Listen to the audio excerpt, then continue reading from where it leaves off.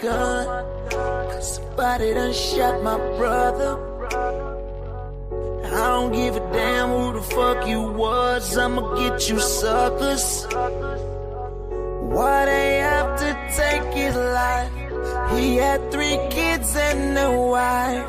Only thing that comes to mind is go in my closet and grab this knife. So I love my gun, probably finna hunt my brother, cause ain't nobody else doing all these stupid killings than these dumb little fuckers. So easily they take life just to try and earn some stripes. But we gon' see who's on they job, because my OGs taught me right. So I love my gun. Bang, bang, bang, bang, bang, bang, when I load my gun.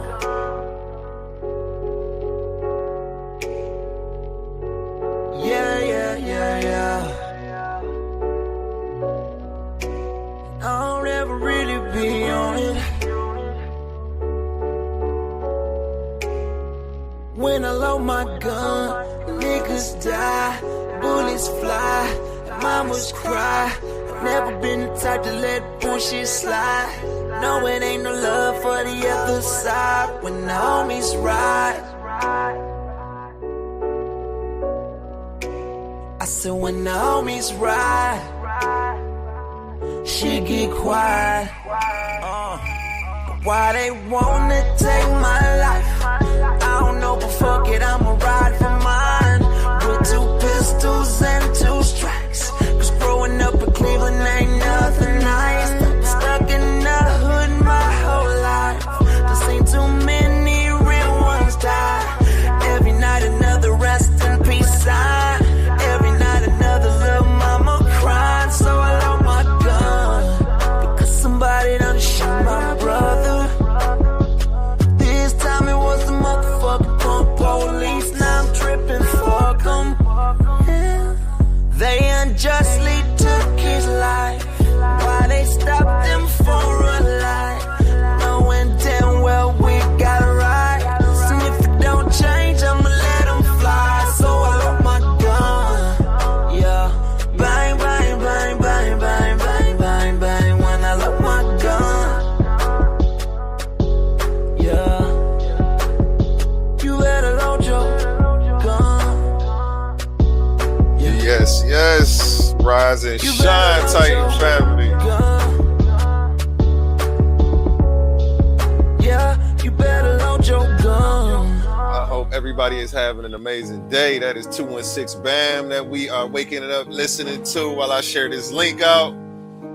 We are just warming up. We will be getting to it in about 2-3 minutes. We're going to let this last song play, then we come in straight in and off with these 2 gentlemen's heads today. Let's go. I've been on the West Coast with the best smoke, trying to get my money right. Who's your money on? Something ain't feeling right. Hold up. Niggas dying every night, bullets flying left and right. Rest in peace to the young niggas that keep dying for the time. Hold up. The niggas ain't speaking on it. I love my city, so I'm speaking on it. I ain't being quiet while these young niggas ride. I ain't trying to get them more condolence. If you really gave a fuck about your city, then you would do something. Just cause you keep you a 30 in your clip don't make you a killer. You ain't shit without extending those. You niggas never been 10 toes down. Tired of all the faking and the flexing. It's time you niggas exposed now. It's time you getting exposed. This year's time niggas getting exposed. It's time you getting exposed. Yeah, it's time Cedrick and JJ get exposed to that, man. Down till I came up. About to expose this behavior. One that never change up. All my niggas 10 toes down. All my niggas 10 toes down. They stay down till the game up. Cause real niggas don't change up. You niggas got it twisted.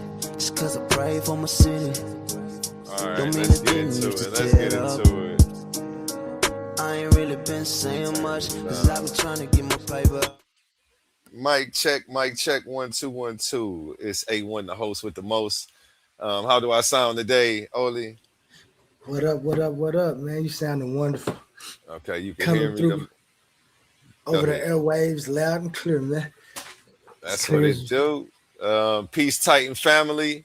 Welcome back to the Coliseum of Arguments. Tonight's episode is titled Lie Detector Test. The lie detector says Cedrick Ortega and JJ700 are making up again.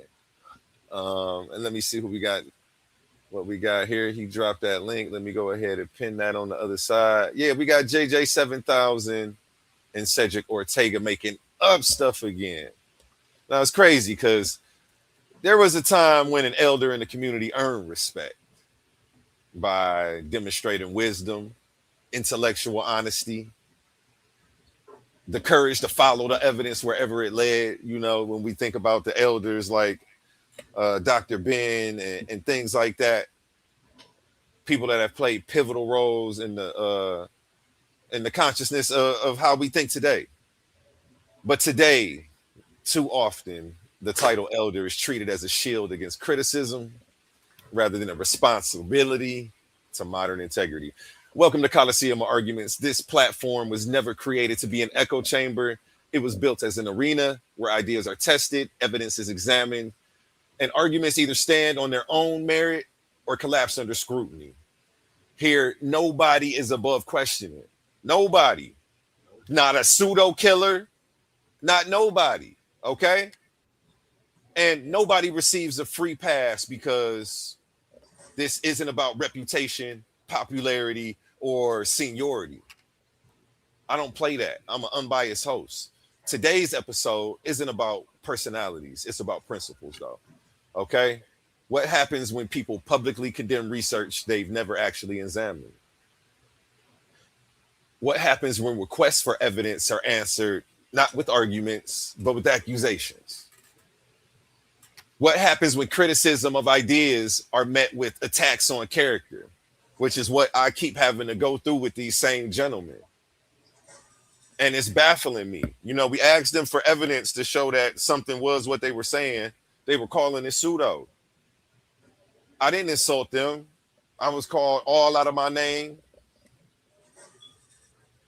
And it's just an ongoing pattern. And we about to show another video that I just been sitting on. It's something they did a minute ago, but I said I was going to address it because they actually brought up a bunch of stuff that has nothing to do with the topic. But I feel like it's a good time for me to respond to some of the stuff because the people want to know. The people want to know, baby.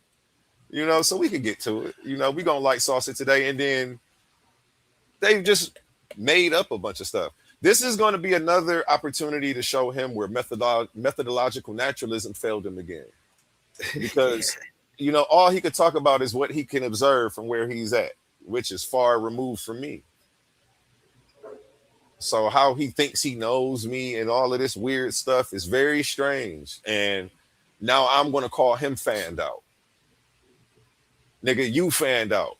Because how do you think you know me? And it's like this type of behavior is very weird. And you got to watch people like this. Very weird. And we already see I guess he was on this show with JJ700. Is that correct? Looked like, yeah, that's who that was. Because I didn't actually catch the show. I only watched a little bit of it. And I stopped it. I'm like, that's all I need to see. A couple people told me a couple things that were said, and I'm like, okay, I'm gonna just watch it live, get my live reaction, and we definitely gonna get into it today. But yeah, what happens when people are publicly condemned? Publicly condemned research they've never carefully examined, and when we ask for evidence, we're met with personal attacks. That isn't scholarship. That isn't leadership. That isn't intellectual discourse. It's retreat from reason. Instead of engaging with evidence, Cedrick Ortega and JJ700 choose to misrepresent it. Instead of addressing arguments, they attack the person presenting the arguments.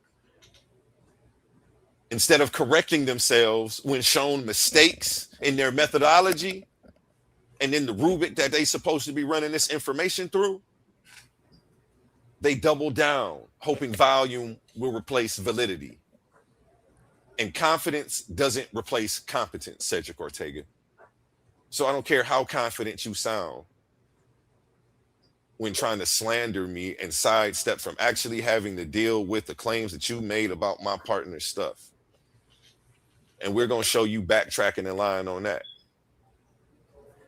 After sent over the source material, you haven't heard a peep out of these people.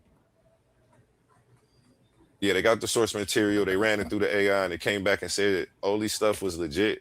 So I was insulted, called all type of names, and went through all of this for no reason, for real. And then they, well, we're going to get into it.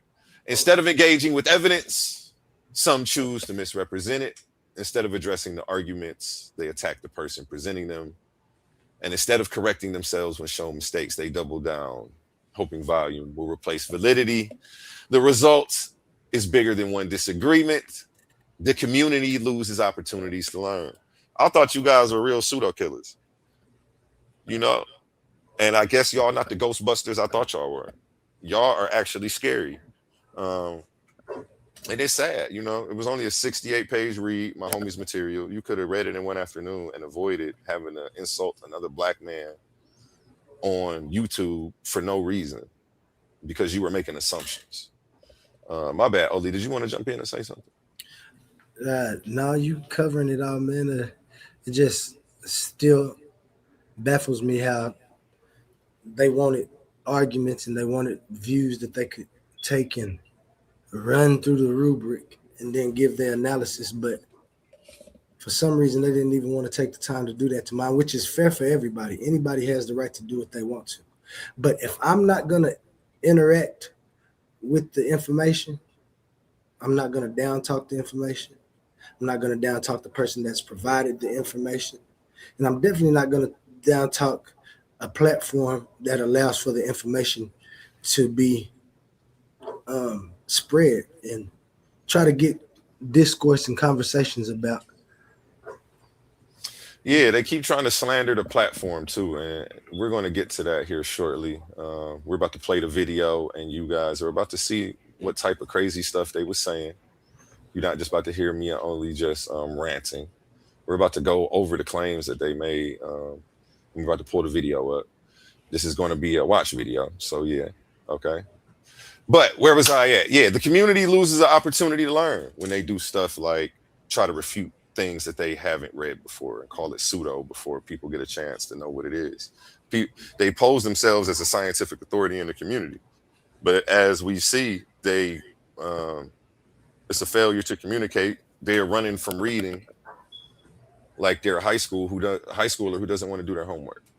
So young people watch intellectual shortcuts replace critical thinking, and that's what happened when we were dealing with them.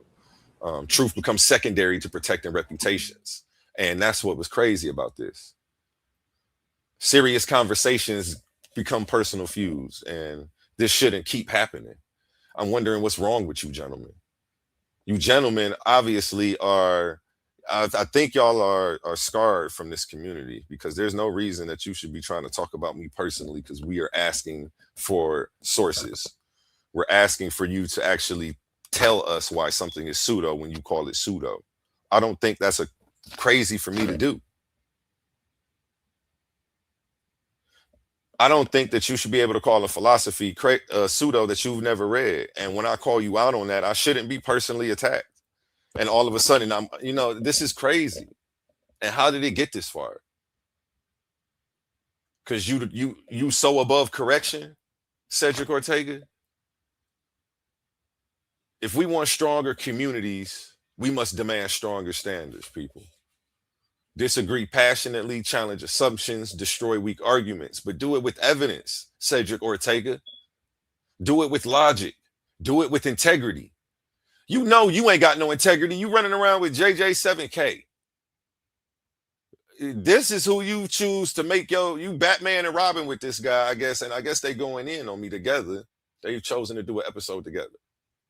So this is the bottom of the barrel. But while trying to challenge my character, he takes this guy as his sidekick. somebody whose character nobody respects. Like, it's just crazy. And it makes me think birds of a feather. And it's like, I'm not even upset. I'm not even upset to be rejected by y'all. Y'all are doing me a favor, because if being rejected by people with shitty character is a blessing, it's not a curse. So shout out to y'all. You know, the universe is still protecting me from shitty people. And I'm glad that y'all don't see an interest in trying to come over here, because honestly, your decorum is shitty and you don't know how to have respect for other people. Any words before we pull up this video, Oli? Man, I just want to say that they the worst reasoning. They have the worst reasoning, the worst identification of things that I've ever seen. And JJ700, well, we're going to watch it. I'll just stop it then. But I just want to say that, again, the amount of sheer determination to stop somebody from trying to find out information or figure out information is appalling to me. I really thought that I was going to have a good dialect and they'd actually come and tell me, like, well, I see this is my opinion about it, and I'm done. But that ain't what went on. They just tried to characterize it from the two words in the title of my philosophy, which is quantum onlyism. And we'll see what modern day technology can do for you, and we'll see how it can be used in an ignorant way and don't have any benefit or any bearing on subjects these people claim to be something that they simply aren't. They're pseudo. I don't know why they put killers on the end, because they don't even hunt for it. They'll just listen to people talk and try to point it out, and then they'll come on and say that those people are pseudo, and then tell you something that they believe that they can fly and that they can astral project, and then they try to turn it over on other people and make it like this person said that. Mm-hmm. And they use names and titles without identifying what a person is using the name or title for. And it's just a whole glob of incoherence. That's facts. And tonight we're going to examine what happens when those standards are, of integrity, logic, examining things with evidence to destroy weak arguments and challenge people's assumptions. We're going to see what happens when that's all abandoned, and why intellectual honesty matters more than ego. Why no title, no status that these guys think that they have in this community, and no following exempts anyone from the responsibility of defending their claims. Y'all were making a claim that my man's stuff was pseudo, and we asked you to point out where, and then you said you hadn't read the material. So we were just like, okay. And then we're attacked because of that. I shouldn't have never been called. I'm going to continue to do that. You guys are bogus. You guys are being pseudo and got caught. But anyway, this is not the court of personalities. This is the court of ideas. So welcome to Coliseum of Arguments. And let's get into the slander campaign that they tried to put out in response to them not being able to bring any evidence for their claims. Got the overlay on. Let's play that one more time. I just love that track. There we go. When they clap back too, I'm expecting this to be them responding with evidence for their claims. Evidence, since they went all the way out of their way to call me a dummy, stupid, pseudo-enabler, say my page is full of pseudos, that's why don't nobody come over here. I'm expecting them to be the pseudo-killers they are and prove this philosophy wrong, but instead what they chose to do was respond with the slander campaign. Because when you put his philosophy in AI, it actually says his stuff is sound. So we sent them the source material, and Oli, aren't we going to show them today? Aren't we going to see him using AI wrong, looking at your stuff as well on here? I think they look up his stuff on AI and he tries to misrepresent it. Oli's going to cover that part, but let's get into this. Button. Hit the button, show. Hit the button, yo. chasing pseudo, yo, there they go. Right. Shout out to Sarnetta. Right. Let's go back in here again. He keeps putting these people in the same sentence with me, and that's annoying too. Hit the button show. You see the pseudo killer X. You see the spot on the head. Tonight is Anon's turn. Since you. And first of all, my name is not Anon. That's somebody else. That's anonymous Hebrew. So calling me Anon, I don't know if that was your way of being a funny joke, but there actually somebody named Anon, and it's a different character. But we know who you're talking about. So you want to say something? First misidentification. Yeah, I mean, these guys are just pseudo all over the place. These guys can't get anything right, but it's becoming consistent with them. Want my attention since you. No, I don't want your attention. Actually, you came on my page on my show trying to call something pseudo, and then when asked for evidence, you couldn't provide any because you hadn't looked at the source material, so you proceeded to attack me. And instead of responding saying I reviewed the source material, you're going to further double down and continue to attack me because you have bad character. Your character ain't ish like 90% of these people in the conscious community, and I see birds of a feather flock together. I see who you rolling with, and they have the worst history in the community also. So again, being rejected by y'all may be a divine blessing. But let's get into it. Cloud chasing. I'm going to give you some attention. There's a reason why I move and operate the way I do in these YouTube streets. I'm very observant of the individuals, their intentions, their behavior, their motivations, and I choose and select where I pay my attention, where I lend my support very selectively. Right? Shout out to Sarnetta. Right? You gotta appreciate the HOK and the way he does things. So I'm gonna pause it right there. So first he points out I lend my support. First he leads in with my name. A1, you want some attention? I'm gonna give it to you. Then he sidesteps and gives Sarnetta attention. I don't know why y'all keep putting me in the same sentence with this man. They call his page a damn pedo haven. Stop comparing me to Sarnetta. Stop putting his name in the same sentence with me. I find it frankly insulting. And he's about to tell you here in a second, he knows I came from a whole nother league. So I don't know why I keep being compared to this man. I didn't come from off of that nigga's channel. But apparently he thinks I have bad character, and he thinks the people who have done all this weird grifting, protecting pedophiles, throwing cover for trying to sell information for cash apps, when this information is needed to protect the community, he tries to compare me to them. I don't have a 10-year shitty track record of doing the community dirty.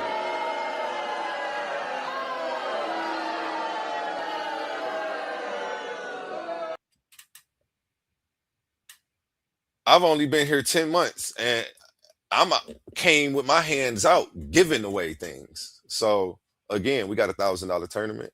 Still have a few slots left open for that. If you haven't heard about it, let me go ahead and run an ad real quick. I ain't gonna run the whole just. Coliseum of Arguments presents Titans Debate League, Clash of the Titans 1.1. The arena is opening once again, and only the strongest minds will survive.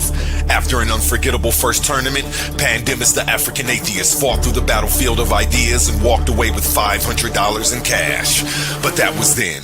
This time we're raising the stakes. $1,000, one champion, one title. Yeah, you know, $1,000 grand prize. No grift over here, homie. You aligning yourself with people who got a history of grifting and protecting pedophiles while trying to say that my character is shitty. You already fucked up. So we already know that you genuinely don't know how to observe and evaluate evidence, which is what you led. Language. Oh, excuse me. Thank you. I appreciate you. Thank you, Oli. Oli is supposed to make sure that I don't snap off on this gentleman, because he's just, you know, I don't know. Maybe he's a product of his environment and these YouTube streets, you know, I don't know. He's associating the streets with YouTube and it's supposed to be an intellectual space. Cool, whatever. I don't know. Maybe this is what goes on in the streets, all this backbiting, attacking people instead of bringing forth information and defending your claims. But again, I digress. Let's get back into it. Right. And hold on. love it or hate it, he is a master. Before you play it. Yeah. If this community is a community that he's headed down the road of incoherence, that's Incoherence Avenue. Yeah, he led with incoherence, trying to challenge my character and then shout these people out, like who've lost 90% of their follower base because of how shitty their character is. I don't even know why y'all keep comparing me to him. Like, stop doing that. Stop putting why did you need to bring him up and kiss the ring right there? Go ahead, kiss the ring. That shit, I don't know. But yeah. I guess we forgiving people's sins. It's like them movies or them cartoon. What is that? Them comics you see when you fighting a bad guy, he seem, and then when you defeat him, you see that it's really somebody in the shadows that's pulling this man's strings. Mm-hmm. Yeah, who sent you on this mission? Because now I'm for sure that y'all are agents, and it's agents out here to try to stop me from doing what I'm doing, to try to stop me from creating more opportunities and treating these debaters and people who want to present information better. You know, they want to have a monopoly on it so they can treat y'all however they want. They don't want other avenues to open up so that way we're you know, hey, I don't like how you acting, I'm going over here. You know, they want to have a monopoly on this, which is why they've been sent to try to attack me instead of deal with the information. And again, confidence isn't a substitute for competence. You know? I mean, they went all the way out to the west. They went all the way out to the West Coast here lately and didn't have no type of unity with that. Exactly. We saw these people in Vegas acting a fool. And you want to compare me to them? These people had the spotlight and could have put the conscious community on and brought forth some real information to the people. And they chose to go up there and act like complete fools and clowns. And this is who you like. Don't put my character in the same sentence with them as if they somehow got me beat. It's fallacious. And again, you don't know how to evaluate evidence. But let's get into this because it gets worse. What he does, that game that he plays and putting people up against each other, he's best at it. But his intentions are clear. He is doing this for the debates, to promote the debates, to create that tension. It's clear what Senator's doing, right? Senator respects the pseudo killers. He respects what we bring to this community, and that's why sometimes he goes out of.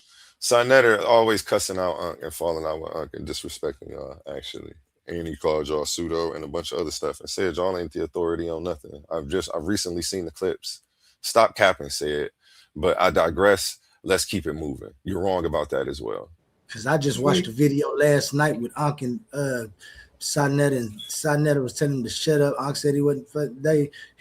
It's just kiss the ring, man. Yeah, kiss the ring, said. Go ahead. Let's get into it. Calls us up to cap that engagement. Shout out to Sa. Enoch. Now, and don't say that I'm hating or bringing this man up. This man chose to start the conversation with A1 wants my attention, so I'm going to give it to him. And then immediately starts talking about Sonetta. So I'm going to address Sonetta. And blame Cedrick, your goofy tool who you sent to try to start slandering me, which is weird. But again, we're going to get into it. We asked for evidence for the claims that Oli's stuff was pseudo. Instead, we're met with slander campaigns. I don't understand it.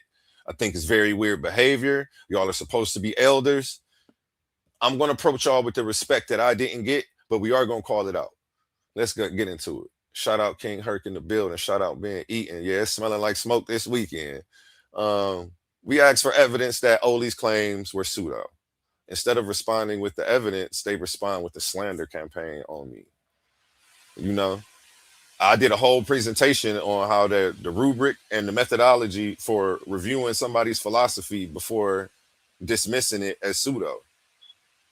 You got to review the source material before you can say there's something wrong with it. You can't talk about chapter 3. You didn't do your homework, baby. You talk about running stuff through rubrics and methods and methodological, and you don't even know the method or the methodology of running claims through that rubric. And how come I'm not allowed to say something about that? Or I'm met with the slander campaign and you want to talk about me personally. Let's get into how he tries to make this completely personal and he's not going to do his job. Like, this is sad. We should strip your stripes as an elder, bro. The community deserves better. I won't say I do. I'm not about to play victim up here. I'm not into that. I really like clapping back because nobody's going to make me a victim. So let's get into it and show how you tried to have confidence replace competence here. Anon is not new to this YouTube streets. Anon is very specific to his debate thingy. I know Anon from when I used to debate over on Paradigm Shift. Shout out to Paradigm Shift and the debate league over there. Anon was one of the debaters. Anon lost a couple of debates because of Anon's unprofessionalism, immaturity, and arrogance. You see, he reading. He looking down. He's reading that.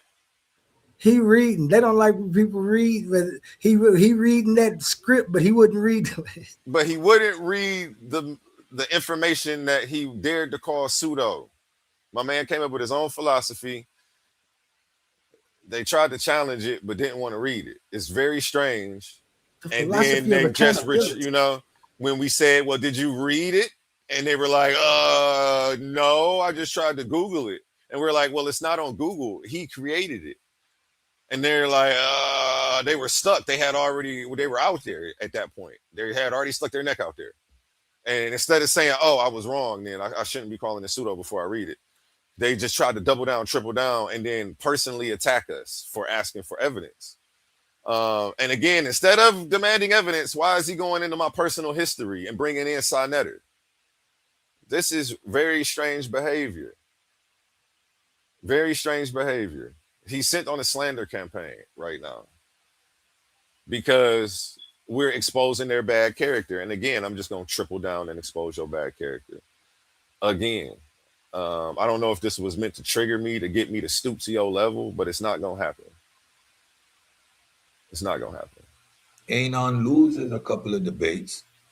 Anon gets upset, takes his ball, and he's going to do his own thing. That's another false claim. Again, I guess this is a time where methodological naturalism failed him. I guess maybe from where he was standing, that's what it might have looked like. Who the fuck is Anon? Yeah, I don't know who Anon is. It's A1. I guess he's being funny, but I actually got a tie in the tie proof system. I didn't leave because I had a problem though with the league or because I lost the debate. He doesn't know that prior to one of the judgments, actually the day of a judgment, I got a call from one of the management people, Ratchet Craig, to be specific. And he was trying to tell me that I wasn't allowed to hang out or be in the back chats with certain people in certain groups because I guess those were their ops and he wanted me to inherit their beef. And I'm like, bro, I'm neutral. That ain't got nothing to do with me. Why are you trying to make me being in their groups an issue? And then they cussed me out for saying that I wouldn't leave a certain group and I was going to interview a certain person. And they were trying to tell me that that interview wasn't going to happen. They're like, that interview ain't happening. I'm like, what do you mean it's not happening? They're like, you're not doing it. I'm like, why? And they're like, cuz we said so. I'm like, what? Man, I don't report to y'all. Y'all don't run this. Y'all are a bunch of lames for real. When I saw the video of Ratchet Craig sitting Indian style with a sheet on the window as a curtain, doing a debate, hosting a debate, I'm like, there's no way I'm gonna let these poo putts treat me like shit online. These people are cyber bullies because their life is messed up, so they go around hurting and trying to be toxic to other people, which is what I keep seeing with Cedrick Ortega. This man is very toxic. He's got a problem for real. He's responding to us asking for evidence with personal attacks. And you're supposed to be an elder. This is sad, bro. And then you're wrong. Yeah, you don't know that Ratchet Craig and fell out trying to control me and tell me what I was going to do. Since I guess I was a bigger name on the channel. They were trying to control how I move like they were Suge Knight. And I'm like, y'all don't get to do that. That's why I left and started my own league. When I didn't listen to them, they actually kicked me out of all their groups at the same time, like before the results. It was very weird. You don't know about all of that because you're not supposed to. I didn't go around bashing them and doing episodes on people and personally attacking people and making myself a victim, even though I could have brought up what people was doing. I ain't got time for that. I just said, you know what? I can do better and I can treat people better. So I started my own stuff, bro. Because of the character of people like you. I'm glad you're not over here. You really do need to stay where you at. With them people who've been grifting and ripping people off and shitting on people. That's where you belong. And stop putting them niggas in the same sentence with me, Cedrick Ortega. You brought these people up and you made it personal. So I'm just addressing the things that you're saying. I don't know why you brought up Sarnetta. You chose to do that. So we're going to address it. Let's see who else you decide to bring up and what else you decide to bring up. Because I'm a transparent person. We can talk about it all and put it all on the table. What are you talking about? I just chose not to really engage in that type of behavior because I saw it as what led to the downfall of the conscious community. And I felt like I was here to clean this stuff up. But here you go, being an example of why people don't want to come over here. You can't even ask a person for evidence. I'm getting a whole slander campaign and compare it to somebody else who I don't want to be compared to. There is an A9 debater. He's not talking about A1. No, he's talking about me, Scorched Iron. He's talking about me. He thought it was going to be funny to call me A9 because the way my name is spelled. Like it was a play on words. And we know he's talking about me because he's talking about how I used to debate on Paradigm Shift and I left and started my own league. He just said I picked up my ball and left. And he's going to further go into the actual claims that we were asking for evidence, but he still doesn't do his job. Yeah, but rise and shine to you, Scorched Iron. I appreciate you tapping and tuning in. You know, we asked for evidence and I got personal attacks. No. But I guess this is what the elders in the community do, man. Anon reproduces one for one, literally reproduces the same format that is done on Paradigm Shift. Already, it says to me. Well, I did learn from that. And at least I'm happy he didn't say I was copying Sarnetta. He said, yeah, my format came from Paradigm Shift. He paid attention and got that part right. So everybody be like, you copying Sarnetta. You trying to be like Sarnetta. I'm like, why the hell would I want to be like Sarnetta? What is wrong with y'all? I actually love who I am. I just happen to love debate. There were so many people blackballed from all these different channels. They needed a new place and a space to go. I happen to be the outlet for that. I saw a niche, I rode the wave, and I am where I am now. I didn't have to force anybody, trick anybody, lie to anybody, or coerce anybody to come over here or fuck with me. I offered to pay people for their time and their research. And that's all I've done is trying to actually compensate y'all for some of the hard work that y'all put in as debaters and presenters. That's why they have a problem. And the sad part is they have imposter syndrome. They can't compete with me on my worst day. They can't compete with me at my lowest. And they keep putting me in a conversation with this man. It's almost like you keep comparing somebody to Kobe or something. These people have been around 10, 15, 20 years. I've been around 10 months. And y'all keep putting me in the sentence with this man, Sarnetta. But I stopped doing that, though. This guy has one of the shittiest track records online. I don't want to be compared to that man. To me, it's an insult. Let's get into it. Your lack of creativity, your immaturity. He says my format is the same. We have 12-minute rounds and a rapid fire Q&A at the end. I think Paradigm Shifts is 10-minute rounds. They also don't have a scorecard. We go off the Lincoln Douglas debate system scorecard. I guess maybe I shouldn't have copied Lincoln Douglas. Is that bad too? Was it bad that my judges weren't mystery judges? Paradigm Shift had mystery judges. I definitely changed up a whole lot. They didn't give a grand prize for their stuff. I was original with that. We came up with the whole Titans and all of that. We got our own whole little thing going on over here, bro. And if you don't want to be a part of it, cool, but you don't got to come try to tear it down. Again, you came to my channel trying to call one of my guests pseudo, and I asked you for evidence of it. Like, hey, can you show me where it's pseudo? Like, I'd like to see you do your thing. I was excited. I thought y'all was about to catch all the pseudo in action. Instead, you failed and you embarrassed yourself. And I guess this is the way you save face, is by attacking other black men online. You are a real piece of shit, even though I said I wasn't going to cuss. You are a real piece of shit, Cedrick. The community deserves better, to say the least. Let's get into it. And your rather effeminate behavior. That says it up the rip for me. Let alone the fact that this dude thinks he can astral project. I don't know if he still holds that position, but this was one of his positions at the time. Let me pause it again. Astral Projections was the name of one of my media companies. He doesn't understand the play on words and the metaphor in the term. It was supposed to be projections because I do film. So I took the word projections and took a play on it and just put astral on it. And it was supposed to be like, you know, the deepest parts of the mind, or is what I'm, you know, like it was just supposed to be something like that. I've never made a claim that I've astral projected. Again, I'm going to ask you to provide evidence of that.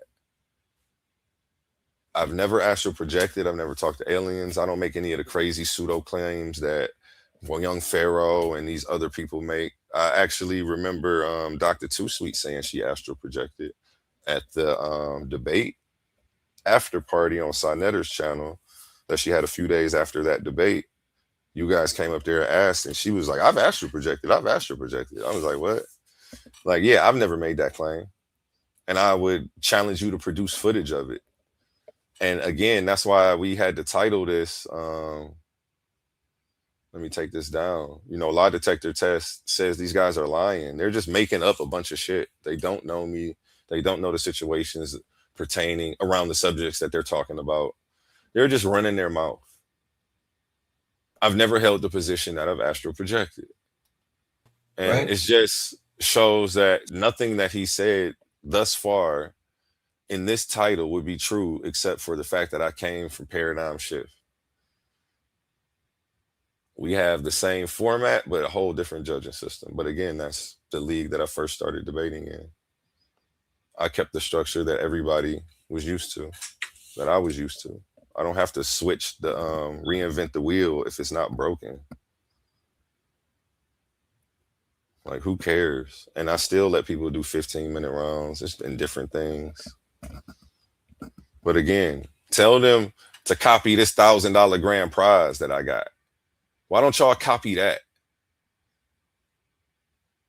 Because y'all don't want to actually give back to the community.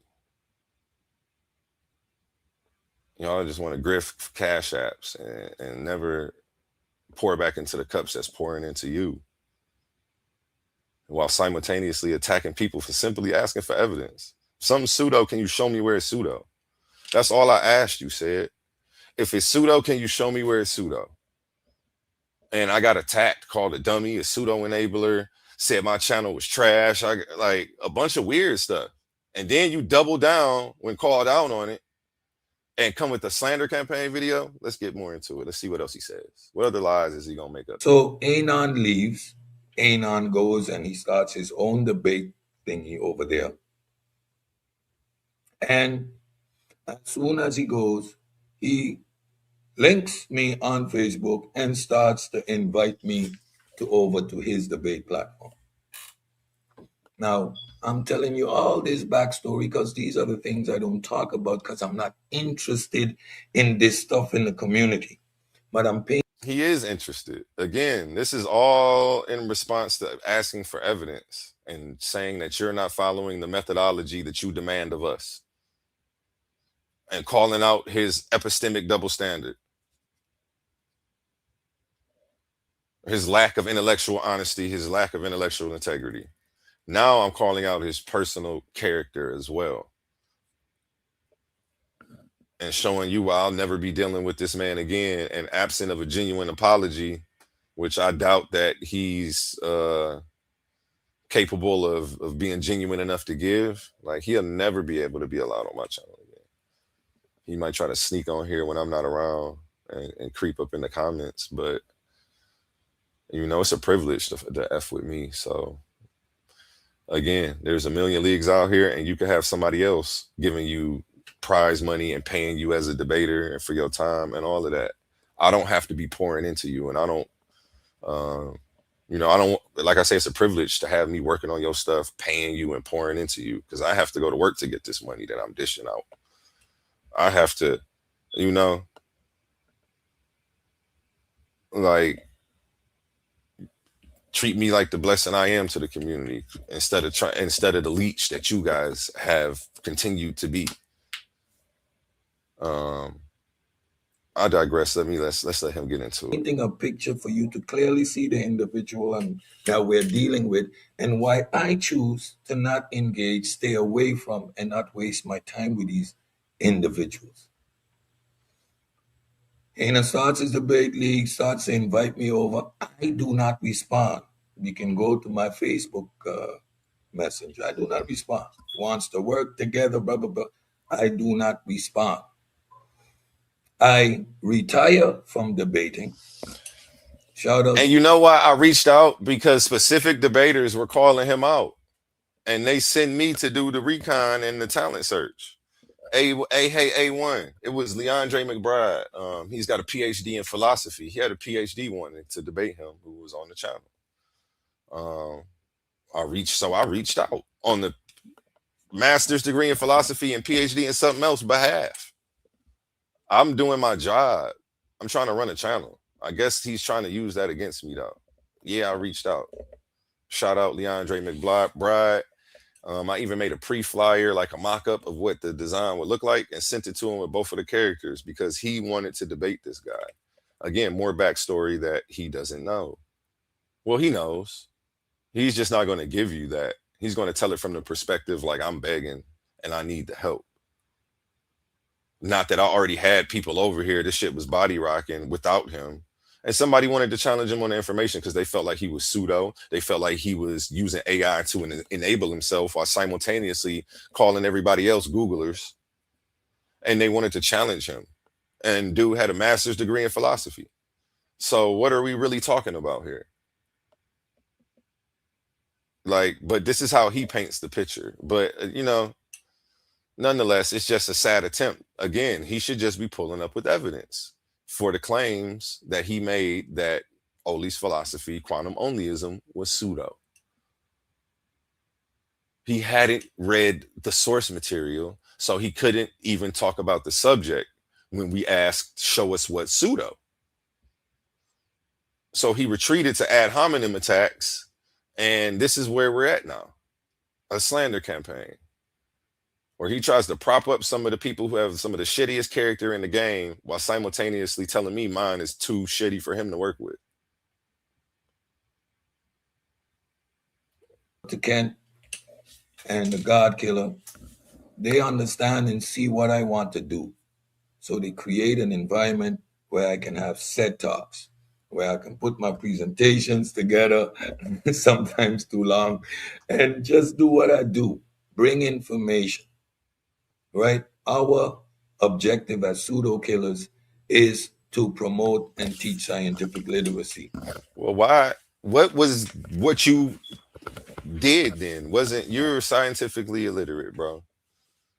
You tried to challenge source material that you hadn't read. Again, I don't understand. But let me debating here and there are aspects of conversations that are necessary to have. It is not the foundation of what we do, or particularly I do as a pseudo killer. I entertained the debate environment for 2 years. I had fun doing it. At the same time, it takes away from your ability to have just a normal conversation. Every time everyone thinks it's a debate, it's a battle, it's a fight. And that is not always the objective. Not everything is open and up for a debate. Sometimes things are just about a regular conversation. Let me shout out to everyone in the.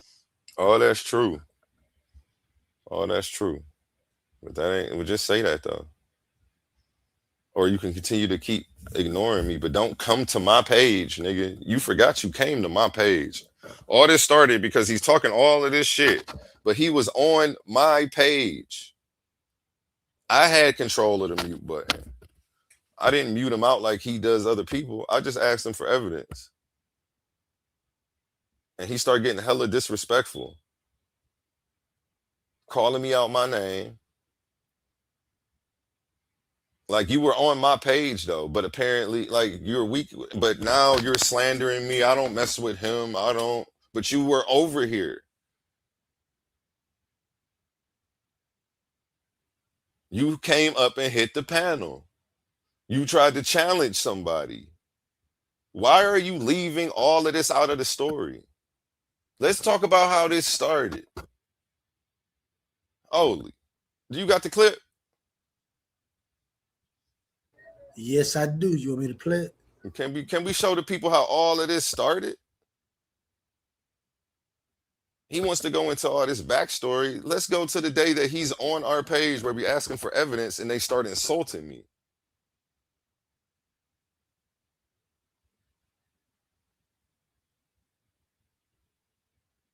Like, this is crazy. And I'm copying everybody. The one thing that's original is this $1,000 grand prize. Let's talk about that, Sid.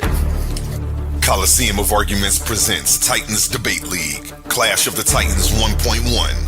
The arena is opening once again, and only the strongest minds will survive. After an unforgettable first tournament, Pandemus the African Atheist fought through the battlefield of ideas and walked away with $500 in cash. But that was then. This time we're raising the stakes. $1,000, one champion, one title, one chance to prove you're the greatest debater in the league. This isn't social media arguing.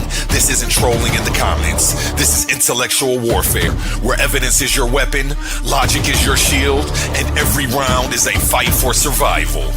New challengers are stepping into the arena. Veteran fan favorites are returning. Egos will fall, legends will rise. The question is, do you have what it takes to survive the Coliseum? We still have a few tournament spots available. Think you belong among the Titans? Message TitansDebateLeague@gmail.com and claim your place before the gates close. Coliseum of Arguments presents Titans Debate. Yeah, let's talk about that. Tell them how original that $1,000 grand prize is. Somebody copy that. I don't want to hear what he's talking about, man. We about to go back to actually hear him continue to make up lies and slander me, but let's show how all of this started. Oli's got the timestamp. Go ahead, Oli. Let's show when he. Yeah, when it started, just I started a little bit before he actually came on the platform. Unc was there. If I'm That's too far perfect. back, I'll speed it up a little bit, but just to give people a little bit of where we was at, because I remember this morning. We had an amazing show, man, and then he came in and was real strange and weird. Like, we kicked it with Unc all night. We left on a positive note, and he just came in acting an ass. Go ahead. Yeah, you can play it. Can be obviously like he says, he hasn't had respect for me, I guess, since never. And he definitely came on my channel and showed that. When if I don't fuck with you, I'm just not gonna come on your channel.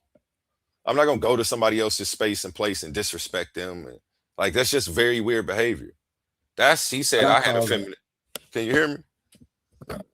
Yeah, he said I think that's effeminate behavior. But go ahead. Sorry, Oli. God, no, my bad.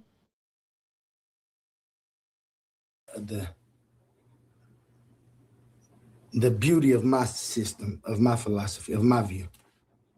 The only thing I tried to do was find out if the biblical devil really could get in people and make them do things. Because if that biblical devil really manipulate them, something was done to me to get in people. That's with that question. And so I set out trying to find that. And when I your philosophy you created. I can hear you. So you just make sure when you're having conversation, you let them know that's your philosophy, yo. Oh yeah, I do. I make sure I let everybody know, and then I make sure that because I think a lot of people don't understand that everybody's philosophy is just their opinion. They created it. They sit through things. They go through trials. They hear other people's thoughts. They put their own thoughts to them. And so from the beginning of the question, what are we and why do we exist? Everybody has done the same thing. Some people write it down. Some people don't. I'm glad I took the time to actually put mine together. And when I finished it, I found out, damn, I got an actual philosophy system that I can argue against any other ism in existence. Yeah, that's a philosophical question. That's a philosophical question. Only philosophy can answer that, though. Mm-hmm. Wow. Yeah, but what's going to be the end, though, and that's why I say people don't understand the correlation of that. Like the philosophical questions are found and answered with scientific methodology and all other kind of observations and experimentation within existence. But after you find something out in science that we say, Unc rocking with you. Yeah, and I never noticed that. I just said it right there.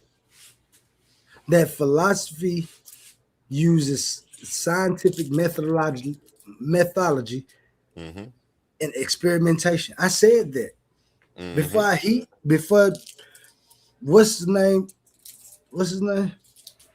said even came on there. So he came and we was a little bit early. I forgot the timestamp was actually 8:27 when he came on. But I just noticed that before he even got up there, I was already showing that I wasn't going against science. He just happened to miss all of that. He came in hot right when Unc was leaving and just went on the attack. And then I guess when we asked for evidence, he just, he like, it's crazy. Go ahead. Go to the timestamp. Unc didn't crazy jump out the window crazy and start attacking you.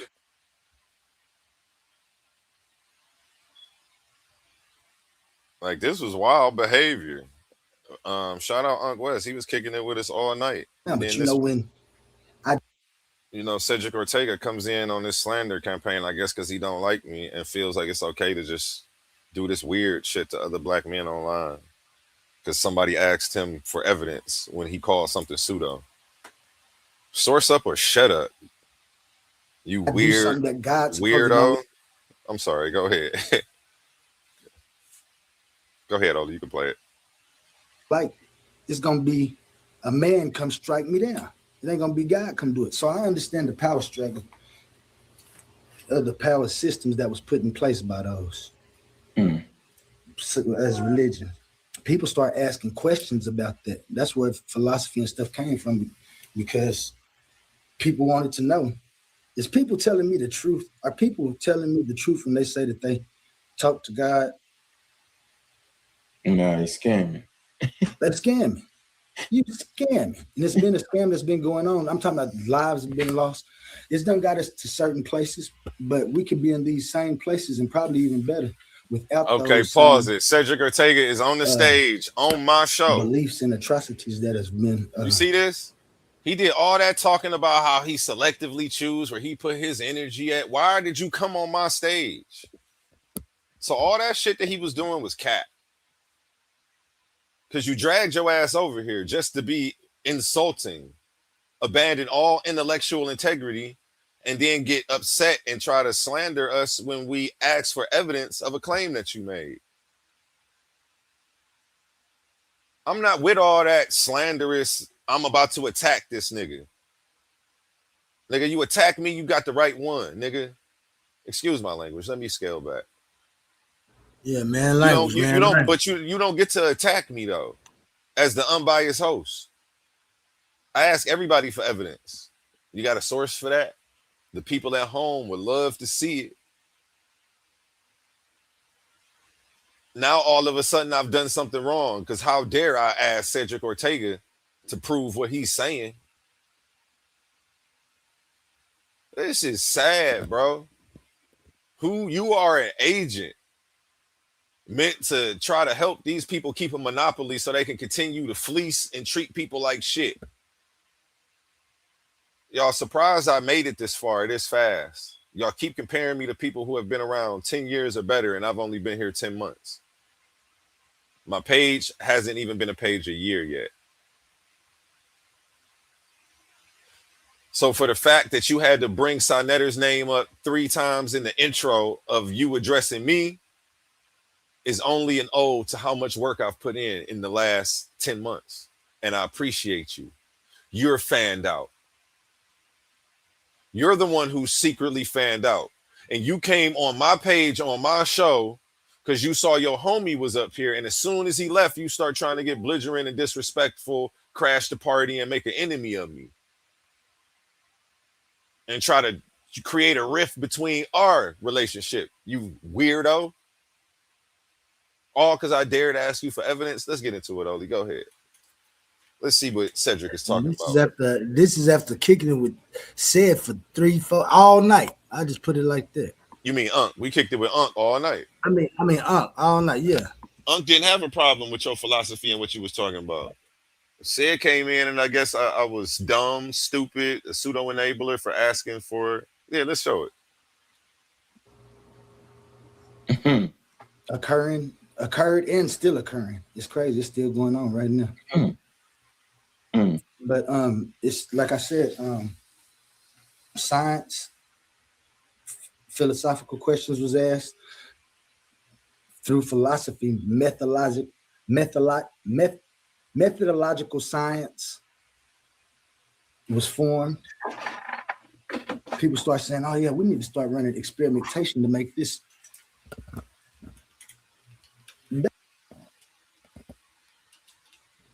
Look at that. That's before Ced even stepped up and we started disputing. I'm already talking about methodological science and how I agree with it.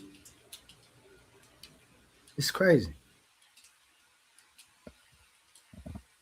Better to make our quest, to make us our answers to the questions, like you said, repeatable. I can show you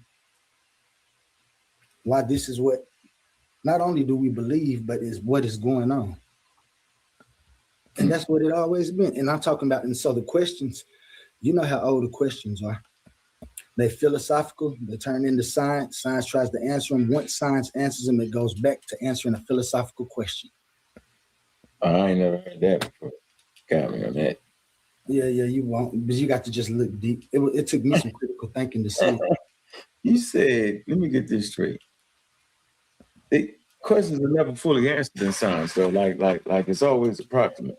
But go ahead, I've been talking. Go ahead, Cedrick. No, some things. What it do? What's up, bro? How you doing? Yeah. I gotta tell you, getting into these. Good job.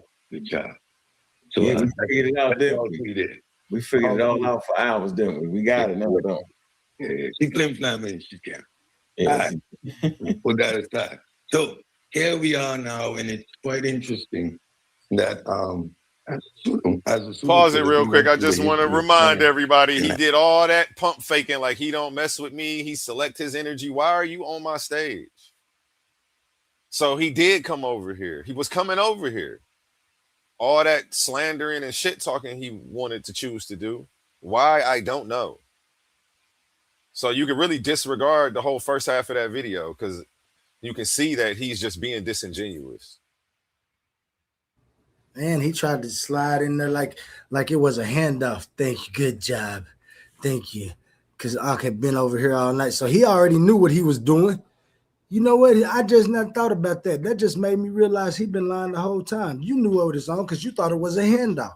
Yeah, this is you very thought weird. Unc was tagging you into a wrestling match. He liked what he did because he said, my man said to debate you and then left. Go ahead, let it play. You about to hear it. Right or did he already say it? I think he said, Unc was like, I don't debate that, the philosophy. My man said to debate you, though. He debate. Yep, he said it right So before. we asked him, right then, we asked him to look at your stuff. Yeah, it was just a problem. Go ahead. And so I see now, before I start, I see now he ain't did nothing but look at my picture and see teacher of the philosophy of quantum onlyism. And automatically he start correlating those words with what he know about when people use those words in a philosophical way or trying to answer questions. And he automatically thinks, listen to what he says. Yeah, he thinks he could break your philosophy down without actually looking at it based on the 2-word title.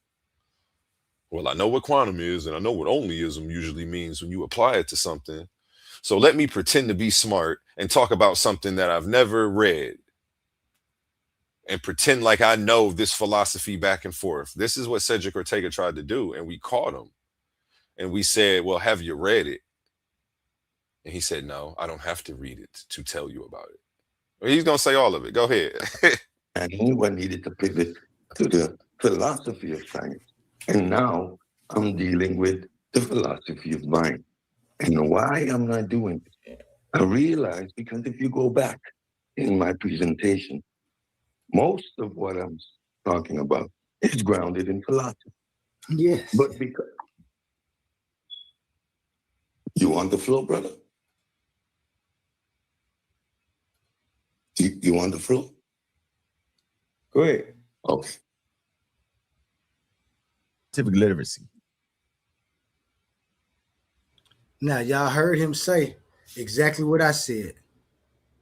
The scientific method is grounded in philosophy. Now, watch him turn around and go the exact opposite way once we get to talking.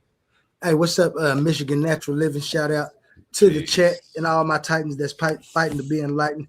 I know once we start playing the videos, we might not get a chance to shout y'all out, and I ain't at my phone where I can put it back in the chat. So shout out to chat. Where you at? And let's get back to it.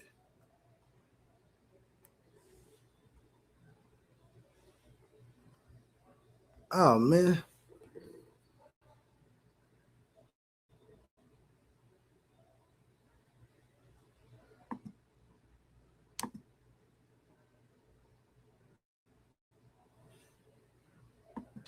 Over consciousness, yo, because science doesn't have a whole. What they don't. Roger Penrose and these individuals, John Carroll, you have natural, right? Has been divided in its modern context. Okay. So philosophy in its modern context, right, has been divided. You have natural philosophy, right, which Sean Carroll, Roger Penrose, and these individuals still engaging. What is that? Modern natural philosophy is taking our modern established physics, established work, and remodeling it and doing mathematical and statistical analysis, which are not necessarily evidence-based. This stimulates science to see if they can find the solutions or make experiments to quantify those. Again, he just said Sean Carroll and Roger Penrose can do the exact thing that I'm doing, that I said I'm doing. I'm just trying to quantify what science has figured out and then trying to put it in the filler. And watch what he tells me that I can't do after he just said that's what these people are doing.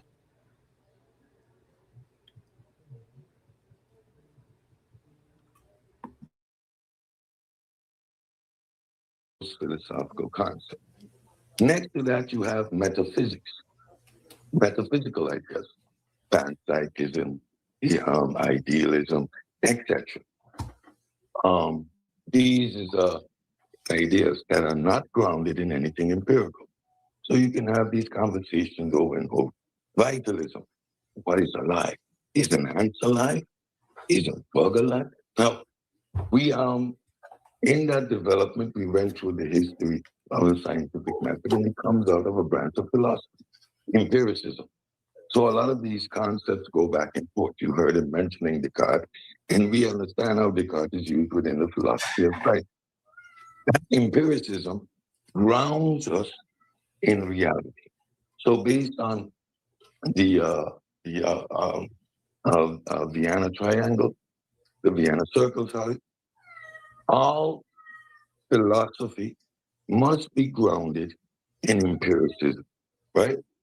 But what we got in these neck of the woods is individuals assume, because they hear philosophical jargon coming up from me, for example, that they can slipping their metaphysical assertions into the conversation. Every assertion you make, philosophical, is going to be tested and passed to a methodological naturalism rubric. And as soon as it doesn't quantify and qualify within that rubric, it is dismissed. I don't care how logic your syllogism is. I don't care how sound your proposal is. I don't care how concise your philosophical concept is. It's going to get ran to the rubric of method.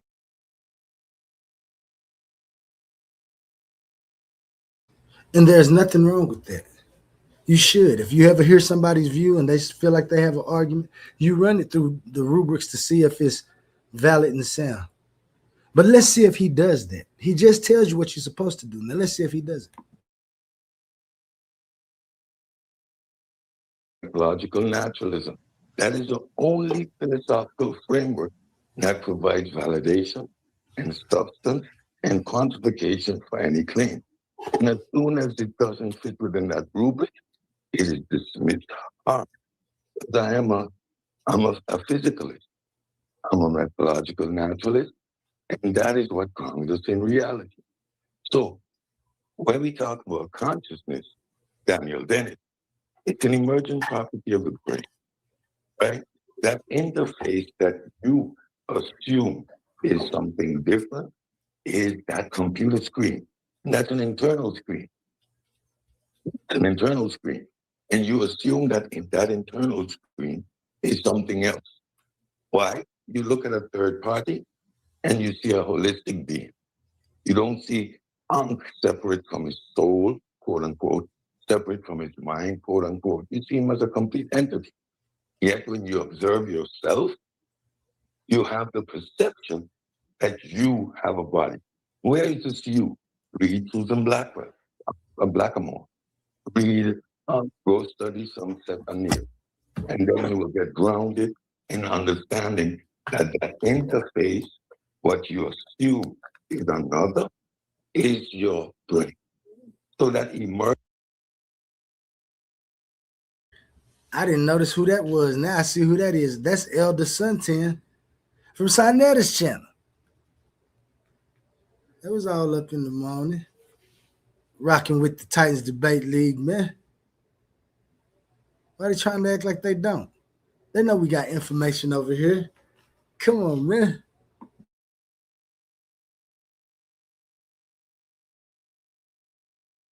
Merchants is what it is. Yeah, that they all brain came over here activity actually and was is supporting, what but got mad when I asked them for something evidence that your that philosophy is was mind. pseudo. You hear me? And that sucks that we were just supposed to take his word for it, like he's an authority on philosophy and he can judge a philosophy without actually reading the book just from the 2-word title. Like, and that's intellectual. He's being intellectually dishonest, and he knows that. You should have called him out on that part. Philosophy does not have to be grounded. That's right. In empiricism. You're right about that's a complete lie. That shows that shows you that he don't know what he's talking about, and he did it. Shout out, that's right. We appreciate you. Appreciate you catching that, man. Somebody's paying attention out there, and people are seeing that when challenged, that you guys act like children and you start attacking people, and then you try to say, "Look, I just looked in the back chat, and he commented on the link and said this guy A1 can't keep my name out of his mouth." He did a video on me making up a bunch of lies, and I'm actually just here correcting stuff for the record. But this is how narcissistic and effed up he is in the head. I can't keep my name out of his mouth. All of this started with him coming on my channel, him attacking me. Then he slanders me, and I'm correcting some of the stuff he said for the record, but I can't keep my name out of his mouth. You did a video first, and I'm just responding to it. I guess maybe he doesn't understand cause and effect, even though he claims to be a scientist. E equals MC squared, but you don't understand how your energy is affecting this situation, Cedrick Ortega. And it's funny because people have no self-awareness. I don't think he ever self-reflects. He moves through life treating people like ish because they're in one of the worst, most toxic environments where knowledge is passed around, and they've confused toxicity with being tough. The toughest environment. It's not tough, man. What's tough is maintaining your decorum in the face of adversity. What's tough right now it's not tough for me. I don't want to stoop to your level and just make up a bunch of stuff and get personal on you, even though I could. I would do it better than you, and I would make you cry and wish you never mess with me if I were to take that route. But I choose not to use my powers for evil. Instead, I'm just going to point out your shitty character, continue to take the high road, and fly past y'all in views and subscribers. Because people are starting to see you for the frauds that y'all are. You're a scammer. You're the one who's scamming, and you're the one who's got the flim flam. And how dare you try to challenge a philosophy before reading it? No teacher in no classroom anywhere would ever let you get away with that. And I don't know why you came to Titans Debate League and thought you were the authority on philosophy. Go ahead, Oli, you got the floor. Yeah, man, because he switched. He said he had been going through science and trying to tell people about science. He said at the first of the video, and then he understood that he was missing something. He was missing the philosophy of science and telling people about the philosophy of science before he was trying to teach them about science. And he understood that much about methodological naturalism, philosophical naturalism, and yet and still, he skipped steps. You can't skip no steps when you run an experiment to see what your findings are. You make an observation, you have a hypothesis, you run the test and the experiments, and you state your claim, and you state your conclusion.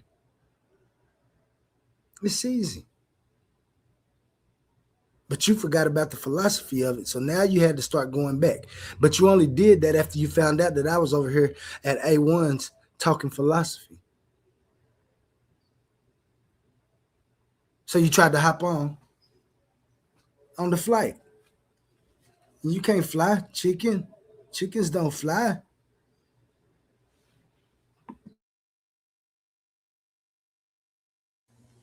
It is not a correlation. It is not a projection. It is not a connection.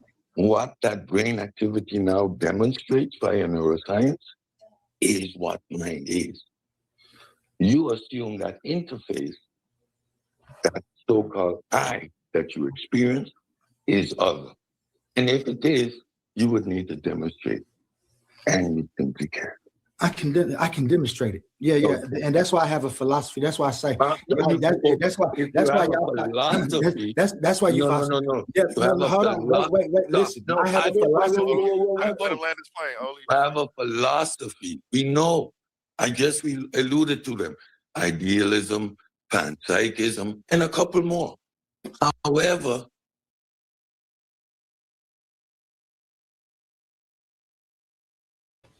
Wrong again.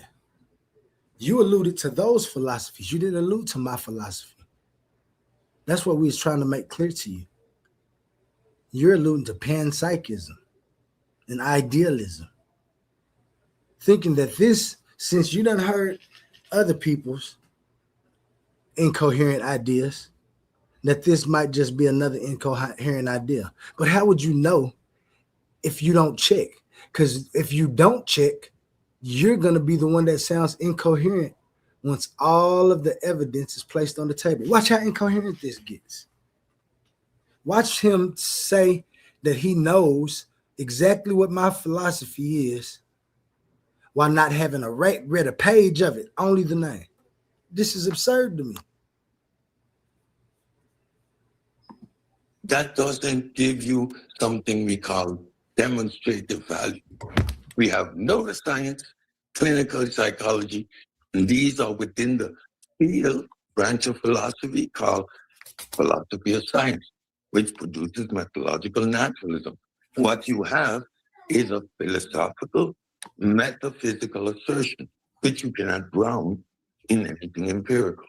So you're going to just talk in a circle. I know that. Go ahead. Absolutely not. I have a book called Divine Mechanics, which actually demonstrates it. See, that's where y'all fall short. That's why I tell you, this is where all of you guys going to fall short, because you never formed your own ideas. You're a natural methodologicalist because you've heard the idea and it sounds great to you.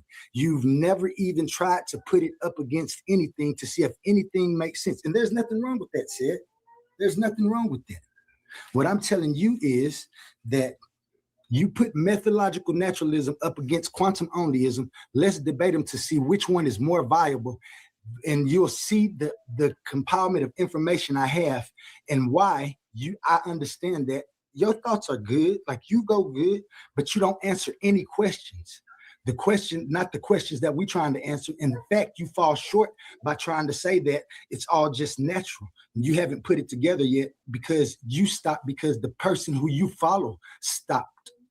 So if you want to debate naturalism, methodological, my bad, I was getting tongue-tied right there because I was excited. Because now, for some reason, he don't understand philosophies can be debated. And if methodological naturalism is superior as he claims, then that's the debate.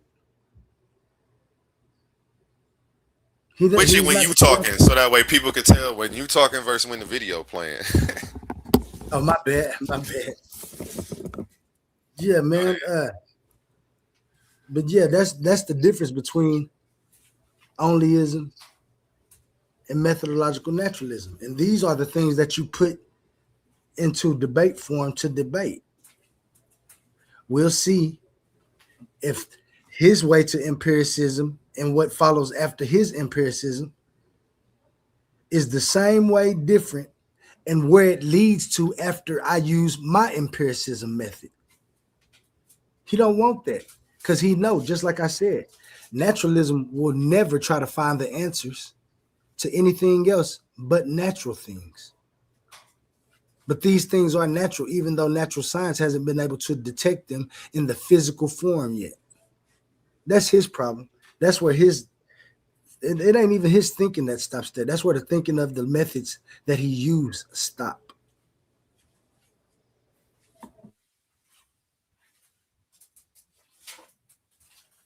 Naturalism, because I've ran it through Bayesian analysis plenty times, along with quantum onlyism, and I can prove through science that my metaphysical framework is more viable than yours. So that was a demonstration in incoherence. Methodological naturalism is science. So you're going to use science to prove that methodological naturalism, which is science, is not valid and then you're going to use science to prove a metaphysical more than science. No, See, I didn't that's say like when you even don't understand the nomenclature that is appropriate within a subject that you've already lost. So now methodological naturalism is science. You're going to use science to disprove methodological naturalism. Nope. You're going to use a framework which grounded in empiricism to prove your metaphysical assertion. You already lost. No, There's already no point. Like, what debate? There is no debate. See his reasoning right there? My bad, let me take that off.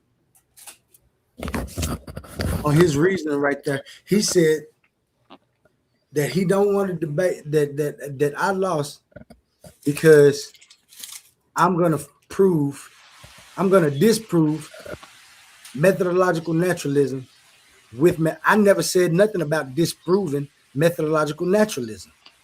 I said proving whose view is more viable. That's what I said. You can't disprove methodological naturalism. It is a method within the scientific method used to answer a philosophical question. That's why it's, listen, I don't even go watch the incoherence. He's right. Watch the incoherence add up for him making assumptions about things that he don't even think about. And he keeps accusing you of having a metaphysical claim. But he hasn't read your work, then it's not.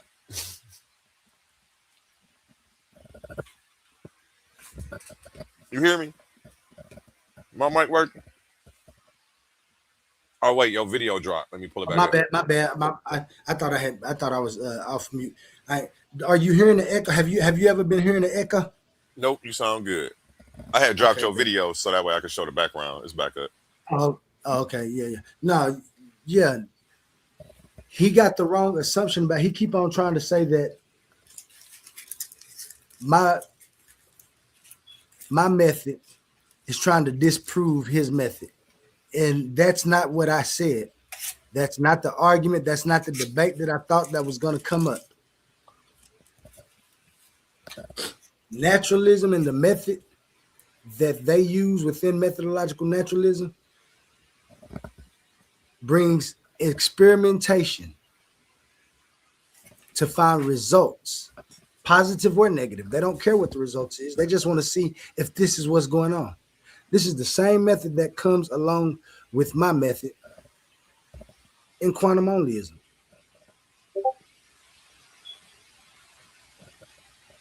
There's no way that I can disprove the method that he uses.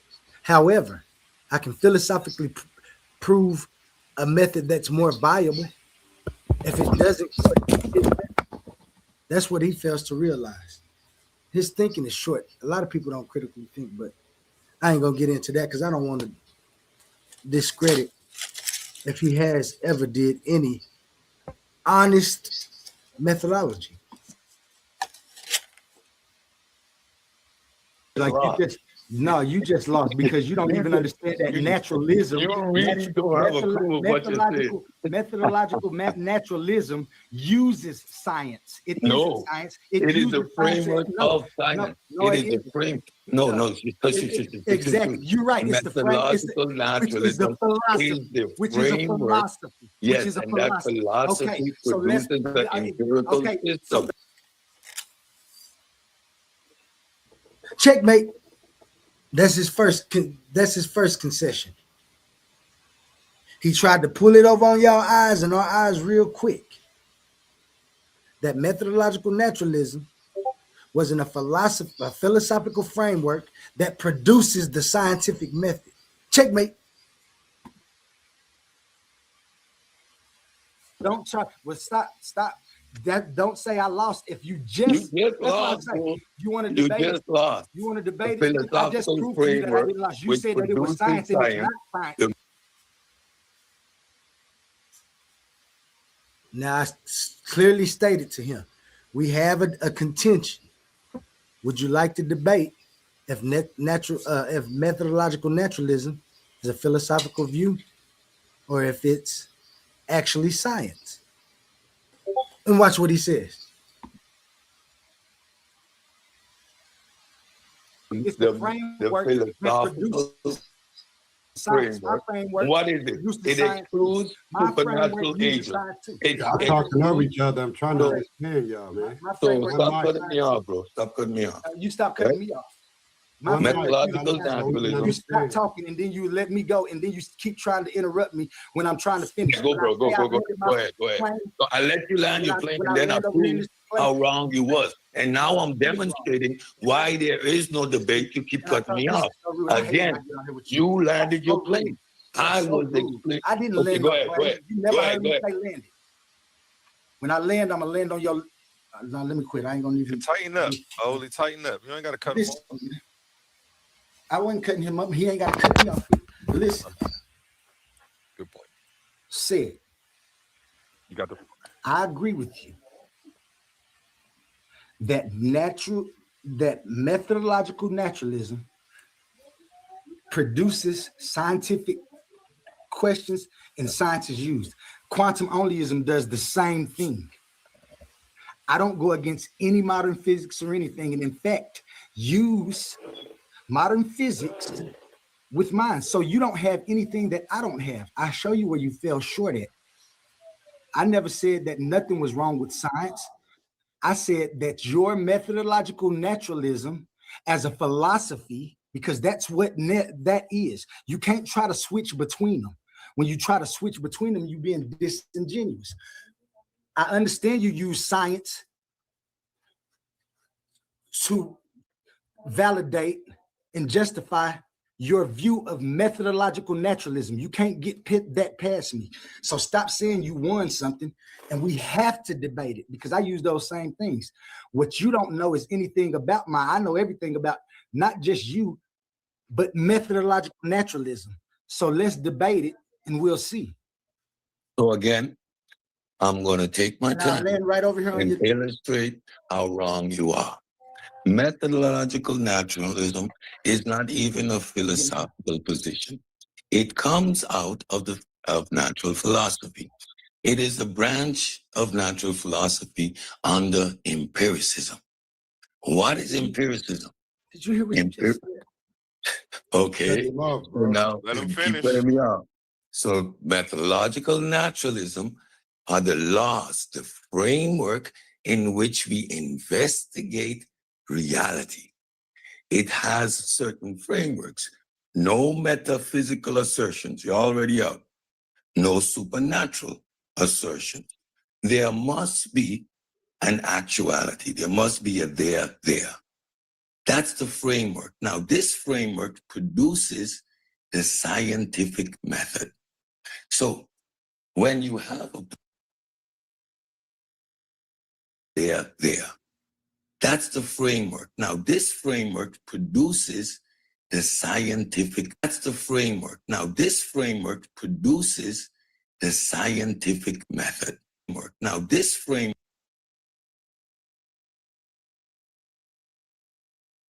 Contention number 2. He's still arguing that it doesn't when he just said it. He just said it produces the scientific method. What I told him 3-4 minutes before that. I'm talking about he trying to escape up out of this debate so quick. Check him, man. I'm only doing this because I'm the one that said, I got somebody that'll debate you. And said came up. So now we're trying to find a debate. And he keeps saying things and I keep pointing it out. And then he'll turn it around and act like he's the one that said it. Now, all of a sudden, he's saying that it produces the scientific method. What I told you methodological naturalism does. It isn't the scientific method. It produces the scientific method. There's more steps and more things within methodological naturalism that lead you to the scientific method. You know this if you're as smart as you say. Framework produces the scientific method. So when you have a particular proposition, whatever philosophical hypothesis you propose, what am I going to do? I am going to filter it through methodological naturalism. You propose a metaphysical aspect to your philosophy. That puts it outside of empiricism right there. You already lost. The rule of methodological naturalism says no metaphysical assertions. That's the framework. So now anything that you are going to apply, I'm going to take it and run it through that rubric. You, by your own assertion, by your own admission, you just said my metaphysical assertions or my metaphysical position within my one thingy, within that one thingy, puts it squarely in a philosophical framework. It puts it up there with panpsychism. See, he was wrong again. I said my metaphysical framework leads to scientific experimentation. That's the difference. It leads to scientific experimentation. Why does he keep saying panpsychism? I'm confused. Your stuff is not no panpsychism. But I mean, that's how we knew. I knew he hadn't read the work because of the accusations he kept making about the work. Because I actually looked into it. So I was Right. like, okay, I'm expecting these people who claim to be the authority on philosophy and science to come through. And if your stuff was pseudo, to actually show me where. Like, I was excited for these gentlemen to be on the channel. I'm thinking they're going to do their thing. Instead, we got fleeced. He hit us with the flim flam. The scam. He don't hit. Yeah. He don't. That's scam because they snakes. He tried Yeah, to hit us with they the scamming, man. They scam. They fake like they the authority, but they don't want to do the work that it takes to keep the crown. It's going to continue. You gotta read before you can dispute stuff and say it's pseudo. intellectual laziness. You thinking that the things that you might know are actually going to help you without you actually having to engage and involve yourself in the information. That's a fallacy somewhere. I know that. And I guess he just thinks that false equivalence and dismissing it prior to reading it is a rebuttal. Because that's all that he was doing. He was equivocating the words quantum and onlyism with anything else he had ever learned. Instead of seeing, you have to know what my definition is and what's my purpose of using these words. If I say it's a philosophy, because that's when nomenclature comes in. Yeah. You know this, said, or do you? I don't think scamming. He's scamming, flamming all over the internet. Scamming and flim flam. I bet. I wanted to get to the part where they personally attacked me, but no, it's coming up. It's coming up quicker than you believe. Okay. Matter of fact, it just comes out of nowhere because like they just jumped on me and start calling me names, and I see Asabio up here. So it was while he's simultaneously trying to play like I'm obsessed with him. You came on my platform, on my channel. Hold on. He's trying to, because he's in the back chat right now in Haru's group, the coalition. I should share the screen. He's saying this guy's fanned out. He can't keep my name out his mouth. Talking about me. Like, bro, this all started with this reaction video of you talking about me. You were the one talking about me, and I'm correcting the record for the lies that you made and the slander that you put out. But apparently I can't keep your name out of my mouth, and I'm obsessed with you. Like, the narcissistic flip-flop of how he's projecting is crazy, and it's very scary, and I think he needs some therapy. My dad is a licensed medical therapist, and I think you need to get a session with, if not him, somebody. This is very scary behavior for an adult. I don't know if this is what you guys do for clicks and views, but I'm not with the games that y'all are playing. It's very weird, Cedrick Ortega. It's very weird behavior, and I'm going to continue to call it out, and I'm going to continue to call out your character. I'm not going to match your energy, and I'm not going to get triggered, and you're not about to get me to crash out. You're not going to get me to sink low like you and do a slander campaign either. Like you try. I'm not going to make up lies about you either. I'm just going to stick to the information, what I wish you would have done. But every time that you try to sidestep an ad hom, slander campaign, and avoid actually bringing evidence for your claims, I'm going to call your character into question. I have to. You're too old to be acting like this, Cedrick Ortega, and I don't appreciate you talking about me personally because you couldn't prove quantum onlyism wrong. Because you abandon methodology and what it takes to dispute somebody's philosophy. And, you know, I don't feel like I should be personally attacked for it. Let's bring it back up, because I guess he's about to personally attack me here, and everybody can see how this started. With idealism, with those stuff. You excluded it from the framework of methodological naturalism by injecting metaphysical assertions within your proposed philosophical framework. And pause You that. already lost the. Where do you do that though? He see how he's making all of these claims about your work, and then when That's we the asked him if he assumption. read it, he said, "No, I haven't read it. Actually, I only know the title, and I put it in on Google." And we assume Yeah, that he you know. he he's saying that because he's trying to equivocate my quantum onlyism with anything else he done ever heard that uses the word quantum or onlyism or any other philosophies that might kind of sound like it, because a lot of the philosophies try to say that the universe or it is a brain, and I'm nowhere close to any of that. I speak on an ontology called existence. So it's beyond me that So he doesn't realize that everything he's saying is really like non sequitur to what we're actually talking about and what your work is actually about. But since he had never looked at it, he got up here and replaced, equivocated. yeah, he replaced confidence with competence, stuck his chest out and strutted around and knocked all the pieces off the chessboard like he had done something.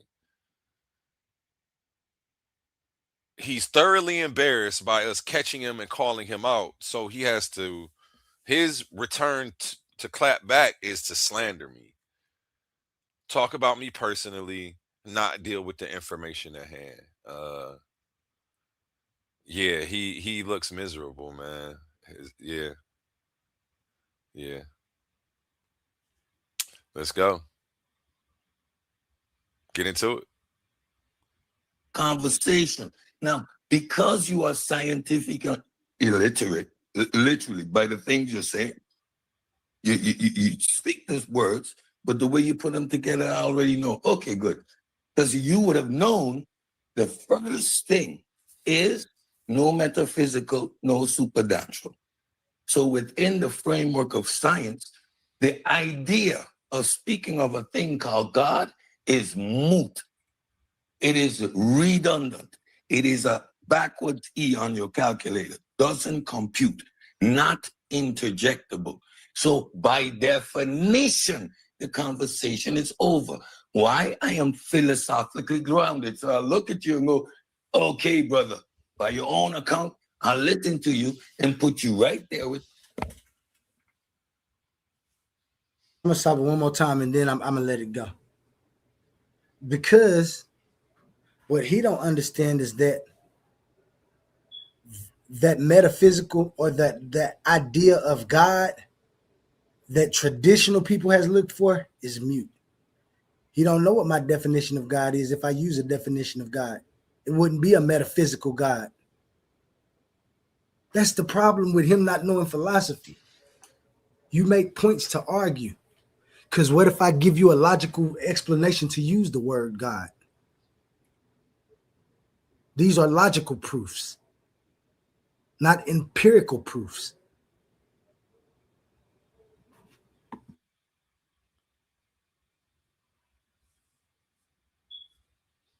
And psychism, put you right there with vitalism, put you right there with idealism.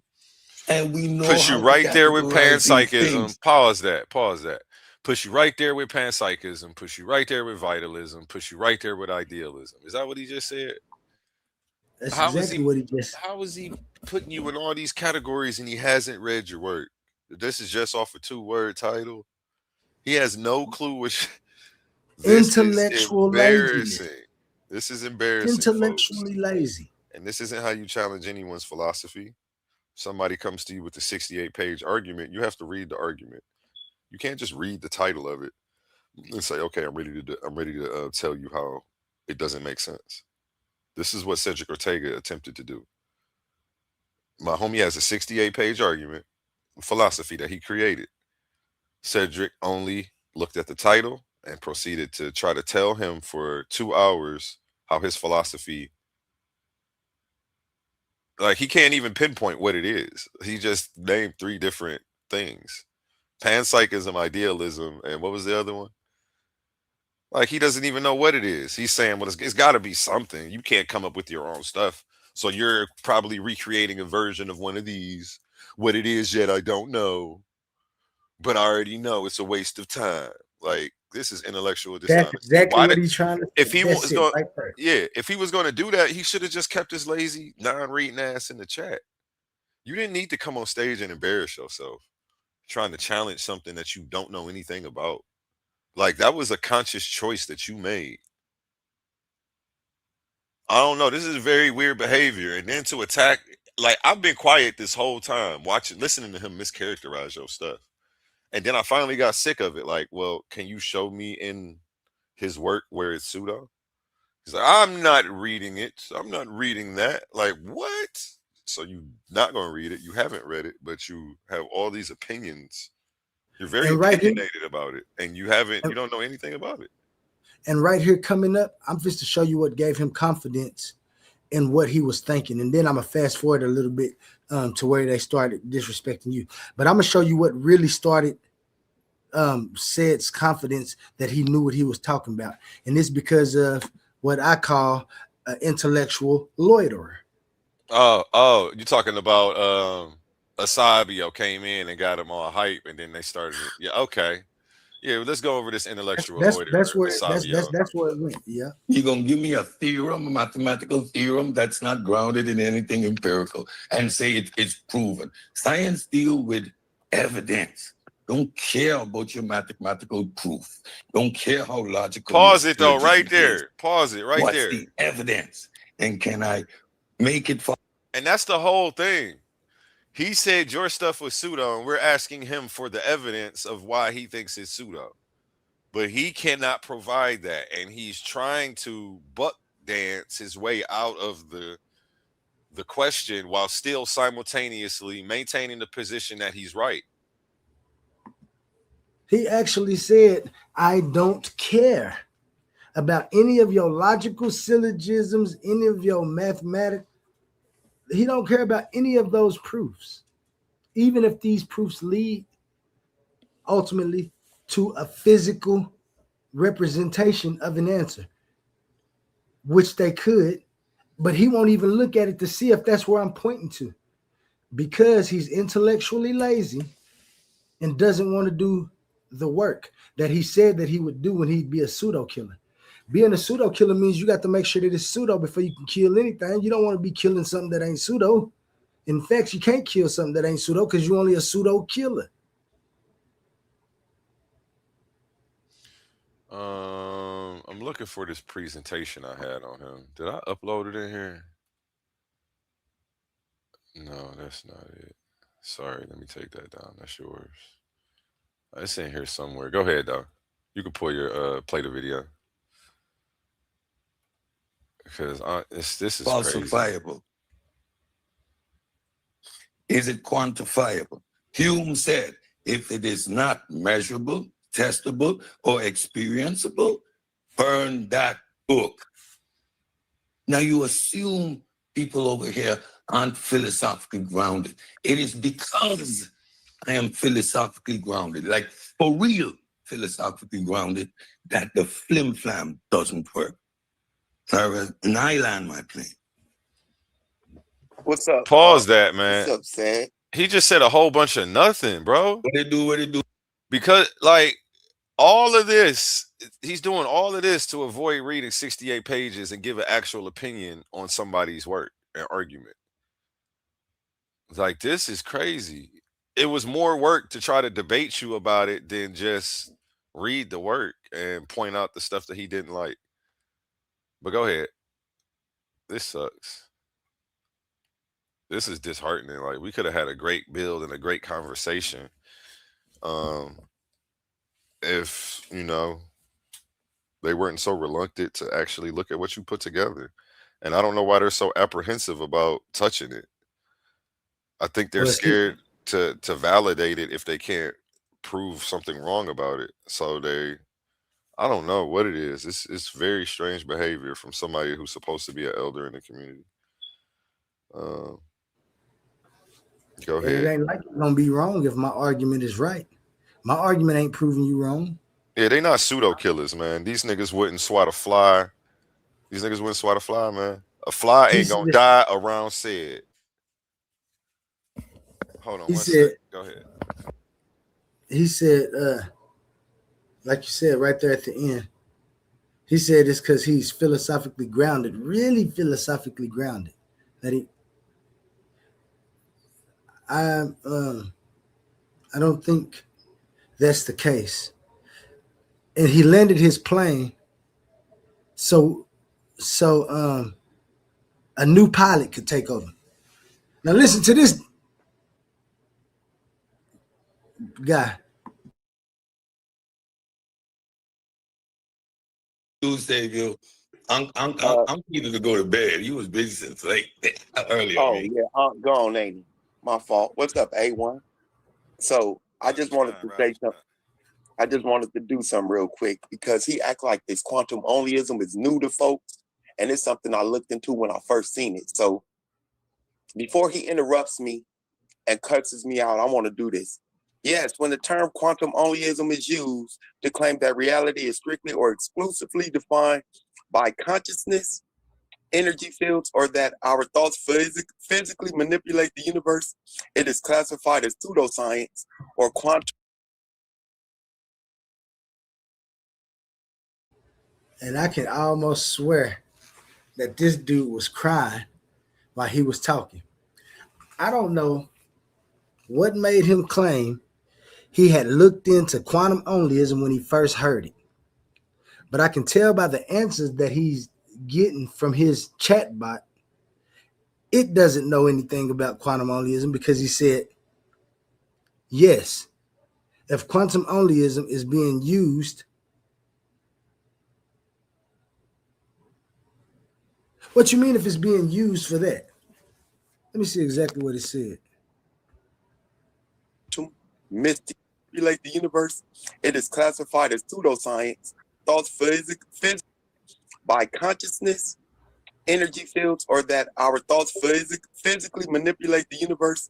It is classified as pseudoscience or quantum mysticism. Wow. Right there. I've never said any of those things about quantum onlyism. So what he's done is in his LLM model, whichever thing he's using for this answer, he put 3 words: pseudoscience, quantum, and onlyism. And what came up was nothing about quantum onlyism. It was as much pseudo as they could find, as his LLM model could find on the net, because that's what he was looking for. So now it's trying to correlate with what could quantum onlyism be used for, just like they is. It's saying that if quantum onlyism says that fields and all of those things have a mind and think, listen to it. And I don't say any of these things. So I can see right now that he's never did any looking into anything. He might have just put them words in his chat when he was watching us that morning and then came up with this, because I've never spoken to the dude. And if you ever heard about quantum onlyism, it had to be through me. It had to. Nobody else has put those 2 words together. I didn't even know onlyism was another ism. I was already using it because I meant it for me being the only one that follows this philosophy. That's why it was my ism. Then I got into a debate on TikTok with a dude that talking about Christian onlyism. I went and looked up Christian onlyism. It's totally different from quantum onlyism. So these are the correlations that you're going to find with those words. I'm the first to use these words in the capacity that the words are being used when I use them. Stop lying to these people talking about this is what you looked up and this is what you found. Even if you did look it up and find it is wrong. Yes, you can look up something on the internet and be wrong. The internet can give you a wrong answer. LLM models can give you a wrong answer. especially if you don't prompt the question correctly, because it ain't the LLM that's at fault. It's you for not knowing how to prompt it in the first place. Incoherent. Actual quantum mechanics is a highly validated mathematical pillar of modern physics. It is frequently hijacked to prop up pseudoscientific beliefs such as the law of attraction or quantum healing for a few key reasons. Misinterpretation of observation. These theories often distort the quantum observer effect, the fact that measuring a system alters its state. To incorrectly claim that human consciousness physically manifests or changes reality. Vague jargon. Pseudoscientific claims rely on exploiting the public's unfamiliarity with the complex on its changes reality. These theories often distort the quantum observer effect, the fact that measuring a system alters its state. To incorrectly claim that human consciousness physically manifests or changes reality. Vague jargon. Pseudoscientific claims rely on exploiting the public's unfamiliarity with the complex, counterintuitive nature of quantum physics, using terms like energy, vibrations, or entanglement to sell books or unproven alternative health products. Lack of empirical evidence. There is no credible scientific data showing that quantum phenomena like superposition scale up to the macroscopic level of the human brain or body. To explore the differences between verified scientific frameworks and metaphysical misinterpretations, you, quantum onlyism man, can learn more about the scientific method via the American Physical Society or read about the hallmarks of pseudoscience on the Committee for Skeptical Inquiry. Take that shit elsewhere, bruh. Are you done? Are you done? Are you done? Yeah, he's done. Good. Definitely done. That shit is undercooked. You don't know anything about quantum onlyism, and neither does that that bot or that chat that you used to look up quantum onlyism doesn't have anything to do that you just spoke about. Share my screen. Could you share my screen, A1? This is why I say y'all stupid. You let a chat just make up something for you to listen to, and it ain't talking about anything that I'm talking about. I know this because that chat doesn't have quantum onlyism in it. I know this for a fact because my book hasn't came back from the Library of Congress yet to be copywritten. I know he like. I don't know what I'm finna show on the screen because I don't remember, but I know it must be something that has the real information.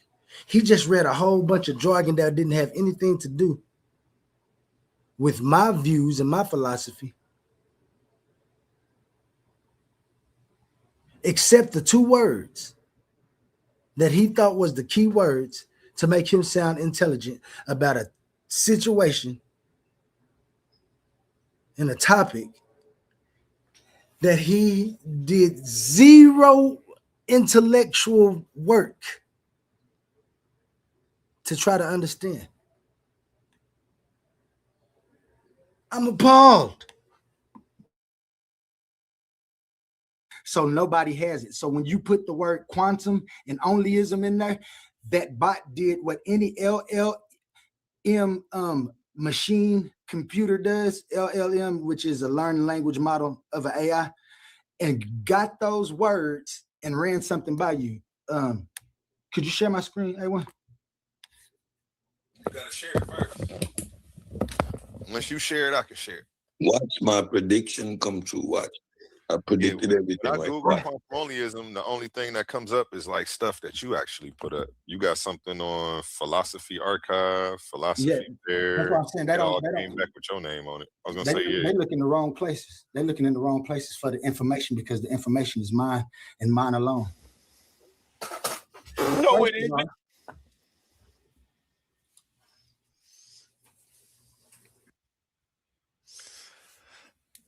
I didn't never hear Sabio say, no, it isn't. My bad. I had a dude came to pick up his teeth. Did you call him my name or asking for me? No, you're the. Did you just hear Sabio say, "No, it isn't"? No, I just got back. I was in the Just front like when he said, "Shots shot. fired." I didn't. I'm just playing again. I forgot I can run it back. Watch this, y'all. Because I wanted to share my screen because I'm about to give my proof of that they don't know what they're talking about, and watch how they make sure that I don't get to give this proof.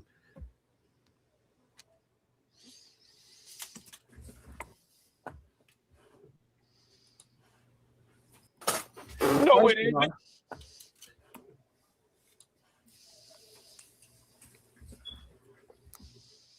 Yeah, philosophy archive.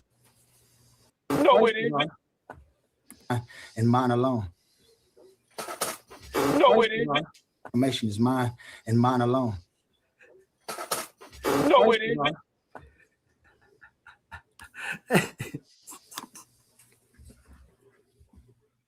Yeah, philosophy archive, philosophy bear. I don't see anything else talking about quantum. Quantum only is not established empirical science. It is a speculative philosophical framework. Whether it is considered pseudoscience depends on how it is framed. That link, so we can share on the screen. Science, it is considered pseudoscience. Does it tell you hard physical science? It is considered pseudoscience. When treated strictly as a metaphysical theory of ontology, it remains outside empirical verification. So you're not the only one that knows about quantum onlyism. You're the only one that speaks on it, dude. Show us that, and I'll show you that it ain't talking about. Does it have my name in it? If it doesn't have my pause name in it, that because that was embarrassing. And it's just what you. Because now he just said you're not the only one who knows about quantum onlyism. I googled it. That's what he's saying right now. Oh, my camera off? Okay, that's dope. Yeah, that's what he's saying right now. You're not the only one that knows about quantum onlyism, Oli. You're just the only one speaking on it. He doesn't realize that this is a philosophy you created. He still thinks it's something that somebody else came up with that you're trying to appropriate for your own. This is how bad these guys were. They don't realize like they were all the way out in the middle of the ocean without a paddle, and they're still thinking like they got control of the situation, but they're not realizing how outmatched they were, and they were just out of their class. And lack of a methodology and lack of properly running things through the rubric and trying to run to Google and AI, the same thing that they accuse people of doing left and right, they actually were guilty of, and it led them to failure. It led them to getting embarrassed, and he's still trying to save face. He's going to make me show these. You know what? Let me share my screen right now. Even when I was pointing them to Only Island. No, I'm going to pull it up later. He was still swimming out to shore, out the water. Yeah, it's sad. And that right there lets you know that they had no clue who they were dealing with, what they were dealing with. And they were just trying to Google and microwave a quick response to say, hey, you don't know what you're talking about. Right. And this is some of the saddest work I've ever seen. And I would be so embarrassed if I were them. I would be so embarrassed to publicly have pretended to know that I knew what the hell I was talking about, only to be shown to be a fool, misinformed, and to have jumped the gun. And that's exactly what we have here. And I'm happy that he doubled, good thing we got these playbacks, and this ain't the back chat. And this is why Sabio doesn't debate. This is why he refuses debate, because he actually sucks. If he was any good, he would be treating the pseudos like a punching bag. But he's intellectually lazy. He doesn't want to read your 68-page work and see what your argument actually says. Again, Cedrick says he doesn't care about your syllogism. He doesn't care about any of that. These guys shouldn't be the authority of anything. And they probably don't even run the homes that they live in, but are online trying to act like they're the authority or something. This is why I don't let these people bully me. He's online trying to bully me in the back chat now, trying to gaslight people into thinking I'm obsessed with him, not knowing that this is all started from this video right here that he did talking about me, making up a bunch of lies. So I'm correcting his lies for the record. But let him tell it. I'm obsessed with him, and I can't keep his name out of my mouth. Yeah, man. I want to. Let me share my screen, like right here on Facebook. This dude can't keep my name out his mouth. He's talking about me because I posted this. So he laughed at it. Can't stay off my dick. Niggas I don't know alive always got my name in their mouth. Weirdos. But he did this video on me. And this was a setup. So he's like, I'm going to go do a video, make up a bunch of lies, slander them. When they respond to correct things for the record, I'm going to pretend like they are obsessed with me and can't stop talking about me. And I told him in the message, like, bro, let me pull this up. This is what's going on in the back chat right now this morning. He says, can't stay off my dick. Yeah, this guy's fucking a narcissist, bro. I'm getting ready to bury, okay, something. This dude can't keep my name out their mouth. Then I respond to him. I finally see it. I said, going over your lies and how you slandered me, asking for evidence, because I asked for evidence of your claims, and how the community needs less of people like you, wearing your intellectual dishonesty like a diamond chain. Then I say, doing videos on people, making up lies to slander their character. Then when they respond, accusing them of not being able to keep your name out of their mouth is crazy work. You need therapy, bro. Don't start shit you can't finish. Seek help. Like, you're sad, bro. You're sad, Cedrick. This is what's going on in the back chat right now. Like, so you do a video on me, and when I respond to correct the record, apparently I'm obsessed with you. I should have said that when you did this. I should have beat you to the punch. Matter of fact, no, let's go back to that other video to show where he first got mad at you. Yeah, and then we can go to this to show. He came on my page and insulted me for right. asking for evidence for a claim. So yeah, let's get into it. Appreciate you, Michigan's natural living. Look it up. I don't see that anywhere else, but I want to see what he's seeing. But is he not going to share the link with us? Hell no, he ain't going to share the link because that link is something that he got it from. So let's get into it. You got the my bad. Oh, my bad. Hold on. Before you go, Asabio, I had cut Gullah off. Gullah. Wait, dang, you had just changed it when they was about to start insulting me, though. Anything, guys. I think they was about to start back there because I listen to pseudos. I give everybody a chance to talk. Yeah, I listen to a lot of non-pseudos too. You listen to pseudos. See, yeah, he got me defending myself, so he's already attacked me because he couldn't prove you wrong. And he thought that, like he said, you're not the only one who know about quantum onlyism. You just the only one talking about it. That's false. It's actually a philosophy he created from the ground up. So you're actually wrong. And he out here lying, pretending like he knows something he doesn't. And it's very sad. And then when I asked him, like, what are you reading? Because how are you getting an AI overview of a philosophy that hasn't touched the internet yet? Because it's originally being brought to Titans Debate League via Oli. He got mad, bro. That's where they first got mad. Like, make sure your shit is verifiable. Like, make sure to pull over on you're flamming. You have a grift that you trying to pull over on the people. Don't get mad because people look into the things that people put out. Pause it. They didn't look into anything. Verifiable. They typed in quantum onlyism.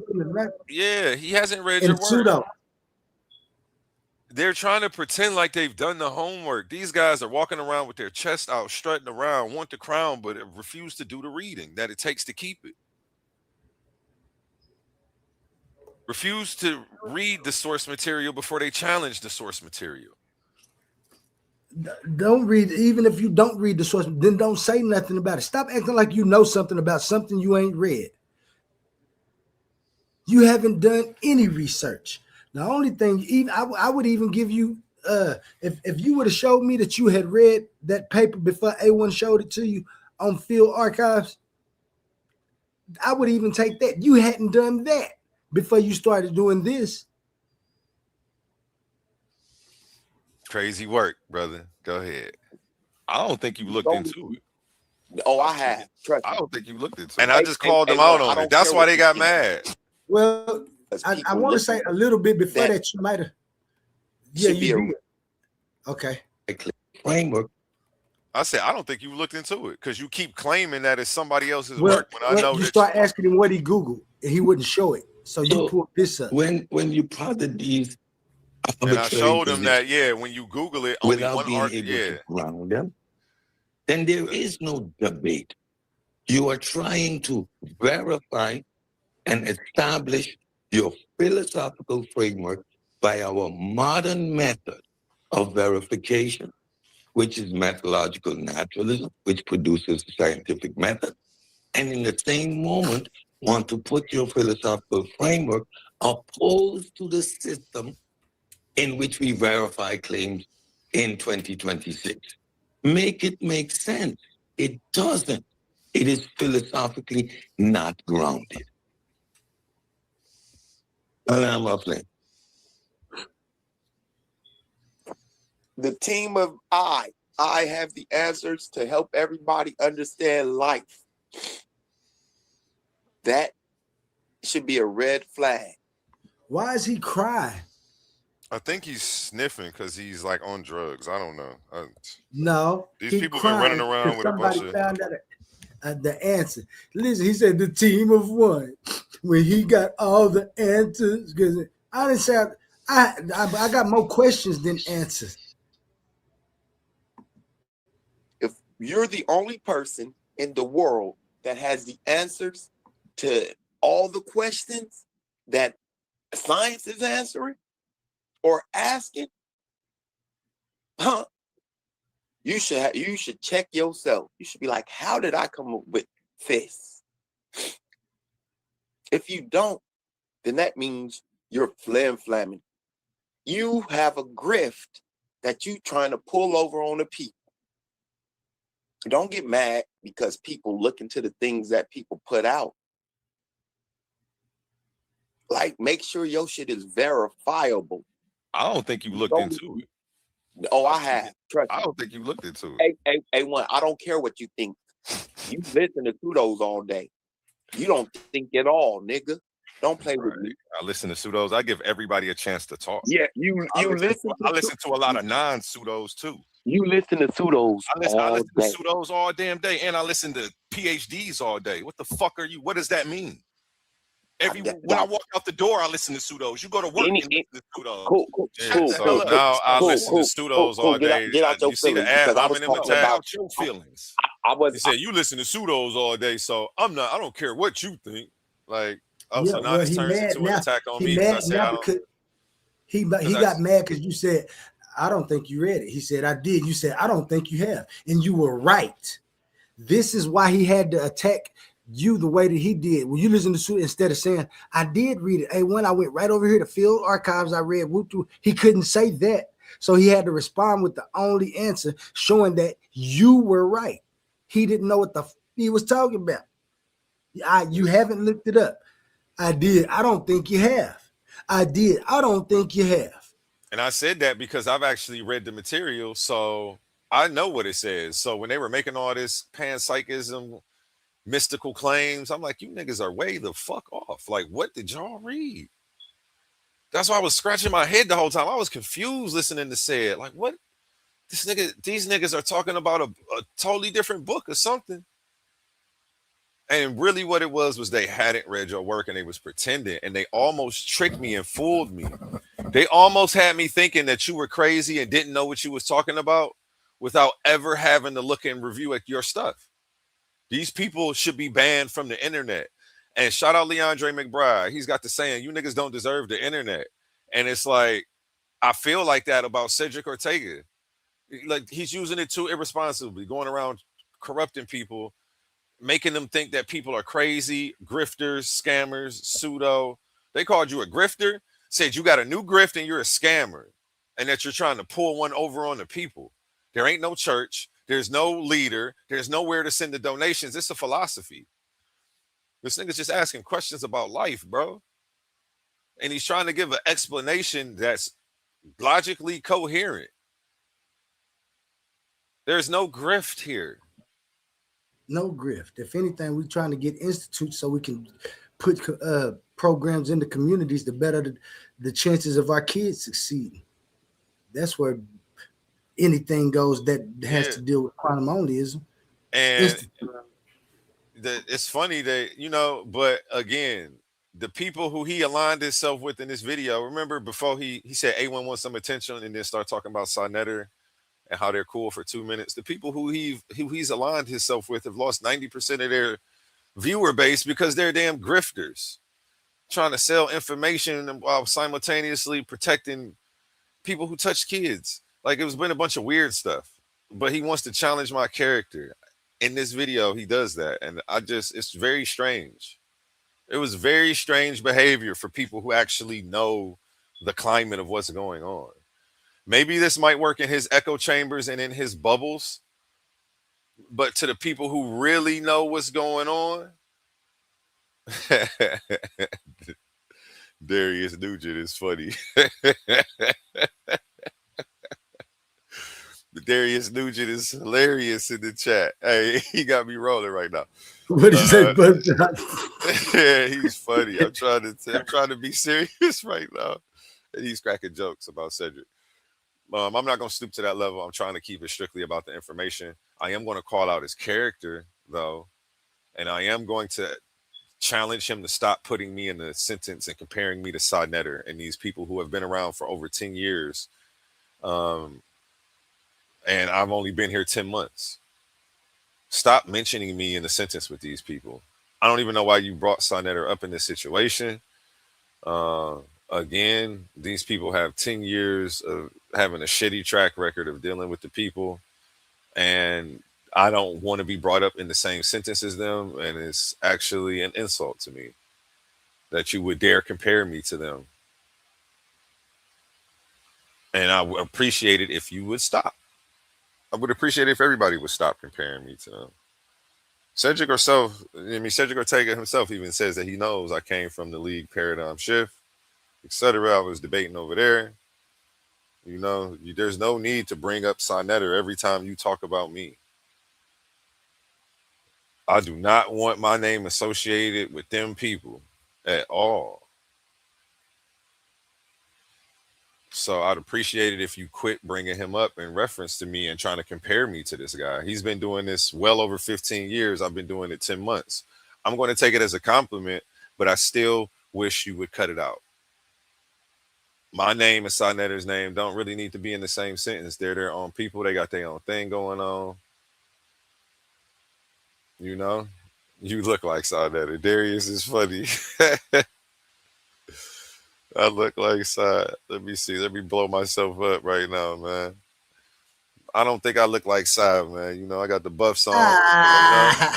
But you know, shout out to them. You know, I'm not here to bash another black man or try to take food off their table, even though they continue to try to do it to me. You know, I try to lead by example. I'm gonna stick to the information. I don't have to bully and slander people. But again, Cedrick Ortega, stop bringing up my name and Sinetter's name in the same sentence. I've been here 10 months. The niggas have been here over 10 years. I'll take it as a compliment that I'm keep being compared, but frankly, them guys can't do it. I haven't heard Sinetter do an amazing commercial like this one yet. Coliseum of Arguments presents Titans Debate League, Clash of the Titans 1.1. The arena is opening once again, and only the strongest minds will survive. After an unforgettable first tournament, Pandemus the African Atheist fought through the battlefield of ideas and walked away with $500 in cash. But that was then. This time we're raising the stakes. $1,000, one champion, one title, one chance to prove you're the greatest debater in the league. This isn't social media arguing. This isn't trolling in the comments. This is intellectual warfare, where evidence is your weapon, logic is your shield, and every round is a fight for survival. New challengers are stepping into the... Tell them copy that $1,000 grand prize, man. Tell them put some money back into the pockets of the debaters and the people in the community. Let's see some return. You know, you guys keep taking. Gimme. You know, we want to see you doing some putting back into the community, some investing back into the people who've invested in you. That would be dope. Copy that. Compare me to people who are giving back to the community, not necessarily people who have a reputation for actually grifting. And while simultaneously trying to throw me under the bus as having bad character. I haven't been here 10 years to do the shit that he's done. There's no reason that you should be comparing me to him at all. I'm way too new. But again, I'm going to just take it as, you know, a compliment to my growth in 10 months' time. That y'all keep trying to put us in this same category and, you know, whatever. They don't do what I do. You know, they don't pop up with the animated backgrounds and, you know, I do video editing. My homie who shot Black Men Don't Cheat 1 and 2 actually just came to pick up his grill while I was here streaming this. You see what I'm saying? So, you know, don't compare me to him. They don't have the talents that I have. You know what I'm saying? I do way more than this. So, yeah, you know, I do a lot of film work, a lot of animation. I'm good at what I do. But yeah, don't compare me to them, man. Please. It's an insult. Back to you, Oli. Sorry, I'm repeating myself. Let me get back to the screen. Where was we at? I'm just showing off, man. Actually, yeah. So this is where they attacked me. Yeah. Okay, yeah. Because he couldn't prove his point. Good job, babe. I love you.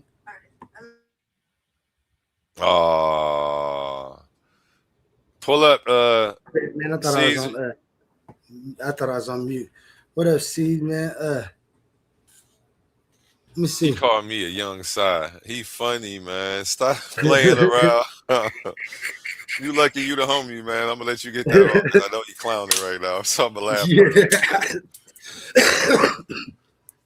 Let's start this video. I was talking about the nonsense. I will say this though. Talking about the quantum only. Pause it real quick. To Darius Nugent's point, I will say this: we are the evolution of the conscious community. Natural selection is gonna pick the best, and the people who are shitty will fall off. Only the strongest will survive. Natural selection is, you know, even working in these YouTube spaces. So expect to see me here 2, 3, 4 years from now. You know what I'm saying? I like doing this. This is fun to me. I like making money off of streaming. It's going to go right in line with all the community work that I want to do. And I love the knowledge. If I wasn't on here streaming, I would actually be watching different presentations and watching the same information. So all I get to do is bring the same stuff I would be watching on other people's channels to my own space. I don't know. I just always like doing it like that. You know, I'm into fashion, so I started making clothes. I like food, so I'm opening up a restaurant. I spend money on shells and swishers. I'm opening up my own convenience store so I can sell all of that stuff. Eventually, I'm going to have my own little tire shop as well. Like, it's just going to keep going. Like, own everything that you spend a lot of money on, own. You know what I'm saying? Everything that you love to do, figure out a way to own it. That's just some people. That's just me, though. To each their own. Pull up. Caesar, if you got something to say, pull up. Come share your piece, man. Go ahead, Oli, though. You got the floor. Gotcha. I guess you could show. And I listen to PhDs all day. What the fuck are you? What does that mean? Damn, listen to a lot of Don't play with me. Listen to those all day. You don't think at all, nigga. Don't play with me. So that's the first attack right there. Pause that. Yeah, you listen. Damn. He said you listen to pseudos all day. You don't think at all, nigga. Did I deserve that? Attack. Yeah, listen. That's why I say I was running it back a little bit. Look at why he said it.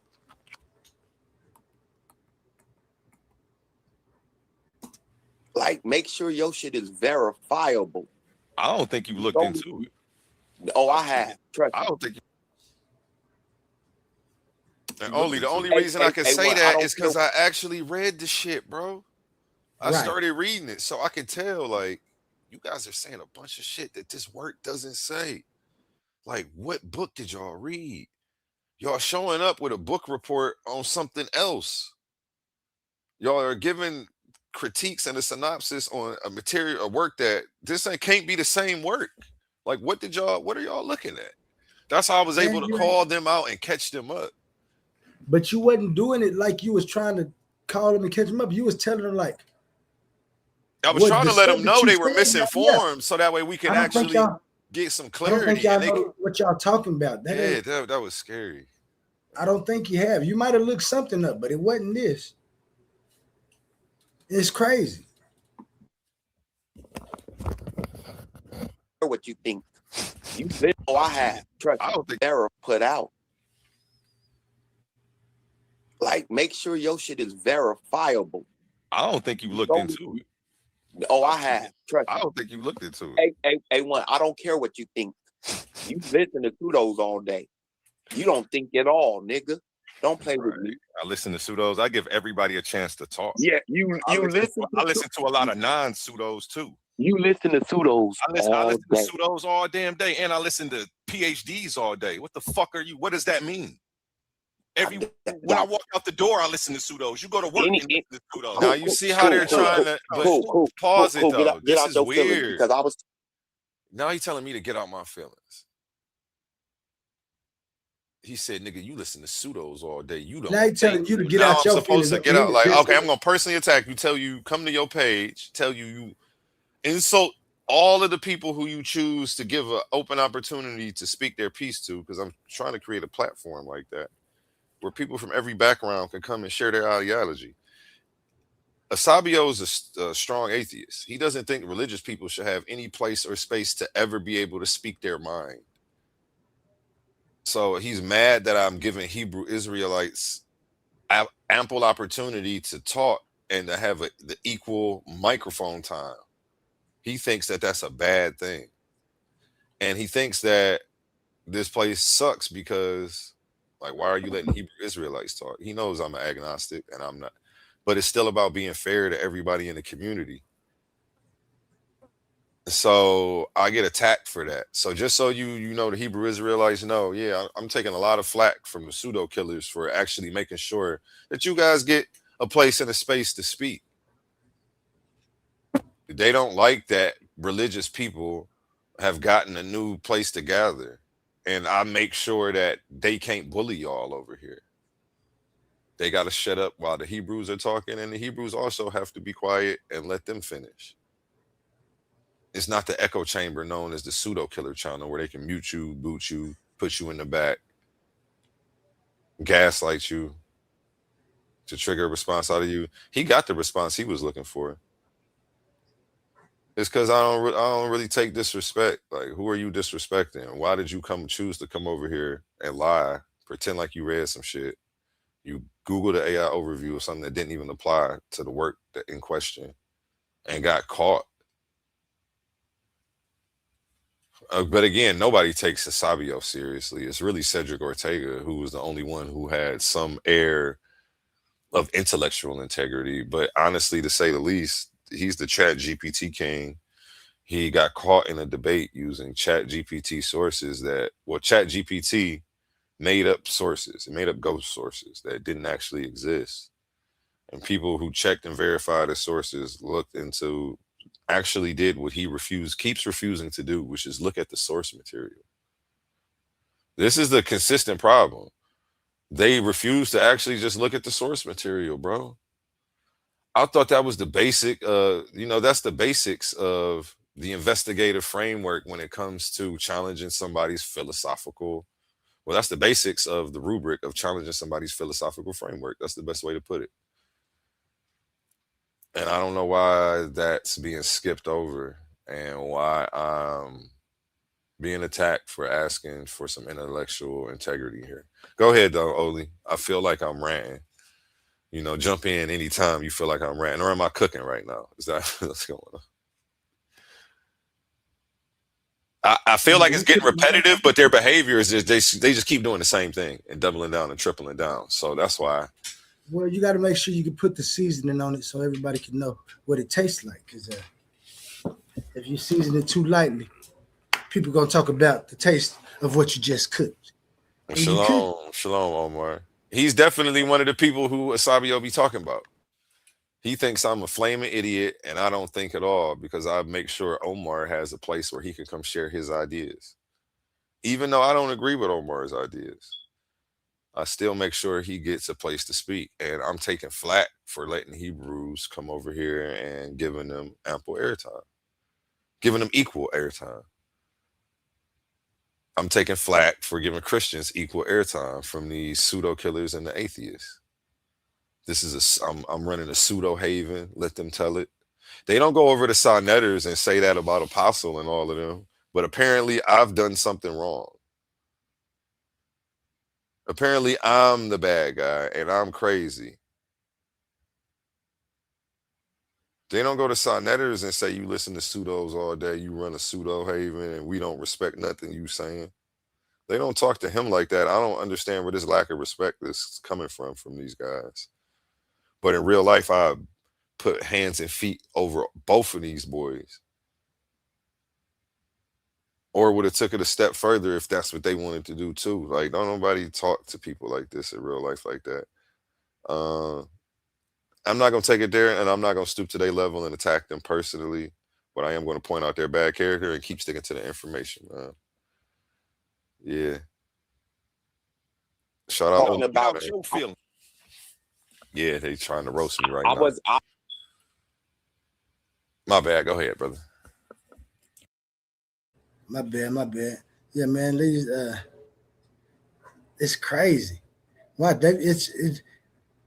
I'm just to rewind it back just a little bit more, just so you can see exactly why this dude got mad at you. I was talking. Cool, get out your. You go to work and listen to pseudos. That means I listen to pseudos all damn day, and a lot of non-pseudos. Pseudos all day. You looked into verifiable.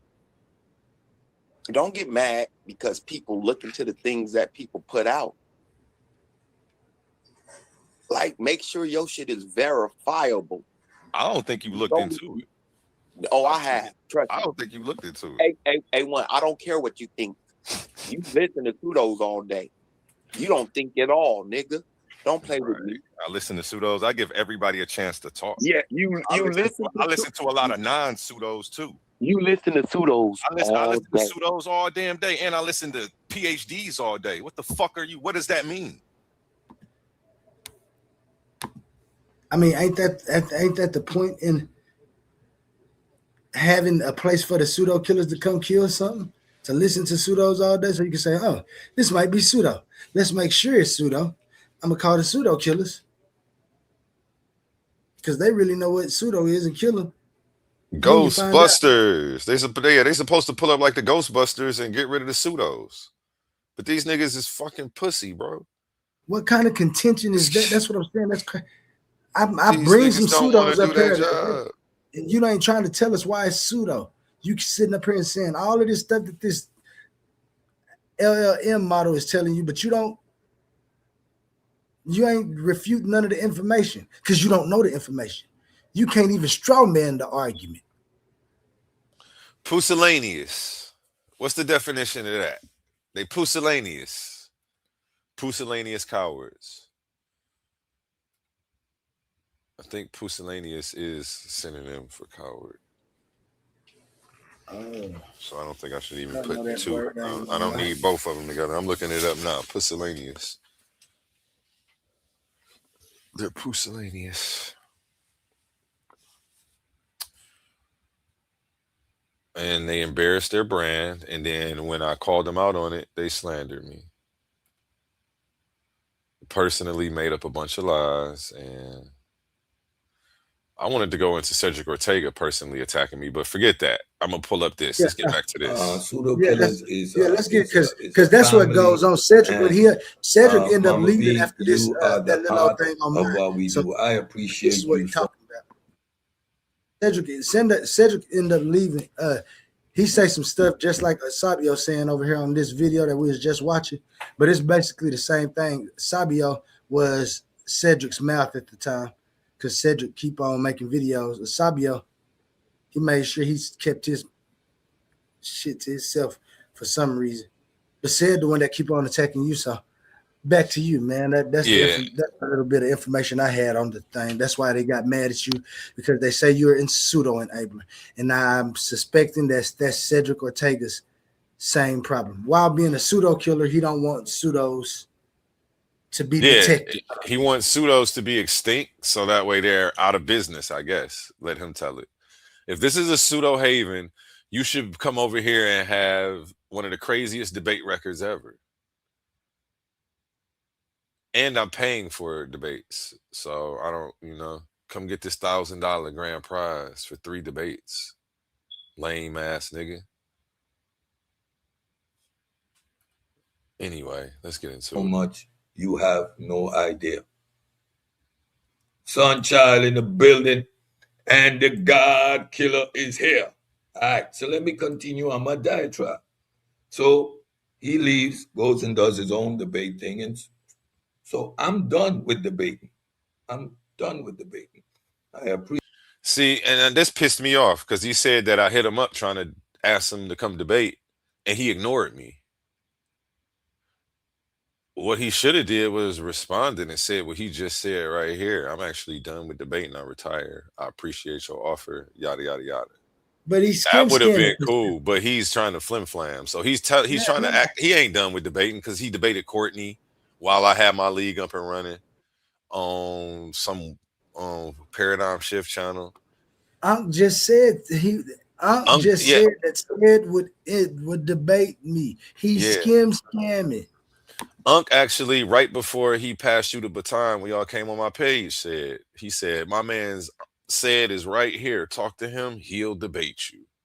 He debates, and Unc left.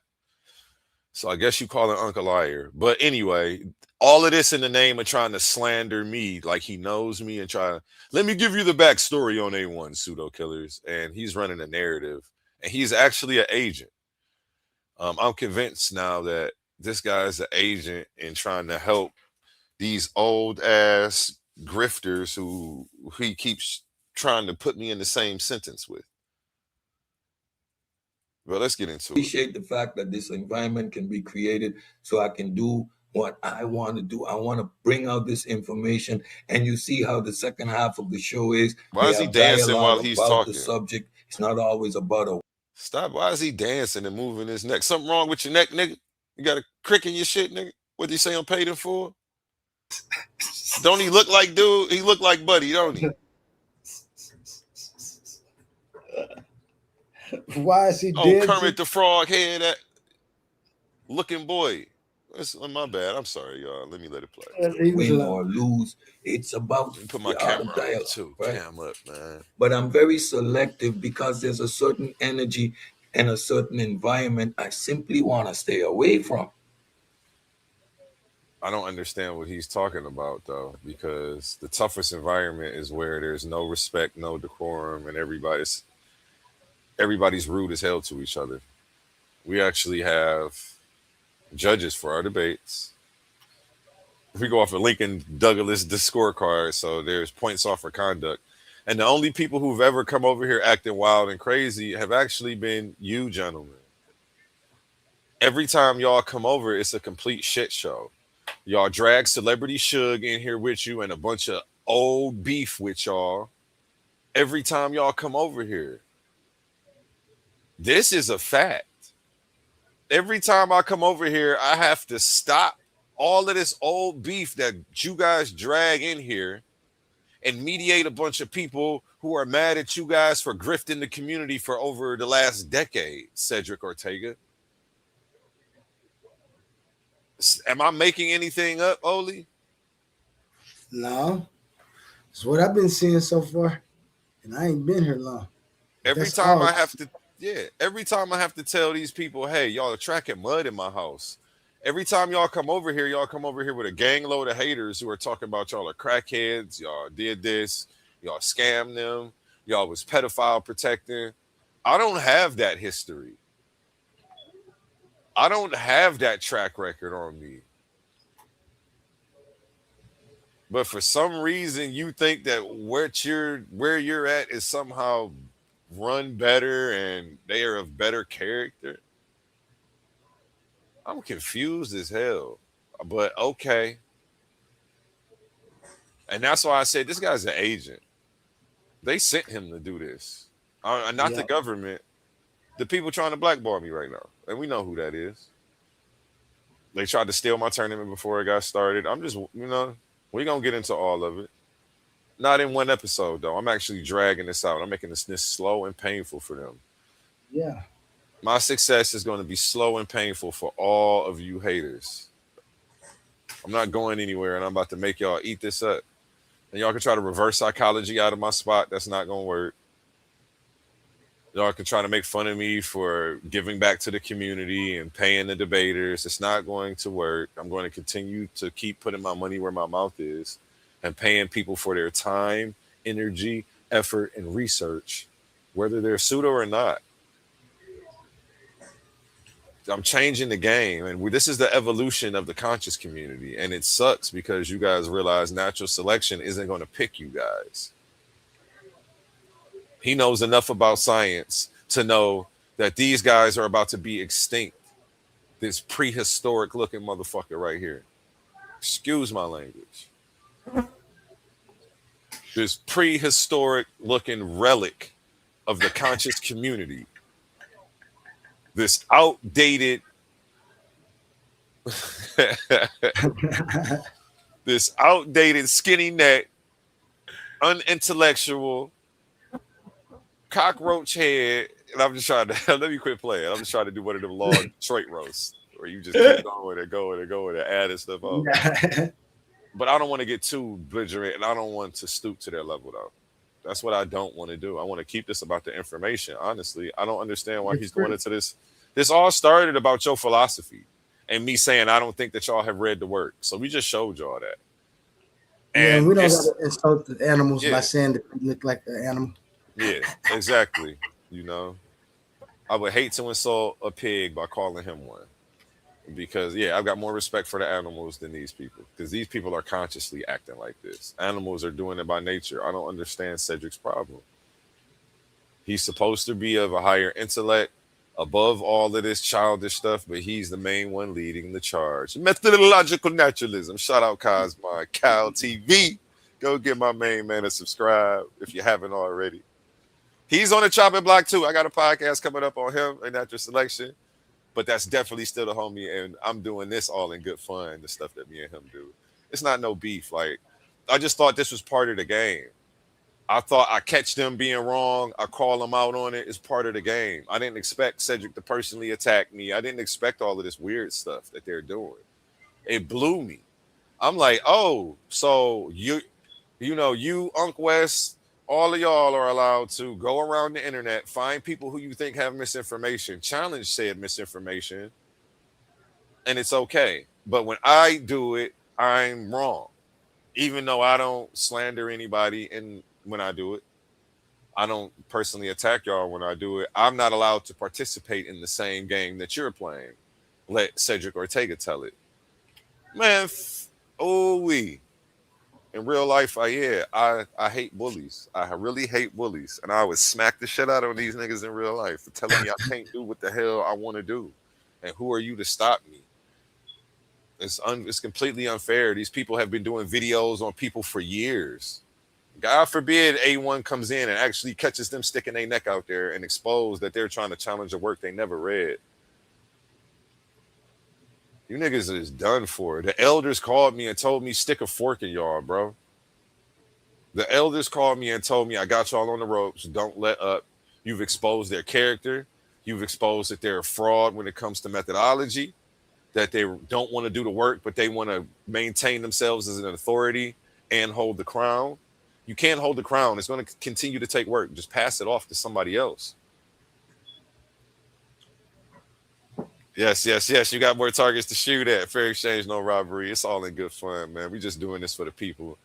The people love the information. And to me, it's an honor to be in the ring with you boys, man. Cosmo, you one of the best to do it, man. You're one of the best to do what you do when you do it. You do it well. Even when you're wrong, you make it sound good. That's somebody that I want to go get, to help sharpen my sword, A1 whack 200. I'm definitely about to whack 200 these niggas.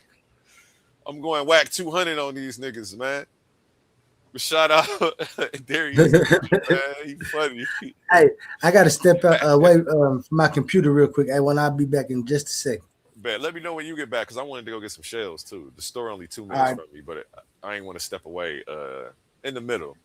But I know you caught them lying about how they were using AI. They actually did review your work at the end of this video.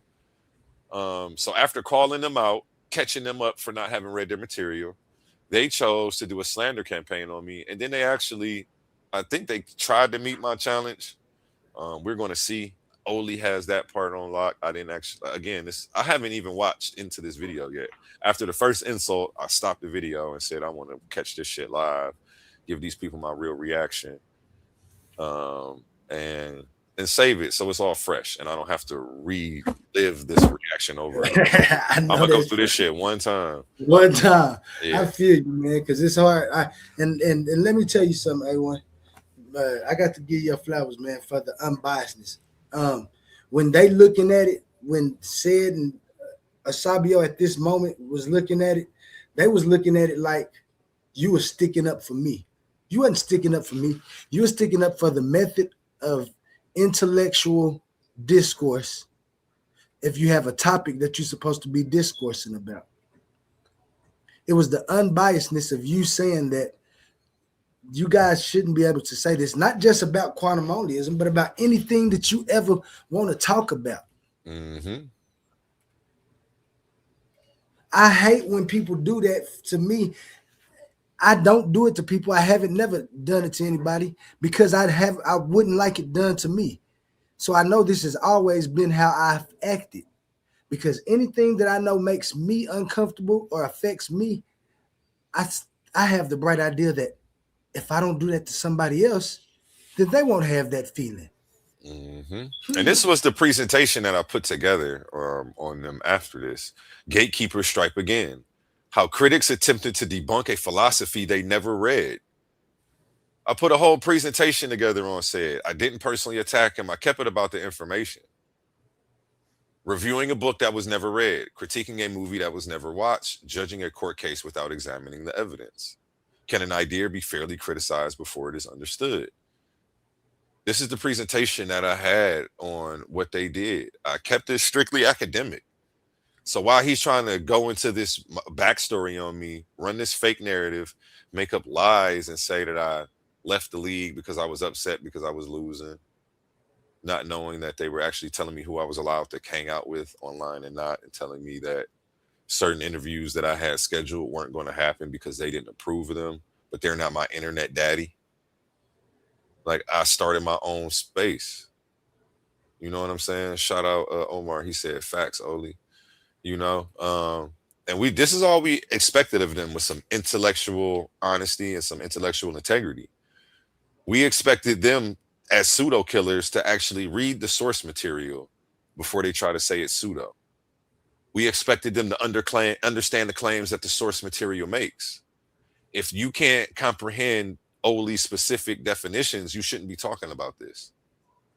We expected them to accurately represent Oli's position instead of guessing and assuming what the work meant based off of the 2-word title. We expected them to evaluate the strengths and the weaknesses of Oli's 68-page work, but they refused to read it and tried to categorize it as something without actually reviewing it and strut around like they were the authorities on the subject while simultaneously insulting me. And I still didn't stoop to their level. I still just kept it academic, man. These niggas really is some bitch ass niggas for real. I ain't gonna lie. Like, that's really what's going on. But I'm not about to make it that.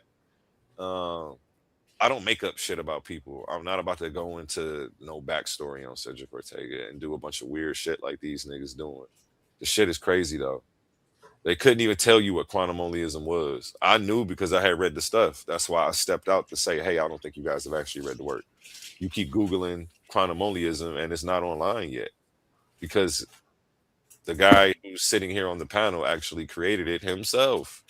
He's not, they couldn't fathom that you had done the homework, They just assumed you were some high school dropout online trying to sound cool. They didn't know that you had went to college for philosophy and had taken the steps to create a sound argument, a sound philosophical framework that you put out. You know what I'm saying? The forensic timeline, the chronology of an intellectual breakdown. This is what we expected from Cedrick Ortega. But he didn't show up and prove. And when I called him out on it, he slanders me. He attacks me personally. He doesn't do what it takes to keep the crown. These niggas are clowns. They're not kings. They're not your elders. These niggas are goofies. And we got to call it what it is. We provided Unc West with the source material, and they had the source material. But they just refused to read it. We even had Juju in the chat saying nobody wants to read his book. You don't have to want to read it, but you also can't simultaneously be trying to dispute it if you haven't. Like, so cool. But they don't understand how they sound in the chat. Like, and they were like telling on themselves and like doing it proudly. They were proudly promoting ignorance, illiteracy, and trying to pass it off as, confidently trying to pass it off like that's cool. Like it's all right to talk stuff while not trying to read what you're talking stuff about. Not cool at all. Yeah, let's go over the forensic timeline chronology for an intellectual breakdown. Source materials are provided. We provided Unc with the source materials. Intellectual discussions begin. Critics respond back after they, but they need to read the source material. The failure. Search engines replace source engagement. They were trying to Google your stuff and it wasn't online yet. Like you actually came up with your own stuff. They didn't know you was in college and you had created this and like this. They just suck. Embarrassed themselves and then tried to just personally attack me instead of actually critique the genetic fallacy, judging a claim by its origin, label, or association rather than the substance of its argument. Rejecting a book because of its title. This is exactly what they tried to do. Oh, quantum onlyism. I don't have to read it. I can tell by the title it's pseudo. This is what Cedrick was saying. Rejecting the idea because of its creator. They said, oh, you're a scammer, you're a flim flam, you can't create your own philosophy. Philosophy stopped being created in the 1700s. No, Roger Penrose and Sean Carroll are the only ones who can create new ideas. That's exactly what he said, quote unquote.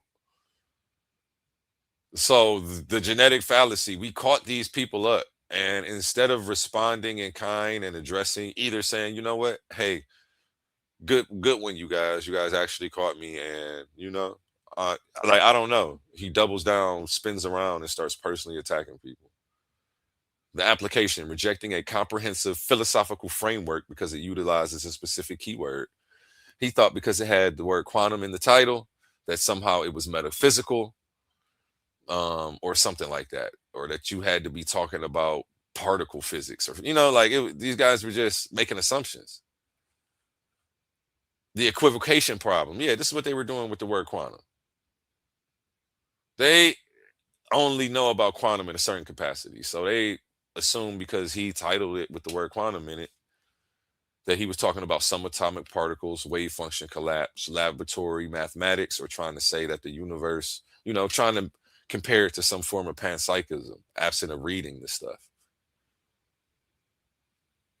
And when I call him out on it and put this presentation out, consistent contention is not. He does this video on me, just personally slandering me. He doesn't spin around and attack the information. He doesn't spin around and say, hey, you know what? I apologize for coming up there, being intellectually dishonest and trying to actually debunk something that I hadn't actually looked at. And I appreciate you guys for catching me and calling me out on that. And now I've read the book and let me come and give you my honest opinion of it. And we would have respected that. But I don't know why he felt the need to come and actually just attack me personally off of that. Nigga, do your homework. You mad because the nigga called you out because you ain't did your homework? You want the crown, but you don't want to read. You want to debunk shit, but you don't want to read the source material. You're not a pseudo killer, nigga. A fly ain't gonna die around Cedrick Ortega. These niggas went and bust a grape in a fruit fight. And even if you are a pseudo, I guarantee you, you're safe around these guys because they won't do the due diligence. Let's get into it. Always my thing. Some things are just not to debate. Some things we need to discuss, unravel, go into, dig out, flesh out. Man, shout out to the Discord. But he refused to do all of that. They refused to read That's your what I was about to say. Ain't that our argument? That's our argument. Yeah, some things you need to go into, and that's what we were telling him he needed to do. Do you see the, like, I'm scared, like, this shit's scary. Like, these people have to be bots, bro. This dude is an agent. I'm convinced Sid is an agent. Somebody sent him to personally attack me instead of address the information, and he's been sent to try to tear me down and trigger me. But I'm not gonna fall for it. I'm not gonna stoop to their level. I'm not gonna fall into this personal attack game. I waited 3 weeks to even respond to this video, so that way I can do it with class and poise, not be reactive, and not move off of not being triggered. You know what I'm saying? I don't want to be reactive, so I handle this in my own time. You know, I got your queen pinned. I can do what I want with her. It's chess to me. It's a pins and forks. I got them pinned. We'll get it later. We already know we winning in this conversation. So I knew I could pull this up whenever I wanted to. Don't worry about it, Oli. We're going to continue to focus on the information. We'll get back to him in a couple of weeks when I got some spare time. So that's how we play it. You know, I'm not going to let these, because he who triggers you controls you. And I wasn't going to let him control me and try to get some quick response out of me and have me as he was. This is how we do it. Shout out Tiffany in the chat. Tiffany French says these people are clowns, brother. Big fact. Yeah, big facts. This is sad. In the Discord, right? But it's not always a debate there, a debate there, a debate there. Fine. So I'm very selective where I choose to be. I've supported. But he said he's selective where he chooses to be. But where he chose to be was on my panel, on my stage. Nigga, this is my show you're on. What the fuck is he talking about? And Uncle called you that morning and told you to come up there, and you tapped his hand and said, good job, good job. You know what you was doing. Titans Debate League by showing up in the chat, especially when a pseudo killer is on the platform. But I selectively choose not to particularly engage because I do not want a particular energy or to be attached to a certain vibe. What the fuck is he talking about? Now he's talking vibes?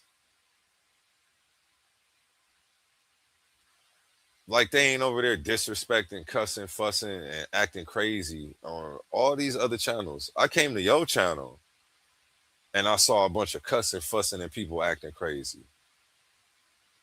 But he's trying to act like he's not actively participating in what he's trying to accuse me of being a moderator. What are you talking about? Shout out, he's in the chat right now. Nope, that was a double stream, Unk's channel. It was a double stream. Unk actually came on. It wasn't a double stream, Cedrick Ortega. I started the stream. Let's pull it up. Whose name is on the ticker? Subscribe on TikTok and YouTube at Titans Debate League. He actually comes up, and I'm not a hater like, Sonetter. I let the people who come on my platform actually share the streams to their channels so they can participate in the content they make. These other channels don't allot the participants that they don't allot them that privilege. Unk came on and he streamed it to his channel, but when you come on, I'm the one in charge. I'm the one who started the stream. I have the mute button. It's my show. I made the background. I run the show. I'm the moderator. I kicked Unk off on that show for about 10 minutes. He started cussing in the middle of the show. He got kicked off. So just because I allowed him to share it to his channel where Sonetter and them other channels don't give you that. Okay, this is crazy. Now see the dick riding, clout chasing. Hold on, Cedrick, you did a video on me making up God killer. lies. Is this you dick riding me? But when I come to correct the record for the lies that you've put out, somehow I'm your fanboy. I can't keep my name out of your mouth. Yeah, you shouldn't have been there. Like, you didn't even know where the fuck you are. Again, like, you're wrong. He said, okay, my bad. I shouldn't have been there. Like, he keeps admitting he's wrong. He's been wrong about all of this. He came on my channel, on my show, acting a fool, brought his homie in there, insulted me. He tries to act like my channel is a bad channel, but every time they come on my channel, they're dragging Uncle Suge, Celebrity Suge in here, and a bunch of 10-year-old beef with them. People calling them crackheads and pedophile protectors. And he's trying to make it seem like my channel is the bad channel. You guys are bringing all the drama and the riffraff over here, Cedrick Ortega. Every time you come over here, you drag mud in my house and 10-year-old beef that I have to mediate and mitigate.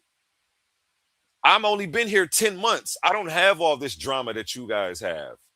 I don't have people chasing me around, calling me crackhead, and accusing me of being a user of drugs. That's you guys, bro. Every time y'all come over here, the panel gets crazy because y'all bring all this crazy stuff. But he's going to sit here and tell you that it's me. Let me go ahead and let this fool continue talking and continuing to be blind to his own, to the reality of the situation, that they've been a problem in the community for years. Every time they come over here, they bring the riffraff with them because they're actively part of it. He's not exempt from it. He's a part of it. Again, when I brought this presentation out, he didn't choose to respond and address the information. He chose to do a slander campaign. So again, he admits he's wrong again, but it's too little too late. The damage has already been done. You did a whole video making up lies about me. Oh, okay. Oh, okay. My bad. Oh, it was your channel. My bad. I didn't know. So, like, I guess it's okay now. So please keep putting my name in your titles. I'm responding to you doing a show on me again. This is a whole show you did on me. I haven't even gotten 11 minutes into it, and you've told like 6 big lies about who I am and my history, and it just sucks. And I don't know why the information couldn't be addressed. When I came at you, I didn't call you bacon lips. I didn't bring up any of the history that these people who you have had beef with over the last 10 years from all these other pages who you keep bringing over here with you. I didn't bring up any of the slander that they were talking about and pretend like I know you or something like you're doing me. I acted like a mature adult and kept it about the information. Yep, shout out Tiffany. She says, who gets to say people aren't allowed to be philosophical? Apparently, this is Cedrick Ortega. He said that philosophy isn't being done anymore. 1700s, this is the last time they did philosophy. And what did he say again, Oli? You know, this guy's good at playing victim.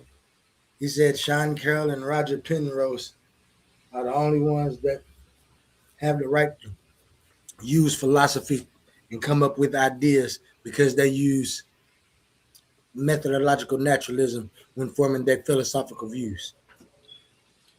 Yeah, so he said, so you miss me with your dick riding, clout chasing. Supporting Anon, trying to help his channel grow because that's what we do. But here he is doing an episode about me. So when I correct things for the record, this was a setup move. He said, I'm about to talk about him, and as soon as they respond, I'm going to say he dick riding and clout chasing. Delusions of grandeur. This guy is a grade A narcissist. I'm dick riding for responding to a video and correcting things that you did about me and correcting things for the record. Nigga, who do you think you are? That's why I said the community needs less of people like Cedrick Ortega. And thank you for coming in here, Cedrick Ortega, and actually saying this stuff so that way people can see where your mind frame is. Said it before. I respond to you once and never again. Okay, but when you responded, I didn't come and say you're dick riding and accuse you of a bunch of crazy stuff. Like, I don't understand. Like, bro, you're childish. Bring him up on the panel, man. Let me talk to him. Like, what is going on with this guy? Can we engage like actual adults who care about information and respect the methodology? Why are you acting like this? You acting like a real piece of shit, bro. Nobody did nothing to you but call you out for trying to debunk a work that you haven't read. I'm supposed to call you out if you come try to present a book report and you didn't read the fucking book, nigga. What's wrong with you? And you see how he looks in the picture? He's mad. Then be happy you didn't read the book. I tell you, I know you didn't read the book, and you say, so my book report is still right. Look at him. He looked pissed in the freeze frame right there. I'll drop that link for anybody who wants to come up.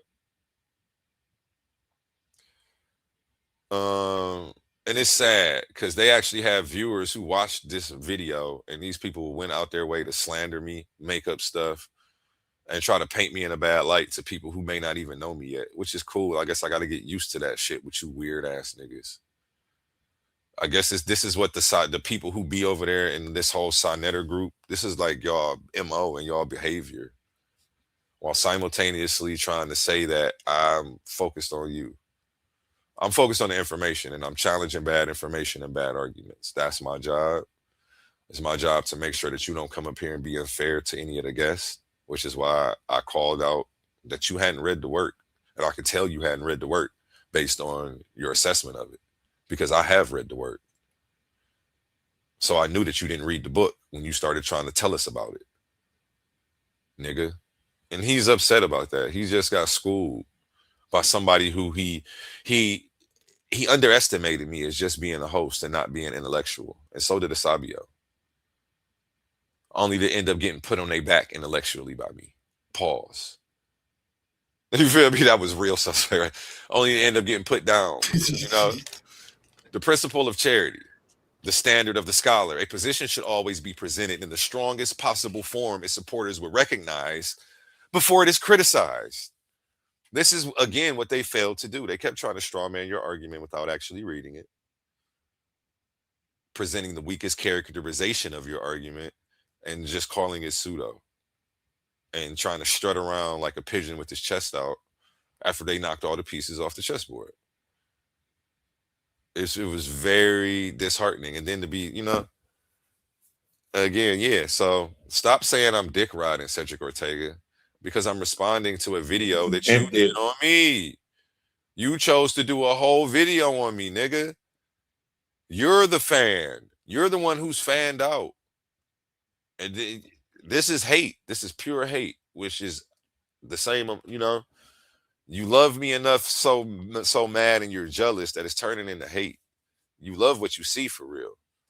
You recognize that I'm the new guy on the block. I don't have this 10-year-old shitty track record of grifting people, protecting pedophiles and shitting on people, finessing people out of money, doing a bunch of weird shit. Renente. And you said Renente. You funny, Oli. That's another topic for another day. But you recognize that I don't have this shitty track record that these guys have, and you recognize that natural selection is going to end up picking me and not y'all. And you see yourself becoming extinct the more that I grow. That's got to be, I feel like that's what it is.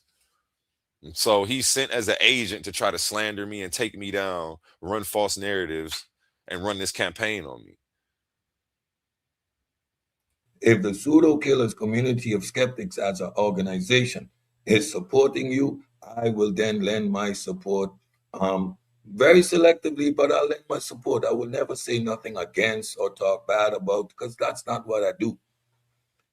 Wake up one morning recently, God killer's on. I see the God killer. I jump up on the community of skeptics. There's a dual presentation, and Oli Owl is there. He was on our broadcast the night before.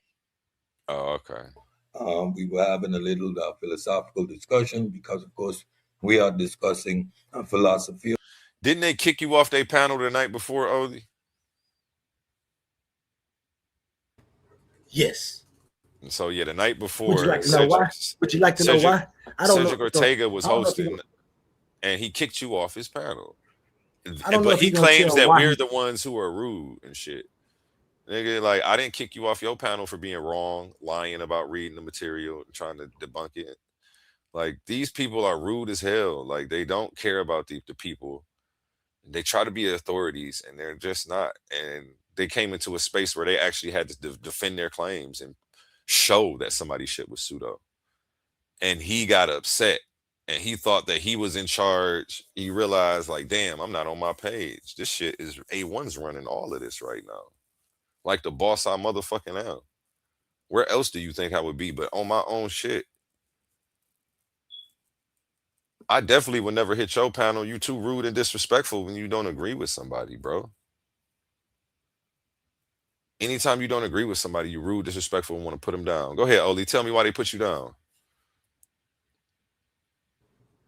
Because we had disagreements about the emergence of consciousness within the brain. Him and a few other his partners was having a conversation. A guy named Ronald Berkins, and Ronald Berkins was telling them that it's not empirically proven that just because we see correlation of brain activity and awareness or consciousness doesn't mean that that's exactly where it emerges from. It does show correlation. It doesn't show that that's exactly where the mind, and that's a argument that has been argued, still being argued. But when you have a different view than people like him, he tried to make it like his point is a proven point. And me and Ronald Berkins was basically just telling him that that's not true. It shows correlation. Neuroscience experimentation shows correlation, not absolute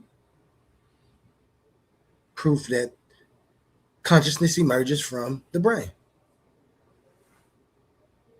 And so he kicked me because I didn't agree with him. Yeah, this guy's sad, man. He's just a sad old man. And like, I realize, I don't know. I come from a family of psychologists, so I just see poor mental health, trauma, PTSD, and like I don't want to absorb all of that, and it sucks because that's why I'm cutting these people off and keeping these people at a distance because I won't allow. If I continue to let them come around, that's when the behavior becomes toxic. If they keep doing it, like I gotta just set healthy boundaries when people violate and cross them. I just cut people off and keep them at a distance. Because if I keep absorbing all that negativity, all this toxicity, and letting y'all continue to treat me any kind of way, I'll be just a bitter old man like y'all. And, hurt people, toxic people going around being toxic to people. And I don't want to continue this cycle. I'm hoping the shit ends here with the personal attacks. And again, yeah, at least he admits he shouldn't have been on my damn page. That's what started all this shit. He is there. Like, you came on my page and was disrespectful. I checked you about the information with a presentation about your information. Here's the rubric. He always talking about he want to run something through the rubric, but they didn't want to do this for the information they were trying to say was pseudo. The fairness test, a diagnostic rubric for the intellectual engagement. Before accepting a critique, ask, can the critique define the author's core terms using the author's own text, a text which they refuse to use, so he could never do. State the basic axiom or foundational claim accurately. They kept refusing to read the book, so they couldn't do that. Accurately map the structural logic of the argument. They couldn't do that. Shout out Jay the Snake. He says, Renente. Yeah, while he's trying to simultaneously prop up people who was protecting pedophiles and claiming that they knew that he been like that, he's trying to act like the new guys got bad character and is somehow worse than these people who he's in bed with. I don't have a 10-year track record of grifting the people, finessing the people, scamming the people. Like, don't make me start bringing up receipts. You know, I know where all of the receipts are, bro. I know where the bodies are hidden. I can go dig them up if you like. But I don't think that's a game you really want to play with me. I'm trying not to even go there. And why you trying to make me the bad guy, like my channel is some place in space that you were weary about coming to? Nigga, don't bring your ass over here. Because every time y'all come over here, y'all bring Uncle Suge and a bunch of other 10-year-old drama, a bunch of people calling y'all crackheads and grifters who've been chasing y'all around the internet because they're disappointed in y'all's behavior. And I don't want y'all tracking mud in my house and then trying to say it's my house that's the problem. It's you niggas coming in with all these 10-year-old beefs. I'm the new guy. I don't have no problem. There's no problems over here with me. Nobody's got no beefs with me coming over here. That's not happening. They're following you. You niggas are the problem. Apparently, let these niggas tell it. They trying to get me to stop letting y'all up. Trying to say, A1, you gonna let people who did this up on your channel? You gonna let people who did this up on your channel? Y'all, you are the problem. What are you talking about? Don't try to paint me as the problem, bro. I'm too new. I don't have 10 years in the game to have grifted these people, finessed these people, lied to these people, protected people who hurt people. This is like, I don't have that track record. Stop trying to compare me to Sinetter, man. You shouldn't have brought that nigga's name up in the intro to your addressing me. Yeah, he enticing, you silly. Jay the Snake is funny, man. Every time they make fun of this and guy, he does his presentation on what he thinks quantum onlyism is, or what it is, his philosophical position. I'm gonna play the video. I listen to him. I'm grounded in philosophy, so I classify what his philosophy is. I even allow him to have it. I simply decided there is nothing to debate. There is no debate there. Your position is unfalsifiable. That's the smartest thing he said all night. There's nothing to debate. Absolutely. You niggas didn't read shit. So there is nothing to debate. You haven't done your homework. Open a shit case. Get this nigga the hell up out of here. There's nothing to debate. He's not equipped to debate. He probably couldn't. He's probably not intellectual enough to digest the material. I'm starting to think that's the problem. Yeah, that's exactly it, Casino. He's antagonizing me because his information was garbage. Exactly. He couldn't prove anything he was saying.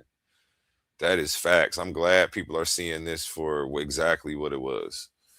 And instead of spinning around and addressing my presentation with facts about the information, he chose to personally attack me for a long time. You're redefining terms. You're playing in your own sandbox. And you are going to hear his fundamental flawed reasoning. So I choose there is no debate there. And I told him, you can have your philosophy. I believe I can fly. It's okay, but there's no debate there. That's not what he said. He didn't say you can have your philosophy. That's not what he said at all. He said it was panpsychism. He said it wasn't my philosophy. He said it was idealism, some form of that. Spookism, quantum mysticism, all the things that he's saying it's not now. He's verifying that he put it in he just still didn't read it. He put it in a chat bot. Mm-hmm. And still didn't get the right information because he put a video of me talking into a chat bot. Listen to what he did to come up with the conclusion that he's coming up with now. Still intellectually lazy, man. Punching bag. Every gym needs a good punching bag. We beat the stuffing out of this one on the first day it was here.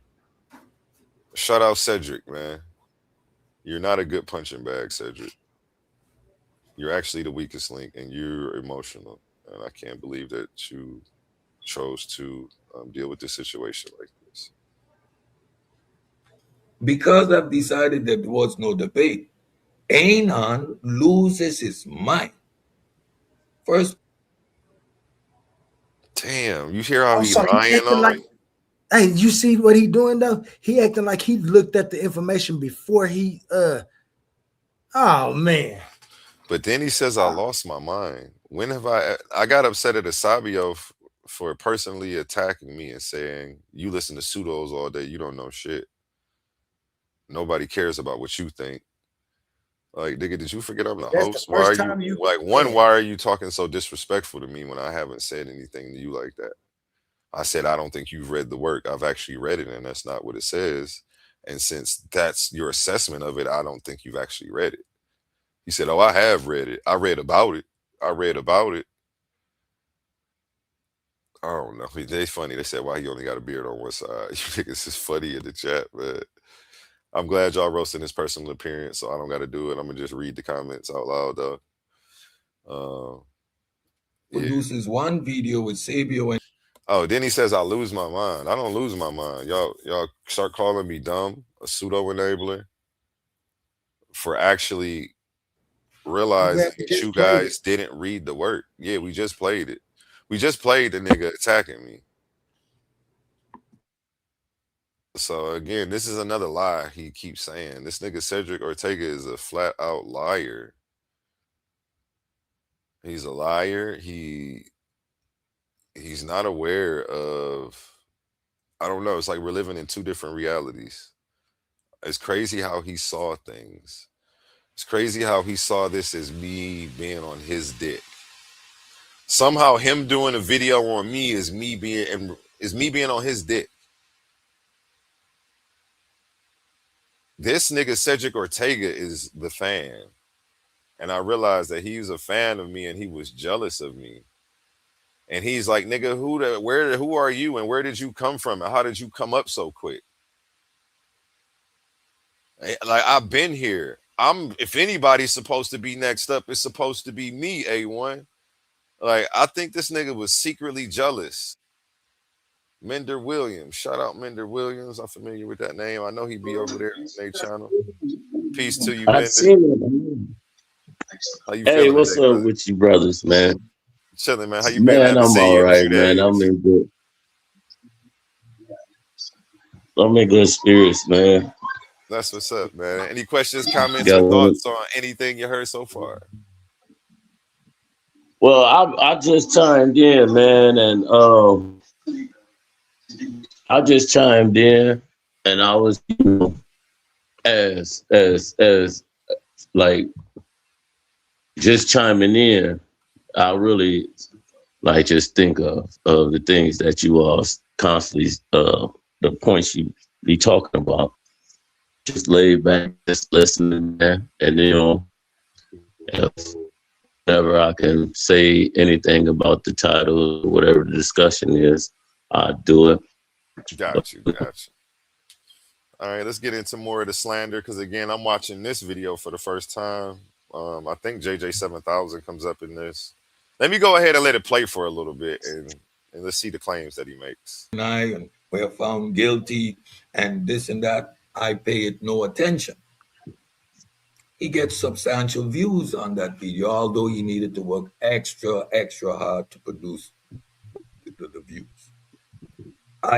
What is he talking about? I needed to work extra hard to produce the views. What is he talking? Does he want me to go to the views on their channel? Because we get more views than you do, Cedrick. My presentations get more views than your presentation, Cedrick. Not that I'm competing with you because it's not a competition, but I just happen to like remember what the numbers look like from when I was on your page. I don't go around making the claims like that you're making. You're watching things very closely, and the fact that you're commenting on things in this manner lets me know that you're the fan. You're more of a fan than I realized, and I didn't realize how much of a fan you are. And I don't know why we can't just stick to the information, why all of this weird stuff is at play, and even the topic. Pay it no mind. And then he comes. Why would you pay it no mind? Actually, you should have, that's where I broke down this presentation that I just went over. Where is it at? Yeah, the presentation where the gatekeeper strikes again. You feel me? How critics attempted to debunk a philosophy they never read. You should have paid it attention because you would have known what to actually respond to. But you turned around and did a slander campaign, an intellectual case study, a case study of intellectual conduct.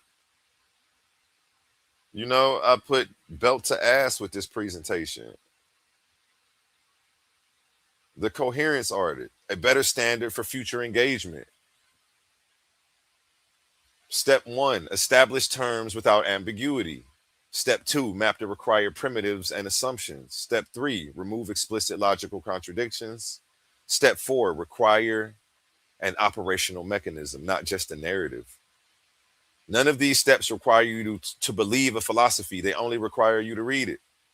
They skip this. The ultimate goal of an investigation is not to win a debate. The goal is to accurately map reality. When we prioritize the appearance of victory over the rigor of reading, we do not debunk our opponents. We only embarrass ourselves. And I called him out for trying to debunk the philosophy prior to reading it. And like I say, he spins around and does all this weird shit. With the memes and the thumbnails, and completely ungrounded. So now, ungrounded. Hold on. And before I let him say that, yeah, I can hear you, Mender. Before I let him say I'm ungrounded, I'm going to pull up the Pseudo Killers page and show you how they've been doing this for over a year, making memes of people. This is part of the game, right? At least I kept it all about the information. Where is the background at these gentlemen? Did I take it down yet? Where is that background with them on there? That background was fire. The background said they've been arrested or under investigation for intellectual dishonesty, straw man fallacy, and contempt prior to investigation. I named the fallacies that they were guilty of committing. We did it all in good fun, but we kept it about the information, Cedrick. I didn't personally attack you. I didn't bring up any of your weird ass past about the stuff that like I told you, I know where all the bodies are buried, bro. I didn't bring up none of that weird stuff. I kept it about the information. Yeah, we made a meme so that way it's engaging for the people. But again, I never personally attacked you. I kept it strictly academic. So go ahead, Mender. Sorry, I made you wait for a second. It's all good, but I feel like when it comes down to information, and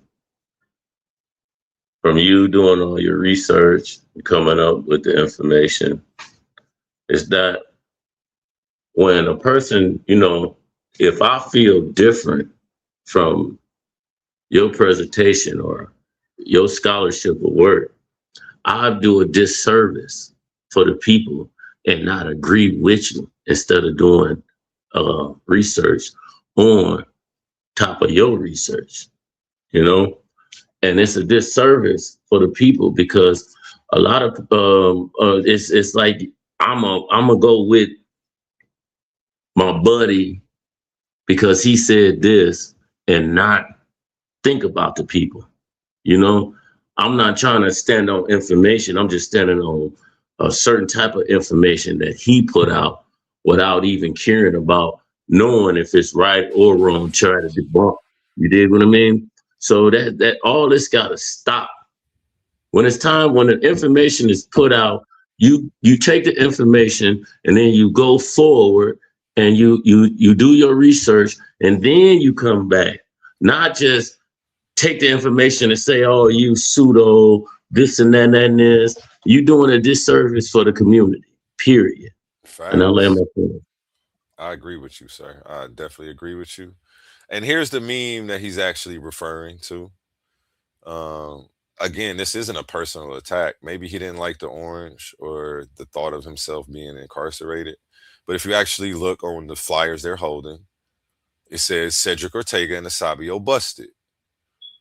What are they busted for? I didn't come up with nothing crazy. I didn't personally attack them. I didn't slander them. I didn't make up some lies about them like he just did about me. I say intellectual dishonesty and fallacious behavior. Then I cited the fallacies that they committed. That, well, a few of them. It was so many it wouldn't fit on the whole flyer. But straw man fallacy, attacking a caricature of an idea rather than the actual idea. And contempt prior to investigation, dismissing a new framework as pseudo simply because it is unfamiliar or self-published without reading the text is the literal definition of prejudice, prejudging before the facts are gathered. So yeah, the graphic was a little jazzy to get the fans engaged, but I kept my attacks strictly academic. We jazzed it up and we spiced it up so we can Don King it a little bit. Like where did I cross the line at? Where did I make it personal about you, Cedrick Ortega? Outside of saying your name so that way people know who I'm talking about. This nigga's such a coward, he won't even say my name. At least he's smart enough not to do that, but I'm still coming for you. And you're on my shit list now. Since you chose to take it outside of the academic setting and make the attacks personal, now you're on my shit list. I've got to feed you with a long handle spoon. You sitting there trying to pop up people who have 10 years track record of doing people dirty over the new guy who doesn't have a track record of finessing anybody, but only coming in and giving away money. Shut up, Cedrick Ortega. You don't deserve the internet. Niggas like you don't deserve the internet. You're right. The internet is a privilege that some people shouldn't have. And I'm starting to agree with Leandre McBride more and more as the days go by. Let's get back into this video, though. To demonstrate the stupidity, the irrationality, the immaturity, and quite frankly, some of the mental health issues that these dudes face, and why I choose to not engage with them. Again, he spoke on the mental health issues, but he did this video on me, and when I responded, he's calling me the fan and obsessed. Like, I'm not allowed to clarify things. Like, yeah, we see he's projecting, and I don't know what type of trauma and PTSD this guy's been through dealing with the people in the conscious community, because I know this is a real toxic space, especially dealing with the people who he's been dealing with. Last night I went over Napah Shaddai and 607 Unhinged attacking this other black woman called Maggie, the substitute teacher. And, you know, in the intro, he propped up Sinetter and said that that's where he's at. So I understand now why he behaves this way. Everybody who keeps coming from that arena is on trash and is very toxic. And I really don't want to have anything to do with y'all. So you guys rejecting me is actually divine protection. You guys are helping me protect my reputation from being somehow intertwined with you guys. And I hope people see the difference between me and you. I hope people see that we're the evolution of the conscious community, and natural selection will favor us, and you guys will be extinct here pretty soon coming up if you continue to conduct yourselves like the way you have been.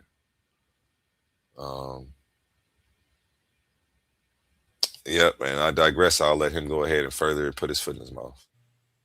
Because I simply decided there is no debate. I choose not to engage. Smartest thing he said. Indicate panpsychism, idealism, and vitalism. They are a complete misunderstanding of science, what methodological naturalism is, how his metaphysical position automatically eliminates me from a perspective debate candidate. I am a naturalist. I'm rooted in natural philosophy. You see how he's made all these assessments absent of actually reading Oli's work? Renente. This guy is funny. He's going to keep commenting that. Renente. Hey, you is funny, Jay the Snake. You're just going to keep shouting that out. Hey, it's not my fault. And it's not for me to keep protecting and throwing cover for these people who are actively trying to blackball me and end my career before it even gets started. So what are they going to be mad about? He up there letting people say Renente in the chat. Y'all haven't been nice to me for me to be throwing any cover for y'all. Y'all have actually only been very rude. So yeah, anybody who dislikes you can come over here and continue to dislike you. And I'm not about to defend y'all. Y'all made y'all bed over the last 10, 20 years, 15 years. Y'all got to lie in it. The same way that my actions, I know I'm going to have to deal with the consequences of my actions and the way I treat people in this community. And I don't think that I can escape that karma. And people saying stuff like this in the chat is just, I feel like it's karma from the stuff that you've put out, the content that you've put out. Don't, you know, and you can't say anything because I'll pull the videos up. Again, I know where the bodies are buried, y'all. I know where all the receipts are. And you may see some watch videos on some of this behavior coming up real soon. Oli, just because Oli's new to the community, so I want to make him aware of who these people actually are, their track record, and you should know the history of these people who are coming on here. Like, you should know the history. These people are, you may engage with these people. They may be trying to critique your work. They may be trying to challenge you for debates. They've already been trying to entice you to come over to their channel, absent of showing you any respect as a person, as a philosopher, as an intellect. So, you know, we should go into the history of Sonnetter, Brother Polite, Nepal, and, you know, do some watch videos and bring some of these skeletons out of the closet. Since these are the people he's propping up as being somehow morally superior to me. Like that's where he chooses to be at because things are done right over there, as if I'm doing a horrible job. But the riffraff only comes in when they show up. Honestly, Celebrity Shug don't come over here unless y'all come over here. Y'all drag the trash in with y'all.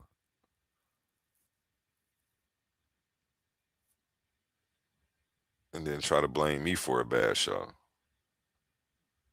Niggas is weird, man. Let's get into it though. Renette.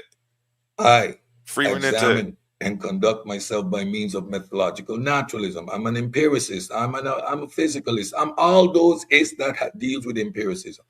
From the moment you assert metaphysics in your rhetoric, there is nothing for us to debate methodological. Oli, where did you bring in metaphysics in your rhetoric? Is he still talking about the name quantum? That's all he's going off of? Okay, Oli must have stepped away for a second. Naturalism is explicit when it comes to metaphysical assertions. That's clear. Anon, for some delusional reason, consistently needs to illustrate that he's a businessman and all of this nonsense, is now upset to his core retroactively because he agreed with me when I told him my philosophical position. He wants to argue with Sabio and does all the non sequitur, all that stuff. I'm not interested in all that bantering back and forth. I agree with methodological naturalism. I have no problem with that. And that's what I agree with. I agree that he's sound and grounding himself in science because I do the same thing. It's just that nothing that he said had anything to do with Oli's stuff. Like, he doesn't realize that he was trying to use a hammer and a screwdriver was the tool. But if he would have read the instructions, he would have known what tool to bring for the job. He didn't know anything about the job that was at hand and trying to debunk Oli. He brought the wrong tool. He's hitting the screw with the hammer, and like he's not realizing he's failing. In his head, he's making progress because he's moving. And it's scary because he can't even see his own flaws in this because he's so far gone. Because he's so far gone thinking that he's already got Oli figured out. And it sucks. I can't tell you about, Charles Darwin, The Origin of Species, without reading Charles Darwin, The Origin of Species. So how are you trying to, quantum onlyism, A1 is a delusional businessman. I'm in my store right now. I should go cut my tablet on and go in the front and smoke a blunt. Go stand outside the front of my store and smoke a blunt. But I'm in here right now. Somebody just came and picked up some teeth this morning. Shout out Haybert Flex. You'll be seeing that commercial posted real soon. Black Men Don't Cheat 1 and 2 on Tubi right now. Go check that out from Haybert Flex and check him out on all platforms: YouTube, Instagram, Haybert Flex. Yeah, but anyway, Nonetheless, A1 is in the delusional business, man. You put my name in the title consecutively to get my attention. And then when I illustrate the fact that you probably need me, you want to lose your mind and talk about being disrespected. Yet you have two videos completely disrespectful, lying, ignorant, stupid, completely completely non sequitur rhetoric, illustrating. None of this rhetoric is non sequitur. I put a whole presentation together and I just went over it with y'all. Gatekeepers strike again. How critics attempted to debunk a philosophy they never read. This is completely sequitur, bro. This is not non sequitur. This is what we caught you doing. Yeah, that's what he said, King Hurt. He's just doing anything he can to slander me at this point, and I'm convinced he's a Sonetter agent. He comes in the chat and says weird stuff. I'll have 20 people watching, and he'll say, "I see why this channel don't get no views." But my video will actively be doing more views than his last presentation. Not that I'm competing with him at all, but it's like when you say things like that, I'm going to put things in the proper perspective. But I guess sometimes you got to just let crazy people be crazy. Yeah, there's nothing non sequitur about me calling you out for trying to critique a work you've never read. There's nothing. I'm not in the wrong for calling out you guys for personally attacking me for calling you out for your intellectual dishonesty. And I wish we could have just kept it about the information. And the reason I choose not to engage, I'm going to leave the cosmos bit for a little bit later, deal with it one by one. So first, we are going to examine quantum onlyism. We're going to see what happened that day. My position. We are then going to analyze what quantum onlyism actually is. This is perfect. We need Oli back for this part. We're going to hear what it is in real time, how it matches up to my analysis just off of hearing his rhetoric. And again, he says just off of hearing his rhetoric, because you didn't read shit. But we got the source material. We're about to put the source material in the AI today. And we're going to show you what AI says about quantum onlyism. They could have simply done this. This is how you actually review the material before you try to call somebody's shit pseudo. And Oli, if you are gone, if you back, you muted. Let me know when you get back, because he about to go into quantum onlyism. And subsequently, we are going to look at how stupid and retarded Anon actually is. Since you want the attention, my little effeminate, emotional little man, you are going to get the attention. I don't know. He's got me confused with the Sabio. These guys attack me, call me all type of names for saying I don't think you've read the work. And they hadn't read the work. They were self-proclaimed ignorant to Oli's writings. And we're trying to Google an AI overview of if it was pseudo or not. So, like, I don't know. I'm just confused by all of this shit. Again, this is in poor taste. He shouldn't have did this shit. Again, he already admitted that he was in the wrong place earlier. He said, okay, my bad. I shouldn't have been there, period. Like, he thought he was on his own channel because Uncle West was on my channel. He came over there, did all this weird shit. Yeah, you know, I'll accept yo.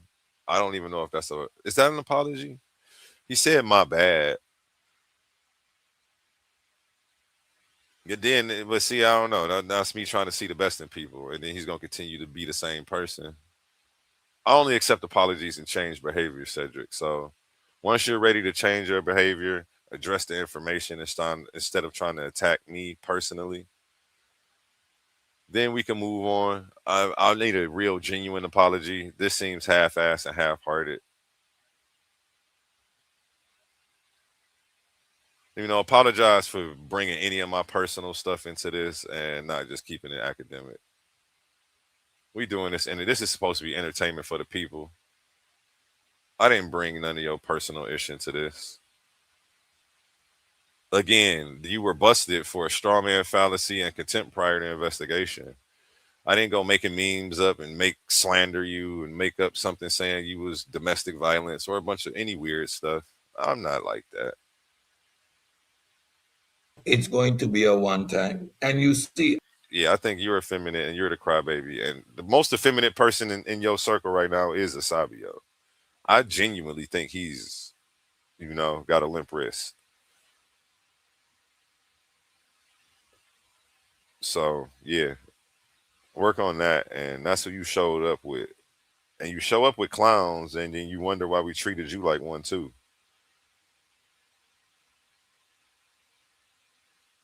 And apparently, JJ, you kicking it with JJ700 on this video. So your friends, look at the people who you kick it with.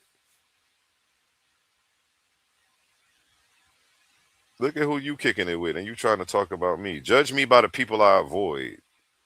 I avoid people who don't have self-control like Asabio.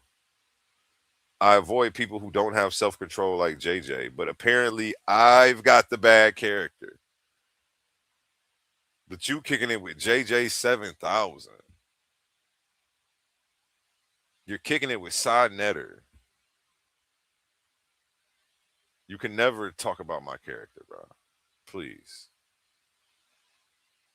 Now I'm really starting to look down on you as a person. I don't typically do that. If that's your guy though, yeah, I'm not mad at you. It's people who love these people. They've been pillars of the community for a long time. But I've seen the stuff that they do. I just don't want to be compared to these. You can't say I have shitty character while you're actually actively kicking it with people who have done some of the most wild stuff in the community.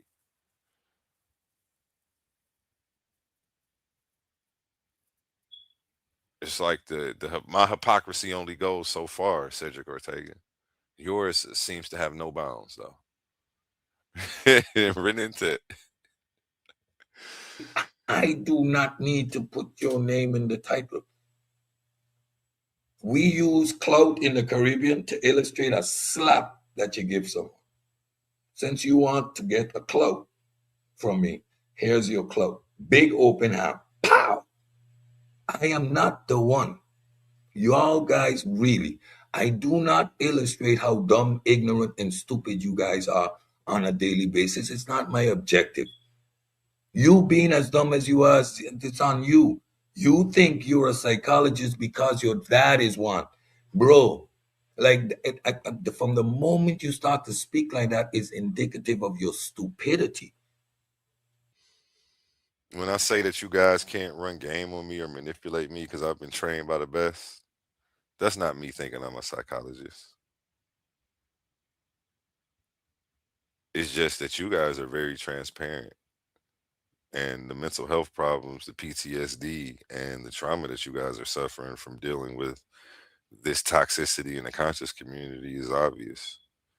It's obvious from the way you lashed out. It's obvious from the way you made it personal and didn't just stick to the information. And it doesn't take a psychologist to see that there's a problem here and this isn't normal behavior. Weirdo. Let's go. But it's me you want to mess with. Why? I'm over in Set Talks doing my own thing. You wasn't on a Set Talk doing your own thing. You came on my show. You bring it up on the stage. Nigga, stop lying. What are you talking about? You're right here on my show. Cedrick Ortega and Asabio, the Wolverine. You came in one of the wildest, craziest niggas, and y'all personally attacked me. Gave me a hard time for trying to be a fair moderator. Y'all really ain't shit for that, bro. Y'all ain't shit for that. Like, come on, bro. What the fuck? Y'all don't go to you don't go to your man's channel and do that when he asks you to did you read the material? Can you source up? You would never do this same shit to Sai. if he asked you for a source, or did you read somebody's source material before trying to say it was wrong? You was a bitch ass nigga for real for doing that to me, because you wouldn't do it to nobody else. But hey, I digress, man. Own little world. My presentations don't talk about. You not in your own little world. Again, nigga, you on my stage. You was on my stage. But I'm gonna go ahead. I don't need to keep cutting it off to say that. Everybody knows you came over here and got schooled. Couldn't handle it, personally attacked me. I put a presentation out showing how intellectually dishonest you were, so that way people know that, hey, we're aware of this type of behavior over here. If you come over here trying it, we're going to call you out on it. You actually have to review the source material before you can come trying to talk about the source material. And you didn't like that. You felt like you're somehow exempt to the rules of intellectual investigation. The cost of intellectual shortcuts. This was part of my slideshow against these gentlemen. The echo chamber. Conversations devolve into arguing over definitions that were already settled in the unread text. If you would have read his text, you would have known that he had his own nomenclature for some of these terms and a reason for why he used these terms. You would have known quantum, the reason why he used quantum. You would have known the reason why he used onlyism, instead of assuming and coming to your own conclusions absent of reading the work why he chose these words. Do you see the failure for you to actually add anything of substance or value to the conversation because you failed to do your homework, Cedrick Ortega?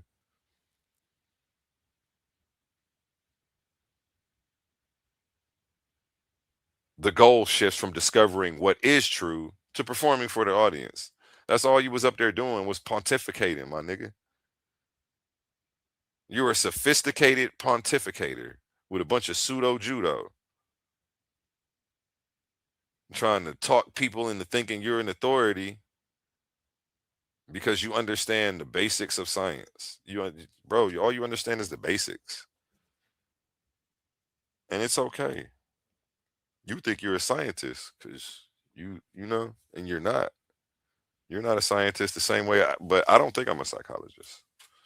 I do think I know a little bit of psychology. I used to read all my dad's books. I was a nerd. But no, I've never been, I don't think I have a master's degree in psychology. I don't even know why you say weird stuff like that. It's all in the name of slander. I'm about the information. I choose to be this arrogant prick that stays outside of y'all's small-minded rhetoric. Yes, I do. Your debates are useless, pointless. The topics are non sequitur, has no relevance. $1,000, who cares? Do you? I am not interested. And I mean, this fan type behavior is weird to me. As if there is a necessity that Cedrick and the pseudo killers engage. The pseudo killer said, nigga, you again, yeah, he's delusional. Delusions of grandeur. You came on my page, on my channel, sat on my stage and tried to call someone pseudo. We have a standard over here, bro. And if you can't meet the intellectual standard, it's okay if you opt out of the conversation and just stay where you at. Stay where you comfortable at in them echo chambers, dog. Stay over there on your page where you don't have to read nobody's source material to call them stupid and kick them off the panel, dog. It's going to take a little bit more than that over here. I'm not in your echo chamber. I'm not part of your cult. And I'm not going to call somebody's work pseudo absent of reading it. So let's go. And this nonsense of trying to pit us against each other, bro, this is infantile. We sit back and laugh. Look, the divide and conquer tactic. Look, they're trying to. Like, it is silly at best. What divide and conquer tactic do you think I'm trying to pull? I'm genuinely just streaming live every day. I didn't ask Unc to even come on this show. Unc saw me live and popped up. then you saw Unc Live and you popped up.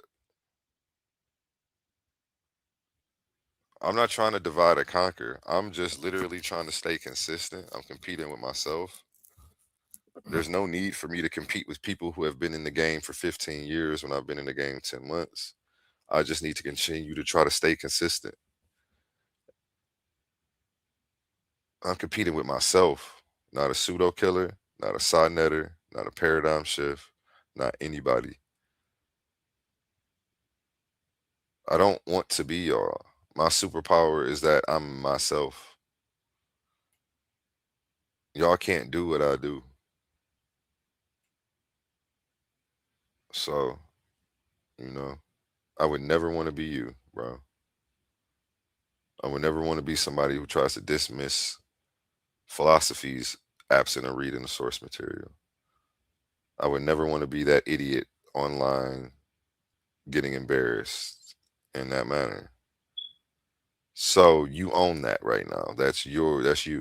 You got that on lock, and nobody's trying to copy that, Cedrick Ortega. So, without too much further ado, and having had my say on Anon, the idiot, the infantile little child, I'm going to share my screen, and we're going to go through first what my position is based on the rhetoric that came out of the young man's mouth. Then we're going to hear Anon agreeing with me. Okay, Cedrick, your position is fine. And then somehow getting a revelation that I somehow am obligated to engage with the rhetoric and the nonsense. All right, let me share. That's a lie. I agreed with him with what he said about methodological naturalism because I agree with science. I didn't get mad and say that he had to engage, but I said if he's going to dismiss somebody's philosophy and say it's pseudo, he has to first read said philosophy. That I did say. And that's something that, he holds everybody else to that standard, but somehow he thinks he's exempt from it. Like completely delusional. Yeah, he thinks he's being funny by not saying my name, by calling me Anon. It's a way to be disrespectful. It's almost like I should call him Cedrick. I don't know. I don't want to be disrespectful though. It's not in my nature to go around disrespecting people. It's not in my nature to go around personally attacking people. I got into this because I love information. I love intellectual discourse. I love learning. This is why I created a channel. This is why I continue to stay consistent. I'm continuing to stay consistent because I'm actually seeing a return from this. It's nice when you can pay your rent with a YouTube check. I don't know if you never had that feeling. I've felt that already, so I know what it feels like. So of course, yeah, I'm on here doing my thing. And I don't have to grift from anybody to do it. And I can keep pouring back into the community with what I'm making. So yeah, Green. And Oli, if you back, he's about to go into the science or go into your work, actually, not the science, but he never read your work to be able to. My screen is sharing. I'm gonna play this. There we go. That's why y'all. That's why you. No. And yeah, like it says it right there. Like he can't keep pretending like he doesn't know where he is. It says Coliseum of Arguments, Titans Debate League. He knows where he's at. He's doing all this shit talking, but he's on my show. Like, this is the most disingenuous guy ever. Yes, hold on. Wait. Listen. I have a philosophy. We know, I guess we alluded to them. Idealism, psychism, and a couple more. However, that doesn't give you something we call demonstrative value. We have neuroscience, clinical psychology, And these are within the field branch of philosophy called philosophy of science, which produces methodological natural. Everything he's talking about, like he's trying to flim-flam everybody. He can't talk about quantum onlyism because he hasn't read the 68-page book and he doesn't know the argument. He doesn't know my homie's philosophical argument. He hasn't looked at a syllogism. He hasn't done any of the necessary work to be able to address him. But he's still trying to pose himself as an authority and thinks that he can judge this shit off of the title. All of this because he tried to be intellectually dishonest and not do his homework. This shit is drugged out so far. And he can't just admit, man, I was wrong, bro. Just say you was wrong. Apologize for dragging this shit out and say, damn, all of this shit, and I really should have just at least looked at the argument before I told this nigga it was stupid. This nigga's a sad excuse for an intellect, man. What you have is a philosophical, metaphysical assertion, which you cannot ground in anything empirical. So you're going to just talk in a circle. I know that. Go ahead. Absolutely not. I have a book called Divine Mechanics, which actually demonstrates it. See, that's where y'all. So now he has a book called Divine Mechanics, which demonstrates. So you don't understand what empiricism means. You have a book with your philosophy in it. That doesn't mean you can demonstrate anything. Let's continue. Mind you, I hear him. Fall short. That's why I tell you, this is where all of you guys gonna fall short because you never formed your own ideas. You're a natural methodologicalist because you. So I'm a methodological naturalist. No, I am scientifically literate. Methodological naturalism is the philosophical grounding of empirical science. Empirical science is how we engage with our reality today. So I don't know why he thinks he's spitting, reading the basics of 8th grade science to people. Like we know this. We know what science is, bro. The observation of the natural world through observation, experimentation, testing, and evidence. We know science is used to explain natural phenomena using methods that can be tested and potentially proven or disproven, bro. We know that methodological naturalism is a part of that. That's grounded in that because science can't test outside of the natural world. Then science doesn't test for supernatural claims, and it's okay. You keep repeating that shit like it somehow made you the MVP of the league, and it hasn't. Nigga, you spitting 7th grade science to people. And I agreed with that. Like he thinks he has something because I agree with that shit, bro. But where does any of what you said prove wholly wrong? That's why he thought he had something. He thought he was gonna sound all smart, and I was gonna say, okay, you won. Like, yeah, I understand that, and I agree with you. But what the fuck does that have to do with quantum onlyism? Because you haven't read the work, obviously. If you keep repeating this weird shit, but he doesn't understand because he hasn't read the work that nothing he's saying applies to the shit that's the argument that's inside of my homie's work. Like he can't fathom that he's wrong. This shit is very scary. The lack of self-awareness here, the lack of intellectual accountability, integrity is I've never expected it from this guy. But now I see why everybody else has got Cedrick Ortega on their shit list. I see why everybody else Credente. Oh, you meant Renente. Hey, you was funny. I'm not even mad that you keep popping that shit up. That shit has got me rolling over here. Every 5-10 minutes, you just say Renente. You make me want to pull that video up. It's funny because I ripped all them videos just in case they ever took that shit off the internet. They gonna take it down again too. That's why I told everybody I know where the bodies is buried, bro. Don't make me pull them skeletons out the closet on you niggas. You ever want to come and attack my character? I'll do a watch video on 10 years of you guys shitting and on the community, grifting the community, scamming the community. Don't come for me, bro, because it could get real ugly. I've been here 10 months. You don't have that on me. You have me going ahead and doing a bunch of philanthropy and giving a bunch of shit away, paying people for their time, their energy, and their research, giving a bunch of t-shirts and clothing away. Don't forget I had the game show Pseudo or Facts. We was giving away free t-shirts and hoodies. 2 or 3 hoodies every episode to the winners. Like, I'll pour back into the community. I don't know. You guys it's very scary.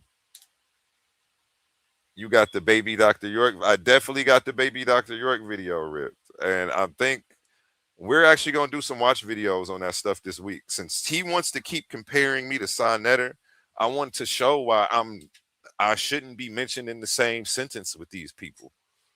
I did an episode. Oh, yeah, you was up last night. Shout out Jay the Snake, man. He was in the chat with me last night. So with Smash Your Idol. I did the episode on Napasha Die and 607 Unk, Incoherent and Unhinged, attacking Maggie the Substitute. That was crazy work. You know, I'm here to clean up the conscious community. And again, I think they have such a big problem with me because they know natural selection is real. They see that we the evolution of what they started. And they know that they are soon to be extinct out here.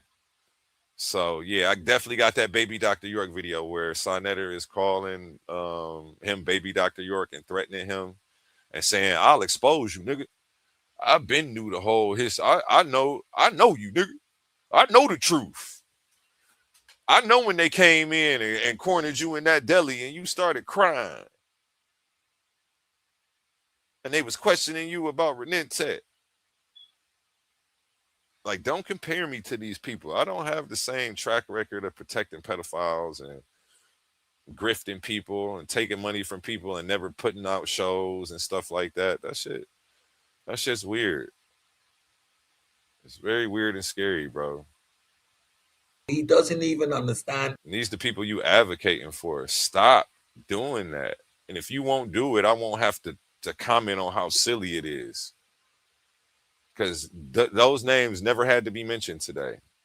But since you decided to put that in your intro to attack me, as if that somehow boosted your status and gave you credibility, those are the worst people to try to build credibility off of.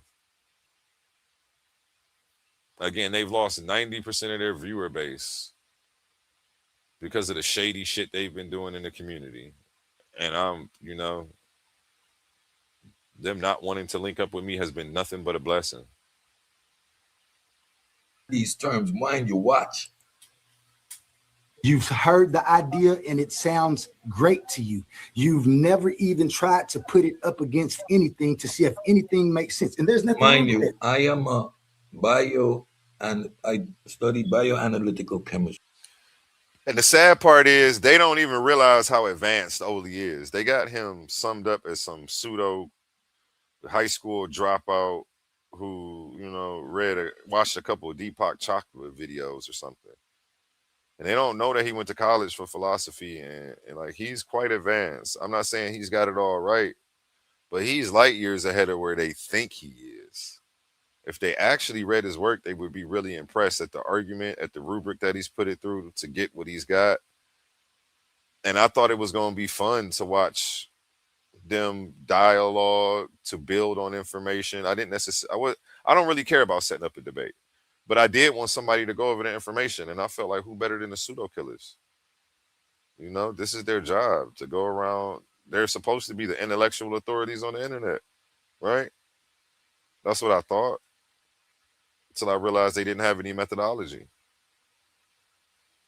They abandon all methodology, slander you, call you pseudo, a scammer, a charlatan. This is what they were saying about my homie. Absent of looking at his shit. Like, the shit just was disingenuous. It was unfair. I couldn't let it happen on my watch, man. Only a Titan, man. But I would stick up for anybody as an unfair, unbiased host and just ask, can you source that? Can you show me where in the work is pseudo? I don't understand why that was a problem. Sonetter would tell you niggas to source up or shut up. I didn't even ask for it like that. I asked for it way more polite than that. You weird ass. Oh, see, I want to go in on you. I'm trying not to be like that. Take a couple deep breaths and get back into this video. I know you're going to say something to trigger me and piss me off again, but again, I've already let it go before I heard it. I'm going to just keep that in the front of my head because this guy's a clown.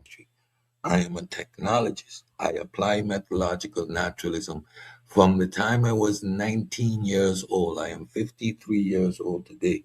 It's been a way of life demonstrated. Oh, he's 53 years old. Look, he a grown-ass goofy. No wonder he keep all this shit going. He keep all this shit going. And this nigga 53?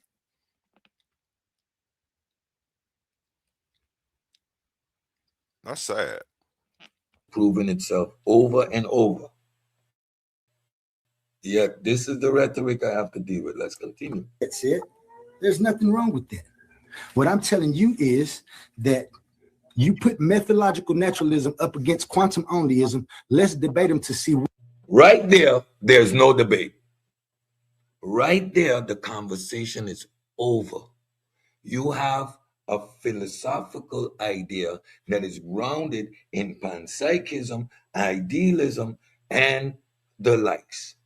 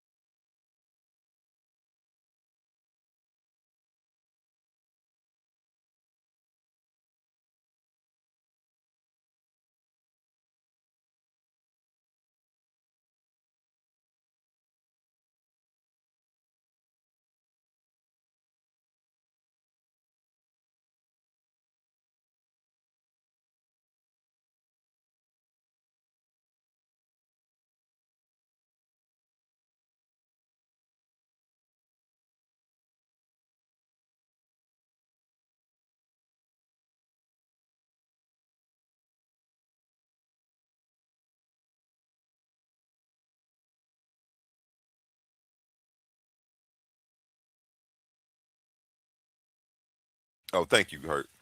I was saying, dang, I don't even know where I started.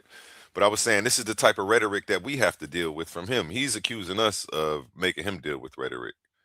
But he's coming up with the fact that this is panpsychism or must be some form of idealism, absent of reading the word.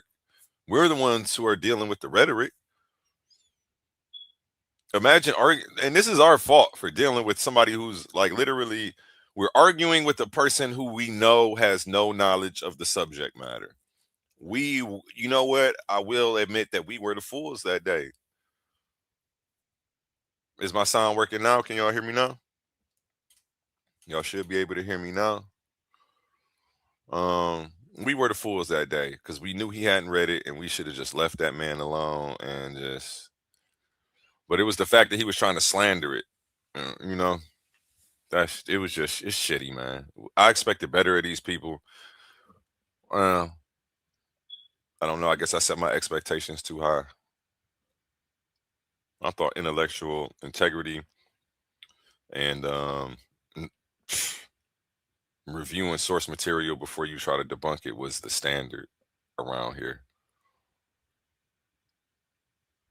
The pseudo always dies at its source. We gonna see to that. And there you go pontificating. You know we don't believe in that.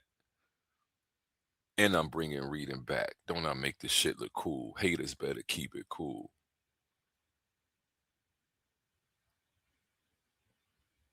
Might hit up quantum. Have my hitters get at you.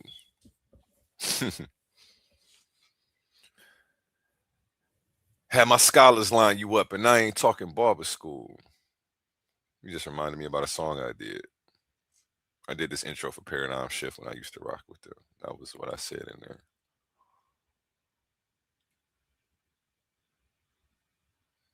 Shit's sad, man.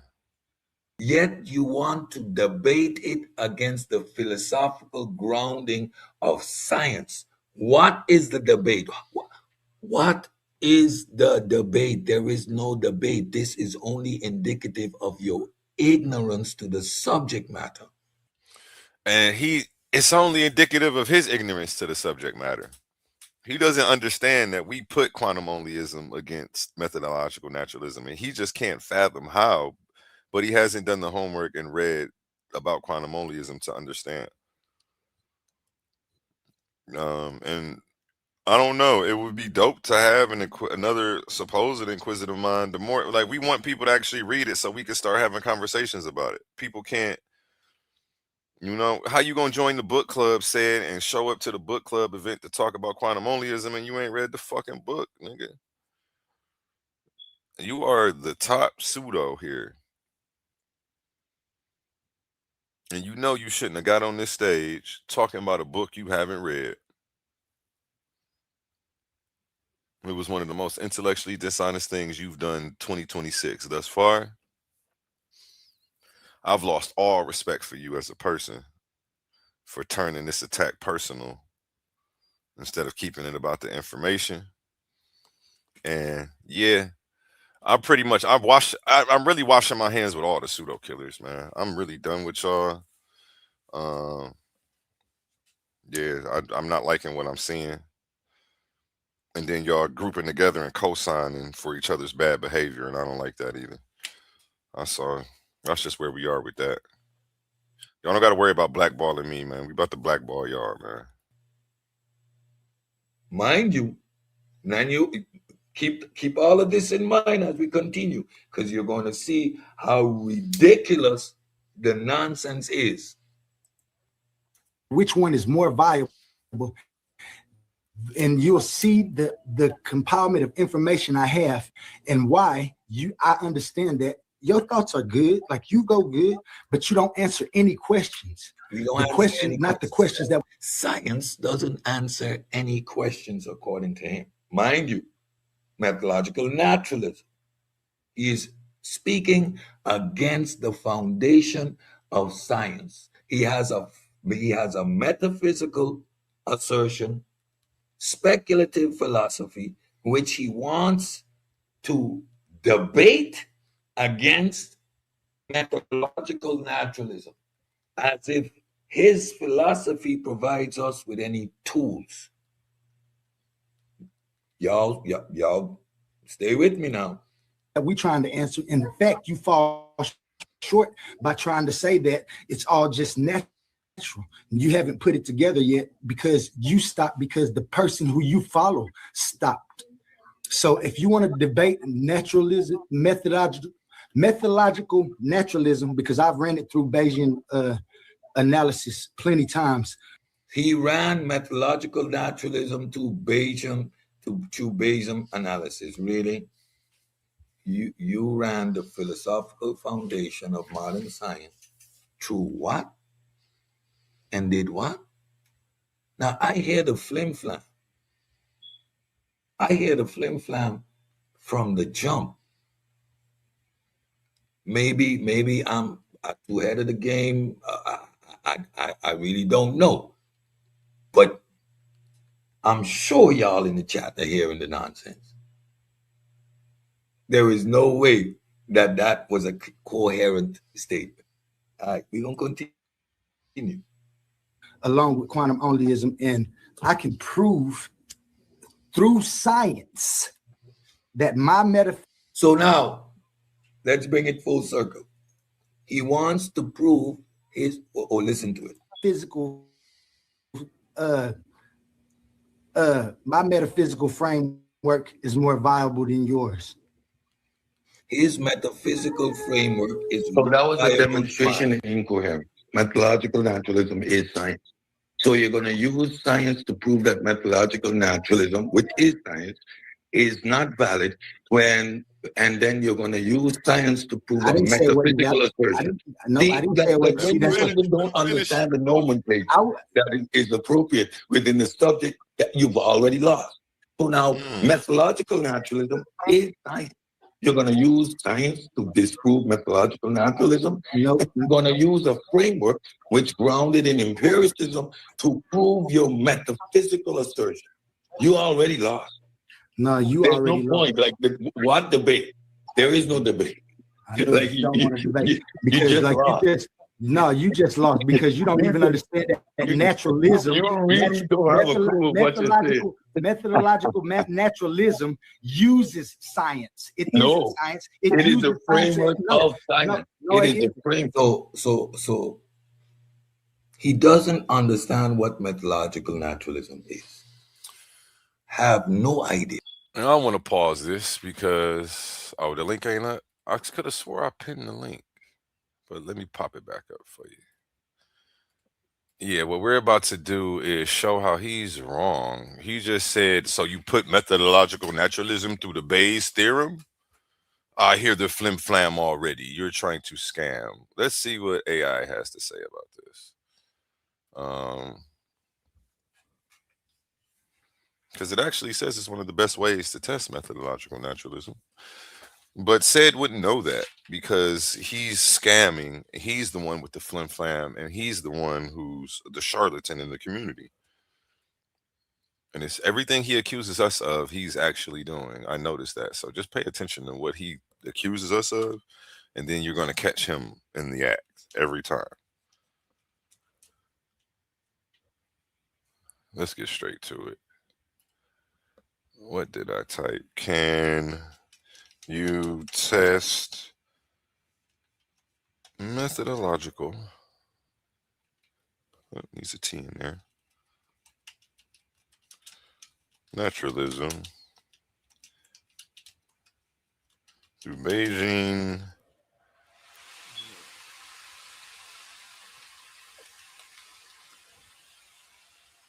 Okay, let me share this screen instead. Share this tab instead. Let me make sure you guys can see the screen. My bad, I'm back. Hey, I was just going to ChatGPT to show that this guy didn't know what the hell he was talking about over here. Yeah, let me blow this up so that way people can see this at home. Oh, I just asked it, can you test? Yeah, because he's saying that you can test methodological naturalism through the Bayesian testing. He's saying that right there, he hears the flim flam and knows that you don't know what you're talking about. But when we type it in on AI, it says, yes, in fact, Bayesian reasoning provides a useful framework for evaluating methodological naturalism as a research strategy. The key point is that methodological naturalism is not a claim that only natural things exist. That's metaphysical naturalism. Instead, it's a methodological rule. It's not. He tried to compare methodological naturalism and science as if they were one and the same. And he's the one who doesn't understand the nomenclature. Okay? Now let's break this down because he was real loud and real wrong in this video. When doing science, explain phenomena using natural causes that can be observed, tested, and potentially falsified. Oh, wait, my bad. Instead of a methodological rule when doing science, explain phenomena using natural causes that can be observed, tested, and potentially falsified. A Bayesian analysis says, does using methodological naturalism increase our probability of arriving at a true predictive explanation? Step 1, define the hypothesis. Step 2, here's Bayes' theorem. Prior probability, evaluate the likelihood, calculate, add more evidence, astronomy, chemistry, evolution, cumulative Bayesian. Yes. It says you definitely can do this. In conclusion, a Bayesian analysis does not prove methodological naturalism is true. Rather, it asks which methodology better predicts the scientific record we actually observe. And this is the debate that he was trying to have with you, Cedrick Ortega. But you're not intellectually astute enough to digest Oli's conversation. He's actually light years ahead of you, brother. And we just exposed you. You can't even fathom what he's doing. You have no clue because you've never formulated your own argument or ever had your own opinion about anything scientific.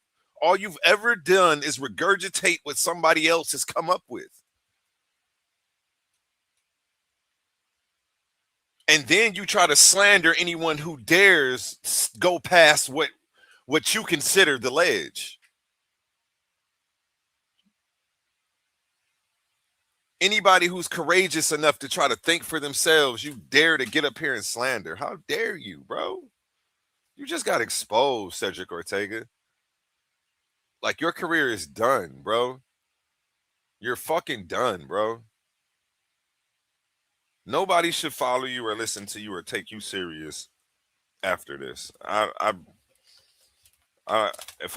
You can't debate over here, bro. I need a genuine apology for your arrogance and your ignorance. IBM, Renentet. Let's get into it. Renentet. Let's go. Where was we at? Okay, yeah. But he wants the debate. And he's going to use science to prove his metaphysical philosophy.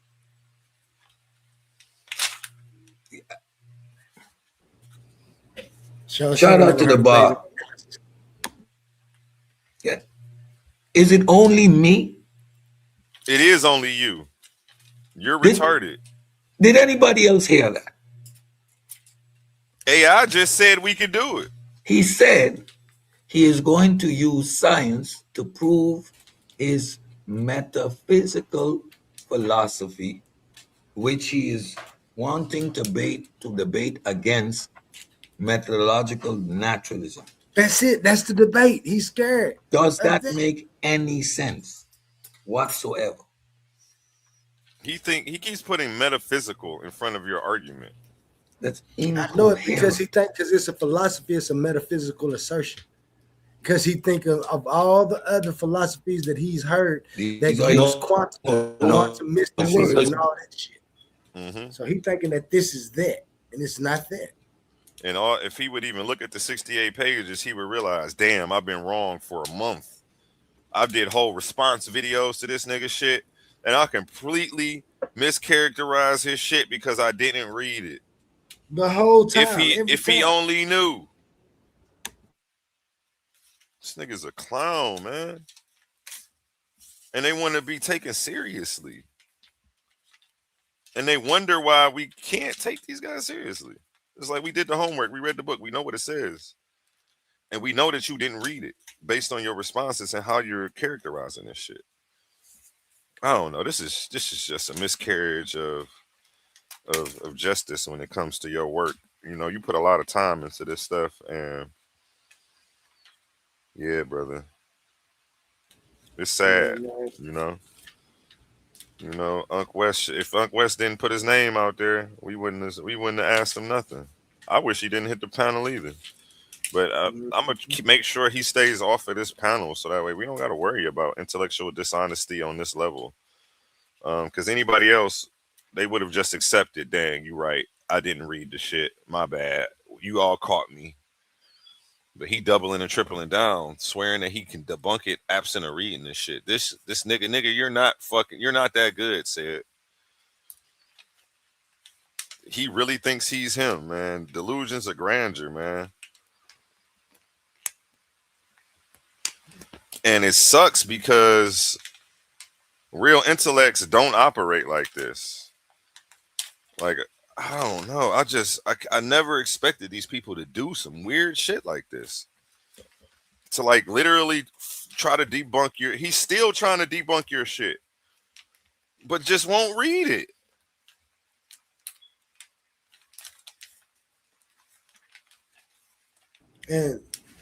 And that's, like I said, I know it's gonna always be pushback.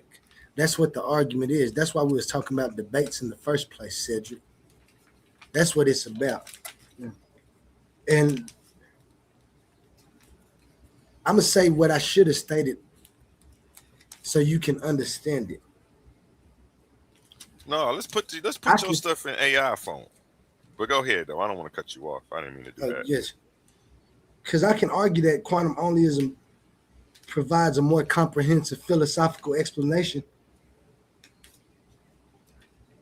than what you have. I can do that. Anybody can do that. As long as what I do is remaining consistent with empirical findings, that findings that are the same findings that's produced through methodological naturalism. Why do you think methodological naturalism doesn't have any place for being observed and questioned? That's what it is. Yep. Can you pull up that video, or were you saving that, babe? That Which one? Quantum onlyism versus methodological naturalism. You remember that explainer that you had? Oh, that little Are you ready to release that, or do you want to save that? I mean, we can because right now is the time to school these niggas. You know, this all eyes on you right now, baby. You know, show these niggas what they should have been inquiring about when dealing with you, instead of just treating you like you was some loony fucking tune. They never respected you from the get-go, and it just sucks. Like, discourse with the ignorant man as with the sage. Like, he had his ego in here trying to prove you wrong before he even took the time to try to understand your shit. And that's where they failed. Now they getting dragged around the room and embarrassed. He still doesn't even know what to attack when it comes to your argument.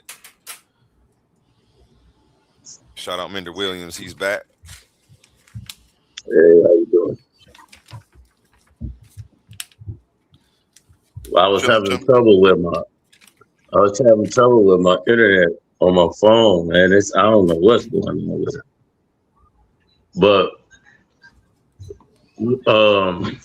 when you're dealing with the pseudo killers and with they just one track minded, you know. I thought science was what it's like. You have to come with the information, and to know if it's a fact, you always have to go against your word to cross out everything that's like, if it's wrong. Like, if I come up with a source or whatever within science, or if I'm coming up with information, I have to cross and dot all my T's and things like that, you know, and then put the information out. But what I don't We're doing what you might call a smuggling audit on. Go ahead, man. What I don't respect that, like, if me and you or whatever, we coming up with ideas and things like that, putting a presentation together. And of course, we have to, whoever, like the listeners, got to take your presentation and assess your presentation, and you're going to have some pushback. But for them, they one track minded. That's why they be going at Jabari so hard, like, and then it's crazy because if you really think about it, y'all really going at this dude crazy. You know what I'm saying? Because it's not even about the information anymore. It's like a reality show now. Yeah. So it's, you know, Cedrick come up with some good points, but Cedrick is not a for real scientist that has facts. Because dealing with science, we all know the information's changing right away. Facts. You know what I'm saying? Science is always correcting itself and updating itself. So yeah. Right. So how is we gonna measure what you're saying? But that's when, like, if I go into all the biblical texts and I take a piece out of every text, which revolves around my life and circumstances and things like that. It's not a religion. This is what I'm doing. So am I wrong for, instead of being separated, oh, you're a Christian, you a Muslim, you this, you a Israelite, this and that.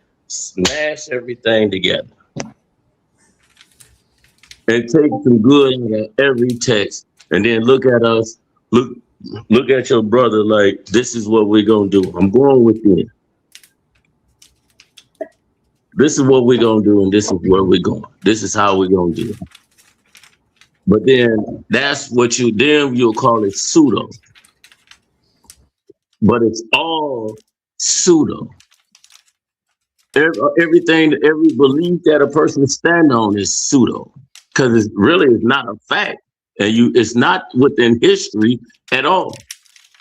It's man-made. I'll let my friend. Ooh, this shirt is nice. I'm over here making this shirt. I want to keep it for myself, man, but I'm about to send this to Oli, man. Oli came up with this design that was really nice, and I just printed it out. I'm about to show y'all on the camera. Oh, you got him done? Yeah, I just peeled it. I was over here. I was just really waiting for dude to come pick up them gold teeth. So I was over here working while I was listening to Mender talk. Yeah, man, this design came out really nice, and I want to keep it for myself, but I can always make myself one. I'm gonna hook you up because you've been helping out a lot in your free time. I appreciate you. Yeah, I appreciate you, brother. Hey, let me see what y'all can see. Let me pop my camera back on. Appreciate you dropping those words, Mender. You hit it right on the head. Oh, they're ready to go. Trying to get it to lock. It was on for a second. Oh, you see it? You see the design trying to pop in on you? Oh, it was on that point. It keep popping in and out. Oh, there. If I do it like that, you can see it. Oh, if I put it up against my shirt. Damn. This just it's about to look nice. And then it say debater died at the bottom. This is your design that you created. I'm about to go ahead and press this here shortly. Titans Debate League TDL. Again, I had to put it on my chest to get it to stick. I don't know if it's probably showing straight for you, but reverse for me right now. Yeah, it's showing straight for us. Yeah, that's banging right there. I like that debater dive across the bottom right there. Oh, you can see the debater dive part? Let me make myself big on the screen. Make me jumbo real quick. How do I do that? Yeah, oh yeah, you can see the debater die down there. Yeah, that's banging right. That's exactly how I imagined it too. This white part in here, I didn't know if I should keep the white part on the bottom of the letters. You want that in there or peel that out so that way? Yeah, no, leave that like that. Okay, because on the version that you sent me where it was the white and blue, it was completely hollow in here. It was all hollow. I just like did this because to try something different, to give it some yeah, I like that right there. Debater die, Titans Debate League. Yep, I'm about to press this for you. You can send me your address. I'll put this in the mail. Get this out to you. All my Titans being eaten, Humble Mystic. Y'all about to get one of these too this week coming up on the house for all the help. And, just an appreciation gift for everybody who's been helping keep this place running. You know what I'm saying?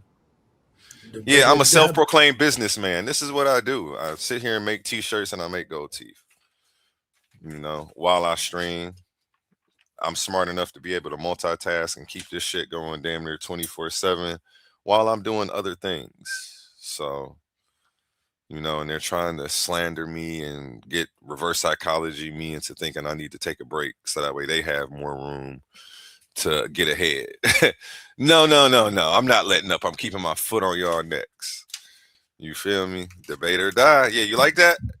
Came out nice, didn't it? Hey, can I ask a question? Yes, sir. As far as religion, see, I'm not no scholar or anything. I do research and I study, and I'm like free-minded. I have no religion at all. But then, yes, I do believe that, rest in power to my auntie that we just buried yesterday, Ollie Heron. I do believe in that our African tradition as far as ancestry. And I do believe in the universe and the cosmic law. You dig what I mean? I believe, I won't say I believe, I know. You know what I'm saying? I know I have a sister that's transitioned, which is now with the ancestors, and then my grandfathers and grandfathers before him. I know I have those, you know, ancestors. And once I go inside myself and really focus, everything opens up, you know. And people will say what it's prayer or however, whichever denomination you go up under. But is me thinking and me knowing of my ancestral roots and with just the ancestral roots,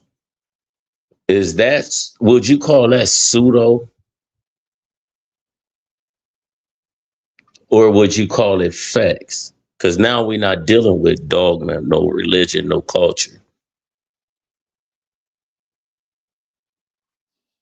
Well, it will only become pseudo if you start trying to claim that it's a scientific or empirical fact, which I don't think you ever do. It's empirical. It's a fact that I have those that transition within, my family line, as far as ancestors. You know what I'm saying? And with the ancestors, that's a fact. No, they haven't been nailed to the cross or dragged in. However, may say, but would it be pseudo? Because sometimes we have to understand the thing, because pseudo is thrown around so loosely now. Oh, you made it up. You made it up. I'm dealing with facts. My brothers, y'all got a left arm, right arm, right? You know that you have a right and a left arm, right? That's facts. You don't believe that you have a right arm or left arm. That's where I stand on facts. So would that be pseudo?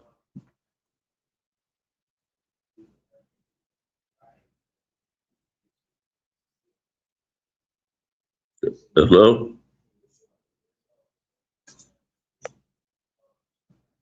I don't know if you're talking A1. I can't hear you. I'm still here. Yeah, I was over here. I was over here pressing your shirt, Oli. Oh, okay. Sorry. Okay. And shout out Jay the Snake. He says he's about to put the shirt I made him in a frame and put it on the wall. Shout out Jay the Snake for supporting. He had his homie passed away and he needed a shirt made in 48 hours. He didn't give me no time to get him his stuff, but I got it there. I got it there in time for him to make the service. So yeah, if you need things on short notice, I work really fast. It only takes me, again, I made this shirt in a couple minutes for Oli. And we can get it out to you next day air if you do have something coming up within 48 hours. It's possible.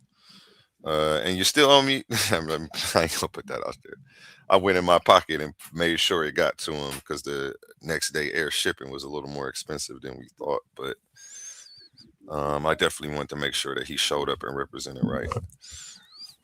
So yeah, sometimes I make sure, who cares? So. Donating back. But yeah, man, I appreciate you, Jay the Snake, and make sure that you let people know to keep shopping with me. This ain't a Brother Polite situation where nobody's shit's popping up. He said, yeah, I'm about to put the one you made for me in the frame. He said that he did. Yeah, I'm gonna hold it down, man, always. This has been a long episode. I don't even care about what the rest of the shit they said in this video. I'm lightweight already over it. These people have no intellectual integrity. They don't have a leg to stand on when it comes to being an authority on this shit. And I think we've thoroughly exposed them enough, honestly. And, well, they exposed themselves. Renate. Jay the Snake, my man. Renate. He want me to play that. He want me to play the video. Go ahead. I'm listening. I'm about to go over there and press your shirt. I'm about to let you get the floor. Y'all didn't hear my question at all. Yeah, you asked me if it's pseudo. I mean, can you prove it? No. What? Yes, I can prove it. Wait, it's a fact. Yeah, I'm talking about. Wait, what was your original claim? Your original claim was about your ancestors, right? Right. Exactly. Okay. And now we're not going into dogma. We're not going into dogma. We're not going into the Abrahamic faiths or none of that. But when because I've lost within the 5-6 years, I lost a great deal of my family, and they transitioned. So they are ancestors. And it's a fact that I know that energy never dies. Because, we was taught that you're a body with a soul. No, you're a soul with a body. All that stuff sounds real poetic, but I'm talking about, but is it a fact that I know you may have uncles or cousins or however transitioned. Yeah, I don't like how you made it personal, and now I don't even want to comment on it no more. No, it's personal because that we all have our ancestors. It's not trying to come deep down on a person like beefing or anything. I'm just saying. I know. Yeah, I think you're misrepresenting the laws of thermodynamics with the way energy never dies and trying to apply it to a soul, which we can't even prove that we have one. Science hasn't proven that. If that's an assertion you want to make, I would say it's more a philosophical position. And science can't test that. So, I mean, we just haven't found it there. But if you still want to believe to each their own, if you want to believe in the soul, that's cool. Now, when they say that energy, let's leave soul out of it. Okay, I want to still finish responding to your claim. Okay, go ahead. Right. Let me land my plane. I'm gonna let you know when I land my plane, so you know when to respond. And I'm not gonna be too long-winded. But the laws of thermodynamics, when they say energy isn't created or destroyed, it's not necessarily saying you're positing that your soul never dies. That's what you're trying to say, correct? Am I correct in understanding you? Well, we can say it because we don't never die. Okay, well, that comment of thermodynamics isn't in reference to a soul, which we haven't proved exists yet. The comment about thermodynamics, energy never dies, is in reference to when we pass on, our organic matter will be absorbed by other matter and transformed into new energy that's going to fuel their bodies. That's what that means. And it's in relation to the conservation of energy, and it has nothing to do with this whole spiritual soul thing that people are trying to connect it to and correlate it to. That's just me being honest with you and accurate with you. Now, if it makes you feel good, it makes you feel like you're connected, cool. I don't know what happens when you pray. I mean, I'm only subject to what we can test, see, and observe as well. I don't make the claims that stuff doesn't exist in another realm, but I just make the claim that we can't prove it. We can't test it. We can't measure it. And you telling me something, I can't, how do we verify that? And if we can't, then it's unfalsifiable, which makes the claim technically irrelevant. Who cares if there's unicorns in another universe that we'll never be able to touch and see? Why would I argue with you about that? Okay, well, we'll never be able to touch and see that universe, so how will we ever be able to prove it? You know, it's just not worth going down that. I don't have a chip on my shoulder wanting to prove everybody wrong, but you're forcing an answer out of me. You saw I left it alone. I didn't really want to comment on it. I didn't want to tell you was wrong, per se. I was trying to let you live in your beliefs. But if you're going to force an answer out of me, I'm going to be honest with you. I think you're misrepresenting the laws of thermodynamics to try to adhere to some ancient belief system, which is cool. And it could still be true. It's just outside of the realm of natural observation. And I can't tell you anything about it. But yeah, using the laws of thermodynamics, it's not talking about your soul. It's talking about your organic matter. It's talking about the conservation of energy. And it's being misrepresented by people in the spiritual community. Does that answer your question? Sorry if I bust your bubble. I wasn't trying to tear down people's stuff today. But then that's what you call scientific. That's a scientific answer to what you were speaking. Mm-hmm. You know, that's that. You know, but then it goes into dogma, because how you was trying to explain it is spiritual beliefs and stuff like that. But what I'm talking about is knowing. You know, because okay, within science, right? Our ancestors started the whole realm of science,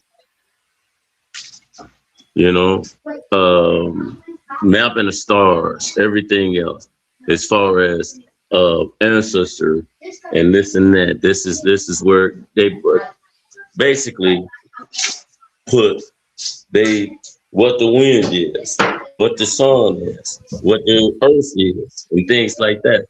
But then do you think scientists the scientific world is a little prejudiced, racist, when it comes down to our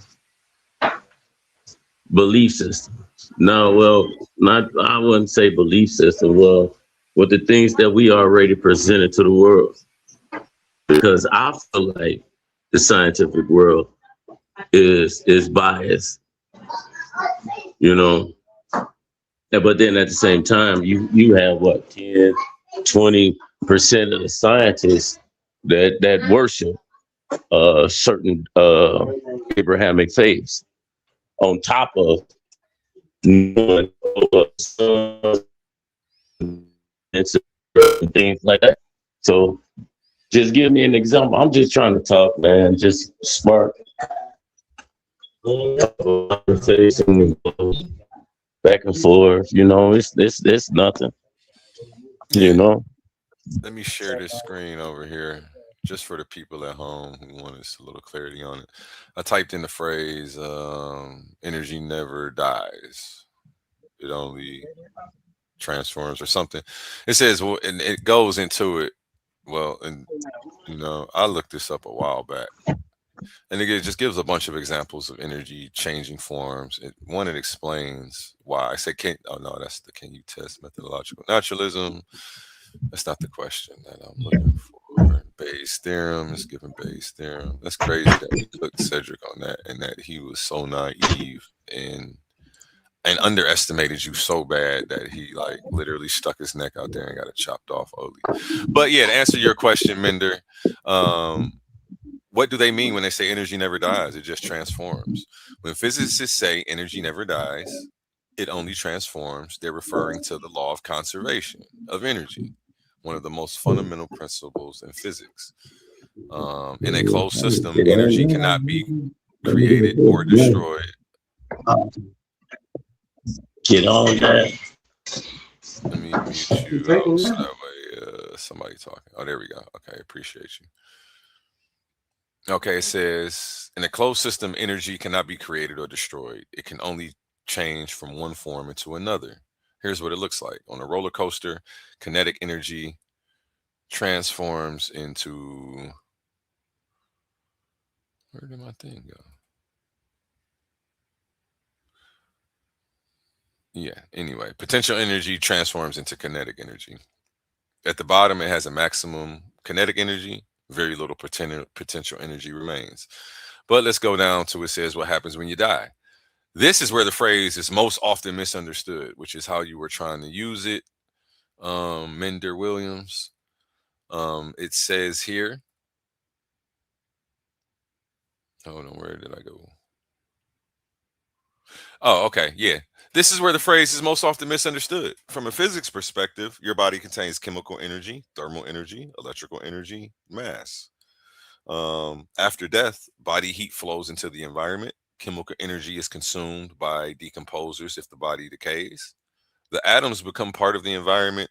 The energy is redistributed into the surroundings.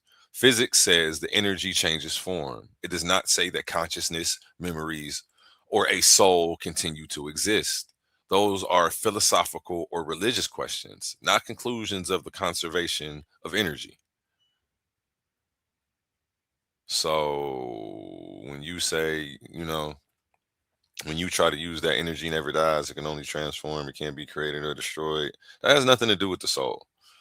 That's a philosophical position that you're positing into a scientific conversation, and it's not one that can be proven or disproven in any empirical manner.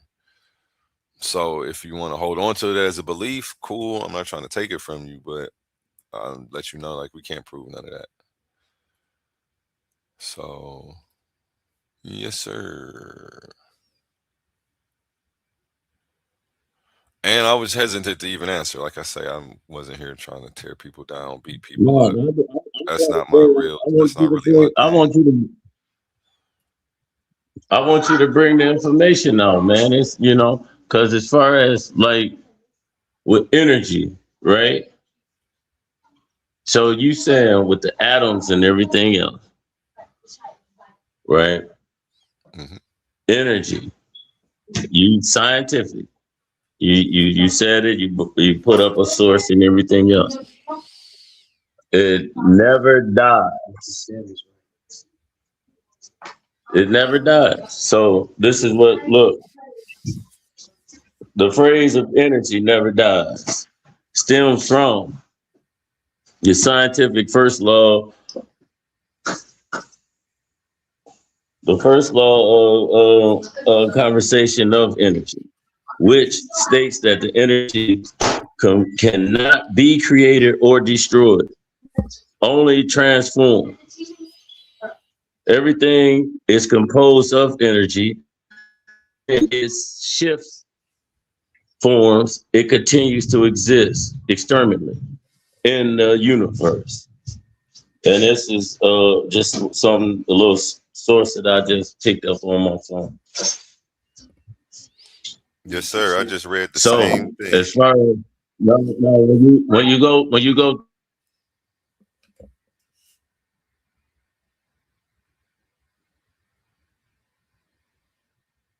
What happened? You got the floor? Are you still there? Are you still there, Mender Williams? Okay, he must have dropped off for a second.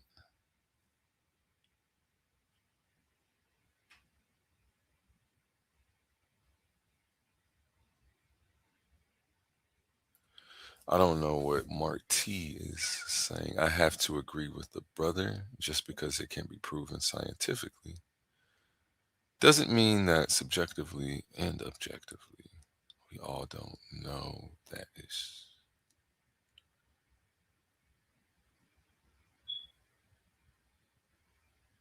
Okay, yeah, science doesn't disprove or proves where consciousness comes from.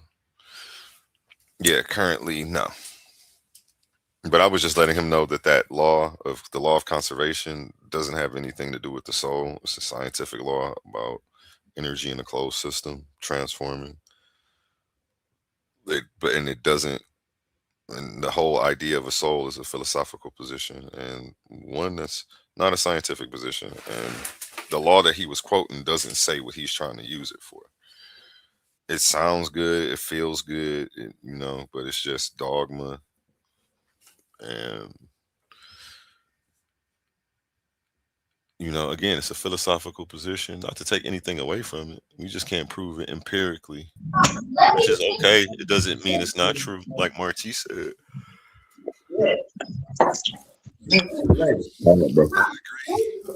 Back to you, Mender Williams. You had dropped off when you were talking. I apologize, my man. We suffered in where I'm at. I'm in Indiana, and within Canada, they had that huge forest fire, and all the smoke and everything came down, drifted down this way, and it's been raining and everything, man.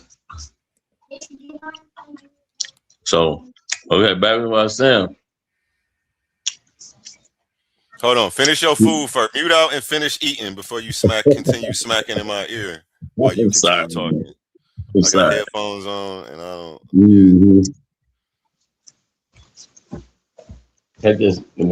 No rush, brother. No rush. Get your nutrition. Transform that energy. That's what that means.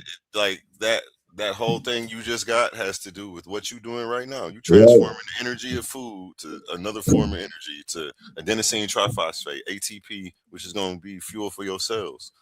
Now, so that's what that means. It doesn't have anything to do with the soul, but people have applied it to that to try to use science to try to prove. See, within science. Go ahead, man. Within science, to be real, a soul, a spirit, things like that, it don't add up. Because it's not been proven. This is going out of years of like our ancestors. You got a soul and a spirit. We really don't know. Don't nobody know. But when we came up with the term energy, we do know that energy is energy. And as our people got to researching and studying it, it transfer. It's you know what I'm saying? Because before the Big Bang Theory, what was going on before that? Don't nobody know. You couldn't tell me. We don't even know if the Big Bang Theory is accurate. But we understand energy. We understand atoms, like wave particles. That's where I left off at. The wave particle. The wave particle.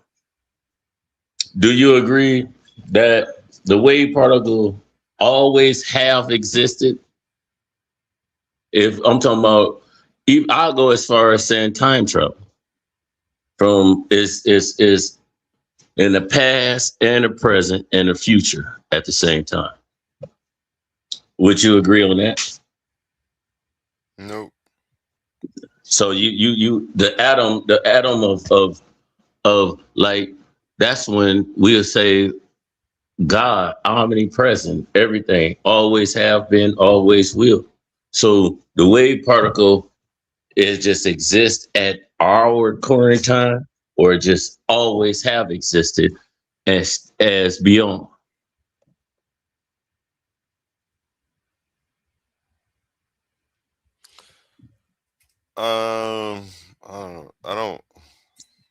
I'd rather you just teach instead of asking me questions. Well, but then at the same, but as scientific breaks down the atom, it goes deeper. It's just not an atom. It's something else in the atom. Then it breaks it down even deeper. It goes back, 7 stages of an atom? And that's what we all are created from. We all atoms. So what I'm saying is omnipresence of God. You have the past, you have the current state that we're in, and you got the future. And the atom is in all of it. So with the wave particle, only the way it comes to a whole is when it's observed. So we don't know what's going on in space right now, but we know it's planets and things like that.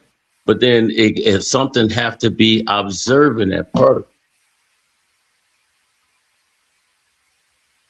for it to be a Earth, whatever, you know, because everything, all this stuff can be broke down to the lowest common denominator. But then that's when science come in and be like, oh, well, because science really don't know. You know, those science can say one thing, 20 years later, 5 years later, say another thing, because everything revolves, it changes. Nothing ever stay the same. So when you die, or it's just that it's over with. You have no substance afterlife, which that's dogma to afterlife. You have no type of life after when you die. You just dead. You're gone. You're out of here. It don't work that way. If you think, as you look at the sun, the stars, the moon, everything, you shut on your light, turn them back on. Light bulb died. You put another one in, still there. Come on, man. It just revolves. It's telling you. All you got to do is look at nature. Your favorite flower that you've been planting for 30 years always grows back the same time at the same time as spring and things like that, and you enjoy it through the summer. So do you think that when we die, that's it? No, man, it's not. That's science. Science is wrong because it don't fit into theology and things like that, you know.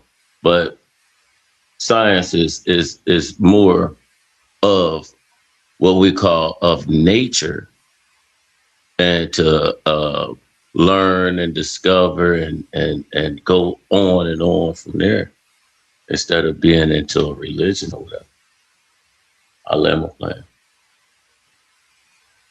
Hey, I agree. Good, you know, you made some good points. Some stuff I don't agree with too, but I don't get up here trying to prove everybody wrong, and I just try to find a common ground. Usually,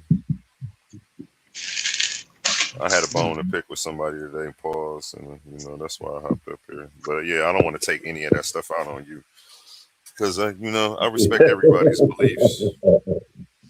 And I think the best way to look at, and I think the best way to look at it is just like Marty said, science doesn't disprove or prove it. It stays neutral on it. So it provides for anything else to try to find the right questions. And then once you can find the answer that fits with empirical science, then that's what it does. Because that's why, like you was talking about, science updates. It updates with the information, and the information is the experimentation. I agree. And so while I understand what you're saying, I think you understand too what me and A1 saying when we saying that it just isn't empirical right now. Not saying that it won't be in the future. Right now. But I feel like science is where it's at right now. Is the pivotal point, like as far as that we can take in information, dissect it, and get further on with the truth especially about nature and anything at that point. You know, we can't. That's why I say theory. You know, science always evolve. We can't just say it's a fact. You know, it's not. Science have scientific facts. You know, but it's study and proven itself as we live on and take on certain circumstances within life and with nature. Because science is take that on and come up with a solution of why instead of I don't know. Yeah, I got you, and that's just it. What we'll have to do, like you talking about that soul and energy and things, then in some scientific sense, you'll have to start figuring out what mechanism is at work and where we can find that form of energy that you're talking about. And that's what I talk about when I'm talking about the science of it, because you can propose a soul all day, and science won't try to disprove it or prove it. But you can set forth mechanisms to put scientific experimentation into process and into play, and then maybe find those within the scientific realm. I think that's what you're saying, right? Yes, I agree with you, bro. I agree with you. So that's why I wanted to throw out some things. Excuse me. I wanted to throw out some things. It's not that I'm disagreeing with you all. I just wanted to throw out some things and let you adjust and then come back with information as far as like how you saying and other brother saying, you know, which is a great deal of information, but is a site of thinking outside the box and coming with like sources to explain things. You understand? Yep, and not just coming up with sources, actually Yeah. doing experiments so you can be Yeah. that source. So Yeah. you can be the source of where the information came from. You did the experimentation. You know what I'm saying? And at that point, you become, like you said, you become the source. Now people have to look and see what you found and then do that experimentation to see if they can find the same thing. And once it can be repeated, we in there. Exactly. So as far as like me, I was saying with the ancestors, because it's a fact. It's not a scientific fact. It's a fact that I know both of y'all have a cousin, a auntie, grandfathers of grandfathers, mothers, dead. Well, transition.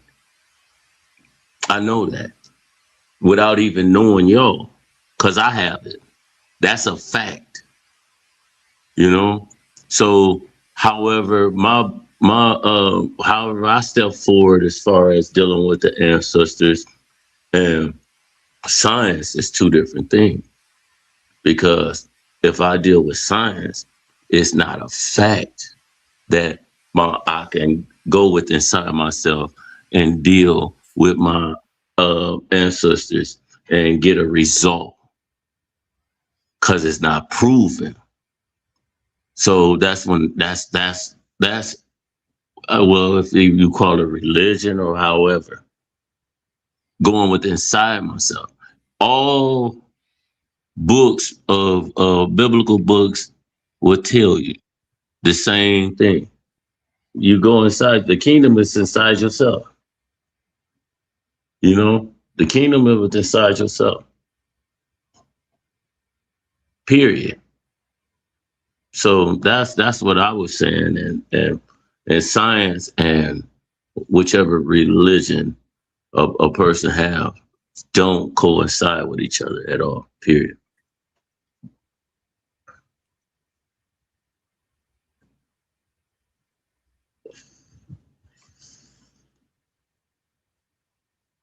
Hello? No, I talked about you. Yeah, I heard. My bad. I thought I was off mute. But I totally get what you're saying, dig what you're saying. We do know we have, like you say, people that's transitioned the past. And then our next question, I guess, would be, where are they? What are they doing? How is that still connected with me in this form? And these are the questions that we're pushing forward to. It might be a long time before we get to those answers. So right now, like I said, and that's what I like about science, it doesn't disprove it or try to disprove it. If it doesn't have experimentation that it can do with it, then it doesn't say anything about it. Not refuting it, not proving it, just not even indulging in that topic until experimentation can be made. And so I believe a lot of people in the community get that mixed up. And that's why they start talking about pseudoscience and is this real? Is it pseudoscience? Pseudoscience,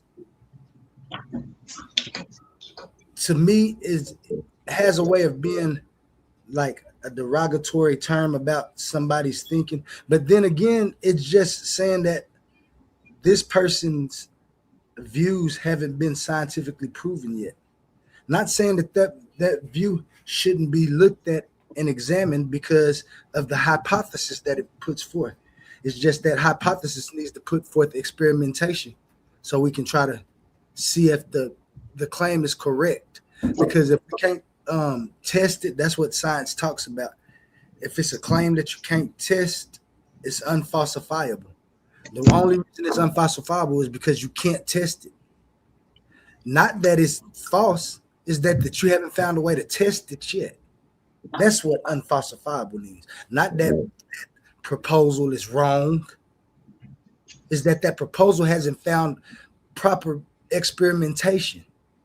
I agree with you.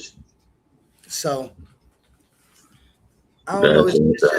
It's the way that some people come across the information transfer. Like we sitting here talking and you telling me you ain't trying to impose nothing on me or anything. You asking me questions about what you see, what you experience, and your understanding of it. Then the next thing I do is try to reply in a viable manner. I don't have to argue with you, tell you crazy because you believe in a soul. No, nothing like that. This is a mechanism that's put forward and been put forward. Science has not found experimentation to find it yet. But science hasn't found experimentation to disprove it yet. It stays neutral on that because it knows that there's something else you're going to have to find the answer to that question. It's not a scientific question. So maybe we need logical proofs to find out the experimentation to put forward. And that's why I always push people to critically think. Keep thinking about these things. Yeah. When a scientist or somebody tell me, the soul, you talking about the soul, it ain't been proven. Yeah. You're right. It hasn't been proven. But that don't mean I'm not fit to try to find experimentation or explanation for what it is we're talking about. Because if it's an intelligible idea, it can have a coherent answer. So what I agree. I totally agree with you 100%. And that's why I throw these questions out, because what you just said, and it was powerful. If a little do you know, that was a nice comeback. So in the 50s, scientific fact of within the 60s, within the Vietnam War, they didn't know, the carcasses was severely damaged to where you didn't know if it was a white man or a black man, right? So what they did was they examined the brain. Oh man, there they come. Oh, excuse me. Stop, man. I don't. Why is that? Excuse me. So. Shoot. I'm gonna let him come back. He probably got a little something, Yeah. Go sometime. Yeah. I'm gonna shoot a commercial. Okay. I'm gonna shoot a commercial. Let you get them kids, man. Kids, they get busy. Shout out to the kid. Hey, I'm about to finally go to this store, Oli. I thought that's where you was already gone. Nah, no, I never. You scamming. They always got you. I'm here. I like how you imitating them, quick to call somebody a scammer or something. Like, damn. Yeah, man, they quick to tell you you're doing something wrong. They don't know what you're talking about for no reason, without any type of. Well, let me see exactly what you're saying. Yeah, I see your reasoning. I disagree for this reason, and then that's it. Nah, you don't know, you're illiterate, can't read, don't know Sean Carroll or Roger Penrose. They're the only people who can come up with new ideas today. It's crazy. So they did studies on the human brain, and the pineal gland is what separated that this was a black man that died instead of a white man. You know, that's facts. Look it up. That's when, the whole, what they say, the pseudoism of the pineal gland and everything, that is just exploded.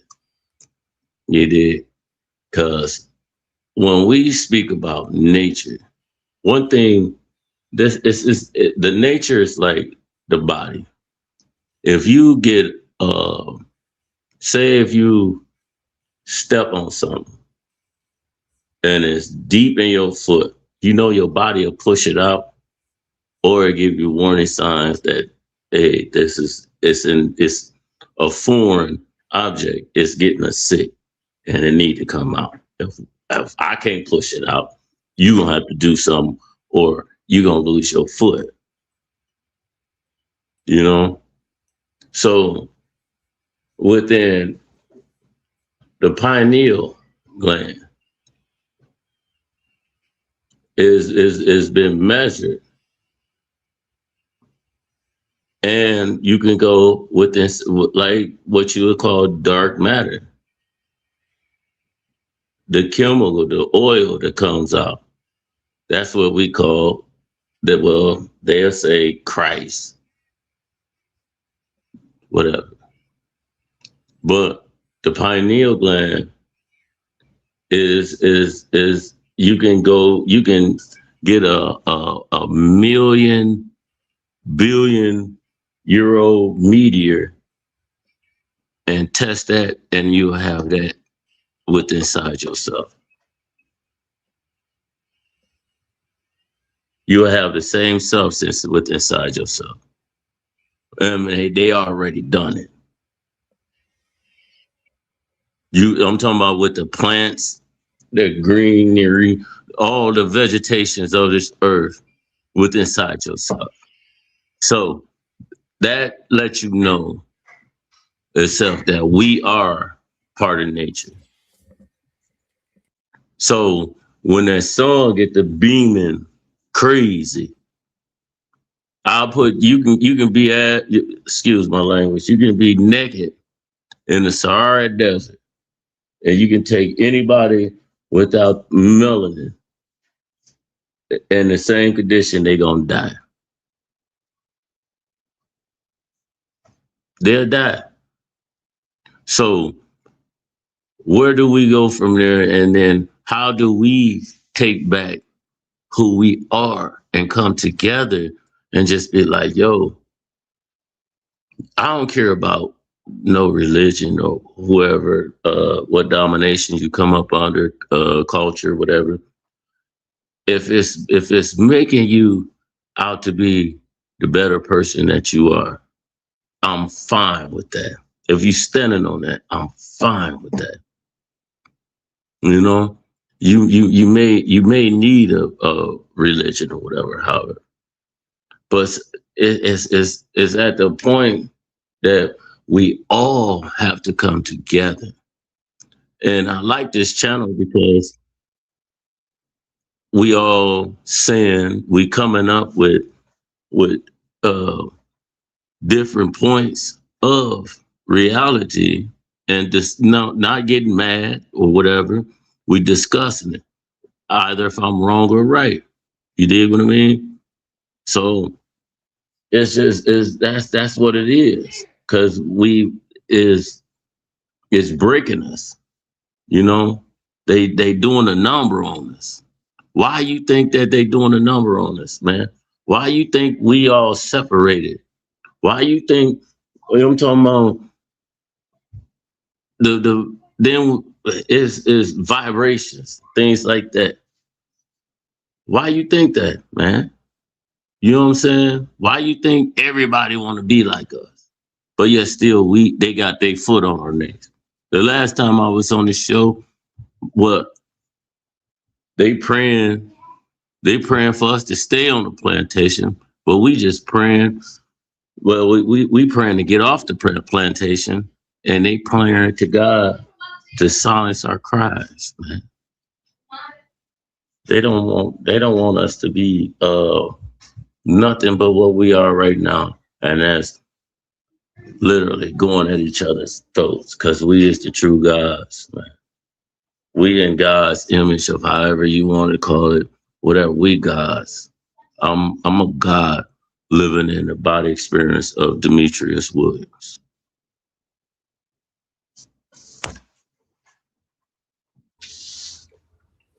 Got you. Let's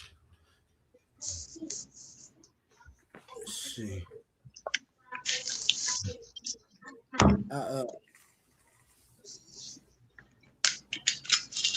I feel like the thing that got us lost is the accountability, and us being able to take accountability.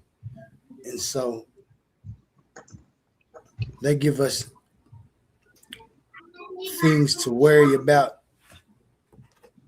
and things to argue about, to stifle our I think it's to stifle our thinking, to stifle our imaginative processes, so we can imagine what steps we'll have to take to get answers. You know, because when you start having questions, and that's what it does. You have a hypothesis about something, and then you put experimentation. Imagine if somebody tells you, okay, we haven't found a soul, so it doesn't exist. And people just stop looking for it and having questions about that. If we haven't found it, doesn't mean it doesn't exist. So if they stifle that thought about where to find it, then they'll be the only ones thinking about it. They'll be the ones finding the answer, and then they might actually be in control of that mechanism. And that's why we have to always question. Don't let nobody's answer that you can't. Don't let me tell you something that you know is different, and try to have a special reason why it's the way that I say that it is. And believe me, this, I don't care if it's because I did experimentation and I haven't found it. If I did experimentation and I haven't found it, that just means I haven't found it. It doesn't mean that it doesn't exist in some state, phase, or form. Until we can find evidence that it doesn't exist at all, can exist, has no ability or possibility to exist. And that's going to be hard to do when you know the individuality of yourself. You was talking about the nature. I don't think the nature is just the individual self. It's also the processes that it took for each and everything within existence to be its individual self. I agree with that. I agree with you on that. And so I push forward like when I first was coming with my views, it was just with that, because I know for each and every person, like you said, for me, I wouldn't care what you do or what you pray to if you're not impeding on the comfortability of anybody else. And if what you're doing is actually helping the community, what you in. Facts. If we all trying to get to that, that's the answer we're looking for, right? Why should we live this way or live that way, or why shouldn't we live this way or that way? And then you find the benefits or the pros and the cons, we'll put it like that. The cons should never win. If me and you decide to go to the store and we know it's a dog out if we go that way, and we know that we can just go this way and it ain't nothing happening but a water puddle we have to jump over. Why would I take this path where I could be bitten when I know that there's a path that I can take that I won't be bitten? I might get wet at the most.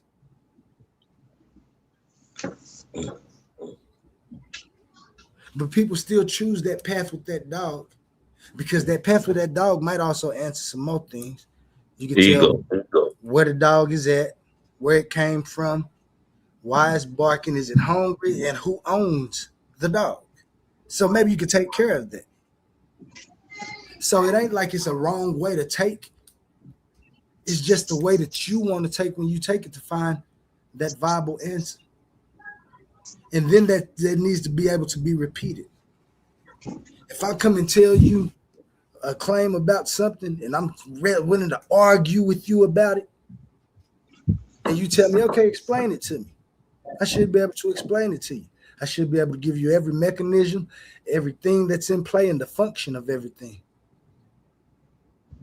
I should.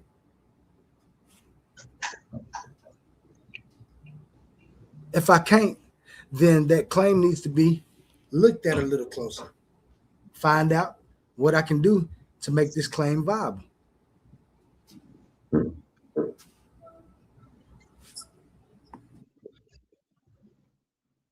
I like that. Because when we, as far as you and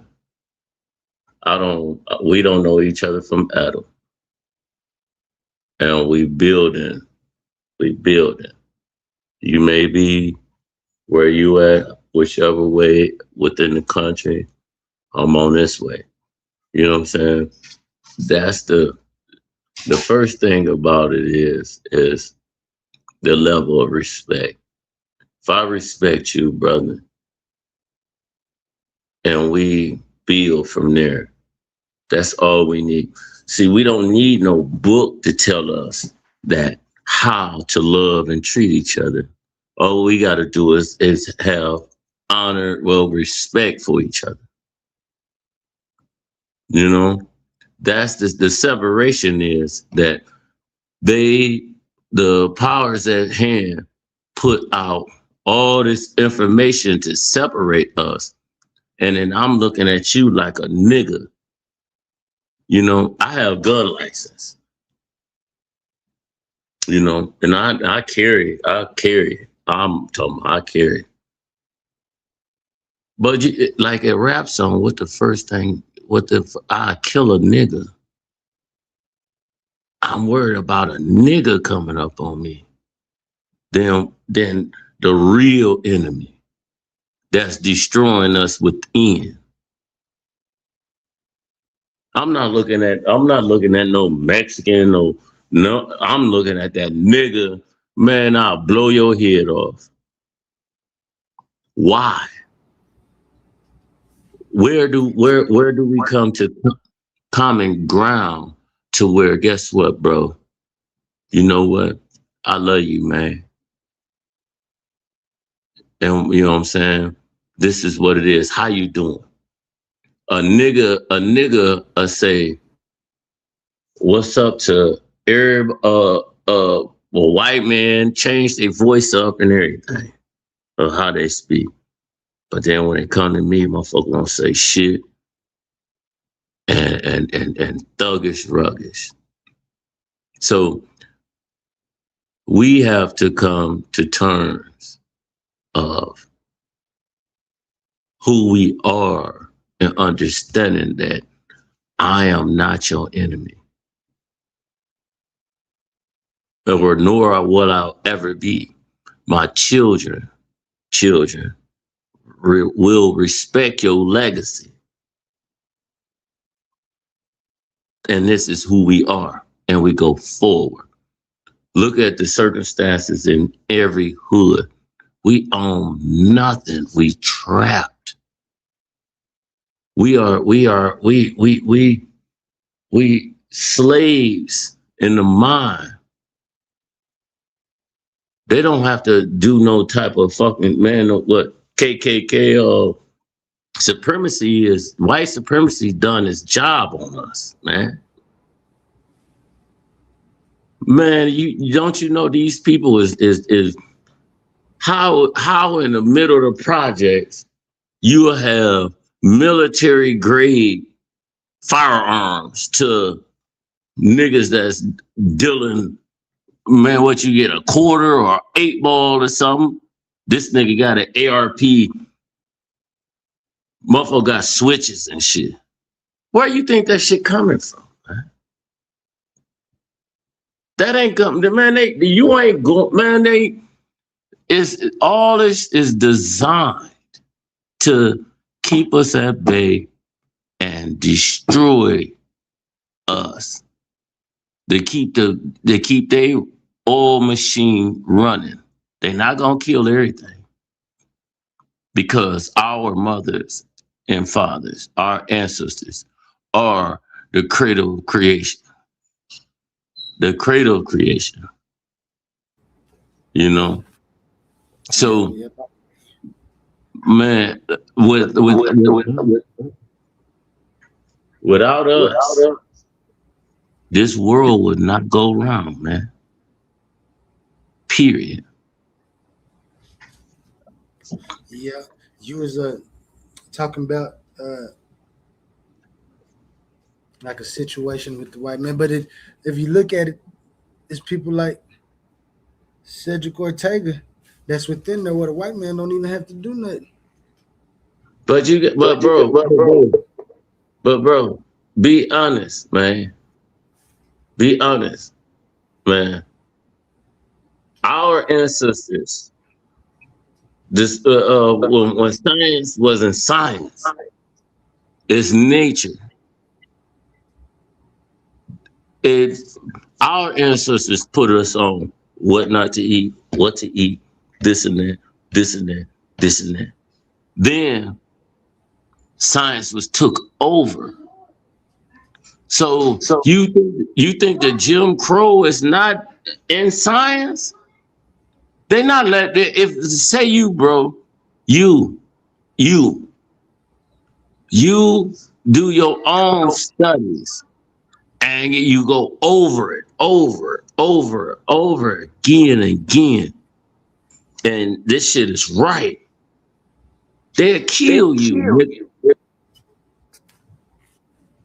You think they're gonna allow you to put that out and then to discredit the things that they think they know? That's what I'm saying. When we have to go through a fine comb when we talking about information, science, man. This and that. Who told you that? Who said it? The white man. Whoa. Oh, so it's true because he said it. No. Do your own search. But then at the same time, you gonna doubt what I say about science because you believe in what this white man said instead of doing the research. And then that's why I say it's a disservice of the community. Because if you in a science field and you a black man, you gotta, man, go thou wow and bring that information. What's your certificate? Your certificate, me going to school and things like that, your certificate, the white man got to give you that. They got to give you a certificate. You were, okay, now you a scientist. How? Why? They have to give you the authorization that you can be a scientist. No. Man, come on, man. But then at the same time, when the great brother that's on the panel, when he coming up with information and things like that, discredit is going against the laws of that white man. Here you got a nigga that's defending it and saying that that's just the truth. Come on, man. You not doing no service like that, dog. Not at all. And like I said, that's why I said I didn't. Go ahead, my bad. I thought you was. Yeah, you're not doing us a service, bro. You know what I'm saying? You got brothers outside the box to get information and bringing it back to us. But yet still you gonna say no, that's not true. Man, hey, what is you on? What is you on, man? And tell you that you can't do what you doing, but then tell you that some other people can do it. Only these two. And you're gonna pull up sources from you're gonna pull up sources from 100 white dudes. 100 white dudes. Man, where the niggas at? Let me hear what they got to say. Matter of fact, let me hear what this nigga got to say. Cause he bringing on information. There's discrediting all this shit. Oh, you are Egyptologist. How are you an Egyptologist when you don't even know how old the pyramids is? How can you be a scientist, an Egyptologist? Well, you're going Egyptologist. Oh, he's boom, boom, boom. How old is the pyramids? Guess what they're gonna tell you? 8,000. No, you don't. You don't know how old them damn pyramids is. You don't. And every other 5-10 years is a different number. Because they trying to put it into their narrative. Everything about what's going on with us. We have a past. That white man don't got a past. He came on this earth.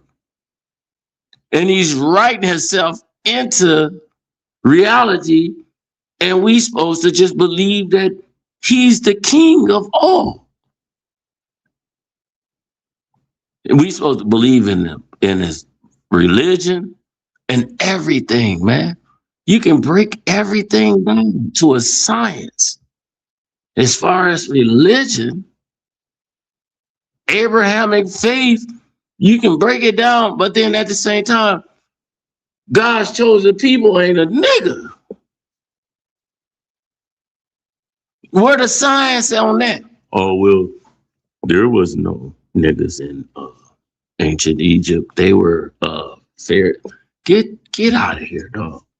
Because last time I know, Egypt is in Africa.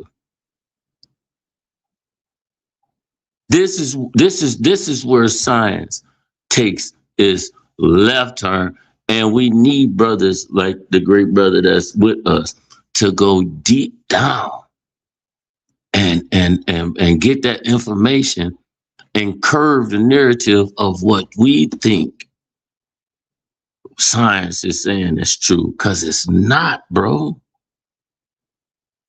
It's not. That shit ain't real, man. Then it become a religion. dog. Where we gonna go to breakfast? Where we going from here?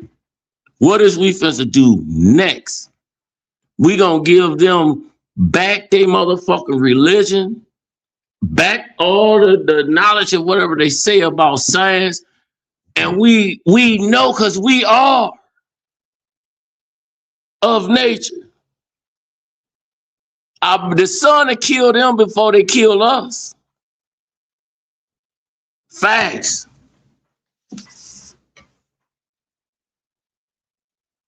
Land my plane, man. I got a little, I feel you, man. Get it out, man. We're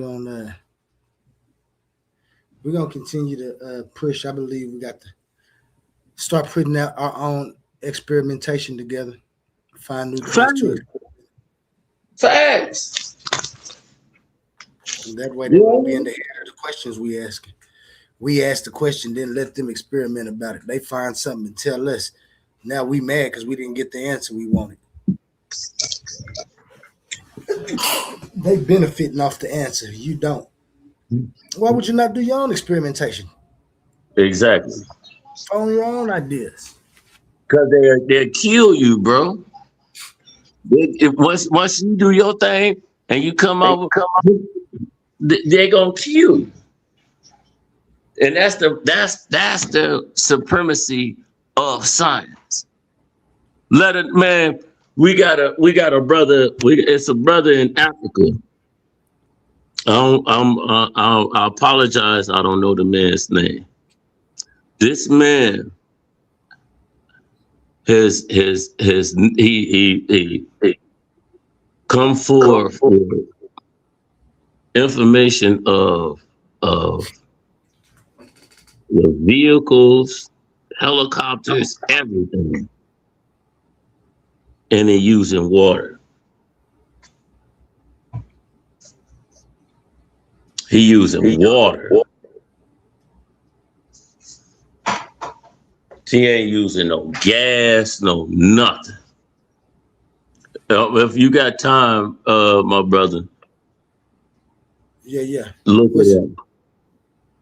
Man, all you gotta do is type in the African man. He have his the cars, helicopters, and everything. And this dude is really literally like, man, what is all the beef is for? Y'all still beefing about, oh, look at this. He got luxury cars running off of steam.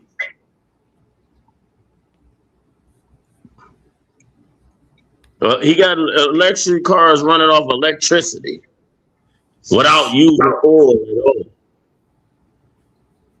And this is a brother, man. Look it up, bro. Look it up. Cause man, the dude is crazy with it.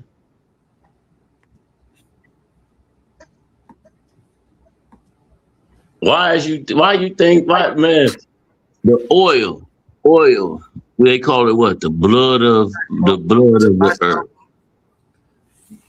Tabasso Mocaina from the University of Europa has developed a water-powered car.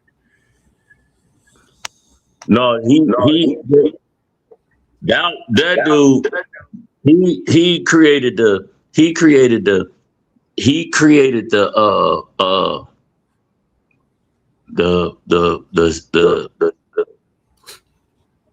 system that you can run power organically,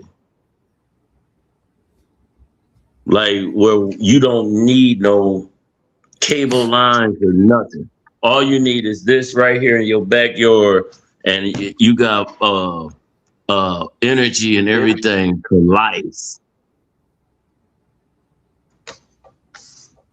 That's what them niggas is over there doing, bro.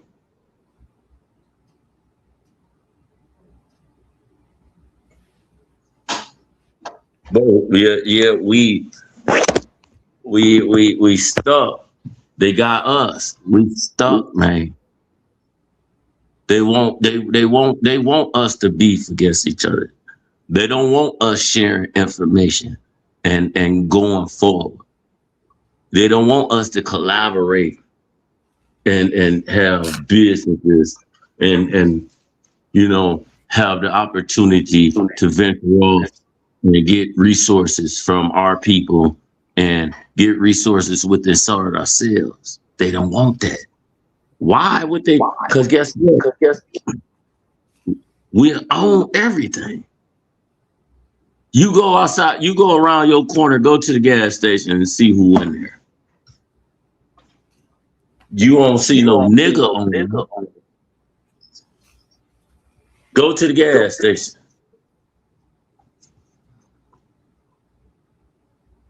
Hold on, I'm finna look that up. Hey, Demir. I'll read this. I'm gonna read this one about Mokino. Yeah. Bro, I'm telling you, look.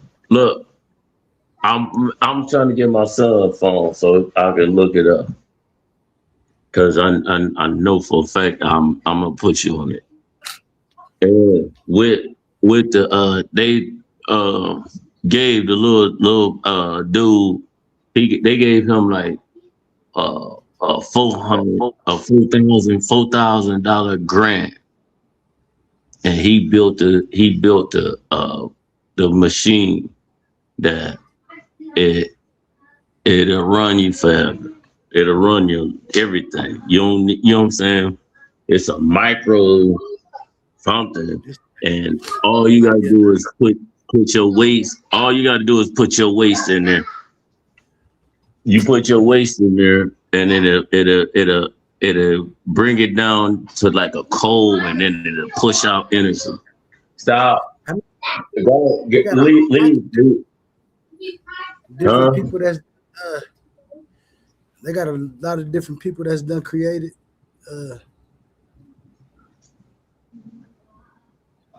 No, bro, he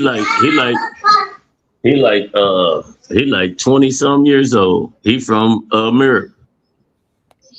He like 20 some years old. They gave him $4,000, and he created the little machine, man.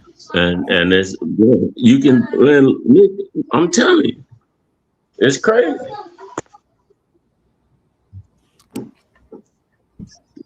So just think now when we all, like, if we lined up together, when we bringing our resources together, look what we can do, man.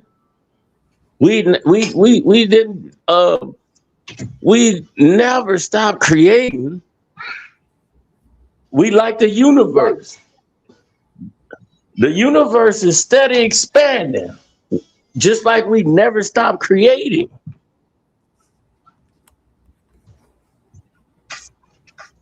Universe is steady expanding. God did on the seventh day. How are you gonna do that when the universe still on its job?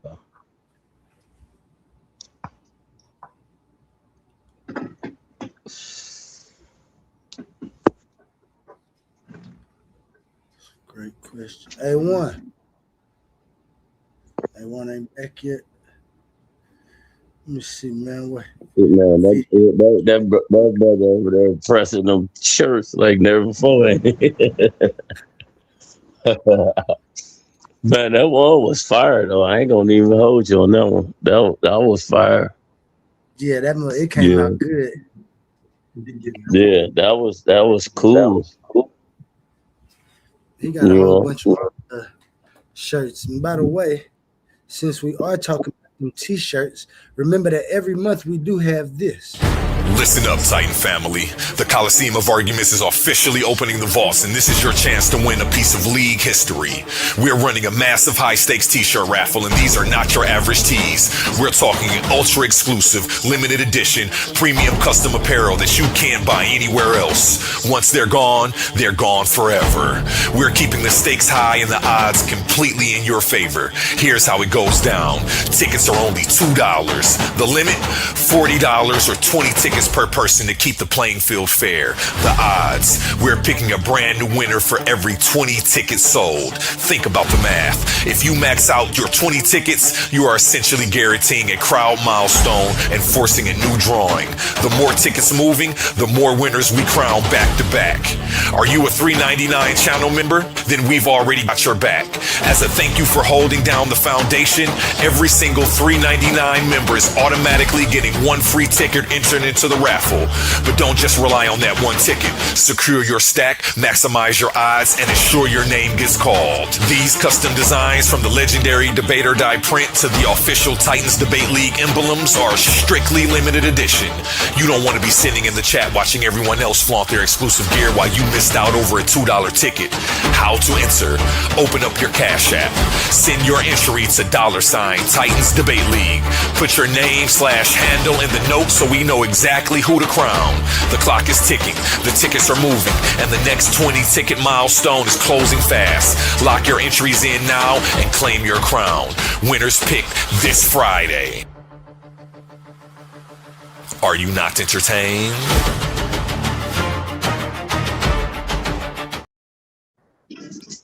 We had our first month winner of that was my man's Michigan Natural Living. Shout out to my man's Michigan Natural Living. He won that. Wow. We was just speaking about that, man. I'm a most definitely support, bro. You did. You know, I'm a support. And then that's the debate. The debate. The tickets is $2. You know, tickets I are put $2 for the raffle. Tickets are $2 for the t-shirt raffle. Shout out Michigan's Natural Living. He won last month. He's got actually 2 free t-shirts coming. He's been supporting, and I wanted to bless him with one. And then he actually won the raffle. So, man, send me your link, man, so I can Debate or Die. I'll purchase a few of them, man, and then you know my people. I know my people will get together and they'll support you too, man. You know, you like this Oli's design right here? He created this design. Shout out Oli. Man, that came out better than I thought it would. Yeah, that's dope. But yeah, it is. I really want to keep this and wear this to the store right now. I didn't go to the store, man. I wanted to press this first before I got a bottle. I still ain't going to the store. I'm just going to get some swishers and stuff so that way I can come back and smoke. But yeah, I wanted to actually get this out the way first. That's exactly. This is a nice design. It takes up the majority of the shirt. You know what I'm saying? It's not one of them little designs. So when you order this, you know it's nice and big for you. Yeah, that's bang. Yeah, I like that. Appreciate you, man. Shout out Oli, man. He made this design. I just put it together for him. In all colors. Oh yeah, you can get any color you want, any color T-shirt, any color design on the letters. So yeah. Hey, shout out Jay the Snake. He not missing a beat. Every 15 minutes he gonna remind us. I fuck with him for that. Man, put that like I'm saying, your link and stuff. My name on Facebook is Demetrius Williams. Man, add me at both of y'all, man. I'm telling you, I go up. Both of y'all add me, and then y'all post y'all stuff on my page. I'm talking about whatever. Just post it. Yeah, post all of y'all, man, everything. Oh, no, this can't be. You from Ohio? South Bend, Indiana, Notre Dame, baby. Okay, yeah. So this ain't you. Yeah, post that on my Post it, bro. Look. How do you spell your first name? D-E-M-E-T-R-I-U-S?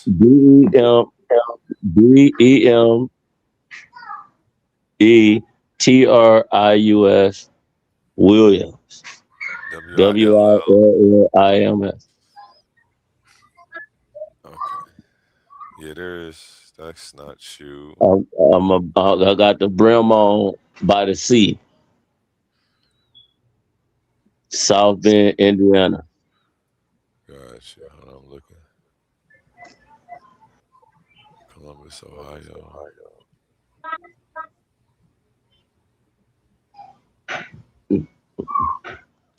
Maybe you should look me up. And your shit, your man, it's gonna go up, bro. Cause I can't find you. D-E. It's just bringing me a bunch of people close to me first with the same name as you. So. Yeah, just put South Bend, Indiana. Put Indiana. You know, I deal with the conscious community. You know, and when it's time to form up like Voltron, we support our brothers, man, on whatever they own, man. You dig what I mean? I think I got you. Demetri, you got the brim on by the sea. I've came so far and focused on the roads to come. That's you? Yeah. I got the brim by the sea. That's your quotation? Yeah, that's my picture. Got you. Okay, we locked in. I just added you. Did it pop up that I added you? Yeah, Richardson. Yeah, there you go. Man, don't even trip, man. What you do is you post everything that you got going on.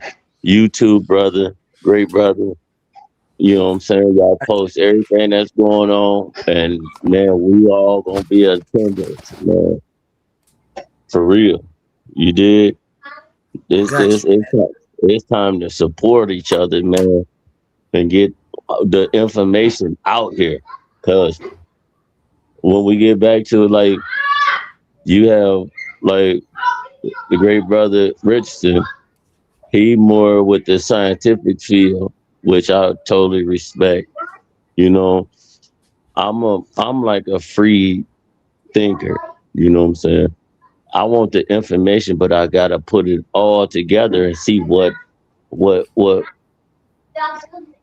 it do for myself. You know what I'm saying? Because I can know whatever or whatever, however, I can know some things. If I don't use it, that's just like if I get information, if I don't look up the information to see for myself, I'm regurgitating what you said. You know? So all the information is just you take it in and you see what works for you.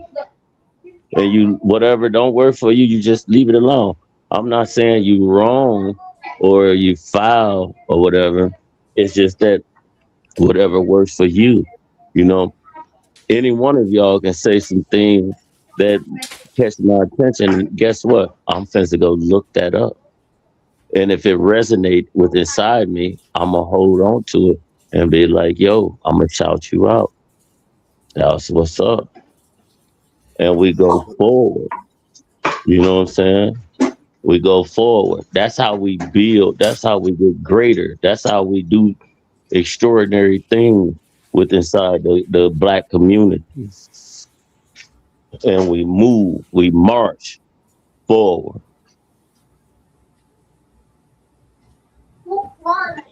Definitely agree with that, man. Got some information to give, man. Nice little argument. I definitely be in touch and on social media. Yeah. Just get that information out. I just received it. Man, bro. Man, this is I want to expand our who we are, really.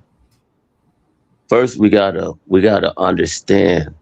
We gotta go through the trials and tribulations of what we come from and put that to bed. Where are we going forward? What are we doing? How are we respecting and honoring each other as going forward in life? You dig what I mean?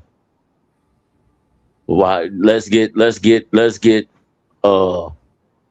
I'ma kill this nigga out our narrative, out our vocabulary. Fuck this nigga, man. I'll blow this nigga head off if he say something. You ain't saying, man. The disinformation. You ain't saying fuck that. You ain't saying none of that. All the dogma of religion and everything, you ain't saying fuck that. But you'll say fuck me. You'll blow my head off because I disagree with what you said. Simply disagree. You'll do all that to me. Yeah, but that's that. But man, bro, great brother, man, listen, I can disagree with you. You can disagree with me. Before I disagree, I say I disagree, but I'm gonna take in what your information is into consideration that I need to do some research. Right. And then I'm gonna come back to you and say, this is why I disagree with you. And that's what it's about, especially if somebody can give you a viable reason why they disagree. Why would I say, oh, no, you wrong? I can't tell you why I disagree. You can tell me why you disagree. Maybe I need to go look at your information. Now, if we both disagree and we have views, then we both should go look at them and make it viable. And then there also comes a point where if we disagree, we have to agree to disagree because we can't find no common ground in our individual perception of the situation. And that's where it really counts. But then it goes out the window when I'm ignorant to the fact, when I just say, just because your vocabulary may be better than mine or whatever, if I just say, screw you, boom, it's up, nigga. Yeah. Yeah. That's foul, bro. You dig what I mean? Because you know what I'm saying? Where I'm from the southeast side, South Bend. You know what I'm saying? We are more family orientated than the other sides of town. You know what I'm saying? Where I'm from, we is hated by everybody. Yeah. But we so together, 3 of us to take on 20. You dig what I mean? Yeah. It ain't about the numbers. It's about the love and the respect and the honor we got for each other. Man. You dig what I mean? Hey man, we going to the mattress. We going to the mattress. All the way. Man, hey, I'm telling you, man, hey, you gonna have to kill all of us. But then that's why, how come our situation couldn't be spreaded throughout the whole community? And that's why I was literally I'm reaching out to them. Like, you know, yo, the outside nigga treats you better than the nigga that you say that's your homie. Man, I'm talking about, and that be the crazy part, because you always look for the support right there next to you, or right there within the community, feel the thinking. That's why I say that's how I felt when I first came over here to start trying to argue my argument first. And he like, oh, well, it's a conscious community. These people right here, they the science community. These people right here. I get to trying to deal with these people, and they just like, you crazy. They said I had multiple split personalities. Had derogatory terms about my physical appearance. I mean, it was never about the information. It was always you're about thinking outside the box, bro. You ain't thinking it just about yourself, man. You thinking about something that they think that will never happen, and that's just coming together instead of war. Yeah. Man, we can kill each other. We can box and throw rocks. You get behind that tree, I get behind mine, and we gonna go at it. Let's see. This is systematically programmed, bro. So what if from I don't know where you from. What if Oklahoma? You from Oklahoma? Yep, we like you. It's like family orientated, real like. Say your squad at Oklahoma and Indiana Southeast side, we link up. We got a long distance relationship now. That's thoroughbred, not a loafer bread, nigga. Yeah. You dig what I mean? Then where do you go from there? That shit gonna spread like a motherfucking virus, dog. Yeah, especially once we get into community and the community programs that I'm setting forward start coming, and we can really start being viable to the upcoming generations and showing them the things that we didn't get to do, but we know we would have excelled at if we could have, making sure we getting the right groups together to go to school. I don't just want to send my kids to school by themselves. I want them to have a whole group of kids that they go with. That's all got a whole plan to when we graduate, we're going to start a community with the doctors and the lawyers that we graduated as. That's so beautiful and powerful. That's so beautiful and powerful, man.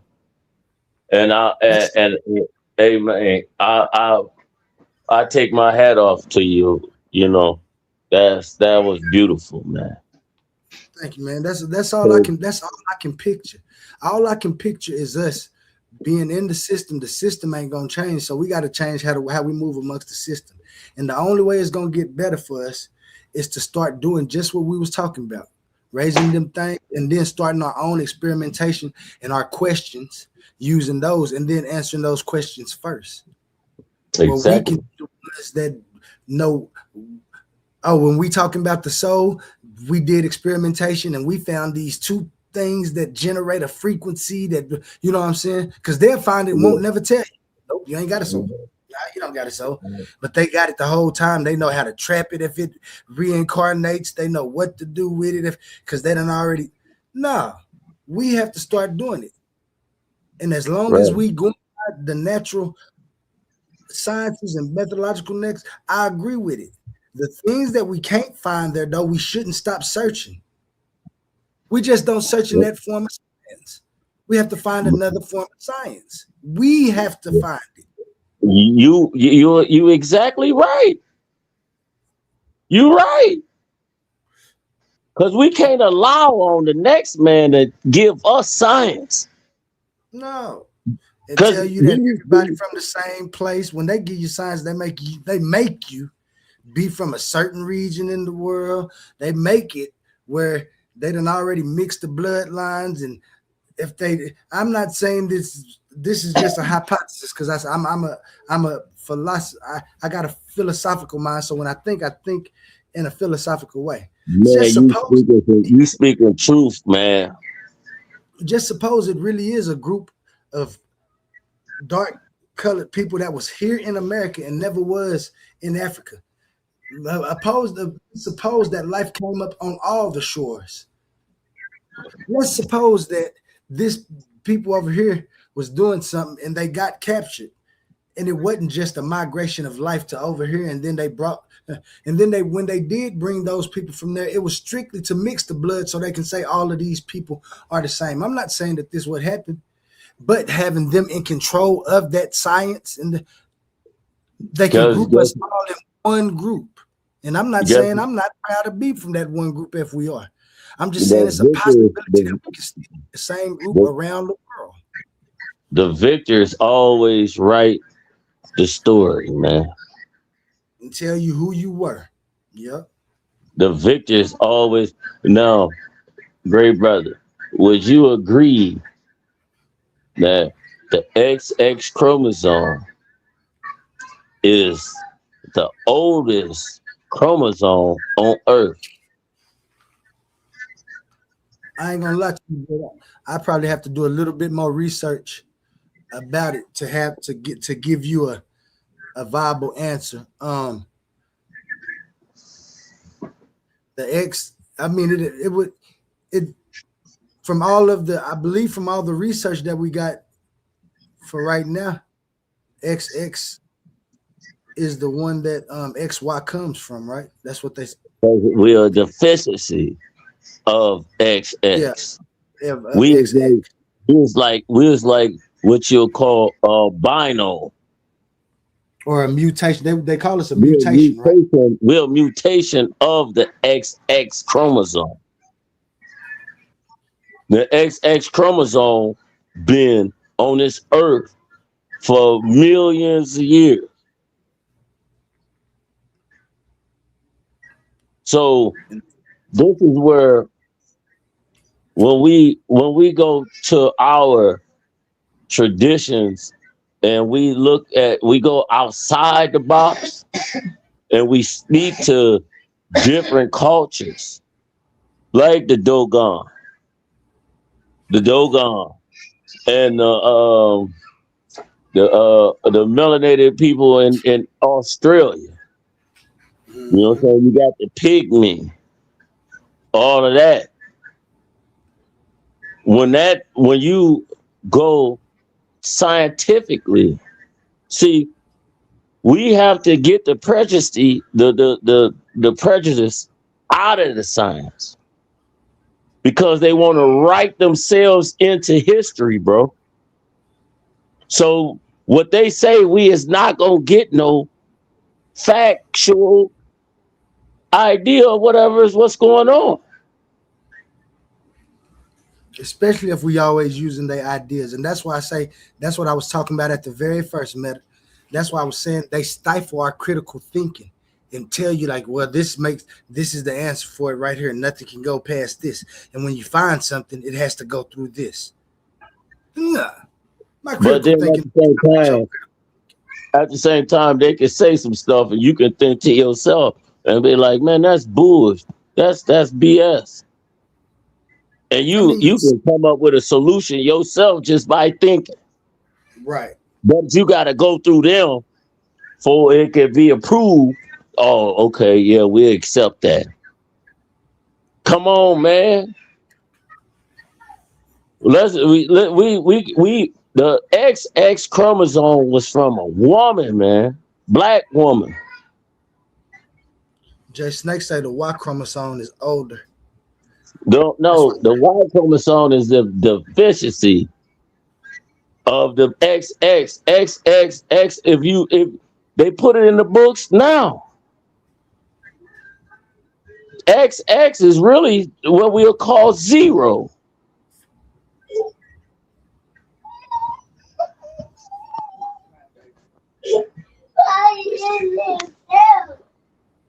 You lying. The XX is where you say from ground zero. When it's time to do any type of investigation on everything, you got to start from a point. Okay, Jay Snake said he meant X. He meant X. You're correct. I was about to look it up because I was about to say I think I remember it being. Shout out Jay Snake. Shout out the chat. Everybody in the chat. Marty and everybody I've been missing. I ain't even been looking at the chat today. Renentet up in this. Nah, Jay Snake. Shout out Jay Snake. But yeah, so, man. The XXY, we is the efficiency of XX. Is the XX is ground zero. That's like if you go into when we talking about cosmic law of ground zero, you can say it's XX. Because guess what? Of creation, this is where it comes from. This is where it comes from. This is absolute. You know what I'm saying? Yeah. XX, the mitochondrial gene. You will not survive. We don't pass on mitochondria. The male, we don't pass on the mitochondrial gene. It comes from the woman. Right. You know, soon our sperm hit the cell, the tail get clipped off. That's where the mitochondria is. So the mitochondria gene, as far as how we know, it's been going on forever. Because in the mitochondria, you can say is the universe itself. Because the same substance that's in the black woman is on a meteor that's been traveling for billions of years trying to hit something. Or it's gonna continue on traveling. Until it does. And then that's when you get what we say is the single cell organism. The single cell organism. What is the single cell organism? It's mitochondria. The XX. It's the black woman. Life on this earth right now wouldn't be for the black woman. And no, we didn't just stay in one region. It wasn't a blade of grass that has not been touched by a black man or black woman. Because you have to understand that other races have not even came until mutation happened. Because if you look at it, how come the black woman can make up to birth any fair skin, any hue on this planet? Man, I'm dark skinned. My wife dark skinned. My son dark skinned. My daughter is a little fair skinned. My son light skinned. Just like my sister, just like my other, I got 3 kids that's light skinned. Look just like me. And the mothers is black as hell. You know what I'm saying? So they can produce. The black woman can produce any race on this earth. So when we go into what the white man tell us, they writing themselves into history. Why would we'll tell our stories of like how me and you talking. We can tell our stories of we can tell our stories from Indiana to Oklahoma. However, boom, boom, boom, boom, boom, boom. Good deal. Great. Boom. We made it. We successful. You know what I'm saying? They take our story and put themselves into it. You'll be a white dude and I'll be a Mexican. You know what I mean? So when we talk about history and science, we have to go through it with a fine comb. And for we speaking like our understanding is like, yo, the meta nectar been deciphered. You know why the meta nectar been deciphered? Because of a stone that can tie up religion of this is what happened. The Heretta Stone. Oh, this is what, you know what I'm saying? This is what happened, this and that. Man, If I throw up some gang signs right now, nigga, you wouldn't even know what I'm talking about until somebody from my hood tell you what I threw up.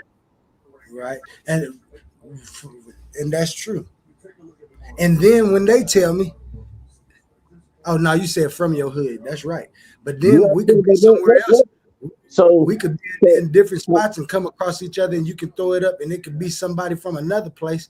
And what that dude throwing up? He throwing up this, but you ain't even throwing that up. Yeah, think about it. The Heretta Stone, they put it in play. Okay, now you decipher the measuring engine.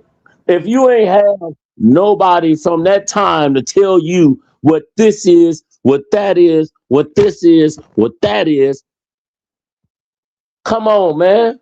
Because then guess what? It ties in religion. It ties in religion. They want Abraham to be so real, Moses to be so real, Jesus to be so real. This is a political campaign that they doing. And it got everything to do with fear. Nigga, if you ain't living right, if you don't confess to this and do this, man, nigga, you going to hell. You gonna burn. And you're gonna be like, no, I don't want to do that. And it's been it's from generations. And then the crazy thing about it is, I want you to look this up. The oh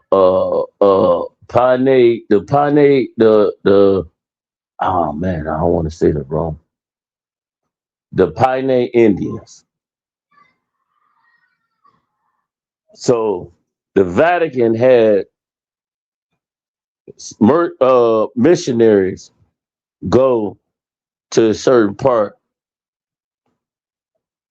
and the Indians within their language didn't have sin or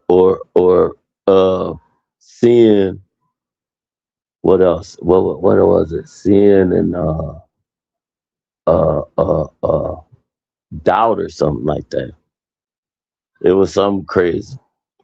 So the Vatican had to rewrite the Bible for the Pioneer Indians to be the ones that crucified Christ.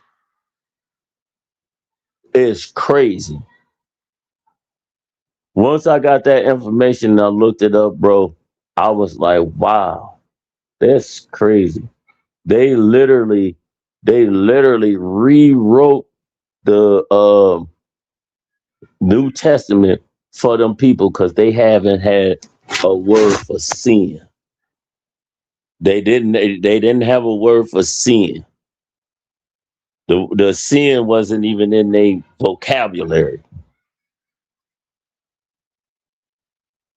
And that's crazy how everything could be manipulated. In Arizona, the Pioneer, what is it? the Pima tribe. Yeah. The Chief Siho or Soho. Hold on, what is it? What is it? Man, I'm trying to spell it. Maricopa, India. P. Hold on. The P is P. The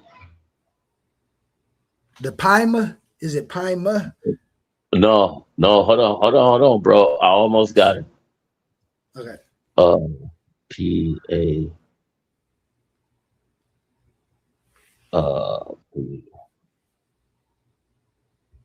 P-A-R. P-A-R-A-T-E. Wait, the pi pi is the. Hold on, bro. I'm supposed to get this, and this is supposed to blow your mind.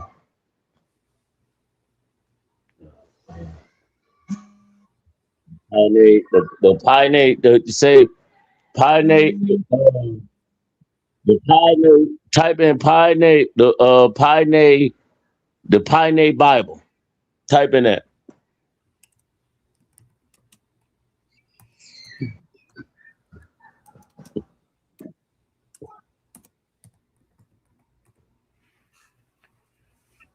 Man, and then they got the homosexuality and all that stuff in there.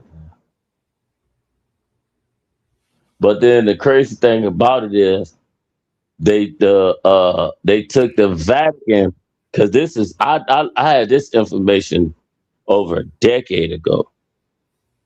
They took the Vatican out of it. So the missionaries was on their own. They did that out of spite. You pull it up, the Pioneer Bible. I don't know if this is the right. Is it Pinae? Pinae? Yeah. Let me see it. Bible. Yeah.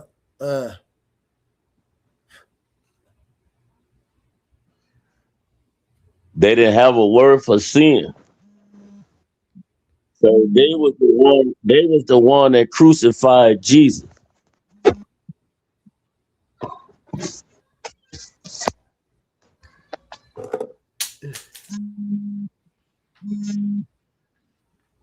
You got it?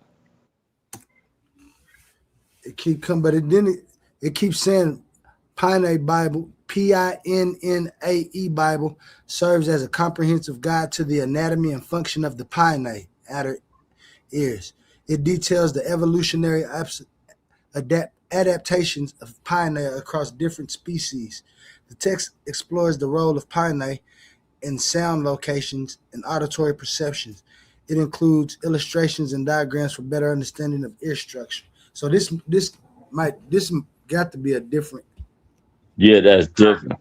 The man, damn. Hold on, let me see. I'm gonna look it up. Hold on. I'm supposed to look this up because I gotta show you all this. Okay. I gotta show you this.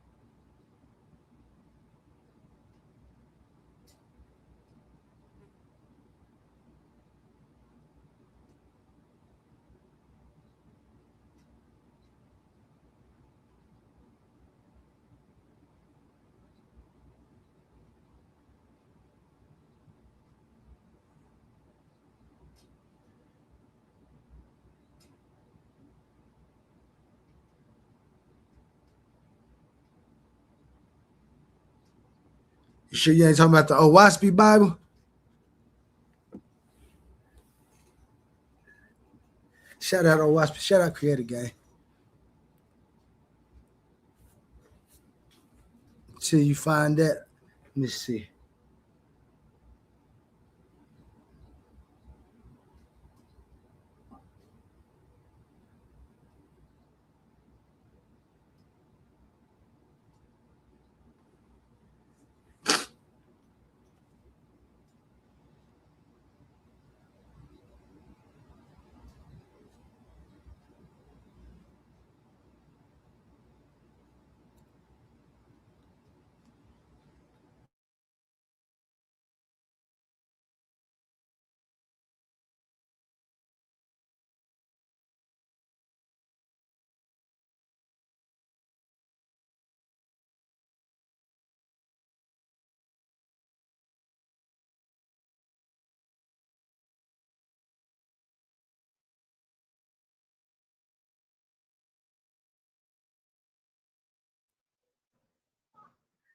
Hey, bro.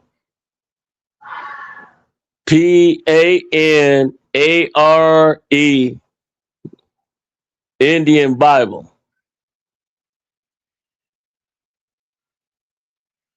You hear me?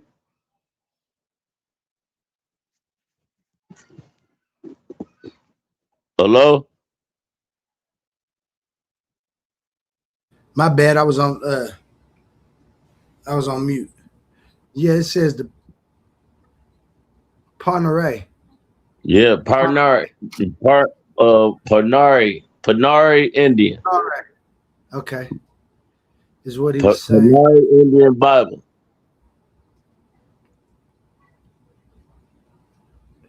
The Bible had the Panare Indian never had a translation of hell or sin. So the missionaries created the Bible, the New Testament, to where instead of the Jews killed Jesus, they killed Jesus.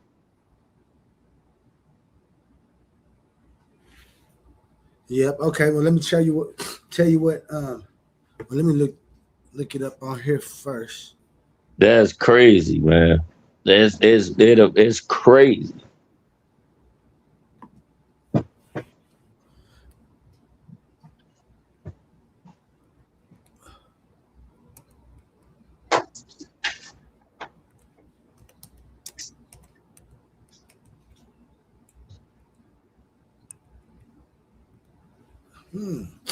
So is that what they was doing? Was they going around trying to get everybody to believe that they killed Jesus, and this is why people think they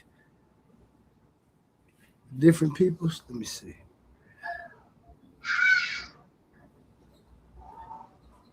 Which one do I want to go to? I want a real.org.com and misinterpreted guilt. This looks like a good one. Let's share this, and we're gonna read some new information, because our Titans Debate League, we always got new information. And while I get it right to pull this up, let me give y'all this. Amazing news. At Titans Debate League is now looking for interns. We are expanding our team and seeking driven individuals who are ready to make an impact. We're on the hunt for talented people to join our marketing team, a charismatic new host, and creative minds who can produce amazing content. If you have a positive attitude and are used to winning, because that's what we do here, then we want to hear from you. Join us and contribute to a culture of excellence and success here at Titans Debate League. Email us today, titansdebateleague@gmail.com. Looking forward to hearing from you. Where Infinity Gauntlet is a mere toy compared to the intellectual prowess build and destroy the cipher. Intellectual sword to slice you, or whatever device you recommend. Surgical precise pen, hand get heated, the room will spin. If man get treated, them goons gon' spin. Level heads with feet, paradigm the box shoot in. Got a pair of red dimes in the box shoot in. Don't matter paradigms, your clock won't spin. Hear the sounds of the trumpets, start the rounds in the gauntlet. Get down or lay down when we're stopping. It's the clash of the Tigers. Hear the sounds of the trumpets, start the rounds in the gauntlet. Get down or lay down when we storming. It's the clash of the Titans. Hear the sounds of the trumpets, start the rounds in the gauntlet. Get down or lay down when we storming. It's the clash of the Titans. It's the clash of the Titans.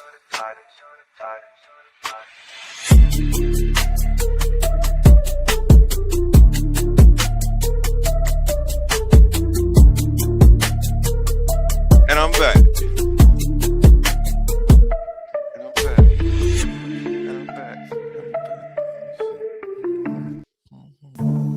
Amazing. Yeah, my bad. What up, man? We're just sitting here learning about the Parlay Bible. The who? The Parlay Bible? Is it a Bible for betting? The Panare Indian Bible. I thought you said the Parlay Bible. I thought y'all was talking about sports betting and shit. Panare Indian Bible. Man, I just went to the store. It is burning up outside. Oh, So I forgot. great,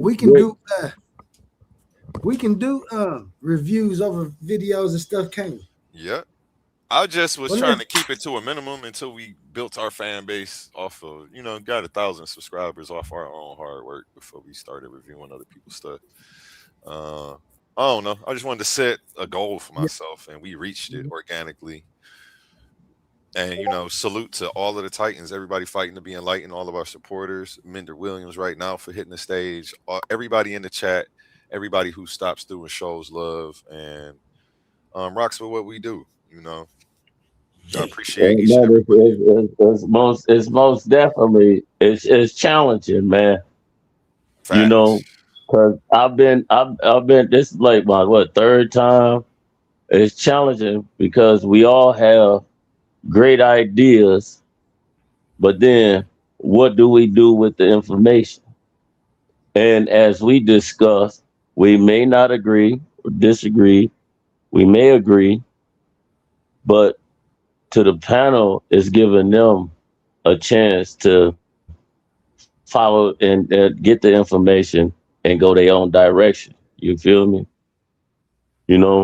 Because it's just not one way of things of life.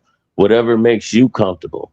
I had to get into like within religion and things like that instead of debating Hebrew Israelites, Christians, and Muslims, all of that. I had to accept that they is well off with this religion if they stand on it properly. And you know what? Who am I to unground them with their understanding and their beliefs? So that's what it is, bro. And I respect the channel. I'm starting my own channel because I'll be on stages with some of our greats. You know what I'm saying? Some of the greats. I'm talking about free thinkers, free. Like we go back to the word pseudo, however, whatever. Everything's pseudo. Shout out to Rod Hayes. Shout out to Dr. Valentine. You know what I'm saying? Shout out to the great Hodges, Dr. Hodges. Shout out to all of them. I learned from a lot, and I learned from every aspect of life as far as, my growth. And I'm continue on. And I will continue supporting this channel. You feel me? Because y'all some good brothers, man.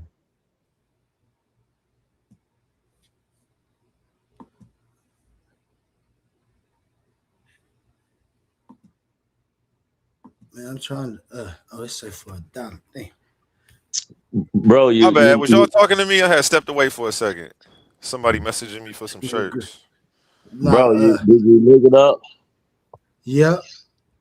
Dang, I got a bunch of shirts to make. I was trying to pull something up. I pulled it up on my phone, but I can't. I'm trying to pull up something on my computer.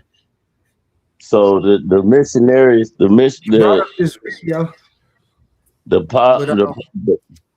Parnary Indians never had a word within their vocabulary was not sin or hell.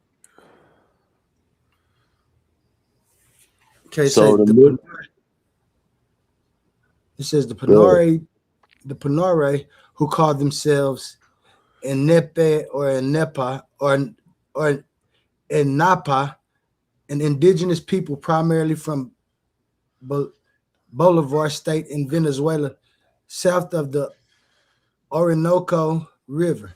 Their language, often called Panare or Enapa Goro Mapu, belongs to the Caribbean language family, not Caribbean, but Caribbean language family. And this is from Darkwing.com says, here's the word. In the 1970s, Christian missionaries, this happened in the 1970s. The 70s. It happened in the 70s, bro. Christian missionary activity among the Panare produced religious material intended to communicate the Christian gospel within Panare culture. A 2013 scholarly article by theologian and researcher Thomas Hartman titled Lost in Translation, Post-Colonial Reflections on the Panare Killed Jesus Christ examines the controversy. The documented material includes the extraordinary claim the Panare killed Jesus Christ because they are wicked. That wording is documented in the academic literature discussing the case, and you can find that at Gall. And that is the rabbit hole you just stumbled into. The important correction is that simply calling it the Panare Bible can be misleading. The strongest academic source I found traces the notorious language to missionary evangelist material rather than establishing the mission that missionaries literally produced an entire standard Bible translation in which every historical reference to the people involved in Jesus' death was replaced by the Panare. That more extreme version circulates heavily online, but I would not state it established fact without the primary document in front of us. The theological strategy is what makes the episode so fascinating. Christianity depends heavily on the conceptual sequence: sin, guilt, judgment. Now imagine attempting to introduce that system to a culture whose language and worldview do not map neatly onto the theological categories. If there is no direct linguistic or conceptual equivalent for the Christian theological meaning of sin, simply translating the word doesn't solve anything. You have to explain the underlying concept. And here's where the critical distinction I mentioned earlier. They had no word equivalent to the Christian sin. That does not mean they didn't understand wrongdoing. A society can obviously have rules governing violence, theft, betrayal, family obligations, cooperation, retaliation, and acceptable behavior without processing the Christian theological category of sin against God. That's where the question comes, because the missionary tells someone you are a sinner and the person's conceptual framework doesn't contain. So I see what you're talking about. Yeah. So they went over there to get these people to understand or believe that they were sinners. They were sinners, but then they the ones that killed Christ. So they could understand it. They killed Christ. Come on, man. That's why I say, man, come on. It got to be a better way. Man, I'm talking about what year did you say it was in? 1970. It says the 1970s. It don't have. Let me make sure. That's the 70s, bro. It's saying the 70s. I was born in 79, and I know that it was still some corrupt things going on. We didn't have the technology and the cameras and things in place to actually see what people were doing and how they was doing it, so you could get away with some stuff like that back then. Oh, that's crazy. My question is to you, because they wiped the Vatican out of it. How come the Vatican or any source of the institution of religion didn't stop that Bible? It's a Bible, bro. Of manner is being created. Well, my sources, the thing that it said that they didn't have a Bible. It said that this is just what they taught the people. No, bro. Look, go deeper into that, because I knew it you like, damn. You saying damn now. Watch it when you go deeper. Because the Panari Indians is the ones that crucified Jesus. Well, see, that's what it says. It says the important correction is that simply saying the Panari Bible can be misleading. The strongest academic sources traces the notorious language to missionary evangelist material rather than establishing that missionaries literally produced an entire standard Bible translation in which every historical reference to the people involved in the death of Jesus was replaced with the Panare. Exactly. He said that more extreme version circulates heavily online, but there is not an established. There is not an established primary document. They trying to backdoor you because the Bible exists. It's not. It's not like well, people are saying that the Bible exists, but it's not correct. No, the Bible exists, man. Because once I got wind of it, I started researching, and basically, it's more of the Vatican trying to get the land over there and trying to put dogma on these people. But what happened was when they went over there and was talking, saying, okay, sin, hell, all that. You know what I'm saying? When they start talking, the translation, they within their vocabulary, sin, they didn't it wasn't nothing about sin. What is sin? We don't sin, ain't no sin. Cause then they had to go a deeper route and translated some things and put them they put them into the ones that crucified Christ and stuff like that to get them up under the dogma.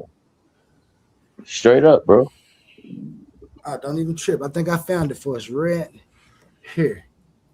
I'm gonna pull it up real quick. Let me find it. Because you know I likes the information. We just to read Tim Hartman's exact papers, so we won't have to. I like to go get behind the scene information, deep shit that's hidden, like this, the Panare Indian. Yeah, You man. dig?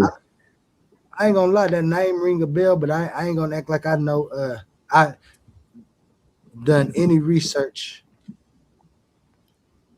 on them. Where's my So my question is, how come the Vatican or the higher ups never they didn't try to stop it or nothing? How come the You dig who? what I mean? They never try to stop the production of, okay, no, this wrong. No, this is not what happened. No, it's wrong.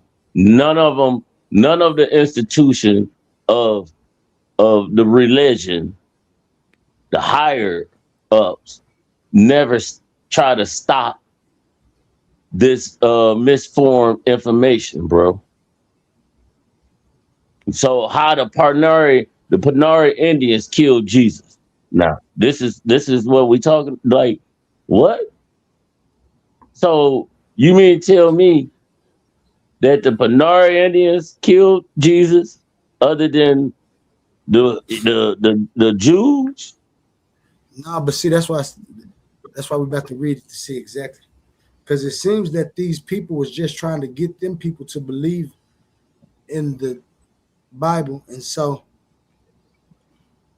let's read it. Let's say, and this article is from Gale Academic One File. It says lost in translation, post-colonial reflections on the Panare killed Jesus. Author Tim Hartman, September 2013, from Cross Currents. He published it at the University of Carolina, and it's an essay.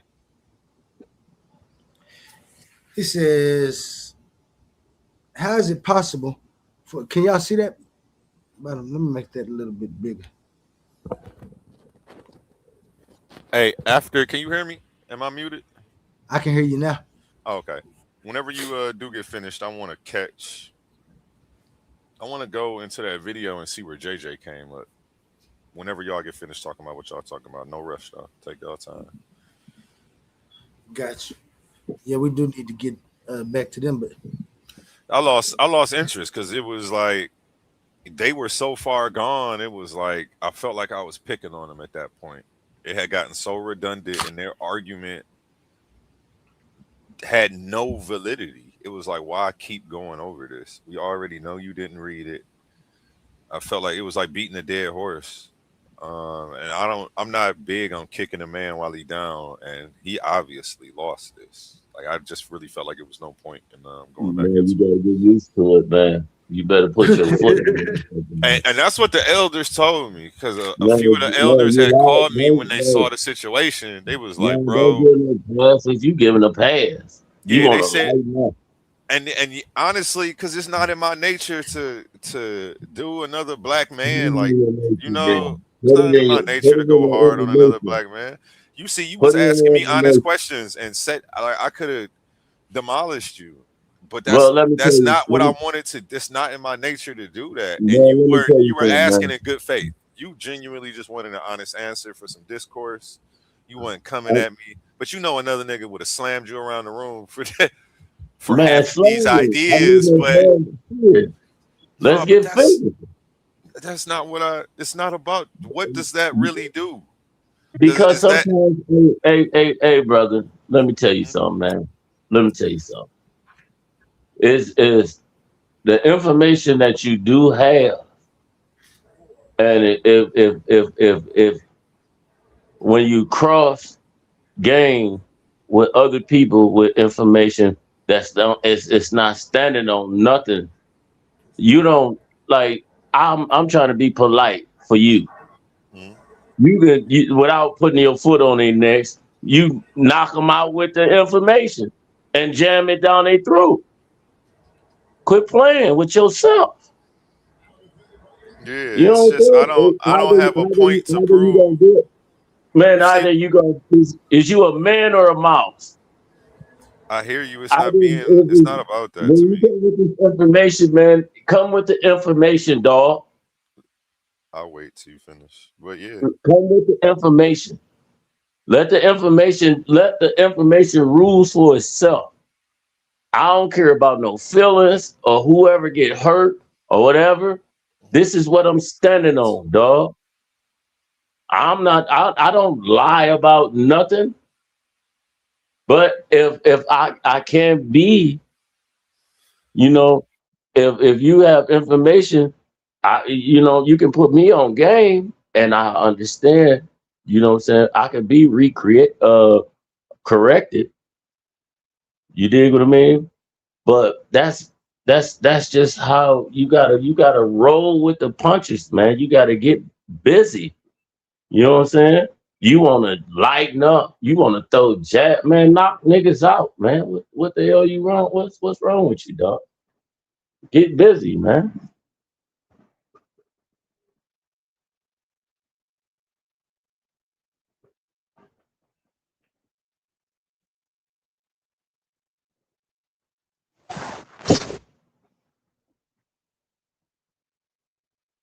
Some people don't learn. we ready now? I'm just read this about the matter of fact, I think it can play. Some people don't learn like others, man. Some people don't learn. You gotta speak. Lost in translation, post-colonial reflections on the pain air killed Jesus Christ. How is it possible for the formerly colonized, oppressed, subjugated subaltern to transform the symbol of Christ, a symbol that has been used to justify colonization and domination, into a symbol that affirms life, dignity, and freedom? Can the subaltern speak about Christ, and if so, under what conditions? Kwok Puilan, Postcolonial Imagination and Feminist Theology, 1. Introduction. The Painter of Venezuela are an egalitarian, communal, non-authoritarian, non-competitive people who enjoy an abundance of food and other resources that all 2,000 members of the tribe share. 2. They dress in loincloths, hunt monkeys with blowguns, fish with spears, and spend much of their days lounging in hammocks. The tribe hunts together and eats together. Even if one stayed in his hammock, he is still free to join in the feast. There is no chief or fixed tribal hierarchy. Each man can perform all the tasks of a male member of the tribe, and each female can perform all the female tasks. There are no notions of private property or even personal privacy. Spouses openly have intercourse in broad daylight, often with children looking on. Commonly, while the tribe relaxes, young men will masturbate each other to give one another pleasure. They have few stories about the origin of the world, but prefer to talk about tangible things they see and not about abstractions like feelings or beliefs. 3. The Paynir were renowned among anthropologists for their almost incredible imperviousness to the influences of the Western world. 4. Journalist Norman Lewis reports, the Paynir had shown themselves almost uniquely able to cope with modern times. Whatever was of value to them, such as modern tools, they took. The rest they turned their backs on. 5. In 1972, 2 Christian missionaries from the U.S. Base New Tribes Mission relocated to Paynir territory to evangelize the Paynir by translating the Bible.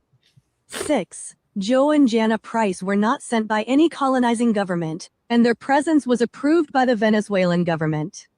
The Paynir immediately welcomed the Prices and helped them build a house in an airstrip. 7 weeks later, while recovering from malaria, Joe Price considered the needs of the tribe. Jana writes, the Lord impressed upon him the need for malaria medicine for the Paynir people, but even more their need of the remedy for sin 8, conversion from sin, and for the afterlife was always paramount.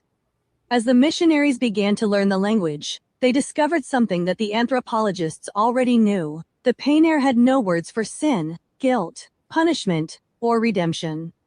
9. Lewis attempts to explain this phenomenon by claiming that the Indians can only grope after the meaning of words coined in a more stressful society. 10. Further, in the 5 years British anthropologist Paul Henley lived among the Paynir, he reported only 1 crime and no punishments. 11. The missionaries wrestled with how to translate their understanding of the Christian message to people who did not share a Western understanding of the emotional condition of the human being. Get full access. Gale offers a variety of I'll read it instead of listening to that lady. I don't care for them people's voices. Nobody really does. If you pull up what you want me to read, I'll read. As soon as she start talking, I start.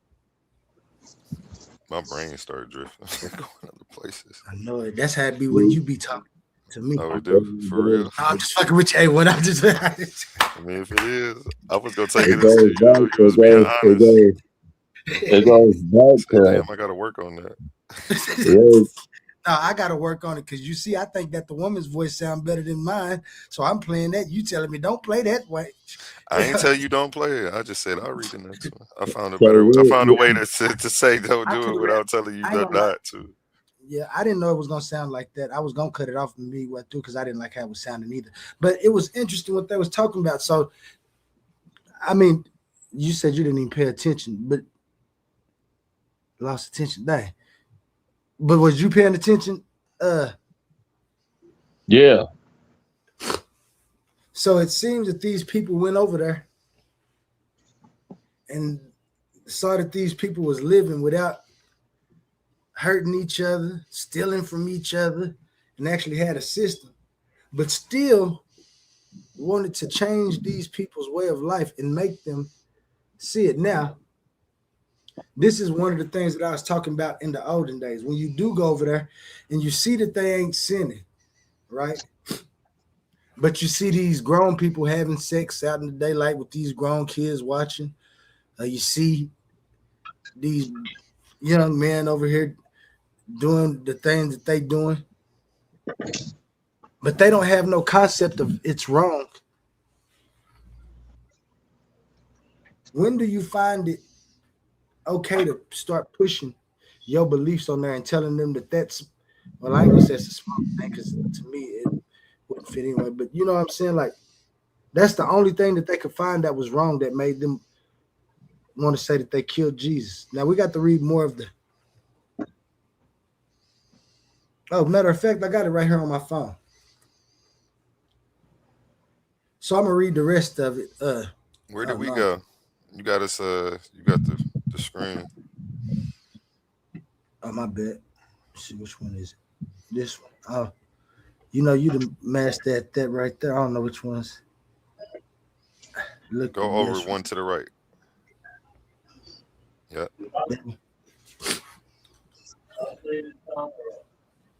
But so then these evangelists and people that's come up with the right idea to make these people believe that they're the ones that killed Jesus, huh? Mm.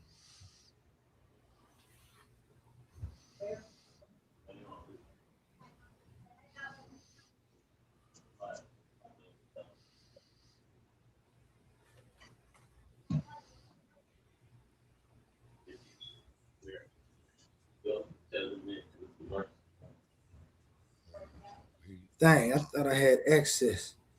I'm gonna have to. I got to.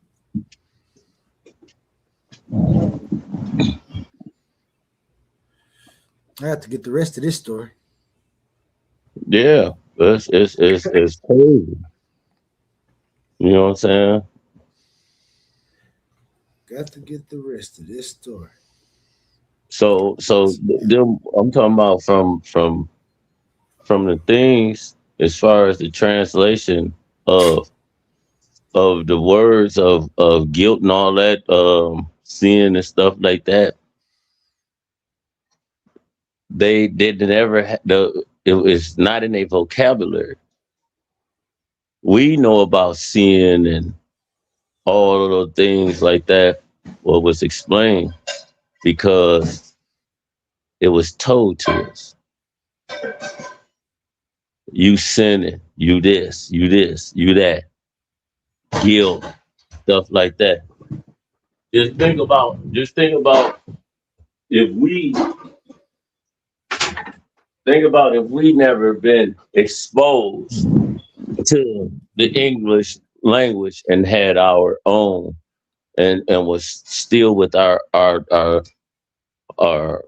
language, our tongue from our ancestors and things like that, we'll be in the same spot. We'll be in the same position, you know,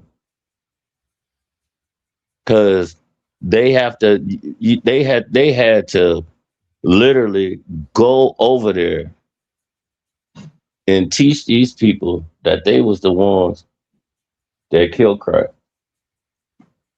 And the one woman was like, I don't want to be in the hellfire and stuff like that. Hercules said, "What y'all talking about?" What'd you say? I was reading the comments. Hercules confused about the topic. The Parnari Indians Bible. Mm-hmm. You know, so now you got the King James Bible. You have all these different Bibles, but yet you never heard about the Parnari Indian Bible. And God's word is not supposed to be confused or changed or none of that. But yet still these people, if you study what they did with the Parnari and then you mirror that back to us, they doing that to us now. You know what I'm saying? Because if we go down back into religion, to be honest, our ancestors made up, put the concept forward as far as religion, Christianity. They didn't have nothing to stand on and believe in. You know, if we go back to the Ptolemies, you know, the Coptic Egyptians is the ones that put together religion for them because they wanted to be so much like us. And just as well as in every church, you will see with this sword, we shall conquer. And guess what? They conquered. Now our kids, our mothers, grandmothers believing in a system that's made up. But our ancestors made the system for them to have something to believe in, mirroring what we already had in place. Because we didn't think of many gods. It wasn't gods. Okay, this is a god, this is a god, this is a god's god. Like literal. It was concepts. Okay, the wind, the stars, earth, water. You know, if we want to say God, everything on earth is water. That's God. Because without water, we would never survive. Without the sun, it's OV. Water. How many, whatever percentage, because it varies. We made up with water. The earth made up with water. Everything. Bro, it's nature. Nature. Then it goes to translation, matter nectar. Ye are gods.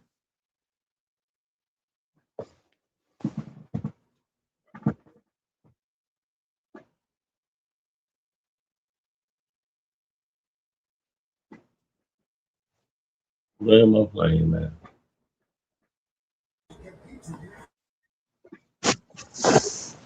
So for those in the comments, this is what we own, man. We hitting different topics. Oh man.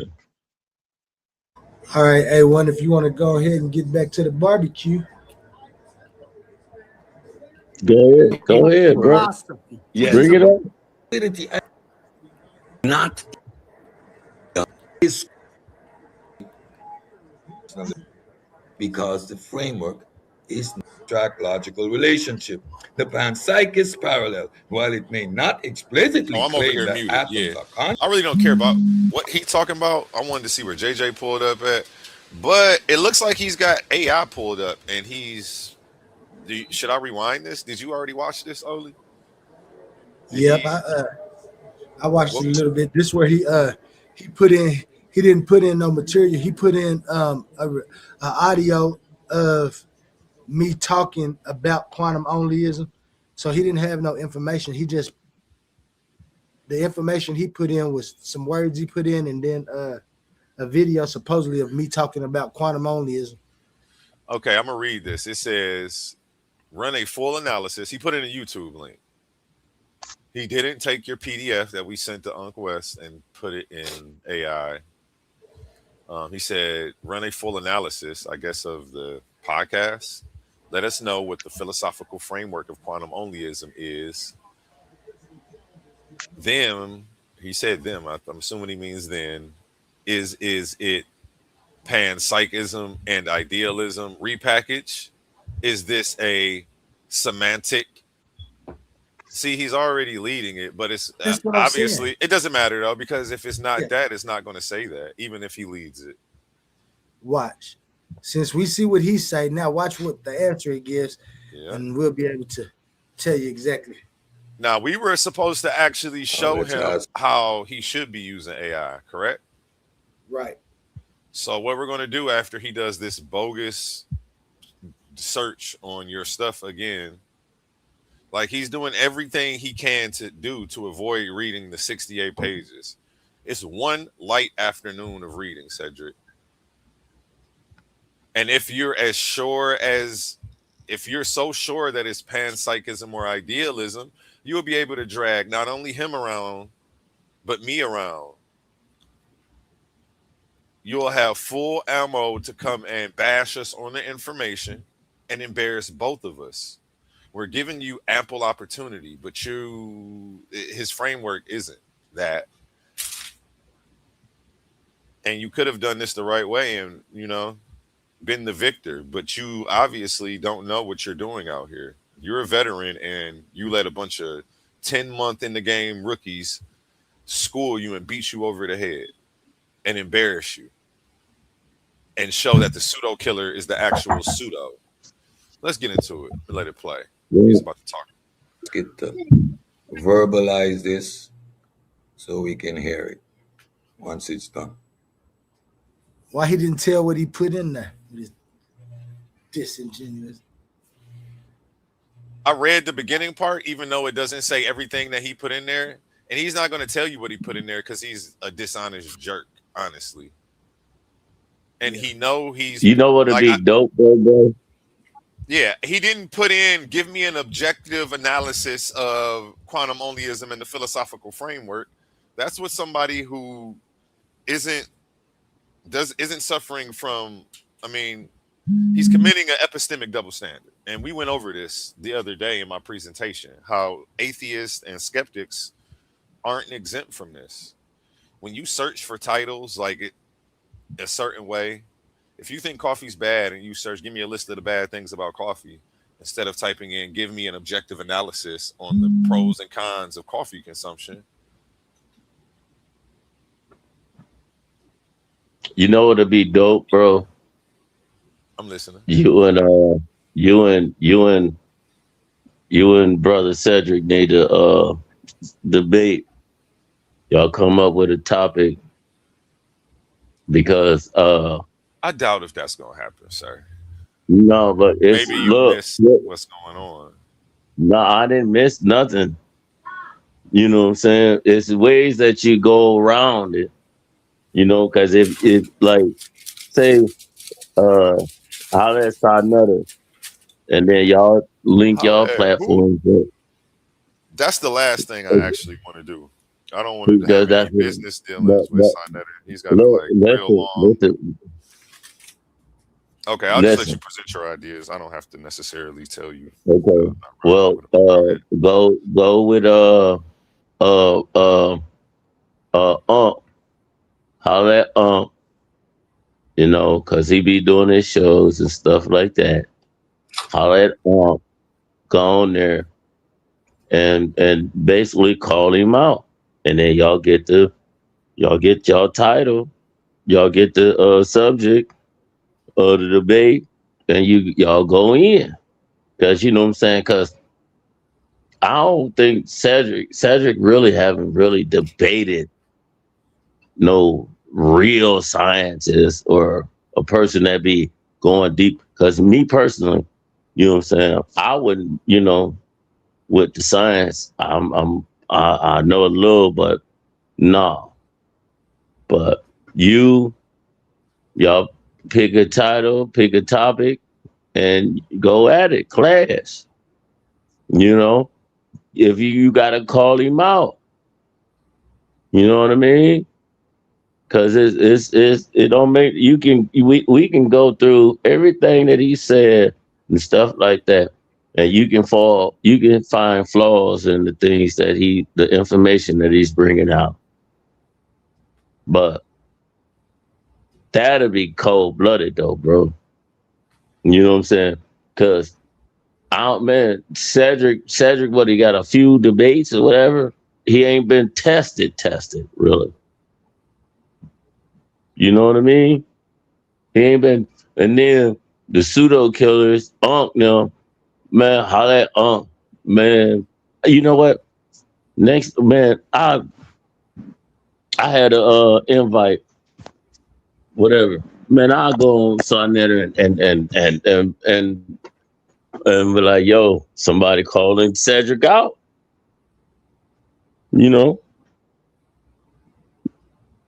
I appreciate the offer, but I respectfully decline. Why would you decline? I'm trying to explain it to you, but you keep going. Go. Like, these people have over a track record of fleecing people, shitting on people, backstabbing people for over a decade. Over 10 years. I've only been in here 10 months. And I'm already continue to keep being compared to these people just based on my consistency and hard work. I don't want to go up under somebody's umbrella whose brand is going to tarnish mine. I don't have the negative stigmas attached to me that they have, and I don't want to attach myself and get them. Two, these people act like children. I gave them a chance to act like an adult, to have intellectual integrity, and to be intellectually honest when they stepped on my platform and they failed. I don't chase children around the internet trying to prove a point. I didn't even want to prove you wrong. And you're asking what's wrong with me. What's wrong with me is I don't have a chip on my shoulder. I don't need to prove anything but to anyone. It's not what that, I'm here man. doing is clarifying That's just like some what stuff. I was just telling you. Yeah, and I don't want to work I was with telling you so earlier. please don't go on his page and tell them that I'm calling them out because I'm not. What I'm doing is correcting a few things for the record. Okay. I can listen to you information that you put out all day long. You did. I can listen to Cedrick. Boom. You can see the flaws of disinformation that this man is putting out to the public. You have something wrong with this. Well, this is not true. This is not correct. So guess what? It really don't even have to be a debate or conversation. You know what I'm saying? You like what you just said. I'm not trying to do, man, it's time for you to step up, dog. What you gonna do? Is you a man or a mouse? Stop saying that to me. Don't look, your cliches sound real poetic, but they don't map onto real life reality. I wish you would stop asking me, am I a man or a mouse? Like I don't Bro, like. I'm sorry. I don't like that. Please stop doing that to me. You just seen how you just came, bro. Did you just see how you just came aggressive? Did you just see how you just came aggressive? You got the information coming. Man, bro, I'm trying to help you. I'm not against. I'm trying to help you. I'm not against you. I'm trying to, I wanna learn. And if you're doing a disjustice of the community, and you right here, I just don't wanna. I don't wanna. No, bro. Go full throttle. What you're not understanding is I look at these people like lowlifes, and I don't really want anything to do with them, especially Cedrick after the way he's conducted himself, and that's what I'm trying to say. Man, guess what you do? I'm too bougie to want to deal with people who act like this.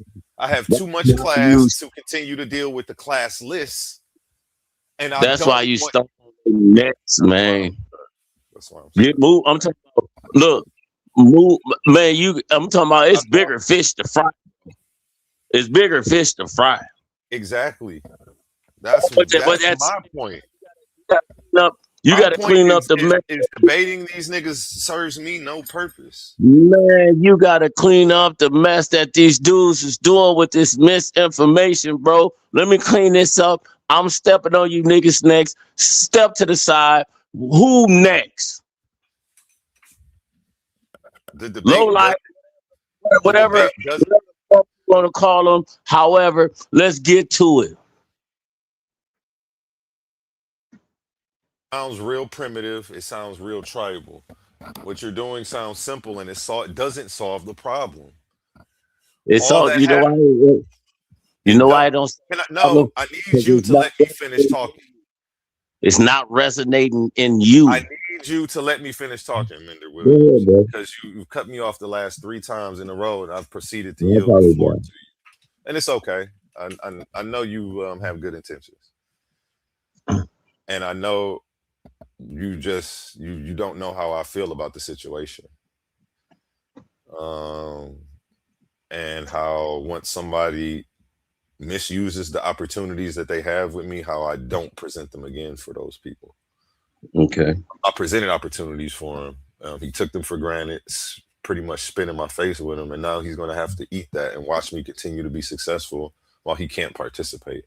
That's going to be the punishment for people who do what he does.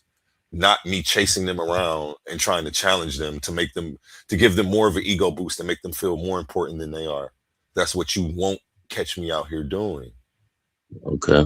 And I don't feel like I'm not chasing these men around. If anything, they could chase me. I've got too many things going on. I've got a 16-man tournament, $1,000 grand prize, as well as booking all these different guests to interview. I'm not chasing. I can't chase these pseudos around. That's not the name of my brand. I'm not a pseudo killer. That's supposed to be what they do. But I am going to correct some stuff for the record since he chose to personally attack me. I don't want to attach my brand with those people. I don't want to work with those people in conjunction with those people. I don't want my name on the flyer with those people. I thought I did, but it was divine protection, everything that happened. I shouldn't be working with them. I don't have a tarnish on my name. And working with them would be the quickest way for people to associate me with all their fuckery. And I'm happy that they pushed me away in the beginning. So that's just where it is. That's where it's going to stay. And nothing's going to change that. Again, these people are complete leeches and cumbers of society. They produce nothing. They go around grifting and slandering people and personally attacking people and making the conscious community continue to look bad. And if I step in the ring and argue with the damn clown, the people from a distance won't be able to tell who's who. And that's how I feel. Now I yield the floor and you can respond to that and further try to convince me if you like, but I got a great deal of pushback because my brother, you doing the community a disservice without cleaning house. Okay. Cleaning house as far as get these niggas out the way. This is what it is. Give us a subject matter. Give us something that we can. Okay. I'm doing a community. Hold on. Now let me cut you off. How you cut me off a few times. I just want to ask a question. I'm doing the community a disservice by not chasing Seth around and begging him to debate me. I'm not saying. Well, this is the only way. He doesn't want to debate either.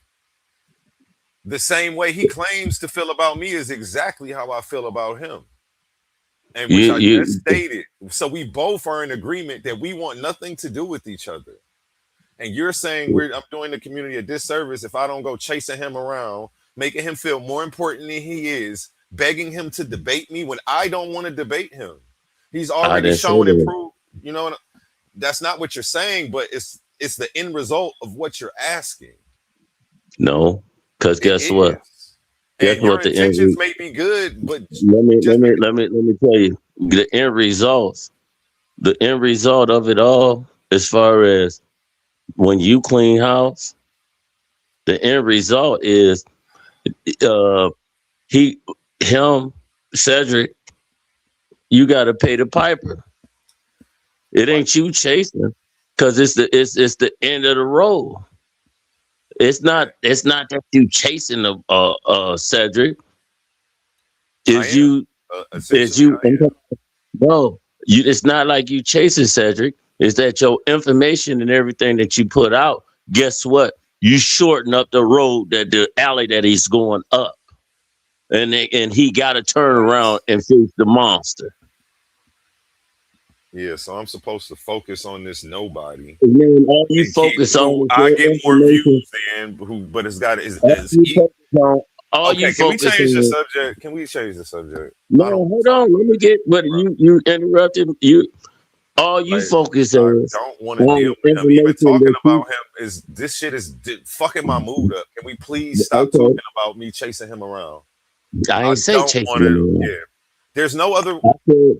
I know what you said. I know what you said, but I'm trying to tell you what has to happen based on the situation that is the reality.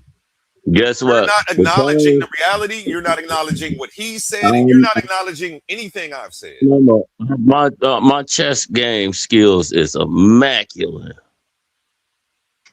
I'm talking about top tier. My chess game is crazy. I move pieces like never before, bro. Bro, I'm about to play this video. You and I'm talking about. I'm not saying you chasing you because every time you came on is you speaking of. All I'm telling you is to shorten the distance with information. You put out the information. You put out the information. Can we please change the subject? Either he respond to your information and say, "Oh man, it's pseudo, whatever." Guess what? Get in the ring History with. isn't just written by the victors. It's buried under layers of tradition, bias, and comfortable assumptions. But what happens when you strip away the tradition and let the evidence speak for itself? Welcome to the front lines of historical analysis with your host, Ben Eaton. Join us at the Coliseum of Arguments for Data Over Dogma. Every Thursday, we are pushing past the mainstream noise to examine the most respected scholarly research on ancient civilizations. This isn't about defending comfortable narratives. It's about high-level scholarship. We decode the actual data to see history entirely through the eyes of the people who lived it. For the students, the scholars, and the independent thinkers ready for radical, objective challenge to the status quo, prepare to have your perspective tested every single week. Leave your assumptions at the door. It's time to choose dogma or the data. Subscribe to Data Over Dogma with Ben Eaton today. New episodes drop every Thursday exclusively on Coliseum of Arguments. Titans Debate League. Only the brave speak here.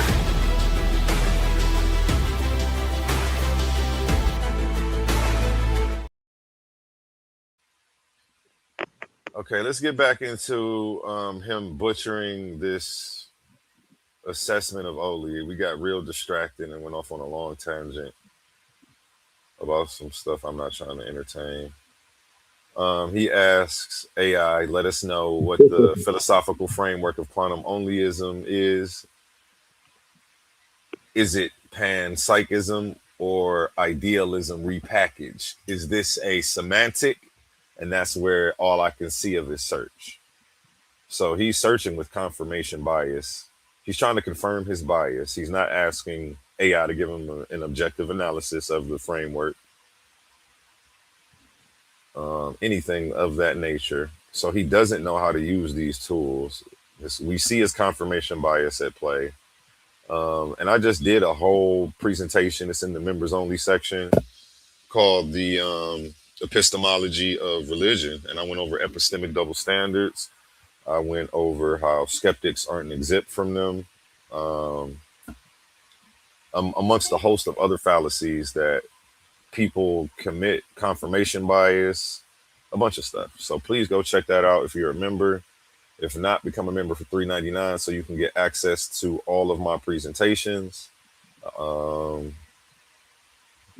Yeah, so let's get into this.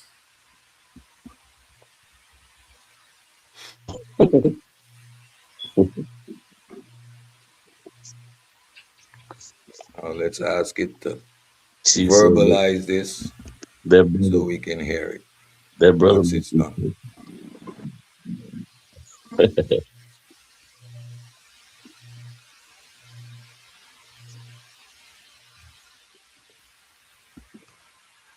Shout out Bobo Money in the chat. So shout out Michigan's Natural Living. Shout out King Herc. I appreciate y'all for being here with us. It should be able to play the volume. And for the record, I mean, at least he's trying right now, but this is lazy. My man's work is only 68 pages. He could have spent one afternoon reading it and gave his own assessment. Apparently, he's not intellectual enough to digest the material, so he has to have AI do the homework for him. Then he searches this with confirmation bias, doesn't ask for an objective analysis, but still AI isn't going to give him what he wants. So let's go. Come on. on the analysis. Shout out Michigan's Natural Living. He won the tournament. I sent him a picture of his shirt. I hope you like it. We're about to be shipping that out. He is the winner of the first t-shirt raffle. He was actually the only person who bought tickets. So there was no competition in this raffle for you. So go ahead and buy a few more tickets. And, you know, if these people don't support, you'll keep getting t-shirts for way under market value. You know what I'm saying? And I'm not mad. I'm going to keep sending them to you. Appreciate your support, Michigan's Natural Living. And always one of the top members of the Titan family. He's been here since the beginning and, you know, definitely a shoulder to lean on through hard times. Somebody that I always turn to for amazing advice. Definitely an amazing member of the conscious community. The conscious community needs more of Michigan's Natural Living and more people like him. Definitely not more people like Pseudo said. No, I appreciate you, bro, for real. You don't even know. Your kind words and your advice and checking on me have helped got me through these last couple months. So I really appreciate you. Back to the video. Oh, I hear it.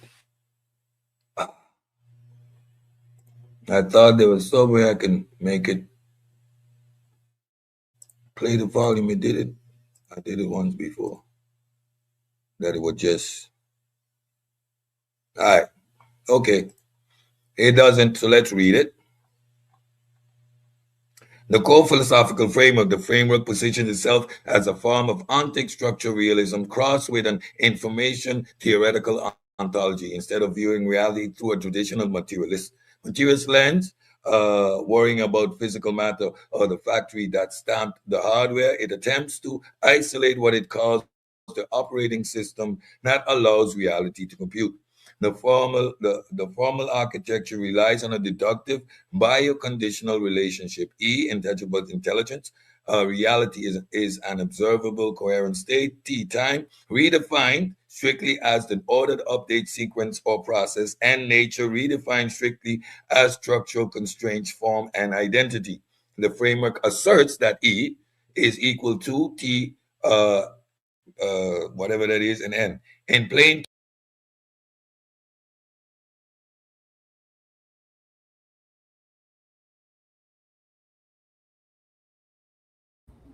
You there, Awa? I'm muted. My bad. Can you hear me? I was saying that this guy doesn't have the intellectual capacity to digest your material. Yeah. Even with the AI overview that he just grabbed, he still really doesn't know what's going on.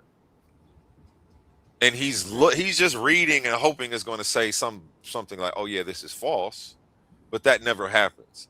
He's not reading to understand right now. He doesn't even know what that equation means. And he's downplayed it and dismissed it because he's just looking to confirm his bias right here. This is very sad. This is poor scholarship. Yeah. This is poor scholarship.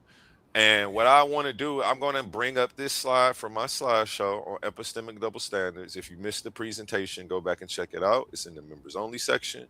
I'm only going to show you one slide because this was very important. And let me share this tab instead. Is it sharing, Oli?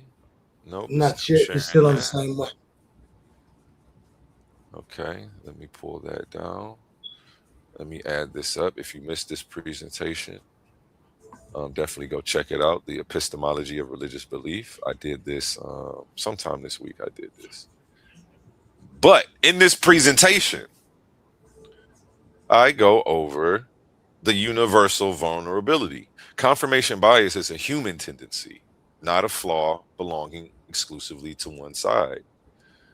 A rigorous thinker recognizes that human psychology constantly attempts to defend its prior attachments, regardless of worldview. Assuming that everybody who comes up with their own philosophy must be false before investigating it. That's the skeptic's bias checklist. He's got to make sure that he doesn't do that, which is exactly what he did. Ignoring evidence that challenges naturalistic assumptions. He's been doing that the whole episode. treating Oli's claims more critically than traditional secular claims. He's been doing that the whole time. Yet he hasn't approached this with the proper intellectual honesty that it deserves. So, and we see that in how he's searching. So yeah, if you missed this presentation, definitely go back and check this out. It's in the members only section. It is called The Epistemology of Religious Belief, Confirmation Bias, Special Pleading, and the Epistemic Double Standards in Comparative Religion. I did my thing on that one. Definitely go check that out. And again, I don't want to debate this guy. It's apparent that he can't even get through my, my I don't want to call you my little nigga, but he can't even get through my little niggas, man. You can't get through the soul. You don't need to holler at the boss. You can't even get through the workers. And no disrespect to anybody who's on my team. I'm not trying to slight Oli in saying that, but I'm definitely trying to slight Said for sure. It argues that existence is mathematically and logically identical to the So let me go back to where he doesn't even understand this information. Yeah, I'm just gonna ask it to. And Oli, do you want to do a breakdown on this too? It doesn't, so let's read it. The core philosophical framework, the framework positions itself as a form of ontic structural realism crossed with an information theoretical ontology instead of viewing reality through a traditional. You see how you read that really fast? The framework position itself, let me blow this up and read it with the respect that it deserves. Yeah, because I can't see it. This is actually boosting you up and propping you up. But he's reading it. He's reading this in a dismissive tone, like it's shitting on you. But this is actually saying that you have a solid philosophical framework. Correct. He didn't know that was going to happen. The framework position itself as a form of ontic structural realism crossed with an information theoretic ontology. Period. That's fire right there. That's nothing to dismiss. That's nothing that he can shit on. That's something that he has to respect, and he knows that. That's why he just glossed over it. Mm-hmm. Instead of viewing reality through a traditional materialist lens, worrying about physical matter or the factory that stamped the hardware, it attempts to isolate what it calls the operating system that allows reality to compute. My man's Oli has made amazing strides in philosophy, and this guy just refuses to give him his flowers while he can smell them, because he's really a piece of shit. The formal architecture relies on a deductive biconditional relationship. Let me pause it and just let it play for a second while it scrolls down. Intelligibility, existence. Reality as an observable, coherent state. That's fair. Time, redefined. He doesn't like that you redefined it, but redefined strictly as an ordered update sequence or process. That's a fair definition. And when you create your own philosophy, you're allowed to create your own nomenclature as well. Right. And it's actually encouraged, but it's something that only like PhD graduate school level people do. So he's not expecting it to come from Oli, so he assumes that he's done it wrong. Because he doesn't have the intellectual capacity to form his own arguments. Other people who have, they must not know what they're doing. They can't be smarter than me. Unless you're Shankar or Roger Penrose. Yeah, Shankar or Roger Penrose can do this. I can't. And it's a supreme form of narcissism to think that because he can't do it, that Oli couldn't have. He really thinks he's that guy. And instead of giving a guy somebody who did something more amazing than anything that he's ever put out, their flowers, he just attempts to try to tear you down. A crabs in a bucket ass mentality that this guy and these pseudo killers have. Let's get into it. The formal architecture relies on a deductive bioconditional relationship, intangible. And it doesn't say bioconditional. The formal architecture relies on a deductive biconditional relationship. The biconditional means that arrow that shows both ways, which means you can turn that equation around and it would mean the same thing. Existence, if and only if time and nature, if and only if time and nature. If you have time and nature, then you will have an existence. That's the way it go when you turn it around. The framework asserts that existence equals time and nature. In plain terms, it argues that existence is mathematically and logically identical to the intersection of sequence and constraint. This is what AI is telling them about the philosophy. Based off the video, AI lightweight did his thing. It pumped you up and propped you up. There's nothing that he can say negative. An observable coherent state, T time, redefined strictly as the ordered update sequence or process, and nature redefined strictly as structural constraints, form, and identity. The framework asserts that E is equal to T, whatever that is, and whatever that is. You don't even have the intellectual capacity to grade my man's homework, bro. You can't even grade Oli's homework.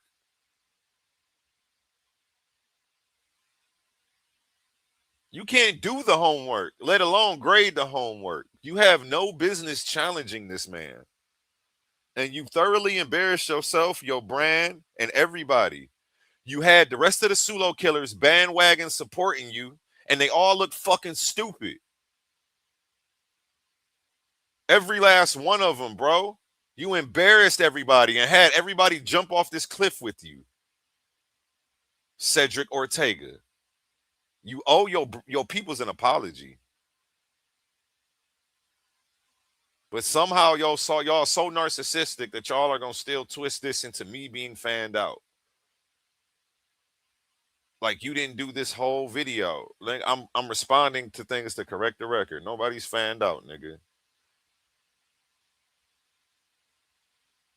And I realized like I gotta stop. I'm not gonna change who I am though, because certain people don't appreciate it and they take it the wrong way. Y'all ain't never seen nobody give y'all flowers. Y'all ain't never seen a genuine person who doesn't have an ego, whose ego isn't blocking him from giving people their props, who isn't in competition with y'all, who's genuinely happy to see y'all shine in any of your endeavors, who's happy to see you get up and try, win, lose, or draw.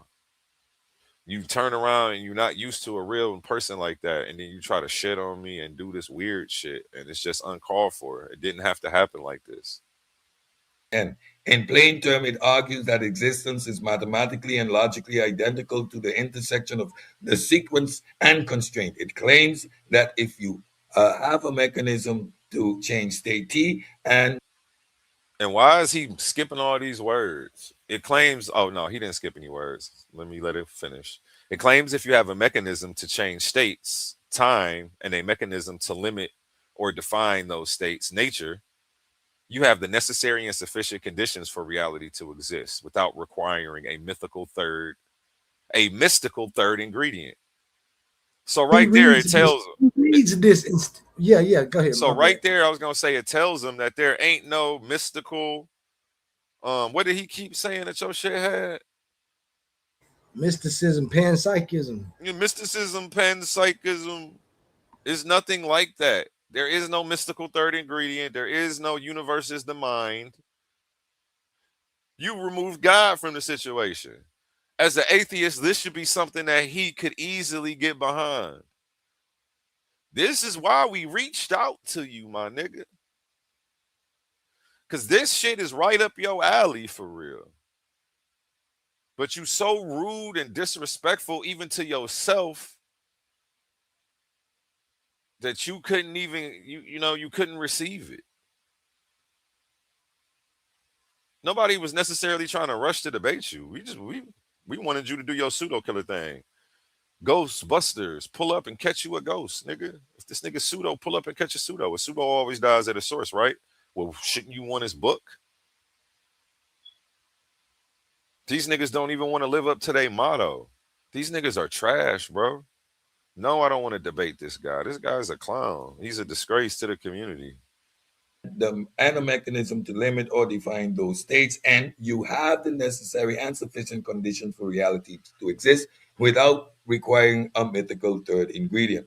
Is it panpsychism and idealism repackaged? While it uses a vocabulary of quantum mechanics on our computer science, its underlying ontology heavily mirrors absolute idealism and radical rationalism.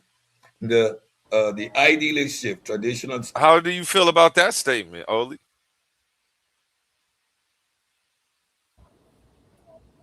I feel that AI was trying to make him feel good, but it says that. And one thing that we know about claims and things is that just because it's identical, I mean, just because it looks alike or it might have identical properties doesn't mean it's the same thing. And those different individual intricacies is what makes it not idealism. That's what it's telling you.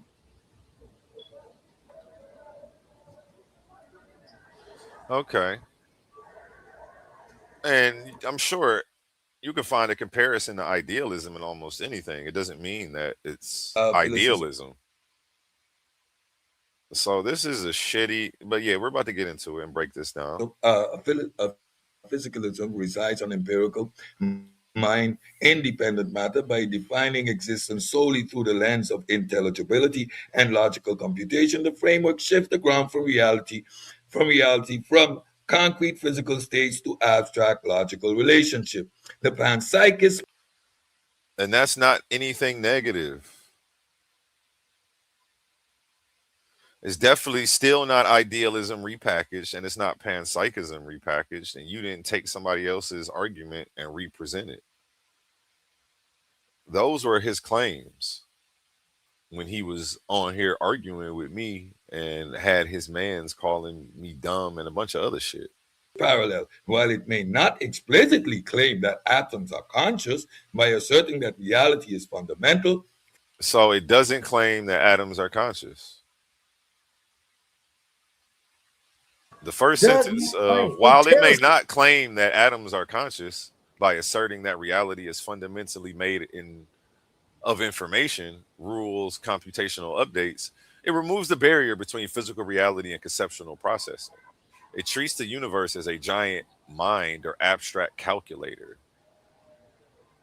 I don't like that because you don't talk about the universe being a mind at all. And that's where you know that AI is trying to make him feel good. But that's because he gave it a bias. He was looking for the confirmation bias in his search. Right. Instead of asking, give me an objective analysis of the philosophy, he prompted it to get a response that brought this up. It probably would have never referenced these two things hadn't he not referenced these two things trying to confirm his bias. Correct. And this guy is dangerous. Cedrick Ortega is dangerous. And I don't like how he tried to end your career unfairly and label you a pseudo for the whole community without actually reviewing your shit. Now we caught this nigga trying to confirm his bias through AI searches to try to shit on you. This is some of the most disingenuous shit I've ever seen on social media. And you niggas don't deserve the internet, bro. You niggas shouldn't be allowed to get online. This shit is a miscarriage of intellectual honesty and, nigga, intellectual malpractice. I'm making up shit now. I'm making up shit. So, hey, bro, is you saying atoms is not conscious or conscious?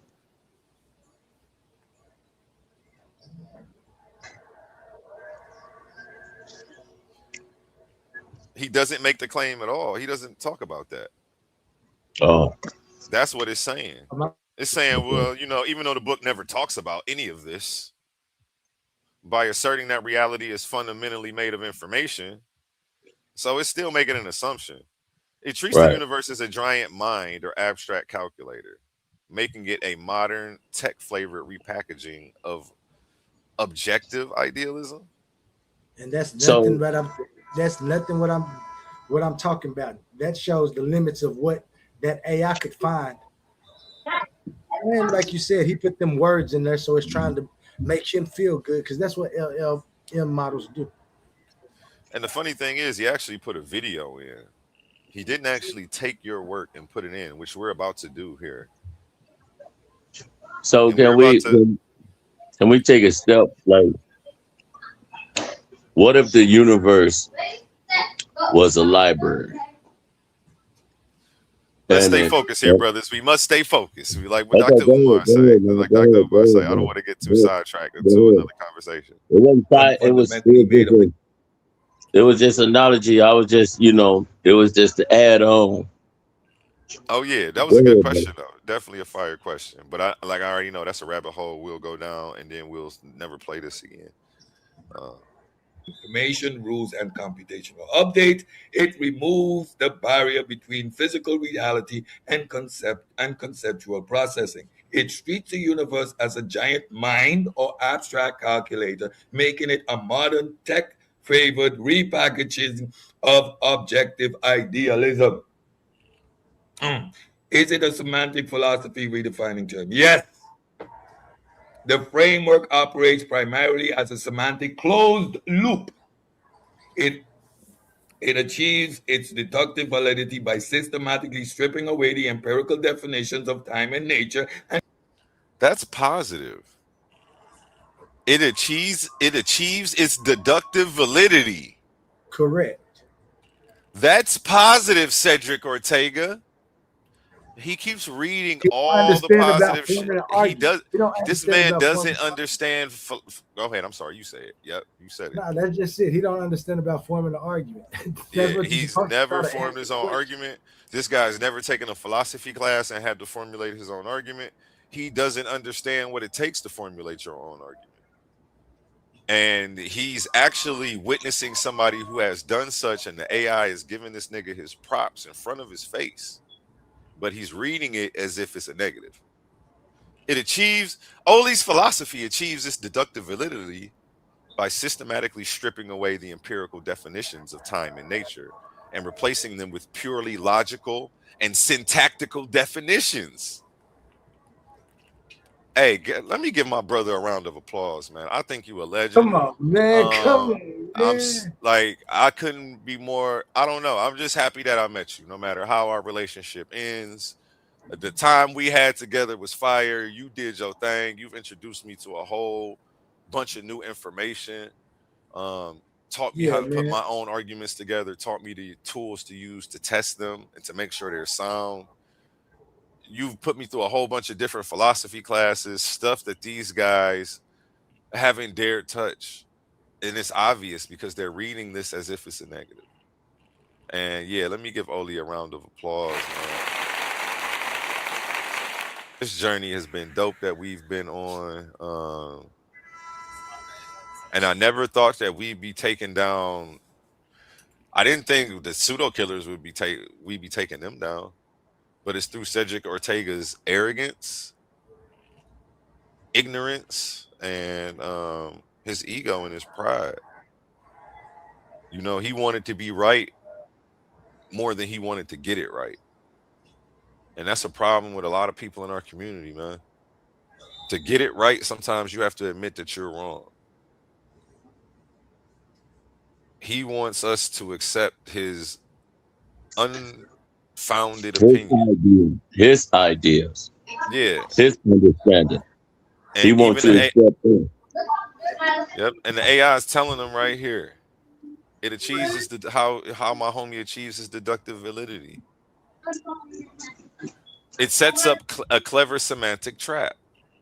Replacing them with purely logical. It challenges critics to deny the framework without using distinction, nature, or sequence, because human language and logic inherently in syntactic definitions, by defining time as sequential through thought and change, and nature as the ability to tell two things apart, it builds a tautology. It sets up. So he said your shit builds a tautology, but he keeps reading it like that's negative. Shut my door. And I actually want to put this. I can't wait till we put this in AI so that way we can see what it actually says about this.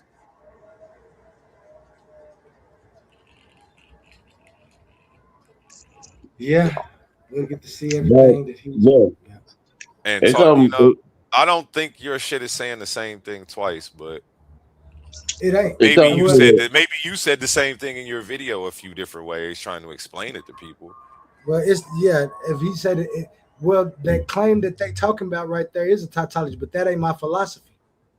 That's where they wrong. That's an axiom within my philosophy. That's where my philosophy starts, not where my philosophy ends. That's an axiom. And they trying to look at it as tautology because they acting like that's my entire philosophy. That's not my entire philosophy. It's a whole philosophical argument. But I'll explain that in just a few. A clever semantic trap. It challenges critics to deny the framework without using distinctions, nature or sequence time. Because human language and logic inherently requires grammar, sequence, and vocabulary distinction, any spoken or written denial automatically uses those tools. The framework then claims this linguistic necessity is proof of an objective physical reality, conflating how humans must think and how the physical universe must operate. Is it falsifiable? It is entirely unfalsifiable because the framework is constructed in a priori logical necessity rather than an empirical hypothesis. It cannot be tested, observed, or contradicted by any physical data. No experiment in a particle accelerator or a laboratory could ever yield a result that violates the framework. And that's nothing. That's Nothing can philosophy, bro. This isn't. You're not trying to redo science. So of course it wouldn't be testable in a laboratory. It's a philosophy. It's an idea. That's what I'm saying. These guys do science, and they shouldn't be stepping into arenas where this is not your expertise, bro. Stick to science, Cedrick. Bro. Stick to what science. What I got out of it is when you speak certain words, like you go to the etymology of the English language. We'll say the common cuss words as far as, belittling people and body parts. We think that's cuss words. But when you go and do the etymology of the English language, one of the craziest cuss words is damn. I agree with you. He need to stick to the, to the scientific things that he was talking about, but it goes both ways. I don't know, man. Yeah, and again, unfalsifiable. Just like the claim that God is in another universe. And the same thing that we tell people who try to posit a deity as being responsible for creation. Positing a deity is a philosophical position. It's my claim is falsifiable too. Okay. Well, we're about to get into that though. But positing the idea of a deity is unfalsifiable. It's a philosophical position that can't be proven empirically, can't be proven or disproven empirically, because we can't test outside of time and nature. But the wave particle, that's what I'm glad you said that. The wave particles. What about the wave particles? Okay. So we out without space and time, what you was just said, right? The wave particle is that exact example of what you just said. But you don't have a wave particle without space or time. But look, listen. They have to be observed. It doesn't matter. But that's what I'm saying. They have to be observed. What does that have to do with it existing first? And then guess what? Do you understand? Without Something space and outside of time, there space is is no. observed. Okay. Go ahead, bro. Well, I'm gonna mute my mic. Well, I wanted to explain to you, without space and time, there is no existence. Without existence, there is no wave particle for you to observe or not observe. So, like, I don't, but it's okay. I'm not trying to get frustrated with you, but I'm already The wave frustrated with particle, this nigga, and you're the asking wave questions. particle was before and now and in the future. You know? No, I don't know. Well, you the scientist. Look it up and So do there your was a research. wave particle with no existence. There was no time, no nature, but there was wave particles. That's It what was you're saying? vibration. It was the vibration of it all. Do What your are you research. talking about? Where? When in the sequence is Did vibration? it existed? Did the vibrations exist? Before time, it always have been. So There is look, no before time, nigga. What are you talking okay, about? so how did it become just absolute zero? If we gonna use anything, let's say zero. I understand you confused, but I don't want to I'm get not so confused. sidetracked that we spend 20 minutes trying to catch Bro, you I'm up. not confused. I'm throwing some stuff out there for you to explain some things or I want whoever, to however. explain this episode. Okay. Okay. I'm gonna move. About bad. I'm trying not to be rude. I'm already hot going in on this nigga. And you're trying to take me somewhere else and away from the project. Like, I'm focused on the project right now. That's said.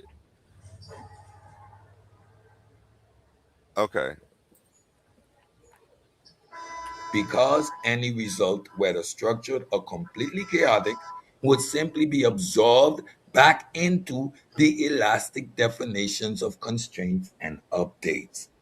By isolating them from empirical vulnerability and relying on a transcendental argument, the if you speak, you prove me right challenge, it abates any claim. Wait, he said it's a transcendental argument? He never said that. I told him it was a transcendental argument. Oh no, it says it right there. By insulating itself from empirical vulnerability and relying on a transcendental argument, the if you speak, you prove me right Which only challenge. means that well, go ahead. It abdicates any claim to being a scientific theory. Which You is a created philosophy. It's Go just ahead. saying it's a philosophy. Yeah, That's all it's I was telling just him. about to say, like, you created Like, a sound philosophy, and that's what it's saying, and it's pissing him off right now. It's pissing him off. Like, he want my stuff to. I hate when people always try to bring me back Hey, in. That's why I say when you try and to then bring at it the in. end, it says your evaluation is spot on. There's nothing here to debate. There's nothing here to debate because this shit's not pseudo. He created a sound argument. His ontology is legit. He's got a transcendental argument. He's got his equations together. He's put it through the Bayesian testing. And you're upset because you don't have the intellectual capacity to formulate your own arguments. You're stuck on relying on arguments from 1700s. You're stuck on relying on other people's ideas, and you've never ever attempted to form your own. You don't do philosophy, said. You don't have the intellectual capacity, obviously. You don't understand the tools necessary, but you're here trying to critique someone who does or who's attempting, and it's sad. You should be encouraging. It just didn't have to go this way. You niggas is weirdos for real. Being a Fanned out. scientific theory. And I'm gonna say y'all fanned out for rushing to try to disprove somebody. That shit's toxic as hell. This nigga's begging me to disprove Amanda Williams. Bad as hell. I refuse to do it. I don't get my rocks off beating up on people when I could just teach them. I don't get my rocks off telling people they pseudo prior to an actual investigation of their information. You niggas are weirdos, bro. And I'm happy that you stand over there where y'all at. They deserve you. Y'all deserve each other, and yeah, we don't want people with character like you over here. Conclusion, your evaluation is spot on. There is nothing here to debate. And that's the smartest thing he said all night. You better not try So to he debate asked, this shit. yeah, you better not. You If won't he win. was, yeah, if he was wrong anywhere, it would tell him, hey, these are the holes, and this is what you can attack. There's nothing here to debate. He's created a sound philosophy. He's actually outthunk you niggas. Leave him Outdid what? alone. And that's why these What? niggas have been quiet as hell ever since. There's nothing to debate here. There's nothing pseudo about this shit. And you exposed yourself. But we're going to actually show you how you should have used AI. Coming here shortly. Let me finish. Let this play a little bit more. Because the framework is non-falsifiable, semantically closed loop that relies on linguistic tautologies rather than empirical data. It cannot exactly, and no philosophy. You know, he's reading it like this is shitting on you. No, what philosophy has empirical data? It's an idea. And that thing is still wrong too. Exactly, but even on even with it being wrong, it's still cooking his ass. Yeah, that's true. Even with it being wrong and saying your shit is a tautology, it still cooked him. He doesn't understand philosophy. He wants you to have a scientific argument, and that's not what you ever had. And he assumed that it was because you had quantum in the title. And he like, this is the extra icing on the cake that these niggas are trash, straight ass, bro. Straight stripper buns, stripper cheeks. These niggas is ass, bro. engage with via the scientific method or methodological naturalism. It functions as an elaborate word game, logically valid with its own arbitrary definitions, but entirely empty of empirical substance or real world utility. It is an airtight conceptual cage. Ooh, that more compliments. So what? An airtight conceptual cage. What was Schrodinger? What about the Schrodinger's cat, right? They don't say that nigga's stupid. He was thinking, coming up with an idea. How do you test Schrodinger's cat empirically? You can't. It's an airtight cage. It's a loop. It's a closed loop. It's a game. It's a philosophical mind game to try to make you think. And you want to test it with methodological naturalism and science? You're out of your league. You've been outclassed. You can't last. These niggas is stripper cheeks, straight ass. They got me dropping bars over here. Straight ass. They don't get mad at Schrodinger's cat, but they'll get mad at you, huh, Oli? Man, quick. This nigga is a bum, bro. I'll never respect you again anywhere I ever catch you, said. I'm going to disrespect you for the rest of my damn life. Every time I see you. For being intellectually dishonest. Or maybe you're just genuinely ignorant and naive. Maybe you just genuinely don't know how much you don't know.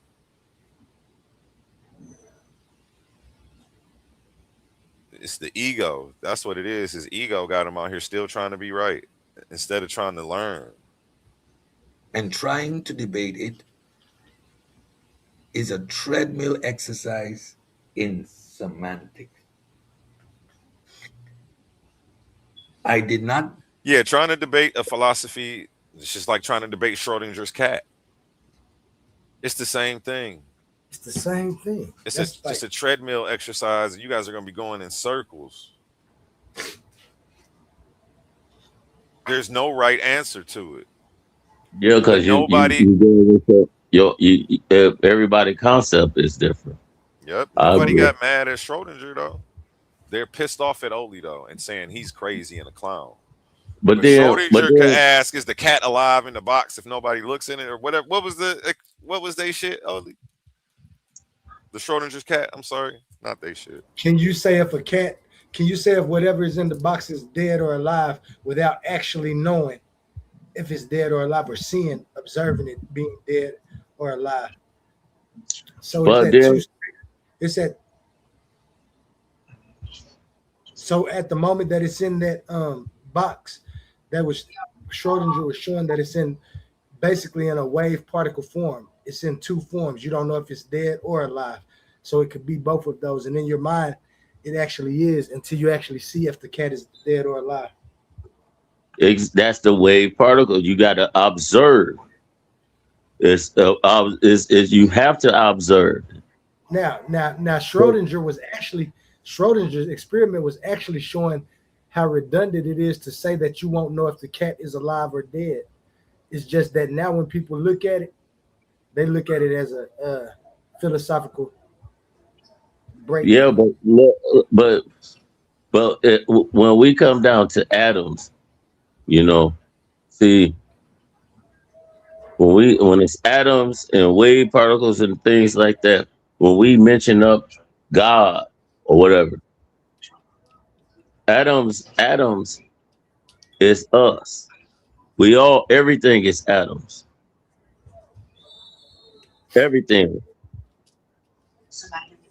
So it's in the time before us, present, and the future.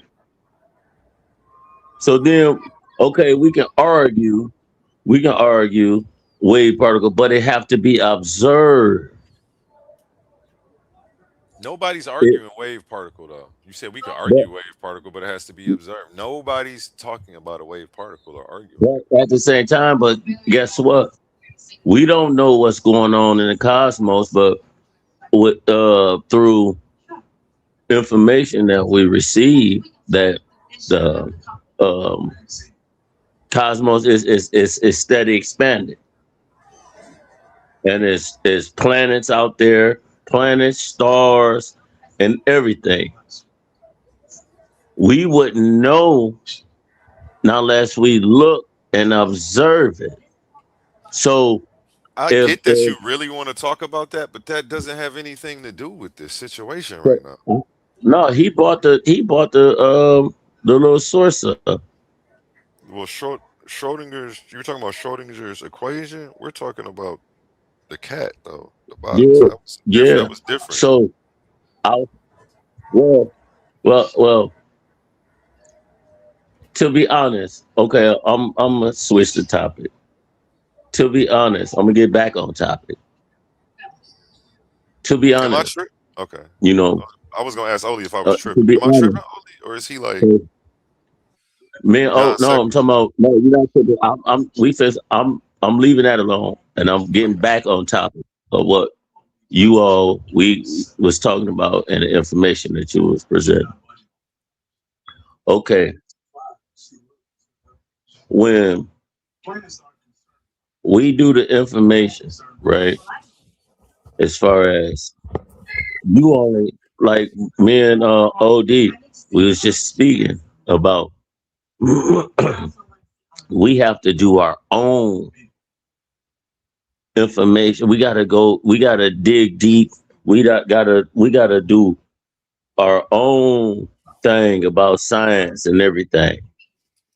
Because when we just rely on the next person's information, either it's pseudo or not, it's not going to add up. Because guess what? You can give me sources from a great deal of respectable scientists. But at the same time, it's not benefiting us because it's putting us out the equation. And what Cedrick do, he come with sources, And when you use AI, you can't. I can look you up right now, and AI can tell me you in Africa, and you have to do you got to do more than a simple AI search when you researching. You got to do more than a Wikipedia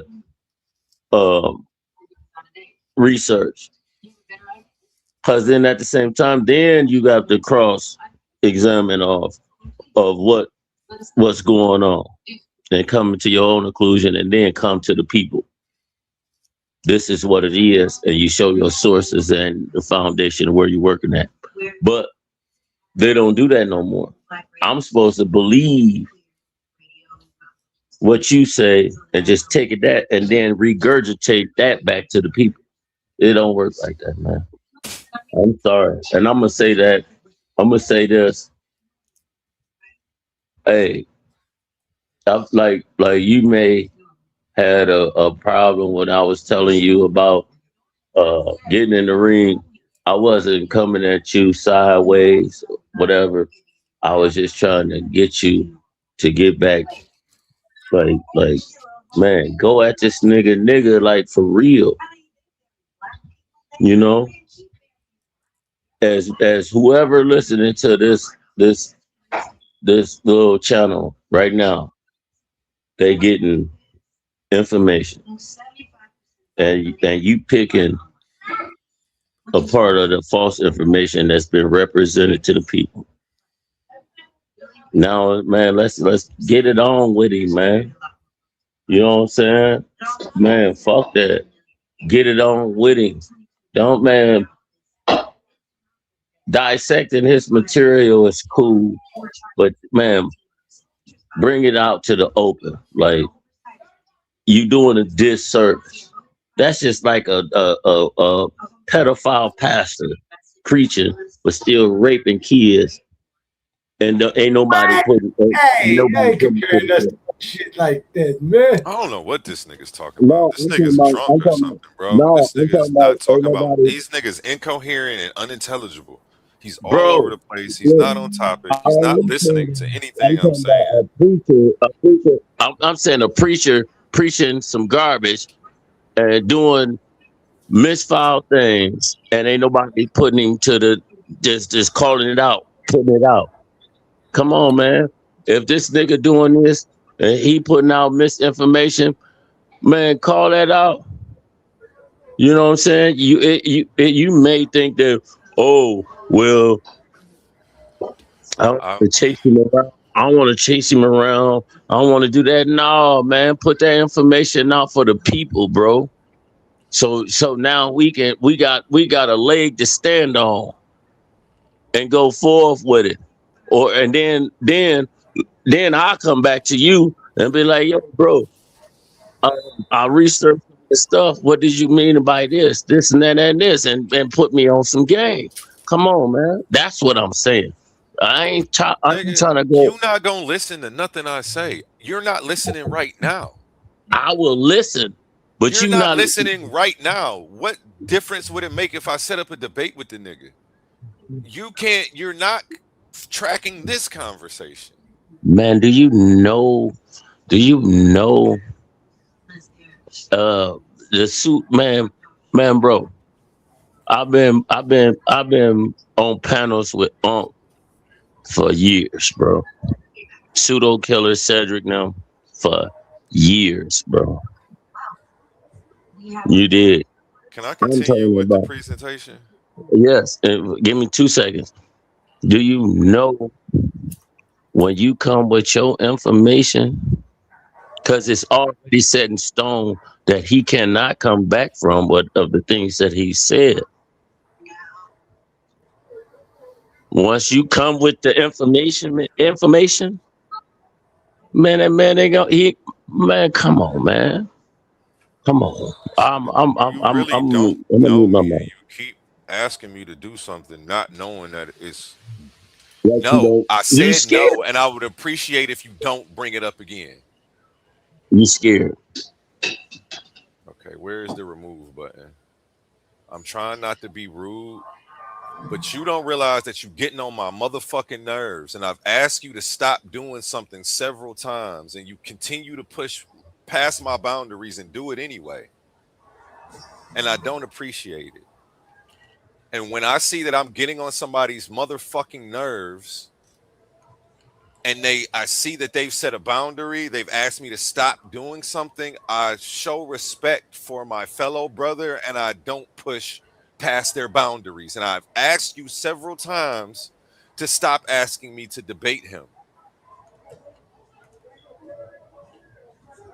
Now I'm going to continue with the presentation that you took 5 minutes from to go back to what I won't do. Let me show you why I won't debate this guy. There's no, like he said, there's nothing to debate. I don't have to debate people. I can do healthy refutations. I don't want to keep mixing my energy with people who don't even respect themselves. I've got too much self-love to continue to want to engage with him. And I also have too much self-love to continue to want to engage with you. When you keep pushing past my boundaries, I set a boundary, I ask you to stop something, and you continue to keep doing it. Oli, how many times have you ever seen me put somebody off the stage? Very rare. Shit. Once or twice, if that. Once or twice, if that. Niggas can get up here and diss each other, cuss each other out. That ain't pushing my boundaries. But once I ask somebody to stop, don't keep doing something. Because now you testing me. You're testing how long you'll be able to do what I told you, what I asked you nicely to stop doing. How long will I be able to do what he asked me to stop doing before he effectively starts to defend this boundary and have some self-respect for himself? Clearly, you don't respect the conversation with me. Minder Williams. I don't know what was so hard about not bringing that back up. You were way off topic. I'm not trying to bash you. This was supposed to be a bash and shed session. This was supposed to be beating him up over his misinformation and the slander that he put out. I don't want to debate a nigga who went out of his way to disrespect me and slander me. They don't deserve an opportunity to sit across from any table with me, bro. And you may not understand that level of self-respect because you don't have it for yourself, but stop trying to get me to lower my standards because yours aren't as high as mine.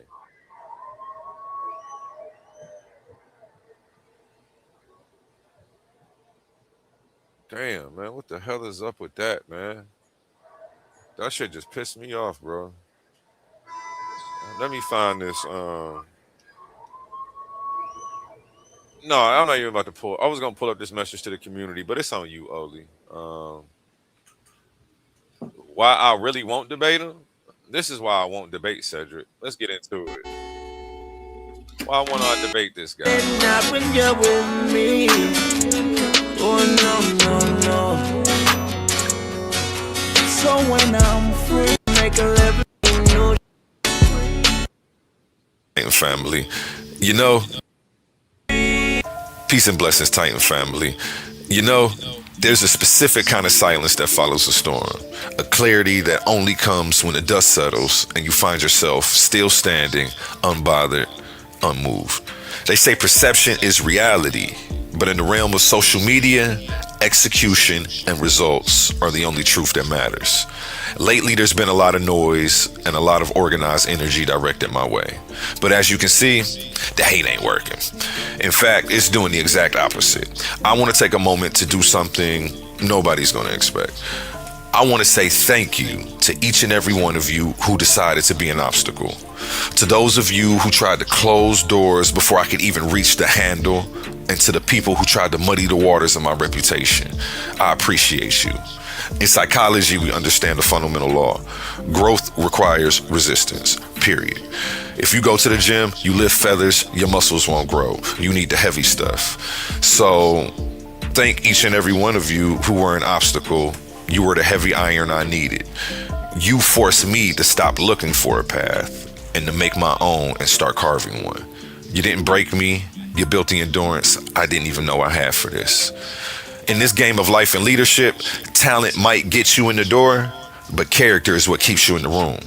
Character isn't what you do when the cameras are rolling. It's the integrity you maintain when the world is trying to bait you into becoming a version of yourself you don't even recognize.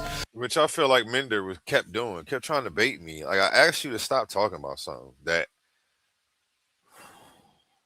I got to take some deep breaths and get my prefrontal cortex working, because dude was getting on my motherfucking nerves, bro. Why did you keep bringing that up? Why didn't you have any respect for the conversation and the boundaries that I tried to set, Mender? That bothered me, bro.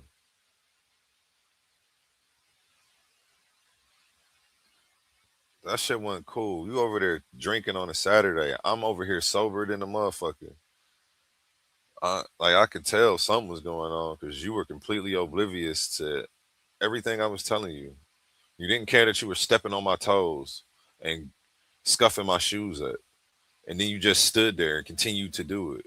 And when I told you to move, you asked why. Why? What? Like, nigga, stop bringing that shit up. That shit. A man without a solid moral compass is like a ship without a rudder. You'll be floating out at sea, but you will never arrive anywhere meaningful. I've developed an internal armor, I guess we can call it, that my haters just can't pierce. When you have a clear conscience, you don't have to remember your lies. True character is the silent engine behind every long-term success story. I'm going to say that again. True character is the silent engine behind every long-term success story. And it's the one thing that no amount of coordinated hate can ever take from you. Yeah, and we see these niggas' characters shitty. I just really want to play the part at the end where I say the standard for character has been raised. You got shitty character, you can't do business with me. If you have a track record of shitting on people in the community, you can't do business with me. And how you treat me matters, and I'm going to hold you accountable. You can't just apologize a week later because this is social media and think that I'm supposed to accept you back and we're going to do business again. Because I don't operate that way in real life. I'm not about to get on social media and start giving people passes to be disrespectful, to have shitty character, and talk to me, treat me however the fuck they feel like it, when they feel like it. This ain't that. It's never been that. That's why I started my own page and my own league, because people felt so inclined to disrespect me. It had nothing to do with the lies that Pseudo said was saying. Like, the standard for character has been raised, man. And if you don't know, now you know. If you don't know, now you know. Let me see if I say it right here. My input. So, yeah, we move with intellect, we move with purpose, and we move because we are chosen. Where is it at? Damn it, I started it over. Okay, well, fuck it. Well, you get it. The standard for character has been raised pretty much, bro. Oli knows, everybody knows. If you don't know, now you know. Cross me, shit on me, stab me in the back, talk to me like you don't got no sense. It's the last time we'll do business. Because I don't do it to y'all. Even Mender was getting on my nerves. I just removed him. I didn't want to, I could tell it was genuinely innocent, but he wasn't listening. Nigga, you keep talking about this shit. You making me uncomfortable and you making me want to cuss you out. You're asking me to do something that violates the principles of the man I am, and I'm asking you to drop this shit, but you continue to keep bringing it up. Y'all not used to a nigga with supreme character who's making everybody raise the standard. If you're going to be around me, the standards have been raised, and I'm going to test you. I'm going to see if you are who you say you are, and everybody ain't going to make it, and I'm perfectly okay with that. I just had to kick a Titan off the squad 2 weeks ago. It's okay. Everybody ain't gonna make it. 3 years from now, everybody who's here right now ain't gonna be here. And I know that, and I'm okay with that, and I embrace that. And when people go, and it's cool, they're making room for the right people. I don't have to hold on to people who ain't shit out of a sense of history and loyalty to us knowing each other for a period of time, fuck that. If you ain't right, you ain't right. And no amount of time is gonna fix that. No amount of me being loyal to you through your bullshit is gonna get you to act right. People leaving you when your character is shitty and make you reevaluate things and become a better person. I know that. And I know what being an enabler is. And I don't want to be that. So yeah, next time you come back up here. Oh, he's still down here. Let me add him back to the stage. Please don't bring that back up, Mender. I got respect for you. You cool peoples, man. But you was pushing my boundaries. Yeah. And if you ask me to drop something and not touch it, I would not bring it back up to you. Respect, man. Yeah, respect, bro. And I know you No, you know what, genuinely coming from a good place, and I can tell by how you speak no, and your because tone and your energy, bro. you And know why? I I'm feel talking about bad in the same sense, but I no, gotta look, set healthy boundaries for myself, man. the hunter mentality. You dig what I mean? You have you know what I'm saying?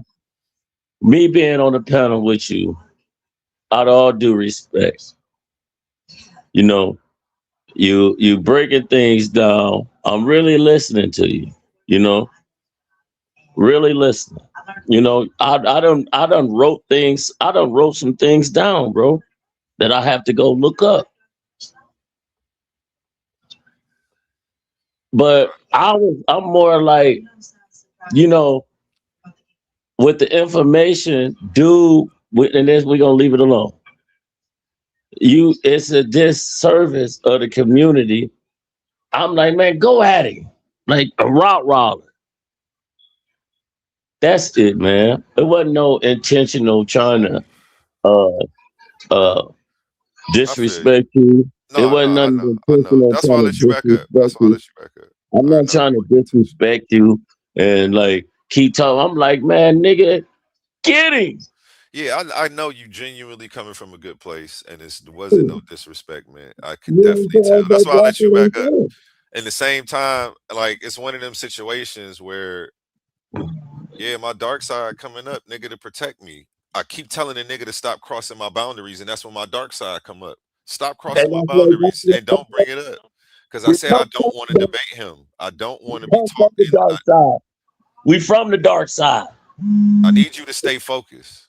Yeah, I got you. But man, all right, you know, I'm gonna leave the debate situation alone. Yeah, I need you to stay focused. I'm explaining something. Man, they y'all got me in the comments like I'm drunker than a motherfucker. I know you drunk right now, bro. Oh, But man, it's okay. It's okay. It's man, okay.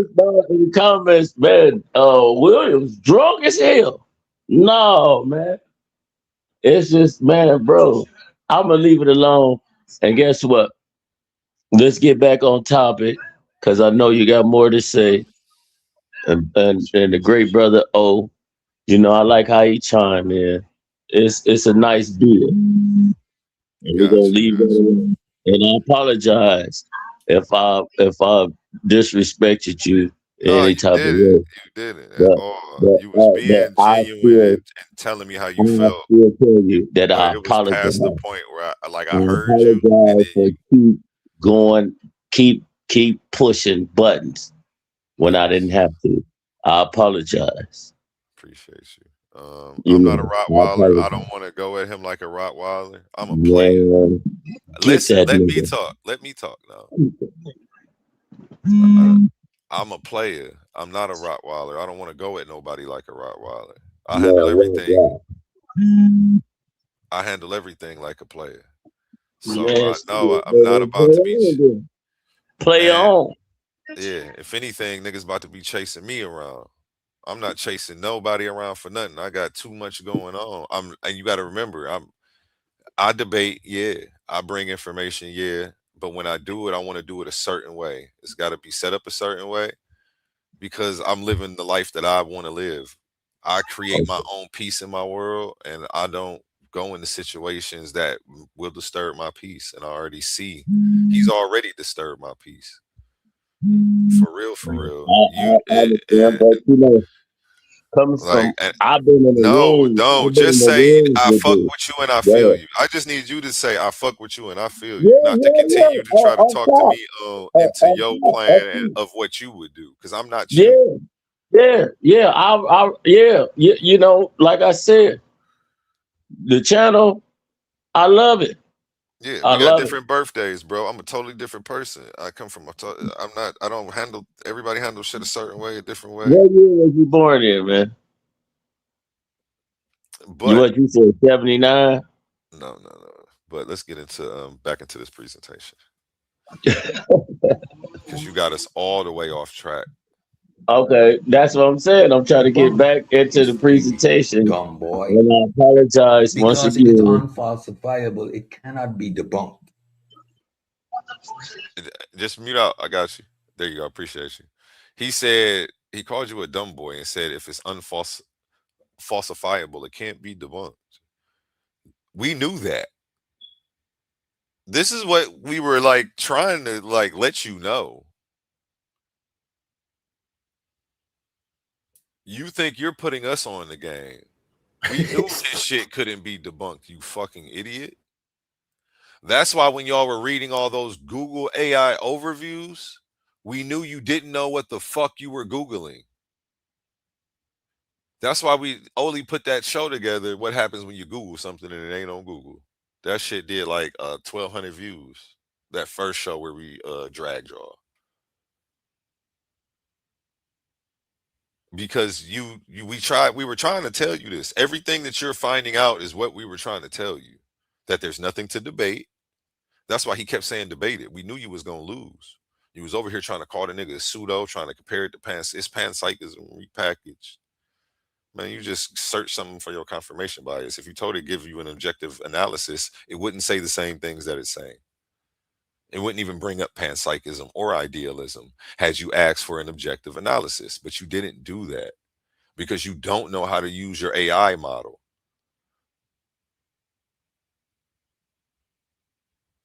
And to think that you guys have been running around here bullying the community half to death for how long?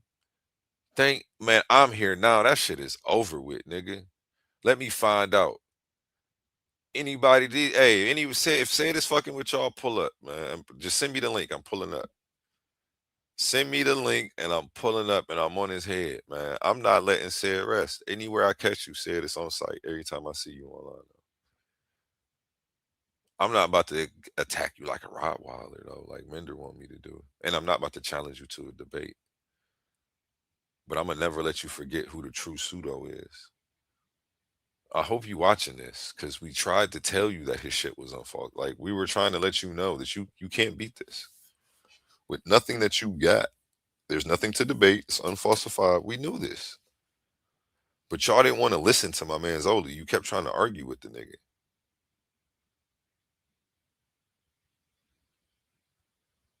Then you read all that shit in a negative tone when all it said is this shit is an airtight loop, nigga. I don't even know how you did it, Oli. You trying to teach me. You teaching me now, so I can go ahead and just formulate my own argument for fun. But apparently these niggas have, I've never been in a philosophy class, and it's definitely obvious Cedrick's never been in one. There's millions of arguments. This is just light homework for one of your old classes, bro. This is nothing. And you fuck these niggas up with this shit, bro. You fuck these niggas up and then they expose themselves. You didn't even really expose them. You kind of held the mirror up to them, and then everybody behind them got to see the reflection, and it was like, ugh, this shit is ugly. I don't like what I see anymore. Ugly. But when you don't like the reflection, you don't break the mirror. You got to fix yourself, Sid.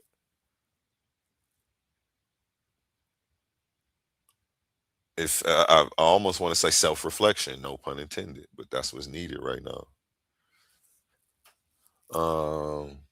You want to go in? You want me to let this finish playing, or do you want to go into putting some of your stuff into AI and seeing what it says? asking for an actual objective analysis of your work and getting a response like what they should have did. You would think that the authorities of science would know how to how to ask for an objective analysis and not lead AI down a path and then try to present it like nigga, like we couldn't see that shit. This is how they caught your ass before. He's sloppy as hell. At least he closed his search tab on the left this time. Last time when they caught him up with them ghost sources, they were looking at how he was Googling everything and searching everything.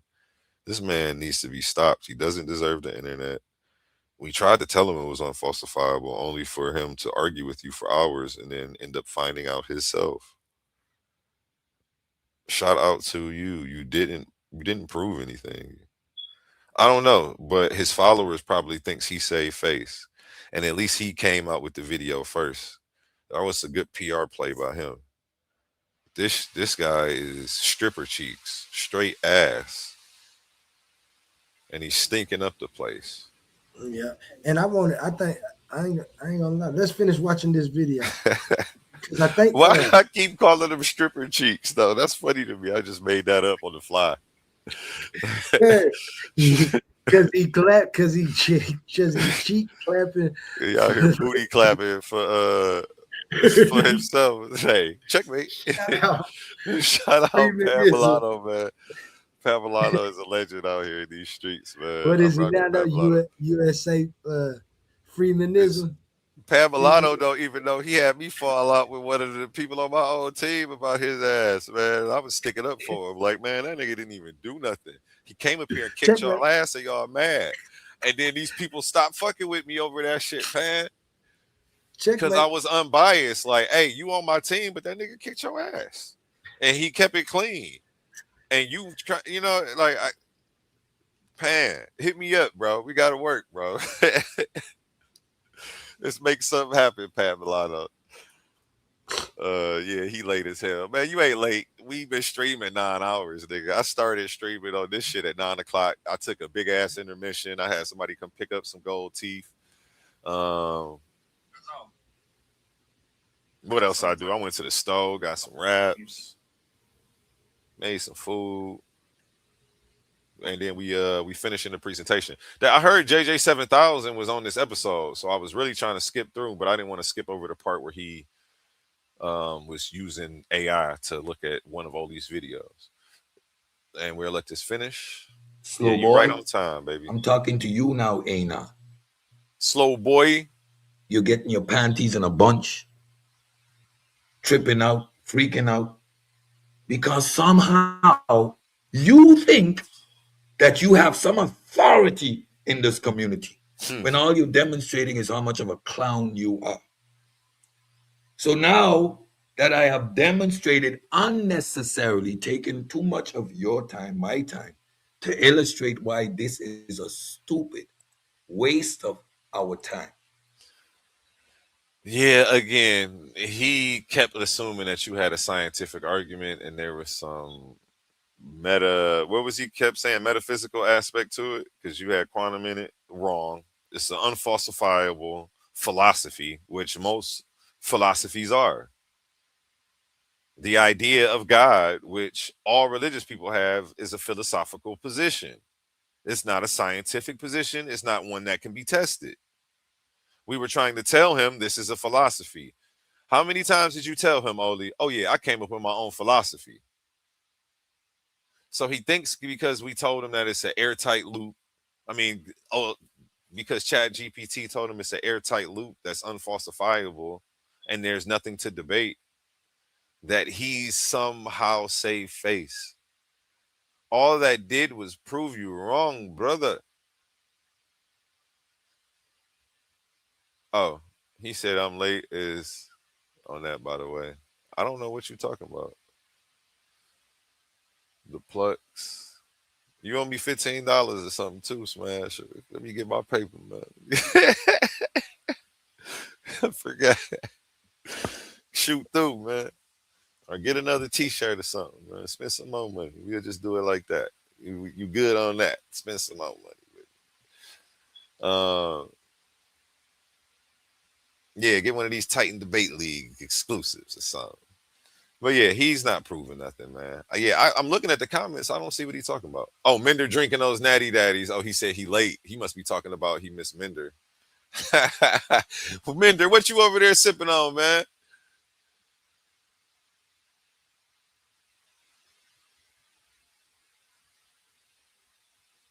Okay, he's muted. I'm gonna leave him muted. You don't got to come off mute. Oh, Lee, it's on you. I guess he's done. He wants to talk about me more. No need for me to engage whatsoever. None whatsoever. Yeah, and again, all we really wanted to do was just talk.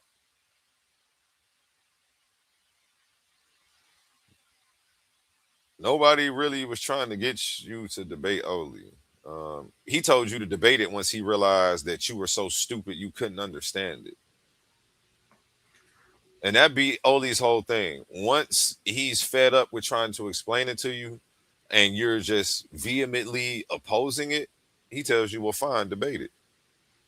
We'll explain it in the ring where we can't cut each other off, and we'll let the judge decide who's right or wrong, since you think you know so much about quantum onlyism, nigga. Nobody's chasing you around for no goddamn debate. You are not that guy. I don't ever want to debate you no more. Yeah, after the way I'm sorry, Oli. Go ahead. He just illogical and incoherent. His equivocations and things, and when I look back at the video, watching it again today made me understand that never in his life was he ever gonna try to even understand what I was talking about, whether he agree or disagree. Because I tell you all the time, I know people gonna disagree. It's the argument of the philosophy that is what you're supposed to find out once you disagree on things. That's what people do. You cussed me out yesterday because I disagreed with something you did. I like how we argue like brothers, though. I let you get off the phone. Then I called you back like, nigga, who the fuck is you talking to? Nigga be happy when he get off the phone. Though. He was like, man, go to sleep, man. You just need to sleep. Take your ass to bed, man. I'll talk to you later, man. You've been working harder than you know, man. I'm like, you made me laugh. I start smiling like, man, I'm glad Oli my friend for it. But that most people, we can't. I don't know. That was the perfect way to handle it, man. I like paying you no attention, man. It was basically agree to disagree, because that's what we were doing. You know what I'm saying? And that's what it all is. Because even if Cedrick came and showed me something pseudo, which we was hoping, right? Because all I'm trying to do is make it better if something wrong with it. Bruh. I was hoping he could find something pseudo.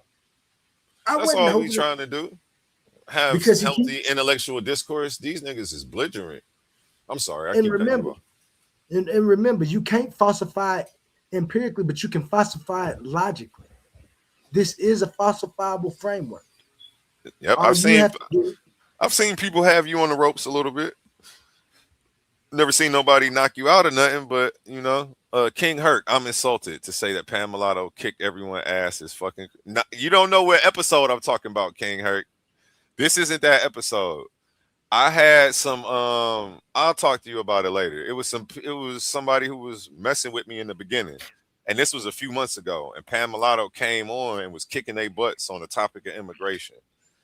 My homie said, "Man, why you out here booty clapping for the Democrats?" I mean, that's what Pam Mulatto said to my homie, and my homie like flipped. He got irate with him, kicked him off this. Like he was a host, and he kicked him off the panel. I'm like, why did you kick him off? And he was like, he called me gay. And I'm like, no, he didn't. He said, why are you booty clapping for the Democrats? I'm like, that's not calling you gay. That's actually a figure of speech to say, why are you cheerleading for these people? And like, dude just started going in, yelling at me, and he wouldn't let me talk. And me and my homie fell out about that shit. And I'm like, call me back when I'm like, I just left. I ended up leaving the stream, moving with the moderator. Like, let me know, hit me back when I'm allowed to talk. And then we just never talked again. So, and all Pam Mulatto was doing was triggering him with that checkmate. But when he said you booty clapping for the Democrats, my nigga just flipped. And I guess I was supposed to take his side and let him kick him off, but I felt like that was biased, especially because prior in the episode, My dude was calling people bitches and all type of weird stuff, like extra stuff. So his decorum wasn't up to par either. For him to be kicking him off for that, like, then I would be being biased and showing favoritism. And then, like, that's not what I do. I just call it down the middle and keep it fair across the board. Just because you a Titan or you a host on the channel don't mean that you get to do, it's the same rules for everybody. I mean, I was already let him get away with cussing. He called somebody a bitch. So it was just extra and it was flagrant. And I had to remind him, like, nigga, you just did this. Yeah, no, you cool, Hurt. Yeah, you cool. Hey, what? What's up? Oh yeah, smash to the panel. Hey, hold on. First off, what I do? Did you get a shirt from me or was that somebody else? Oh, that was somebody else. I'm sorry, man. My bad. You don't owe me $15. You don't. That's somebody else. Now, you owe me a shirt now. Yeah, no, I got you though. You want one? I got you 50% off. Good one right there. 50% off. I got you, baby. You know what I mean? I don't know. Pick any shirt you want, and I'll make it for you for the $10. I already know which one I want, but I don't need trip. I was like one of the first people to go look at your stuff. So yeah, I already know which one I want. Perfect. But I don't know why everybody. It's not even just on YouTube. It's in the streets too. People be like, "You look like this dude." People are up pose on me. I'm like, bro, I don't even know who you are. Damn, that's scary. That's why I'm scared to go to Chicago, because every city I go, somebody say I look like somebody, and they swear I'm their twin. But yeah, I'm like, I do not want to go to Chicago and somebody think I'm the wrong person. Like, nah. And niggas up pose on you because they thought you resemble somebody. That's scary.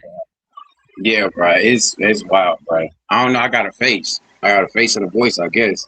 Even on YouTube, people like, you was here, you was. I wouldn't know. Hey, but look, I do want to say, all right. Hold on. Oh no, go ahead. I'm double checking. I saw OTK say he bought a raffle ticket. Let me make sure that I didn't actually crown the wrong winner. When did you? Hold on. Let me look real quick. OTK. Oh shit! Wait. You the LJS? Is that you?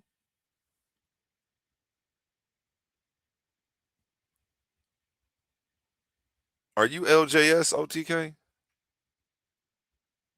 LLC? OTK, is my mic working? Can y'all hear me? Yeah, we hear you. I can hear you. Oh shit! OTK was the winner. You didn't put your name in here, OTK, and I thought this was damn. So Michigan's Natural Living didn't win. OTK won, and I'd have made I'll still send that shirt to Michigan's Natural Living, because he be holding it down anyway. You are the winner, OTK, and I thought this was somebody else's Cash App. So yeah, that's my company. Okay, shout out OTK. Yeah, OTK. Dang, I'm glad that you came up here and was mistaken, because that made him realize that I picked the wrong. That's crazy. That's fire. Shoot me your shipping. Shoot me your address. Yeah, shoot me your address to my email. Yeah, you definitely owe me a shirt. At least pay for the shipping. Yeah, at least pay for the shipping. The shirt is free. I got you. You won the raffle. And what size shirt you want? Put it in the chat. Are you and let me show you the shirt that I made. Yeah, you won, bro. You really won. Hey, and congrats, I made a mistake. OTK. Yeah, congrats, OTK. I'm happy that it went to the right person. Like, I swear this was what's the name? Shit. XL, got you. I got an XL over here. I'm gonna make it today for you. Yep, it say TDL. Let me find the logo. Do you got quick access to that picture? The black? I don't. You don't? I do if I look on the computer real quick, but I was away from the computer.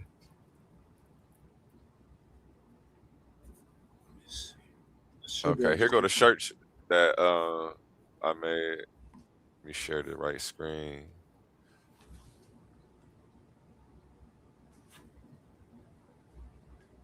I keep that thing. Niggas are on the truck, what's up? I never signed off like crime. I'm looking up, give you up. That's the shirt right there. I ain't putting too much in my cup. Nigga, it's just missing this bitch here around, trust in my cup. I know it's hate for me. I keep that thing. Yeah. So yeah, coming to getting shipped to you real soon. That's my Facebook. Let me get off of there. Yeah, that motherfucker. Shout out, Oli made that design too. So yeah, don't give me too much credit. Oli made the design. I just printed it up and pressed it. He sent me that design a few days ago. Yep. Debate or die. Yep, I'm glad you won something, man. Because you've been over here supporting for a long time, man. Shout out OTK. He helped me. He was actually a pivotal part in helping me grow this channel to where it is today, man. Everybody who hit the channel and hit the panel and held it down with me on some of them 12-hour shifts we was putting in. You know, y'all the real MVPs. You know what I'm saying? I couldn't do this without y'all. And that's, you know, we're going to continue to keep going and growing strong. T-shirts, those T-shirts are $25 normally. And then shipping is $7. Appreciate your support, brother. Appreciate your support. You could just send me the twomp, man, or send me whatever you send me. It's good. It's still coming. And then email me your address. And Monday morning, it's going in the mail, and I'll send you the tracking number. Yes, please like, share, and subscribe. It's free. Yes. Whatever you send me, you good, you know. Send me 20, whatever. 15. I'm not even tripping, bro. I do this. Hey, but look, I do want to say this. I'm gonna let you get back to it. Last time I was up there, you know what I mean? If you go through any history that I've been on, any panels, I've never called nobody out there, especially, you know what I mean, somebody else's panel, and that was a bad representation of me, you know what I mean? And I definitely understand, you know what I mean? Y'all don't like that. Y'all ain't fucking with our sector, you know what I mean? Y'all ain't fucking with our sector, so I know it do put a damper on it, but once again, I ain't a disrespectful person. And the dude shouldn't say shit about my father, and he just died 2 weeks ago. You know what I mean? So I don't. So who's that? Asar or whatever that nigga name is. You know what I mean? That was not awful, bro. So, but yeah, my bad for saying the BAN on your panel. You know what I mean? I appreciate you, man. I'll be trying. You know, I know it get hot up here, man. I don't be tripping too much. I gotta say something. I ain't gonna hold it against you. You know, I just gotta make sure I bring it back to a healthy space for us when it start getting me hot. Myself, I gotta call out that Smashing Idol ain't never did like that on a panel. So I know he had to be irritated. And it take a lot to get him irritated because he asked me questions. I answer him, I asked him questions. And it don't never seem it's always genuine. So I know when he come up on panels, he fixing to ask some genuine questions. It ain't gonna be no gotcha moments or nothing like that. So I do got to put that in perspective to let you know that we do acknowledge and notice all of the times that you do be in the chat showing your support, man. I appreciate it a whole lot. Definitely appreciate it, man. I remember when we met on JJ page, didn't we? Or in the chat over there or something? That's how you ended up finding me? No, I think I found you by I used to be over there at Truth Zone, I think.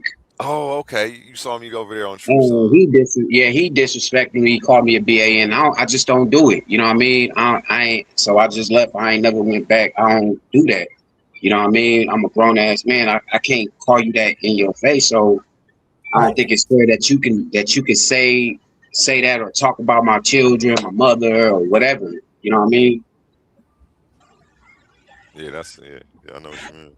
I feel you. So yeah. So I don't play them but I type of think that's games where either. I don't play that he was. type of games either. No. Yeah, he came over here he came over your channel to troll, and I winded up. I think he was in my algorithm, and I was like, boom. Yeah, I subscribed and I've been messing with you ever since. I Even though never seen True y'all, Zone over here. I never seen him over here. it wasn't over here. True Zone? Yeah. Oh, I was streaming his channel to my chat. You know what? That's what it Okay. was. All right. Yeah. I Well, was streaming his channel to my chat. That's what got me here. You know what I mean? And even though y'all do be saying some stuff, bro, that be antagonizing. You know what I mean? I sit back and I make sure everything be respectful in the chat. You know what I mean? I appreciate it, man.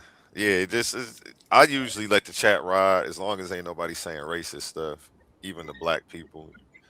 I usually give them a warning first because you know their stuff be more subtle. But you know the white folks will come in here saying "you niggers," "f you niggers" or something. Well, they'll say it just like that in the chat, and I'll be like, "What the heck? Yeah, get that comment out of here and get him out of here." What's the name to call? He was like, "Who is this Bama?" I'm like, "Hey, don't be calling people Bamas, and when I'm not gonna let them call you Tyrone." Deal? Don't call him white boy, and I won't let them call you black boy. Deal?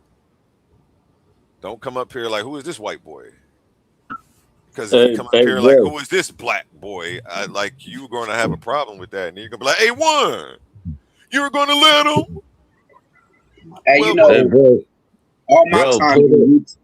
All my put a times link up in the chat, man. Put a link up. Put y'all cash out in the chat, man. And you know, because it's y'all going on, man. It's 9 hours. Y'all put the work in. Put the work in. Let's pause the noise for a second, because if you're still here right now, you're already different. Not everyone gets this. Not everyone understands real debate, real scholarship, real intellectual smoke.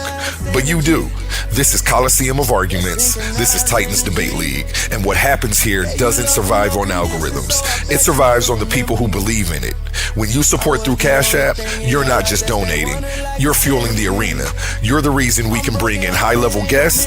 You're the reason we keep unbiased judges. You're the reason these debates stay sharp, fair, and uncompromised. This platform is built by thinkers, sustained by supporters, protected by the ones who know value when they see it. If this show has ever sharpened your mind, has ever entertained you, or has ever challenged what you thought you knew, then Cash App is how you say, keep this going. Not everyone contributes, but the ones who do, they're part of what makes this real. Coliseum of Arguments, Titans Debate League, powered by the people who get it. My heart is bleeding in a pool of blood, I'm drowning. Yeah, my heart is bleeding in a pool of blood, I'm drowning. I look in the mirror now. Yes. And Michigan's Natural Living, that's who I thought won. Michigan's Natural Living, what's the name, actually came through and said he bought a ticket too. I thought that was your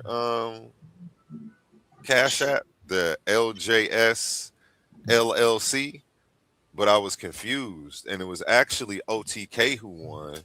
But I already made you a 2X shirt, so I'm still gonna send you the shirt.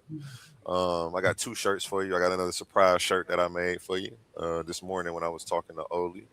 So you still got some stuff coming. You've been holding it down, loyal supporter. So we got you too. And OTK, he won one, and he about to buy another one. So yeah, it's going down, man. I appreciate both of you gentlemen. Shirts on the way Monday morning.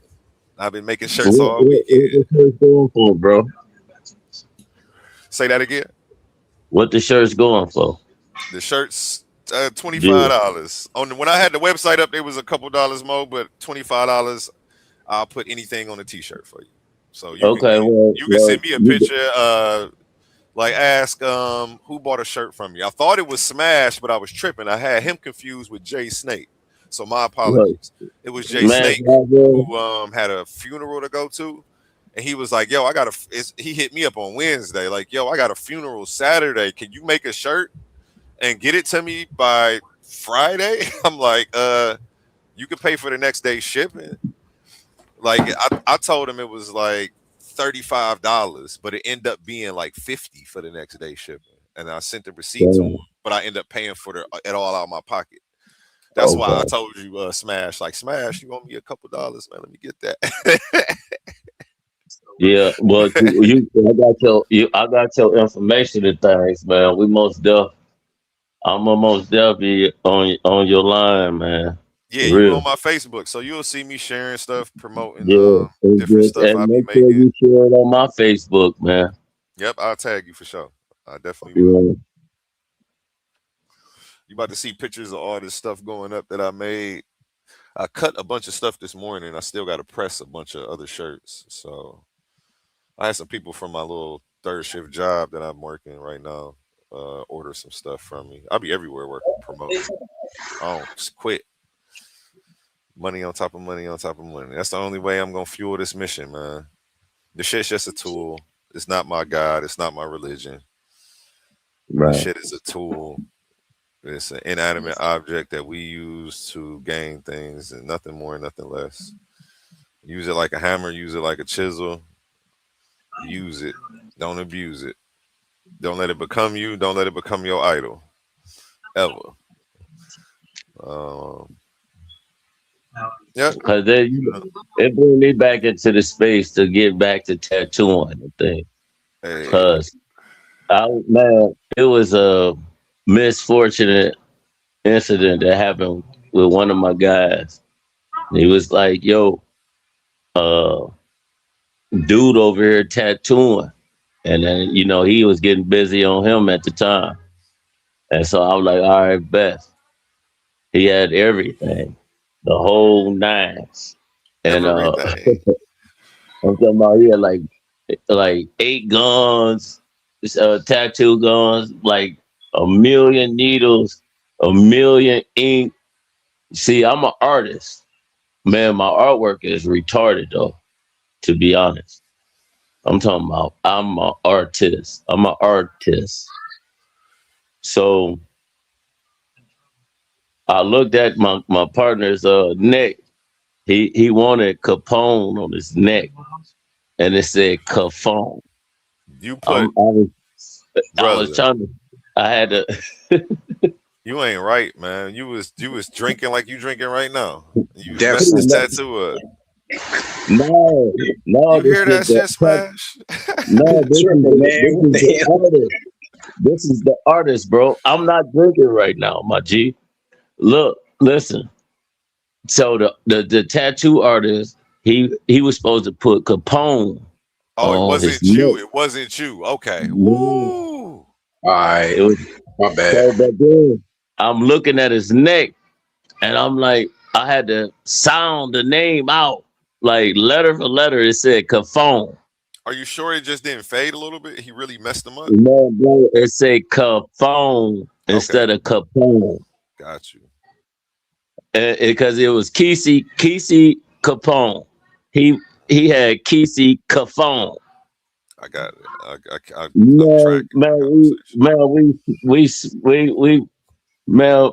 We beat the shit out the dude. We took everything, the tattoo equipment, everything. So they looked at me. It was like, you the artist. I ain't never tattooed though. Man, I tatted up the whole hood. Man, I messed up probably like about 10 people. They got scars. Going too deep. But I got busy though, and I got cold with it. You dig what I mean? And that's like with your T-shirt and how you doing it. That's what it resonated with me, that I couldn't get back to tattooing. Let's go. Yeah, and then yeah, that might be where I need to be to go to get my Titans Debate League tapped in. Hey, that's crazy. OTK1, man. I thought it was Michigan's Natural Living the whole time. Man, I've been so busy. I've been making little slight mistakes, and my apologies, gentlemen. Y'all see, I'm doing a lot. I'm crazy with the tatting though, bro. Yeah, that's right now. I'm crazy.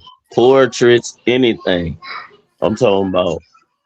I'm crazy with it. Yeah, if you're in Indiana and you need any tattoos, hit up Mender Williams, y'all.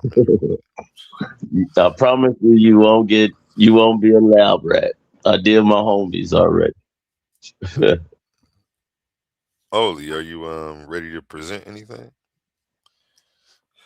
Or are you chilling over there? What we doing? My bad. I really want to. I want to see if JJ700 come up in this shit. Show that. We need to show that with JJ700.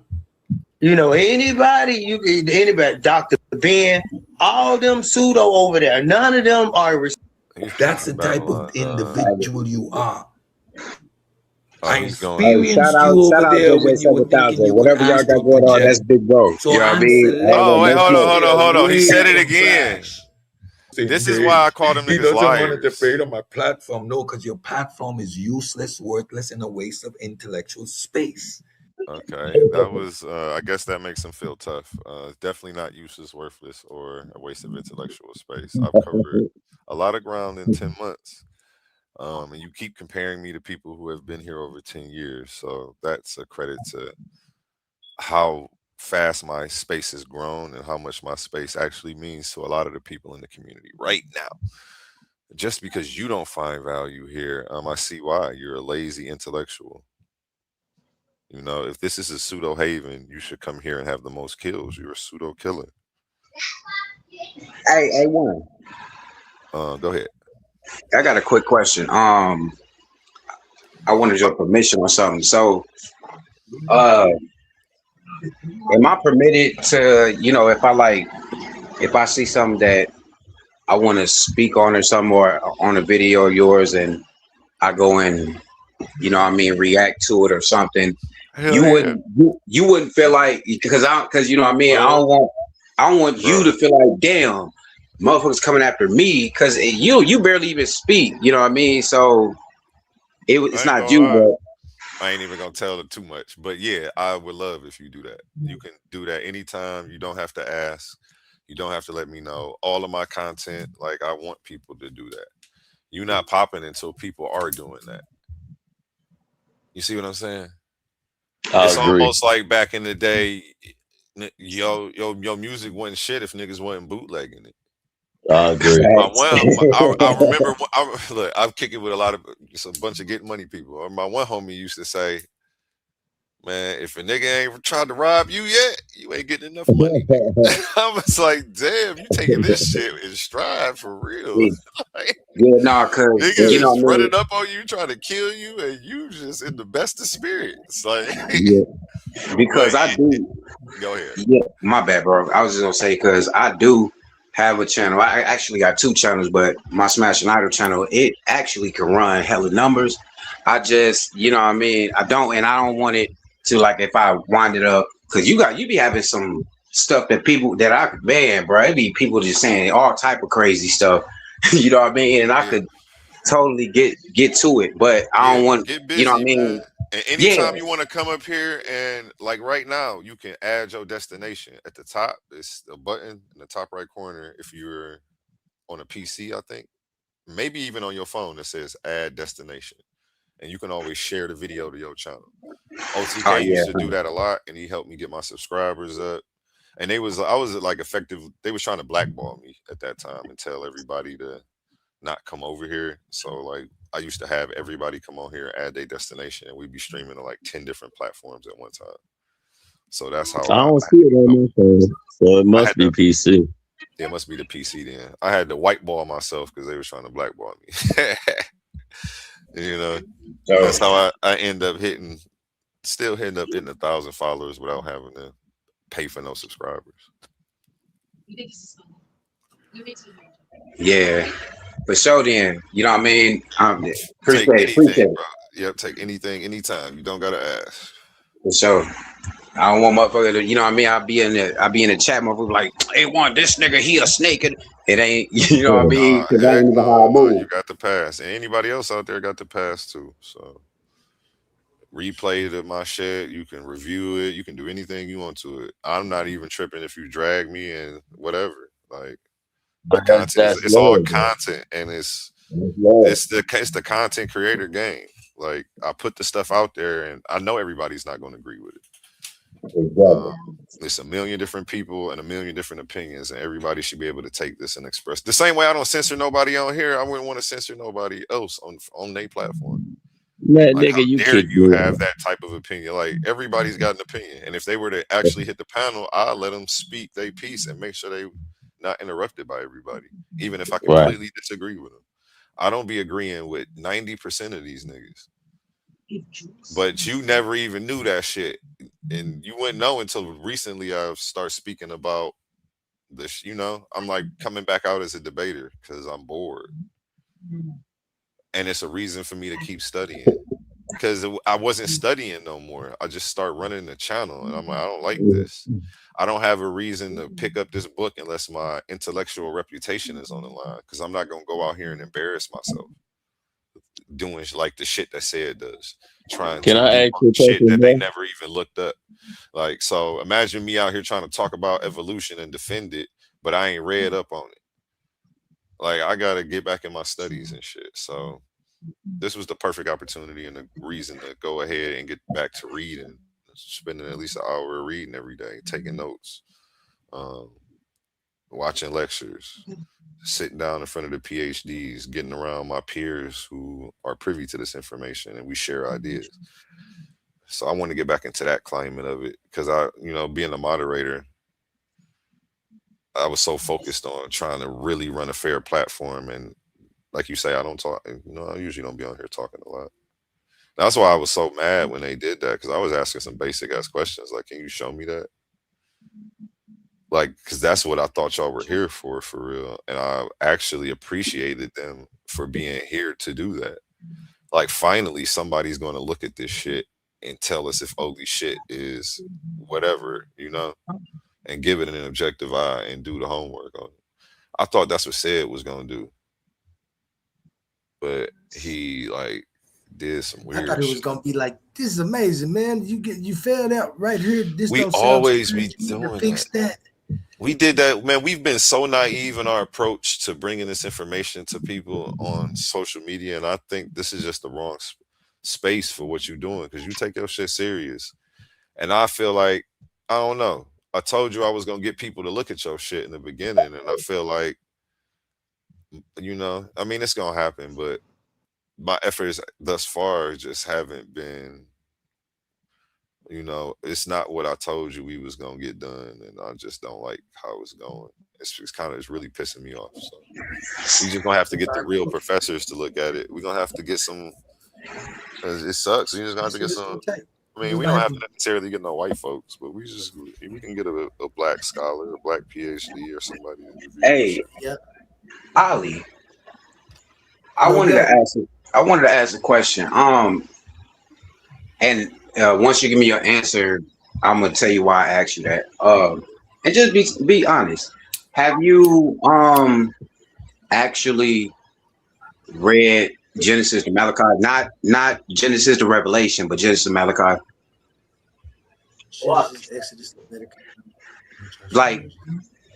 Have you actually read it? Yeah. Okay. So the reason why I asked that, because I would like to read it, because it would say in your book like 66 pages, 63.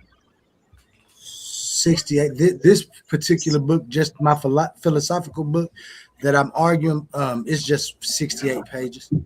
Okay. There is a new edition coming out, because I have added ways, because I being here is things that I thought people would just understand as I say things, but people's inferences and reasoning ain't like mine. So I got to update that and give people better ways to understand it. But the version that's out, I'm not ashamed of it. So it's 68 pages. All right. The reason why I asked was because, well, now that you say it, you have a updated version, I would just hold off to for my point, what I was going to say. But I would say this: I personally, even though I'm fully and forever will be embedded in the Torah, you know what I mean? I would like to read your book, the thing is, I would need like the full, you know what I mean? Like, this is it.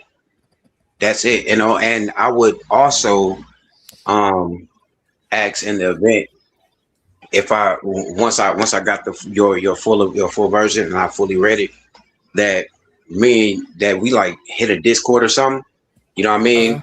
And I would read your full version, and then what I would do as me reading it, because I do understand a lot of people perspectives in certain aspects of life, because whether they want to believe it or not, when you actually dissect the Torah and the language, you know what I mean, you can see why they would think like that. You have phonetical reasons behind it, you have scientific reasons behind it, and it's all in the language in the Torah. But but one only thing I was saying was, I would read it, and then I would see if there are places lined up in the Torah, you know what I mean? And I would also take your full analysis of what you're saying and see what percentage of it through the Torah that I can bring out in the scripture as well.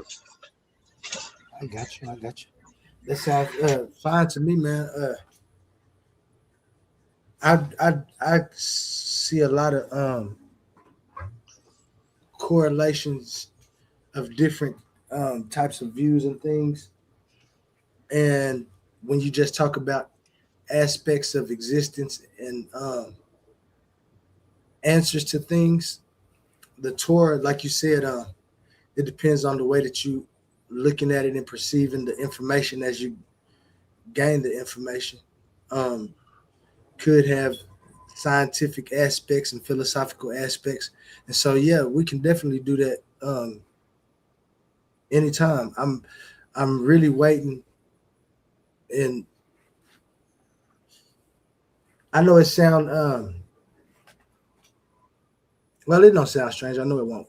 When you getting things copywritten and trademarked, you have to send it to the Library of Congress for analysis.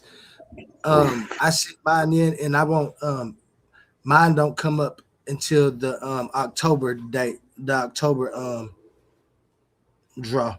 So in October, all of my papers and everything will be at the Library of Congress, and then I'd be happy to give you everything I got, because everybody don't get everything. Even when you get my book, you just get my total argument, but you don't have my justifications of all of my arguments. I did that on purpose because, like I said, I wanted to argue this in the philosophical arena before anybody just start trying to tear it apart. And I did that on TikTok and here, but then when I came here, I heard it was the conscious community. And so I really jumped the gun in giving some of the information I did, but it's viable. And like I said, it's valid, solid, valid, and I'm riding with this. So when I do get all of that, I'll be happy to share with you, Smash. I know you'll be around too. Oh yeah, for sure. And yeah, my closing part on that was, after I did my analysis, you would also take a look at it and see if it matched it as well, because we drawing the lines when we talk about like it being a creator and it not. You know what I mean? And nobody can say we just don't have a creator. We don't have to bring in those scriptures or anything for that. You know what I mean? We're just looking at life, the nature of life. You know what I mean? There has to be an existence for existence to sprout. You know what I mean? So I think like people would get the concept of this God out of their head and understand there is an existence. And just so happen the Hebrew word for that is Hawa, you know what I mean? Which means existence. So I would definitely believe that with with a good analysis like you have, because I've met, bruh, I done seen people go back and forth with you on it. You know what I mean? And you do, I mean, from what I heard, it do stand down. It stand 10 toes down. But the thing is, I've heard a lot of stuff that you said that aligns with the Torah, and I've heard a lot of stuff that you said, well, a few things that you have said as well, that I think could be polished up, you know what I mean, with the right counsel. It don't got to be like about a religion or anything, you know what I mean? Because yeah, that's it. Okay, yeah. I feel, and no doubt, that's what like I said, I've done that analysis on philosophies. I haven't done it with religions, but I know where the correlations are going to come, like you say, like, because I know what I was looking for when I was asking questions. And that's what all of this does, right? Just gives us more questions to ask in a different way. Because once we ask one question and we get an answer and we start working with that answer, but we start seeing, well, that answer really can't be the answer. That can't be right. Especially when we're talking about the creator and existence and existence. If it came into existence without an existence, did it come from another existence? You know, the questions just start getting, I ain't gonna say advanced, but they start changing what you have to think about to answer that question. And so when people answer the question one way via agent, efficacious being that was responsible for existence, then we start asking the question about, does it exist? Yes. Where does it exist at? And you know what I'm saying? And so you start deducting those things. Some of us come to the conclusion that, yes, that's viable. Some of us come to the conclusion that while there is a higher power, I don't think that is the correct answer because of, and then you find logical inconsistencies and not empirical proofs, but you start finding logical proofs of why it might not, it's more than likely not to be the case. And so somebody else forms another argument on what could be the case. And this is what we all should do. I think this is what we all do. Like you said, even when we have our views set on one particular way, other views still interest us because you do see the correlations and you're like, I wonder if he knew that this is what he was saying when he wrote this. And then you look at the Torah and say, I know the Torah didn't know that this is what I was going to say if I didn't read it. They just happen to match. And then you go through that and you look, like you say, it's going to be things that match. It's going to be some things that don't. But all in what is the main purpose for me is the accountability, and what I was trying to find when I formed a question from intelligibility. And so an intelligible answer is what I feel like I get. And it makes me accountable. I know that I'm making my choices. I know that I'm accountable for them. I know that if I do something over here and it's going to cause some harm over there, it don't matter how many people it had to go through. If I made this person do that and this person do that, I'm still the cause for all that happens after I put myself in that situation. Right. That's real. That's the epitome. But now you said that, and that's very important that you said that and you stand on that, because that's the epitome of the actual Tanakh. You know what I mean? Not what people say God said. You know what I mean? We're not talking about God. We're talking about moral aspects of how to live and knowing the creator behind it. That's it, right? So when we look at it and we analyze what's going on, just like you even said, that's how it is with me too. See, people need to understand, when you take the religion out and you take the modern aspect out and you deal with the ancient part of, you know, what man can hold, then we see this Torah, this Tanakh that we talk about. We're not talking about anything else. Well, anyway, I'm going to say this. What happens is it's about individual accountability. It's not about someone else coming down, doing anything and dying. And you know what I mean? It's about your own accountability. We have moral laws. I'm pretty sure most of us, before you ever even knew anything about a Bible or anything, you know, there were certain things that was just embedded in you that you knew was wrong. Like, you know, there's certain moral aspects that some people, you know, that are modern day, they protect. But we know as men and as real women, you know what I mean, certain things are unmoral. You know what I mean? Unnatural. It's not how life can multiply. You know what I'm saying? So it's about individual accountability, and not about some people coming to a power for the sake of you. You know what I mean? And I think if people would understand it, it would be more amped to look at the aspect of the Tanakh. You know, I didn't say the Bible, but the Tanakh as a place of morality, getting and not, yeah, and wanting favor, I guess, or quote unquote good karma, right, from the creator of nature or the creator of the world. Right. I get you. I know exactly what you're saying. Yeah, that's what it, to me, that's what it all calls for, accountability, just like you say. So I agree with you to the utmost respect in that sense.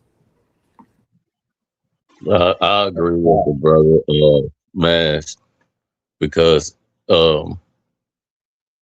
when it's time to go through the biblical text, if we take the Bible, for example, we weren't able to read the Bible. You'll get killed.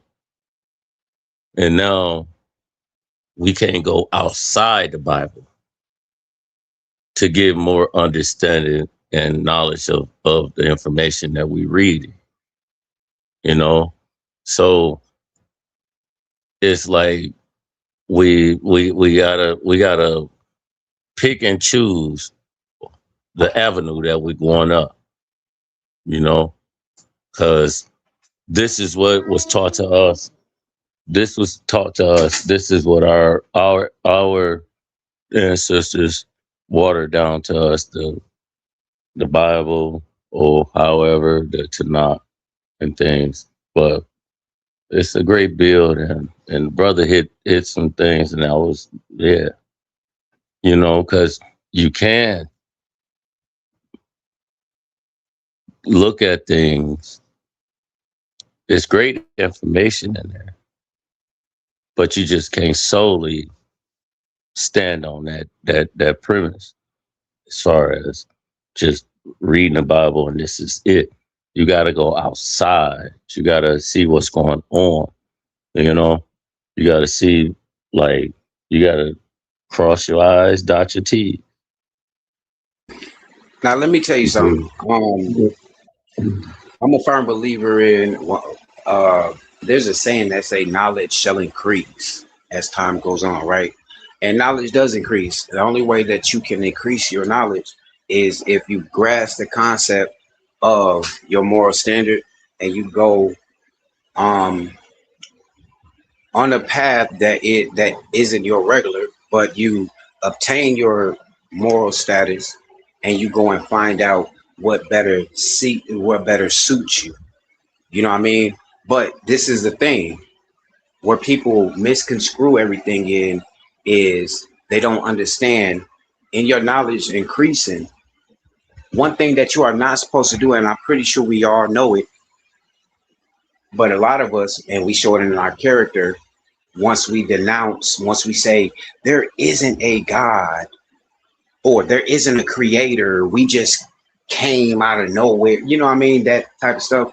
Those people with those kind of mind frame, they have a whatever mind, you know what I mean? So you never know in what situations that may vary in life, what type of person they would be. They would just be a whatever. And that would be in the Aramaic word, that would be Taweh, right? Which means you either on this side or you're on that side. There's never, you never make another choice. The moment you make another choice, you're blackmailed. you're blackballed. You know what I mean? But the word for that in the Hebraic term would be Yahweh. And I'm not saying that just because that's the name of, or I believe that's the name of God. It's just in the Hebrew, that word that we're speaking of, it would be Yahweh, and it's a whole nother system. And that system is you do have a choice. Your choices is what span your life, but these are moral aspects that you are supposed to go by. And when you break those and you don't come back, then there's judgment. It's not if you break those, then I'm cutting you off. It's if you break that moral standard and then you keep continuing with it, then that bad frequency, you know what I mean, so to speak, just put it in layman terms, it comes upon your life and your seed. You know what I mean? So, hey, brother Smack, like, okay, the last ending of what you were saying, I got a little, like free will. Can you explain free will for me? As far as I feel like, well, according to my studies, I say free will is a European concept, and it's a gaslighting system to make you feel as if you don't have free will if you choose not to have it. You know what I mean? There's not one man in the center of the universe or expanding around the whole expansion of life that has never made his own decisions. That is a Greek and a European oppressive concept to make you feel as if what you do is just what you do. You do as you will. Taway in the Aramaic. Well, would you agree free will come from biblical texts as far as God gives you free will, but God is all knowing, omnipresent. So damn if I do, damn if I don't. Well, sure, when you say biblical text, yes. But when you're dealing with the text of the Tanakh, which is a total different thing, then that's opposite of what you said. Yeah, when you do see, okay, let me explain it better. When you say biblical, you're saying Matthew, you're saying from Genesis all the way to Revelation, right? But when you say according to text or Tanakh, you can even say God. It doesn't matter. Then we're talking about Genesis to Malachi, where there are specifically stated as the Hebrew text. And Matthew to Revelation is specifically stated as the Greek text. So there's our two different nations, two different bloodlines, two different books, two different traditions that are going on, that are smashed in one. And why would that be? Because one particular nation got absorbed in a world full of war. But would you say that Tanakh and the Old Testament is similar book, right? The Tanakh and the Old Testament is the same book. Yes. So therefore, how many gods are we speaking on? How many gods is in the Tanakh?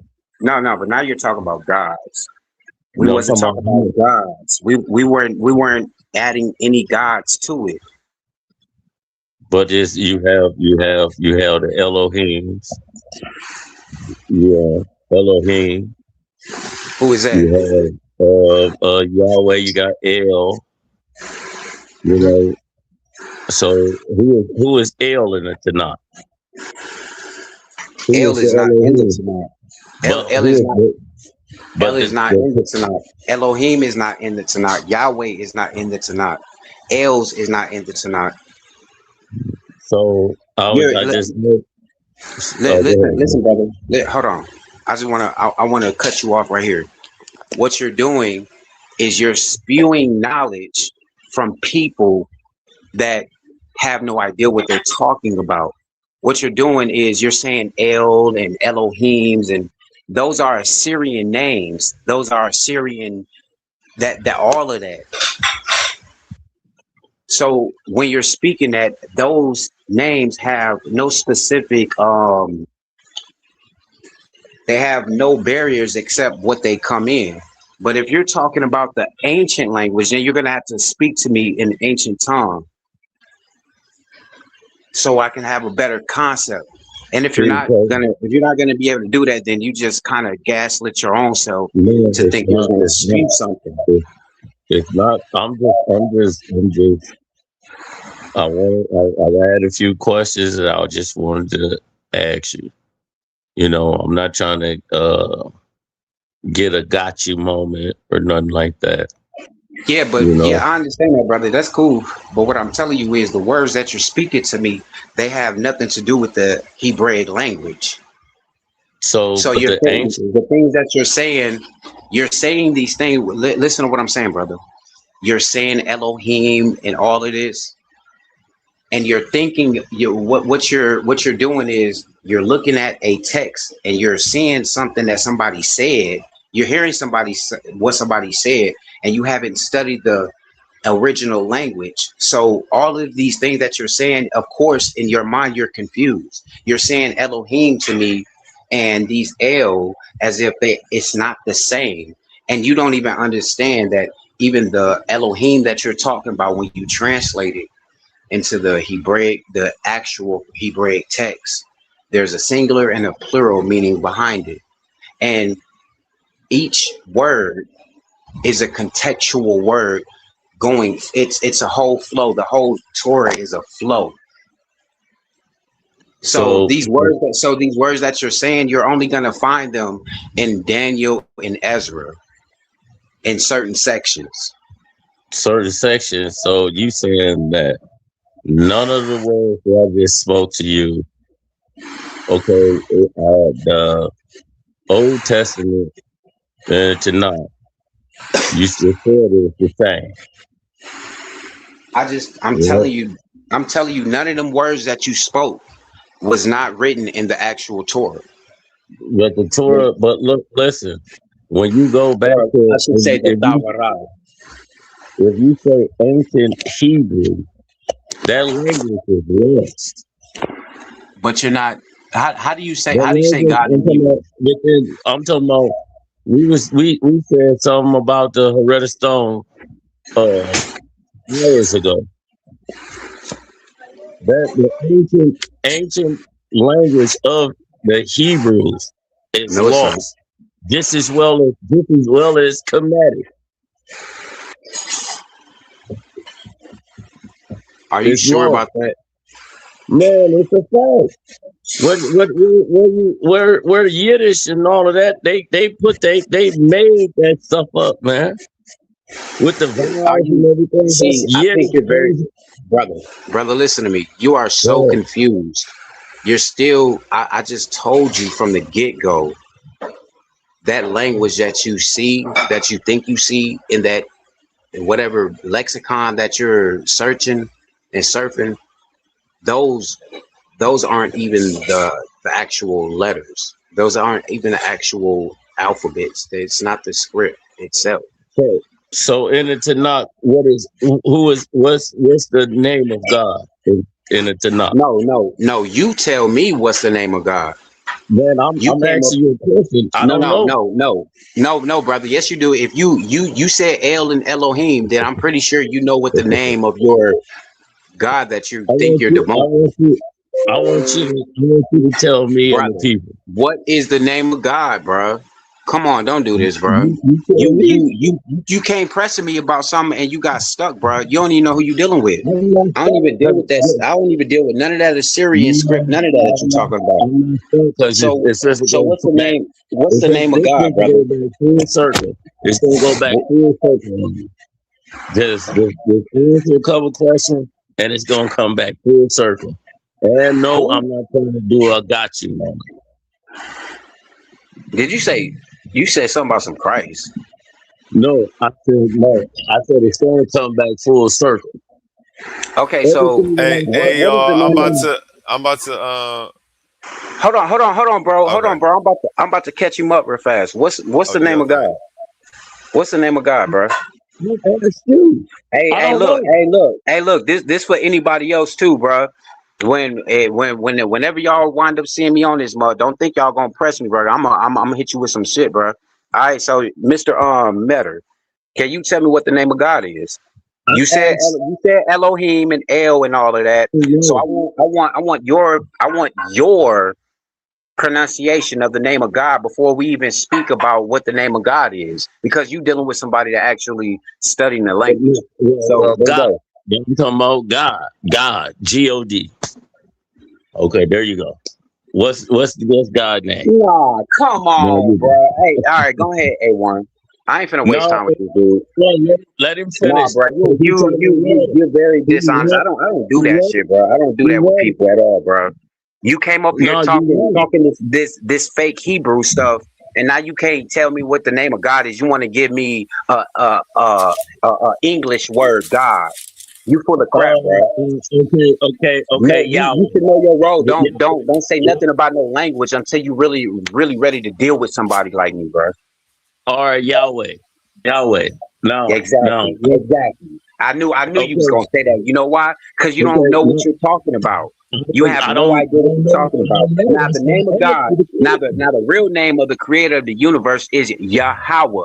The Yah is he in the Paleo Hebrew, the Yahweh Dayah language, and Hawa means he exists. Together it means he exists. Yahweh. The name. So yes. That triggered you, didn't it? Who is Yahweh's mother and father? What? Who is his mother and father? The scriptures already speak. He don't have no creator. What are you talking about? What are you talking about?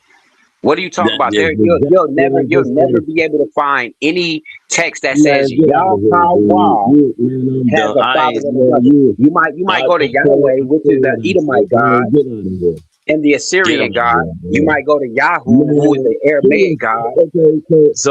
So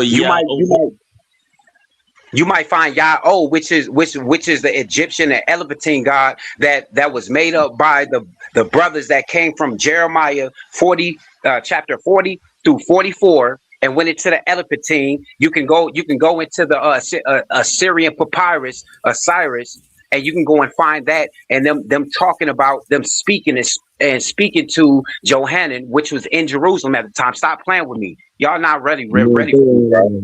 Stop playing with me.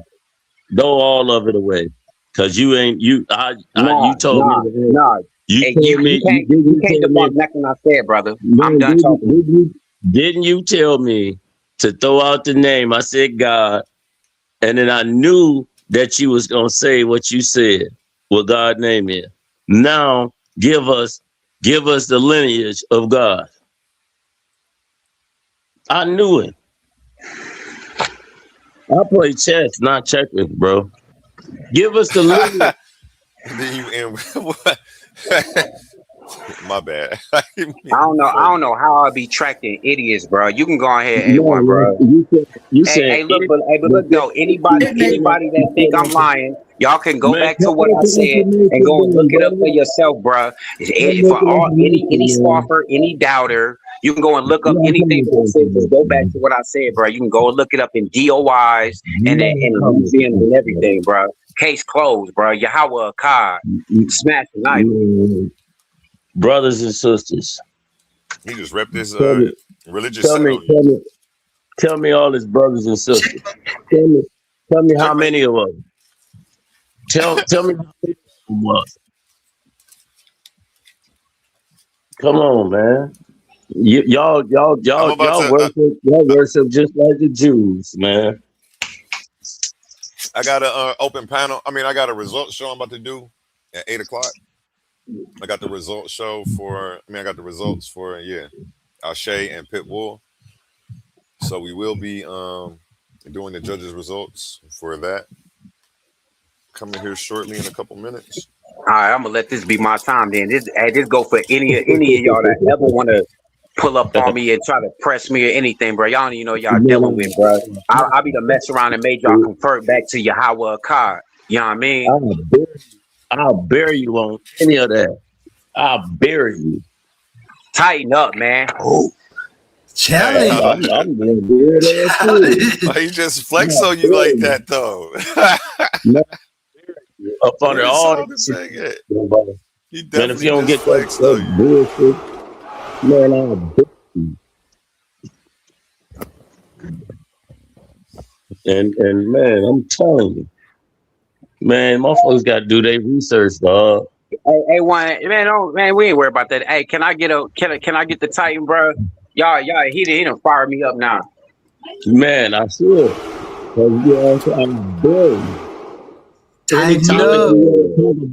Tonight, whichever, all that Abrahamic faith, I'd bury you, little dude.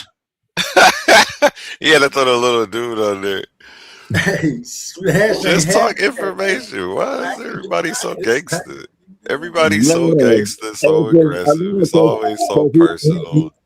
Hey, look, history. This is history. But look, it ain't personal. You know what I mean? He just tried to press me. You know what I mean? He tried to come passive aggressive and press me, and like I ain't even know. I've been doing this for a long.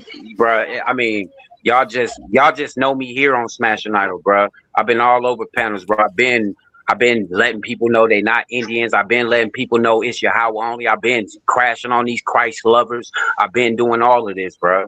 You know what I mean?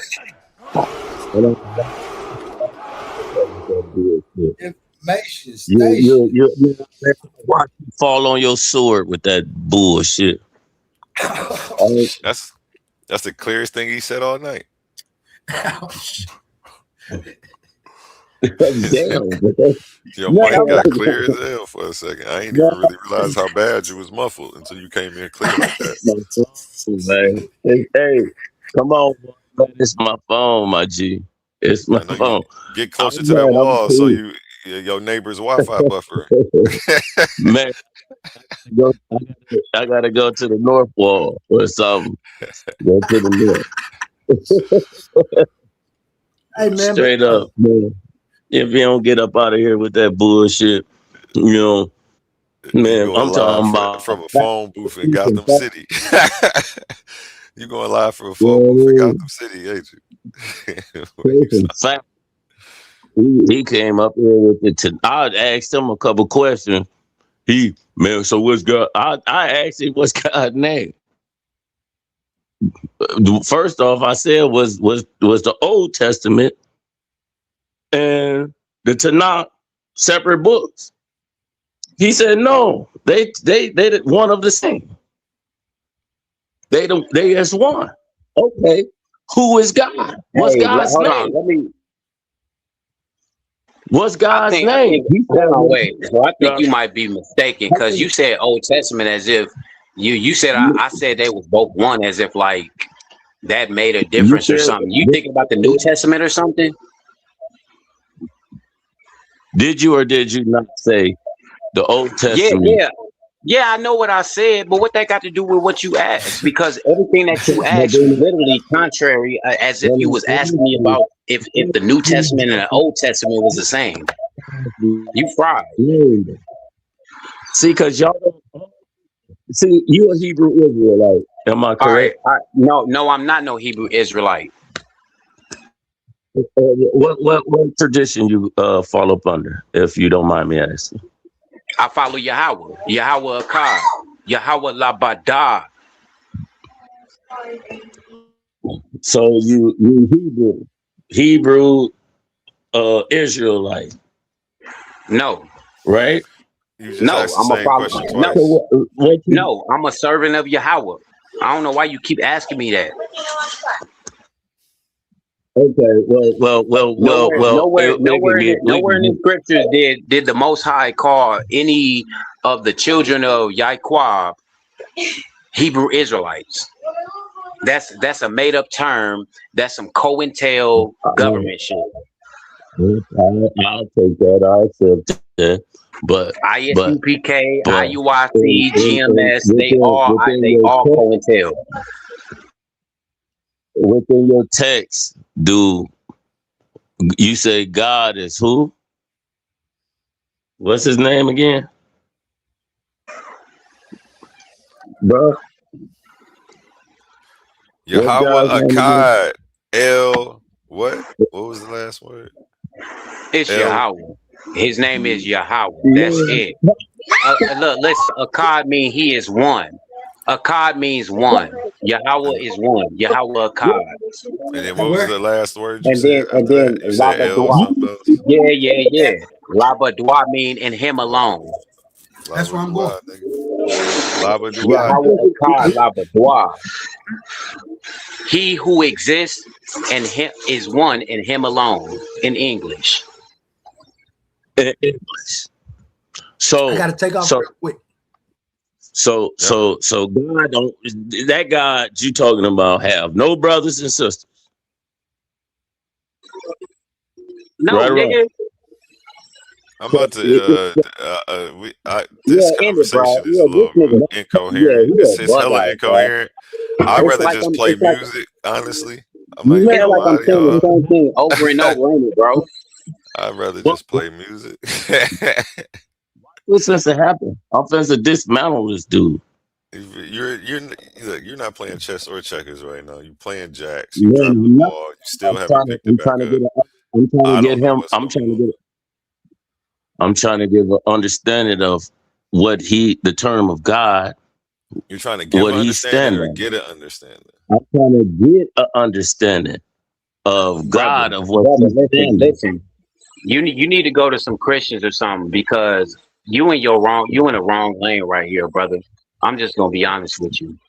You need to go to some Christians or some Hebrew Israelites that believe in Jesus or the black Jesus.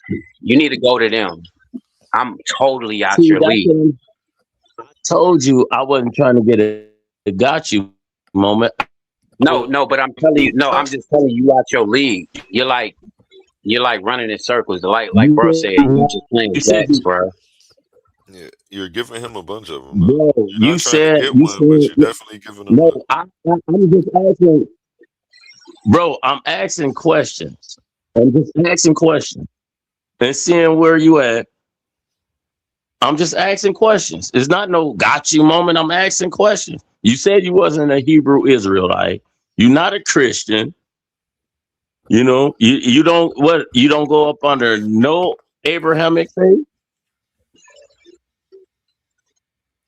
Huh? Smash? I just told you I'm a follower of Yahweh. I don't know what else you want me to tell you, bro. So you don't deal with none of the Abrahamic traditions. There's no such. You said you've been doing this how long now? How long you been out here in these streets? Listen, brother. You're supposed to be able to tell exactly how to address him based off how he answered who is God. You should already know the whole rundown. I didn't already did that. You didn't even catch it. I told you. No, I'm talking about him. He should be able to get you like that. He talking about he been doing this for years and he been on these panels, these people and this person, name dropping. You talking about me? Yeah, man. Dude. You should be able to. You should already be able to assess him just based on how he answered the question, "Who is God?" When people give that specific answer, there's you. See, one. Right, I'll let you teach. I'll let you teach. Go ahead. You've been talking though, but go ahead. But if I'm asking him a question, you know, he beating around the bush. I'm asking a question. I'm not trying to get a gotcha moment. I'm asking questions to see what's going on, to assess what tradition he on, and then I'll come forward because we can go into the text. Yeah, so it's not a gotcha moment yet. You're trying to gather information to get your gotcha moment. It's not me trying to be like, oh, ha, ha, ha, ha. I'm just asking simple questions, bro. That's no, I mean, but you already. No, I'm not about to argue with people. I'm about to play some music, bro. Oh man, I'm gonna mute my mic. I'm about to play some music, bro. Because you already explained that you get, like I heard you the first time, and I'm gonna believe you. Like, I know you're trying to switch it up on the second go around, but trying to No, ask it ain't basic efficient enough. questions before you come forward? What has come forward? What is coming forward? Because What is coming forward? if he answered the That's question, that. if he That's the asked, gotcha moment. that's where the pushback come in. That's where the pushback come in. If he answered the question, He did though. Honestly, I'm not. He did answer the question. He did answer the question. Then at the same time, we get back to. That's why he kept saying you out your. Go ahead. Never mind, man. It's like if you didn't catch up what he believed based on his answer of who God was, he gave you a specific answer, Yahweh, and then he told you that he doesn't follow no New Testament. Like you have. Debate, dude. Okay, I'll be quiet. Go ahead, because your mic is bad too. So me talking at the same time as you definitely ain't going. I'll smash his look. I'll smash him with his own. Man, I smash. Get on. Come up with a topic. Any one of them. Talking about anything about that biblical. I wouldn't even care what you come with. I'll blow him out the water. And with we can, man, my debate, nothing, man. All right, I'll land my plane. Because I'm getting kind of,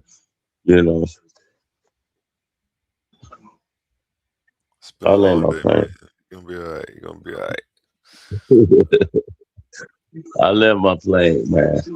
You win some, you lose some. You live to fight another day. Smash and smash. If and it can be on your channel. I smash. Bring that allow walk back. Not that I'm joking. Bring that if you want to. Nah. All that. He's stuck in a book. He's stuck in one book. And discredit the other book.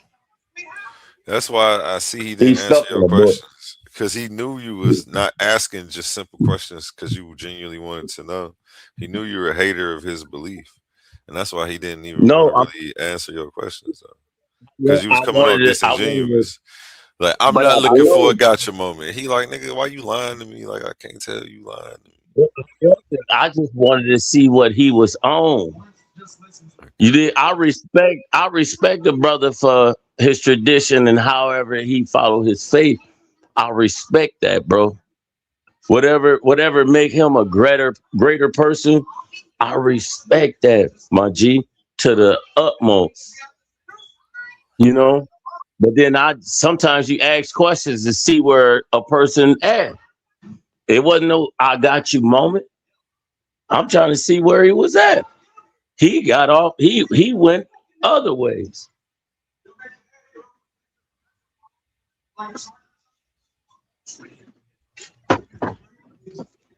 Damage control.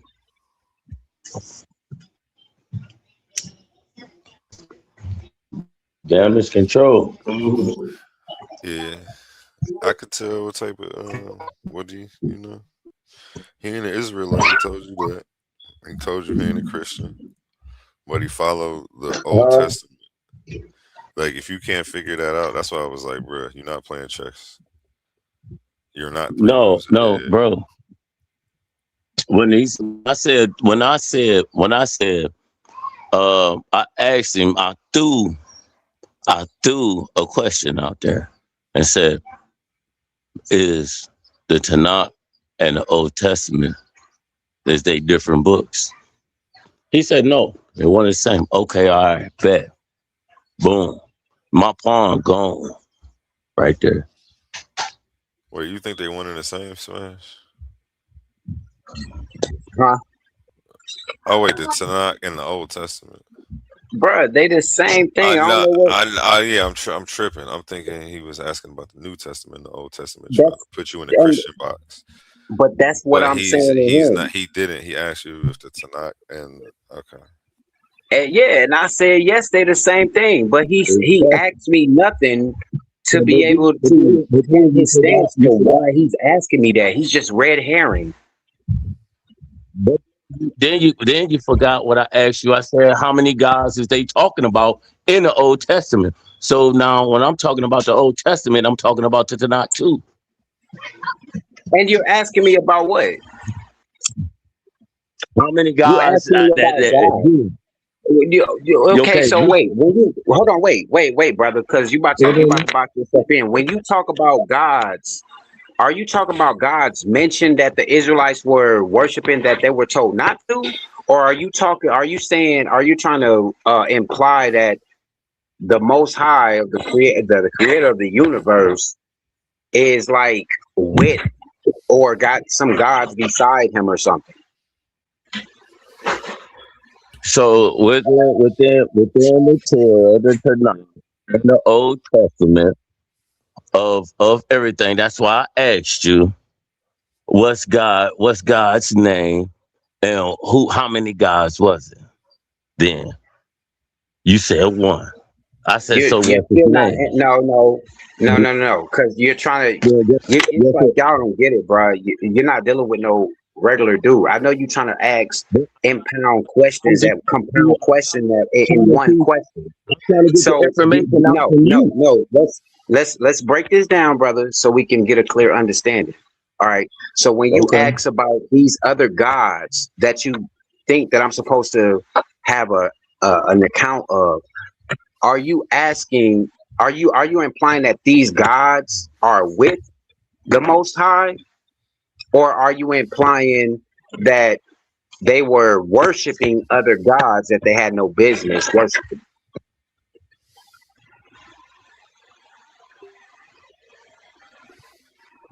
Exactly, bro.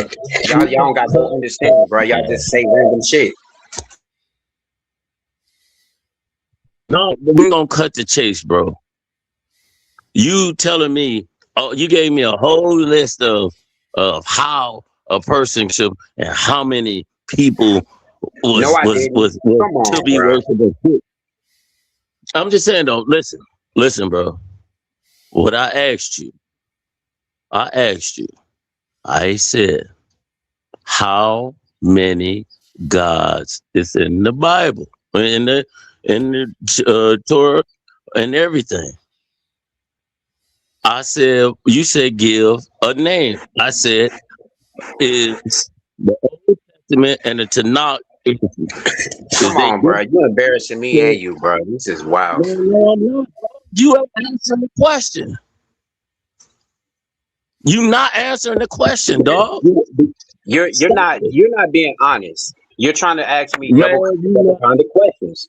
So I'm asking you to break these questions down in two so we can get a clear understanding. So you don't play no game. A1. Brother A1, am I tripping, bro? No, A1. Be honest. Am I being disingenuous?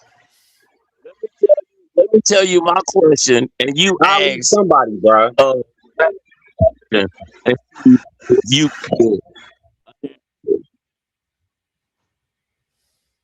right? We already went through the Bible and the Tanakh. Is they different? You said they one of the same, right? I never said the Bible and Tanakh was one of the same. You drinking.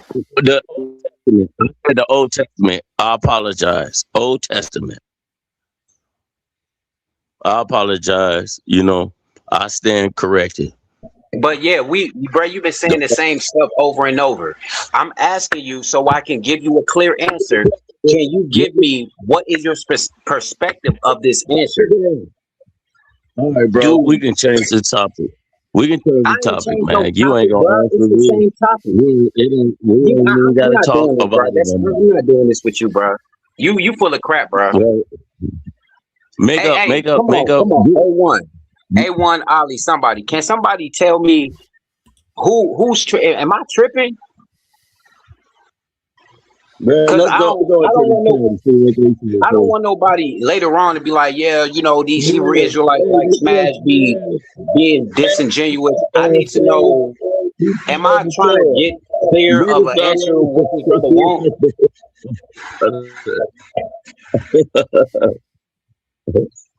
Hey, Smash can't answer the question. That's what I just told you, nigga. Get on.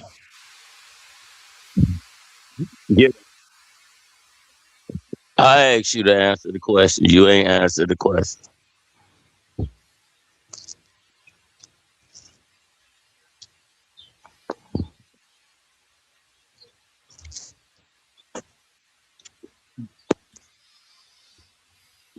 Hello?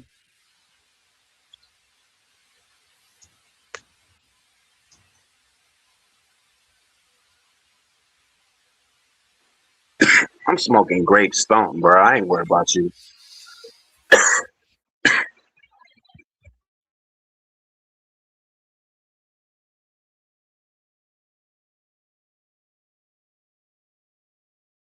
I'm not trying to attack you like that or your belief.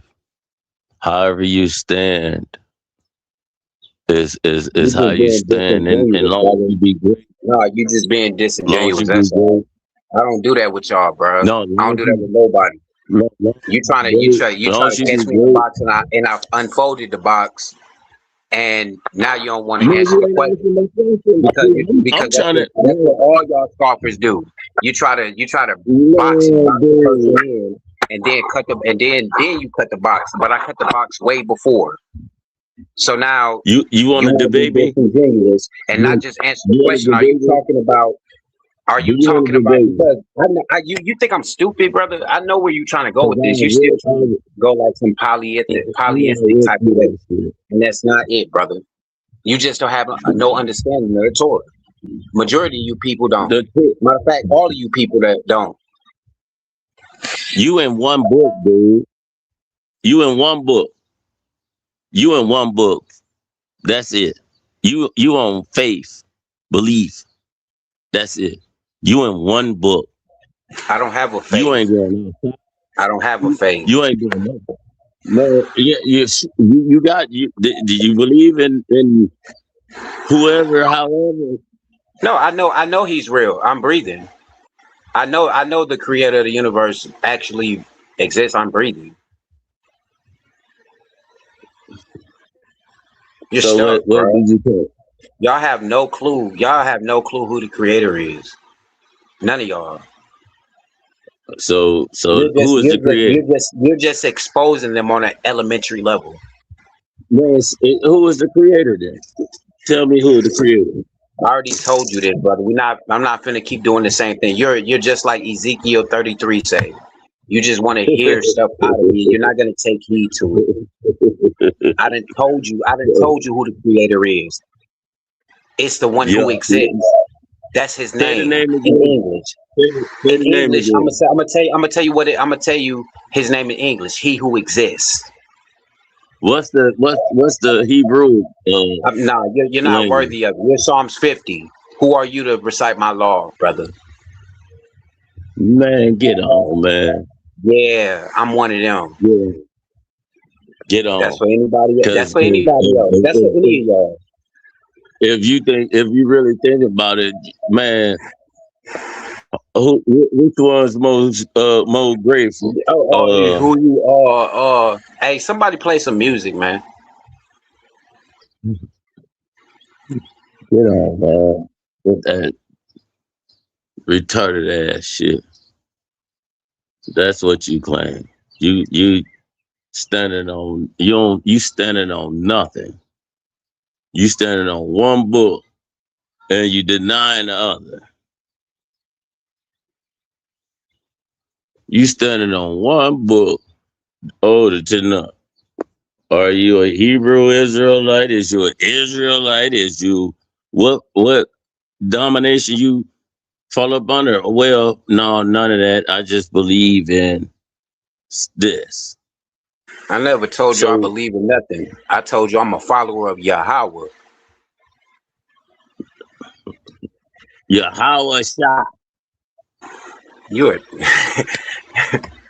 see, but don't see.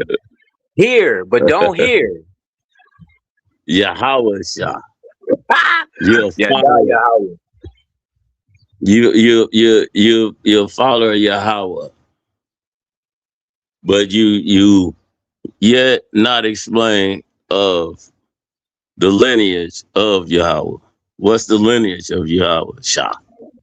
All right, you want to know the lineage? Go to Genesis 1:1. No. No, We not no, fisting no, no, today. no, no, no, no, no, no, no, no, no, no. I told you I am a Genesis. follower of Yahweh.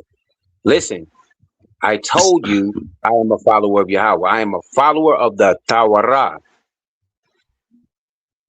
Okay? Okay. So when you ask me what the lineage of the Most High is, I'm going to take you to Genesis 1:1. He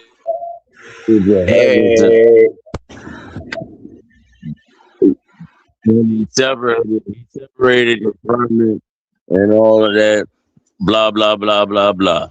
That's Genesis 1. But yet still, he created the earth. But Saturn and everything is older than the earth. So did he create the Saturn too before he created the earth? Get on, man. Are you, it's like something wrong with you. The scriptures say, in the beginning, Elohim created the heavens and the earth. If there were so-called planets, quiet, that's you shaquat. Okay, that means quiet. If in the beginning he created the heavens and the earth, in those heavens there are multiple heavens. That's why there's an S there. It's a plural. You'll never. It's just a plural. That's it. Okay.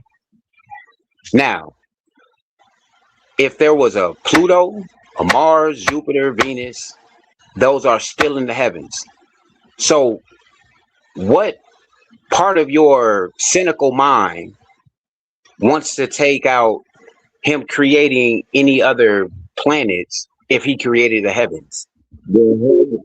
It's something that you people just blow straight past. Because it's retarded. What you just said was retarded. You doing the shuffle.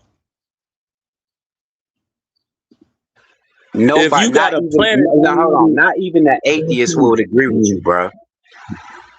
Bro, God created the heavens and the earth. Blah, blah, blah, blah, blah. Tell me in your scriptures, in any scriptures, that's speaking about any other planets that's older than Earth.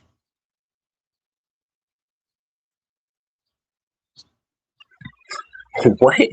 That's about logic thinking. No, I'm not doing this. This is stupid, bro. I'm not doing this with you. You're a drunk or something, bro.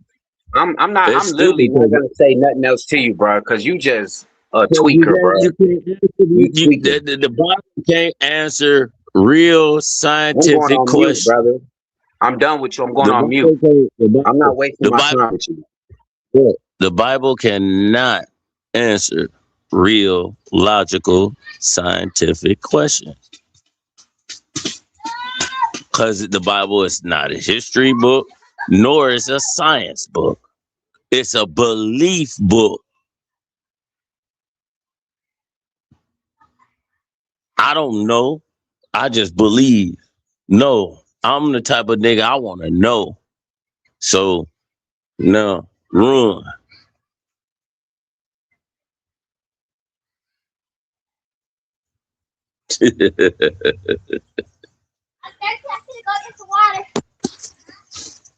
I'm thirsty.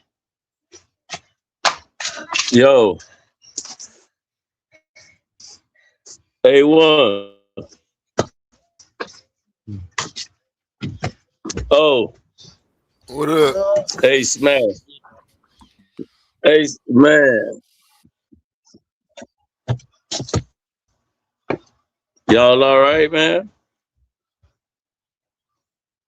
Yeah, I'm getting ready for the show at 8. Yeah, listen to y'all discourse, man. I really just walked back in. Hey, one. No, it's just I'm talking about it's simple. It's simple question. I believe that matter. Hey, matter though. I do want to tell you. You know what I mean. I thank you, bro. You know what I mean. Thank you for trying to press me. You know what I mean. Thank you for It's trying. simple Maybe. questions. No. You don't even know what you did, but I appreciate that. You know what I mean. Maybe I can. Man, you know what I mean. Get some people to actually have sense. About this right here, bro. I'm just asking simple questions. I will bury you, dog. And I'm not, man, I will bury you.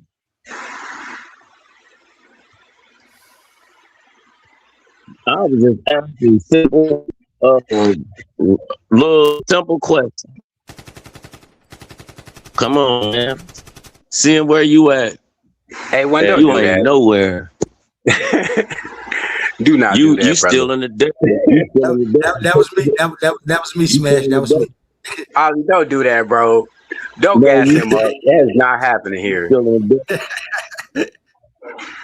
Man, hey, come on, bro. And y'all, you didn't even see me in work, and you ain't got nothing.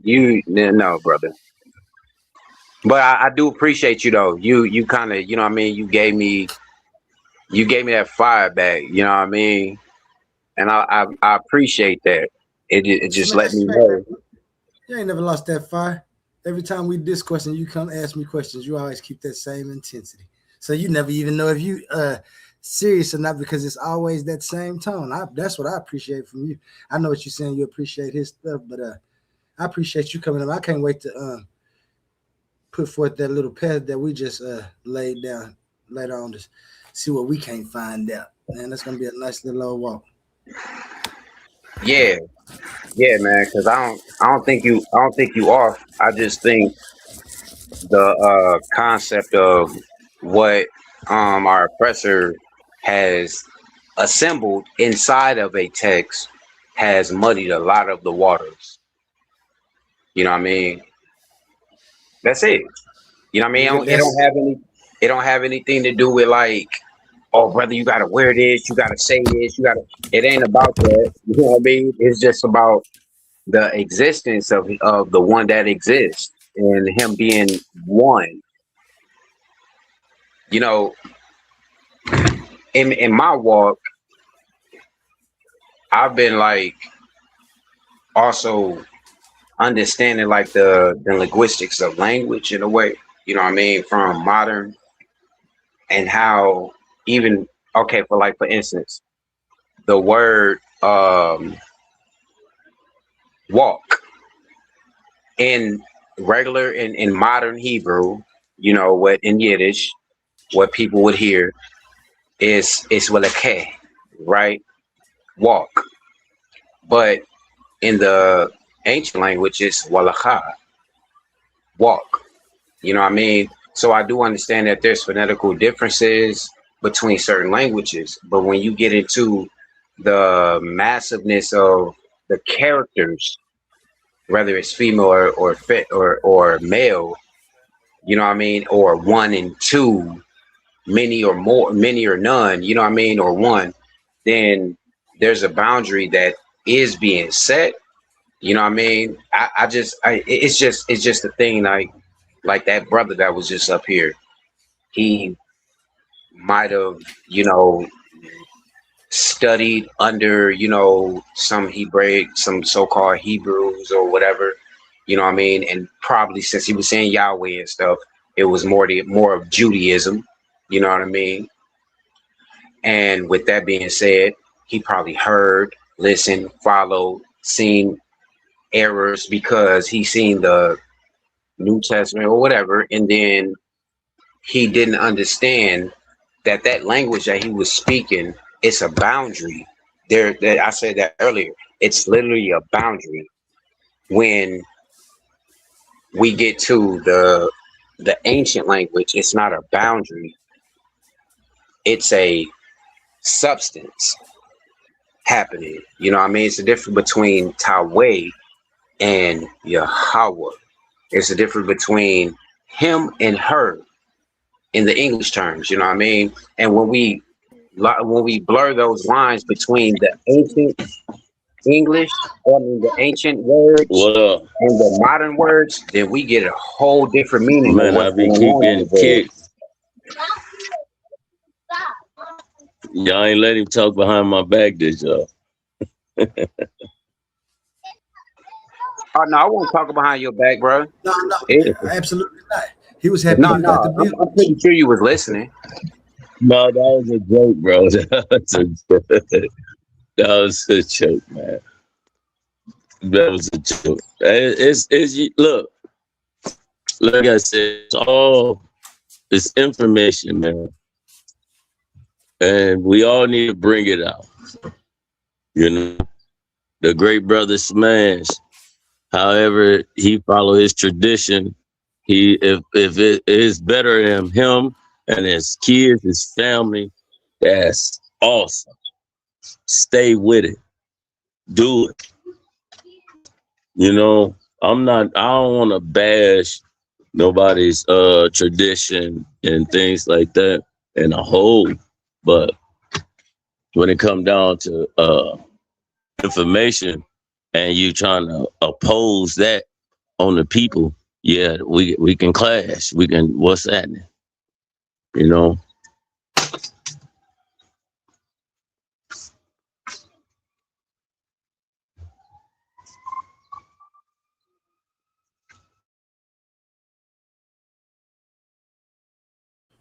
Joe, I don't know if everyone's still in here. If everybody.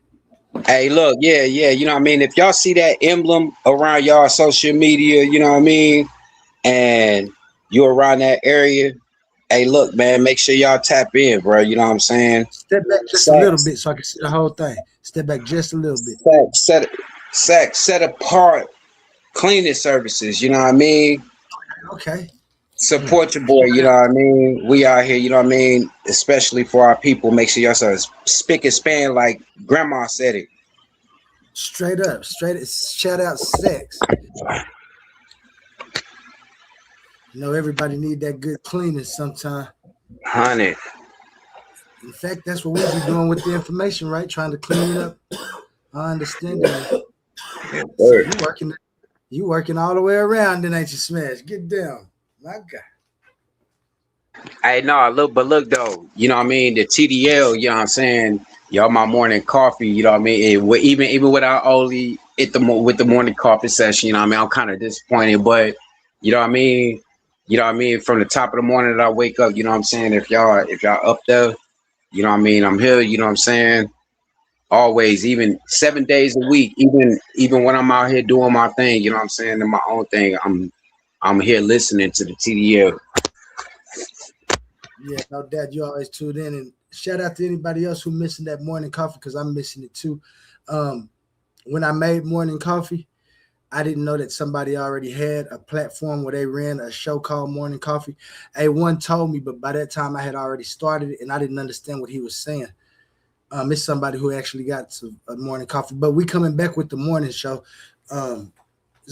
We just making sure we get it right, so won't nobody say that we stealing people's stuff, like said viciously accused us in that video we was watching. I don't know if anybody ever seen that or caught hold of that, but yeah, he was trying to diss Morning Coffee, man. And Morning Coffee, I like it the way the information was exchanged, especially in the morning. That's when people fresh waking up with new thoughts and ideas. So we're gonna make sure we get that back rolling for you, Smash. Hey, one, you was gonna start a new stream for this, for the judgment.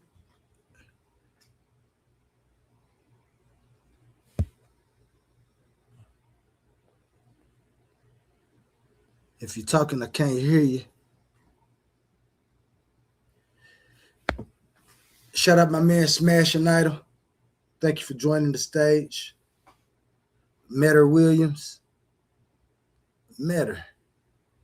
Not Meduda. But I see a correlation, maybe. Ben Eaton in the chat as always. Safari. What's happening? I see Sosa. Shout out Sosa. Everybody that stopped by today, man. We've been running a nice little old show. Bill getting some things off. Other views coming in and having discourses.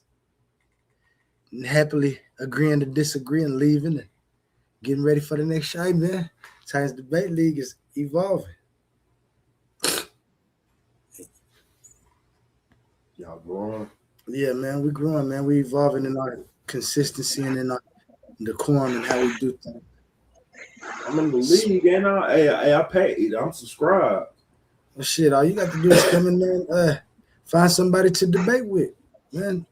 Shit, you ain't even on the phone right now. You in the studio listening instead of being on the phone giving us some support. Cut your phone on, and that's for everybody else out there too. Like, share, and subscribe. We got a nice show coming up here in a few minutes from the last debate that we had. Smash, you came back. You had something to say for us? Yeah, no, I made a mistake and popped out. But yeah, y'all about to start a new stream anyway, you know what I mean? So peace be on y'all, man. You know what I mean? Yeah, man. Like I said, Smash, don't worry about that morning slide in your day. We're gonna get morning coffee back started. It might have another name. It's gonna be the same format. And we're gonna be able to enjoy our coffee. Hey, how about the early owl? The early owl. Hey man, I'm supposed to put that amongst the other things we've been looking for. I was thinking about just going with in the morning with Oli and whoever come up in the morning. But I kind of like that morning owl too, though. Yeah, man, you know what I mean? The early owl, I'm telling you, bro. I mean, think about it. You see what I said?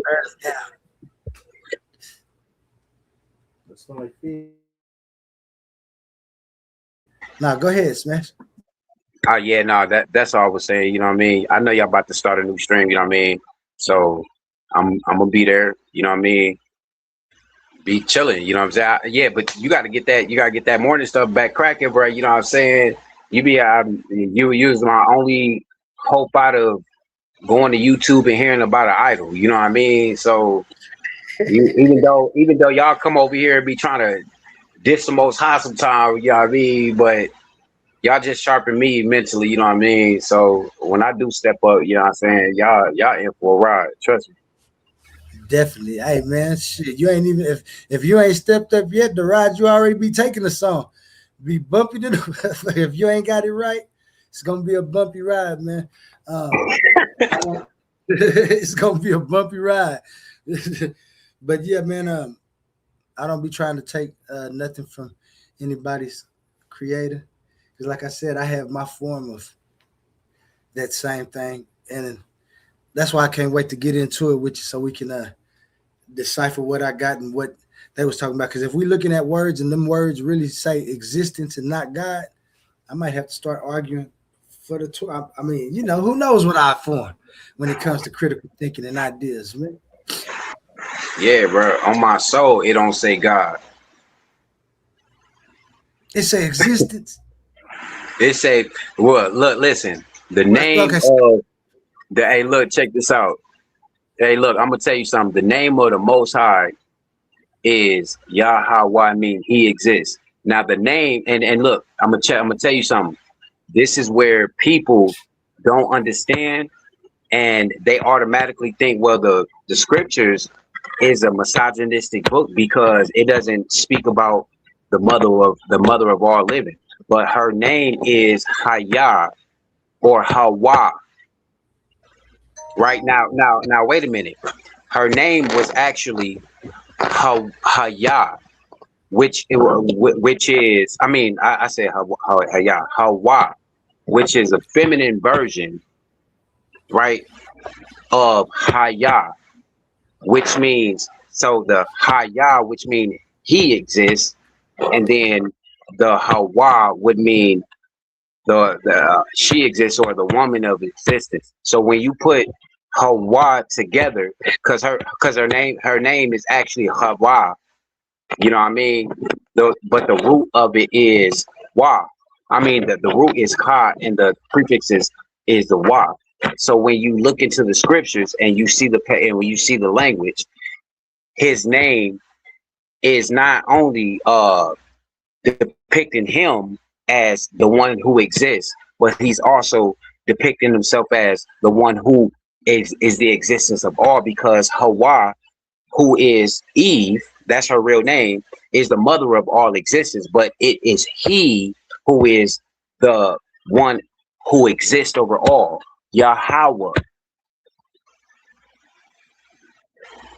But see, which would mean the condition, and if you look at it close, I mean a little bit in depth, which means that's the condition which Eve exists in. exactly. And that's why people feel like, you know what I mean, the scriptures like kind of not dealing with the woman, and that's totally not true. There's plenty of scriptures that not only embellish the woman to where she don't feel like she needs to be saying, "Hey, I'm the God over everything," or I'm beside. You know what I mean? There is a faction of everything. You have the one who exists, and then he creates a man. You know what I mean? And then a woman is. And look, this is the thing. I do not until I embellish the language and see what they're actually saying. I would never tell somebody that because the scripture says that a woman came out of the man, real, that was actually it, because we read it in English. So, you know what I mean? There has to be a point in time where I would actually have to go into the language and see, okay, is this exactly what it's saying? And not saying that it's impossible, but I need to know, is this what it's saying? And then, you know, that would probably be a point where someone like you would be like, okay, is this naturally possible? You know what I mean? That one shit. Yeah.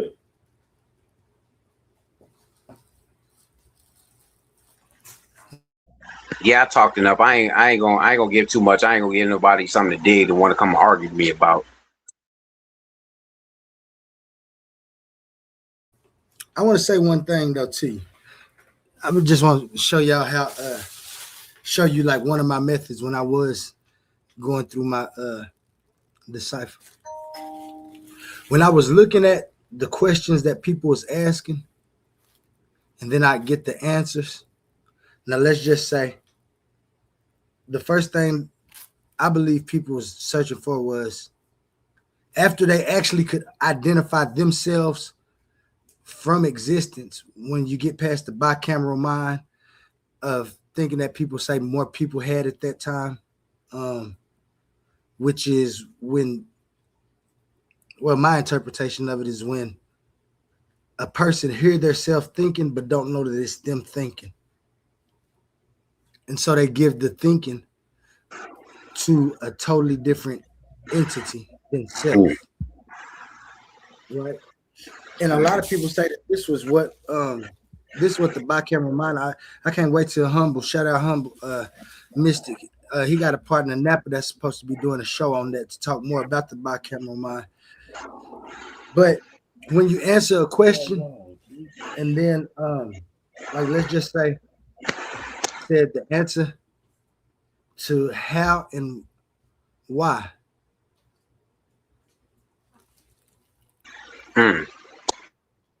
Yahweh.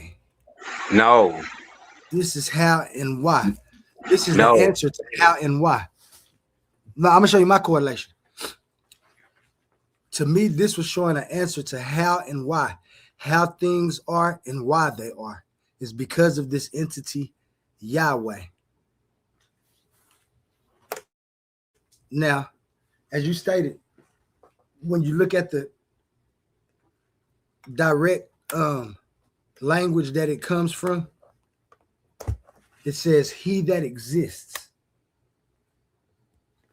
And for me, that means that existence, the thing that is existence, is what they're identifying at that moment. They're just identifying it as he. I don't know why. I don't know what they saw at that time that made them identify existence as a he. But still, you see that they gave they made sure that they gave you that other side, like you said.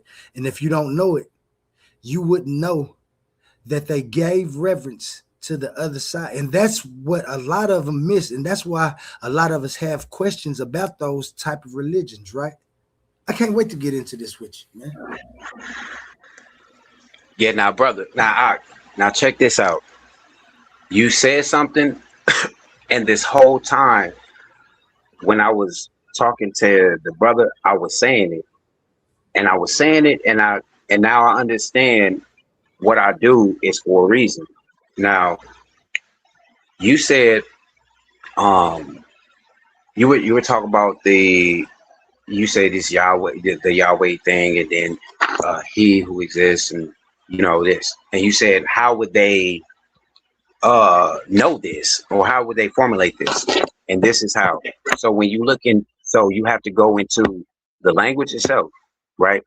Now, when I say the language at this point, because the modern Hebrew or the Yiddish is so strict, and they have so many dialect, it's so many critical diacritical marks and stuff like that. Even with that language itself, they have to separate it. And I'll share this with here, but I really wasn't gonna share with anyone.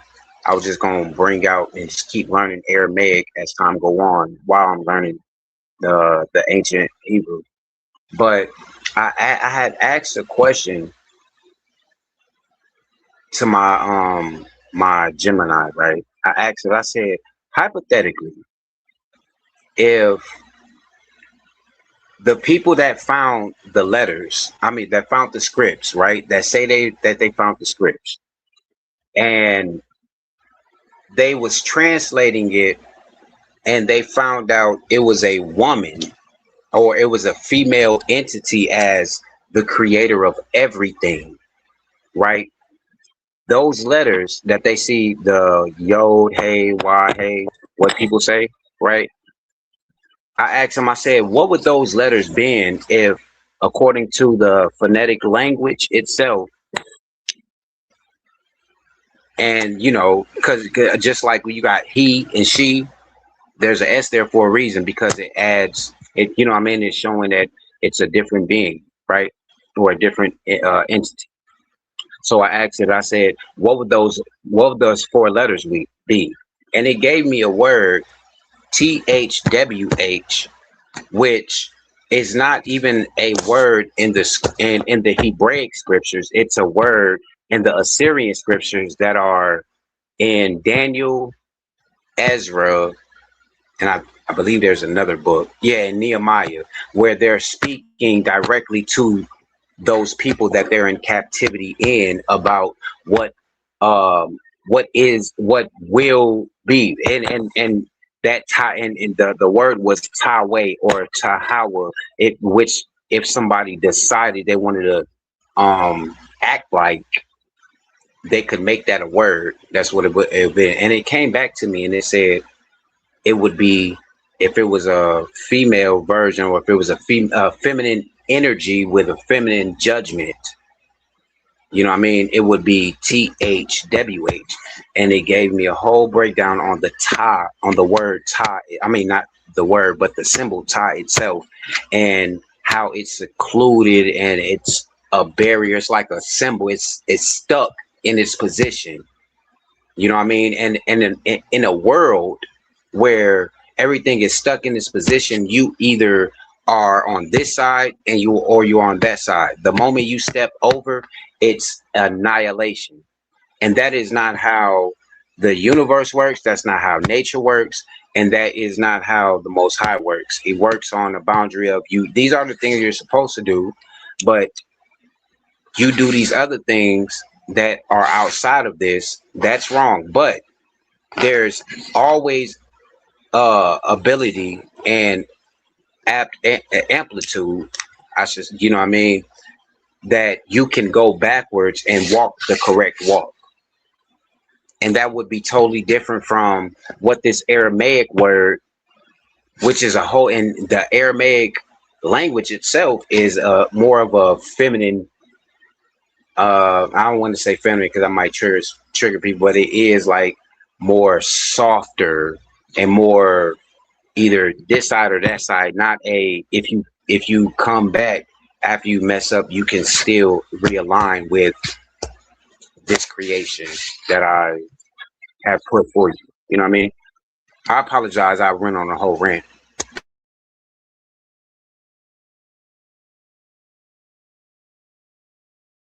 Oh no, man, that wasn't no rant. And if you did, it's because I asked the question.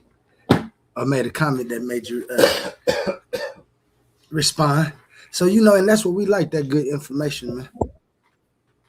Did I respond correctly? Like, did I answer at least a little bit of your question? I know I did a whole rant, but yeah, well, it wasn't really no right or wrong answer. Remember, we was just comparing thoughts and things that I came up with, and you was telling me one of the things you came up with, which is interesting because you think about Ty and Yah.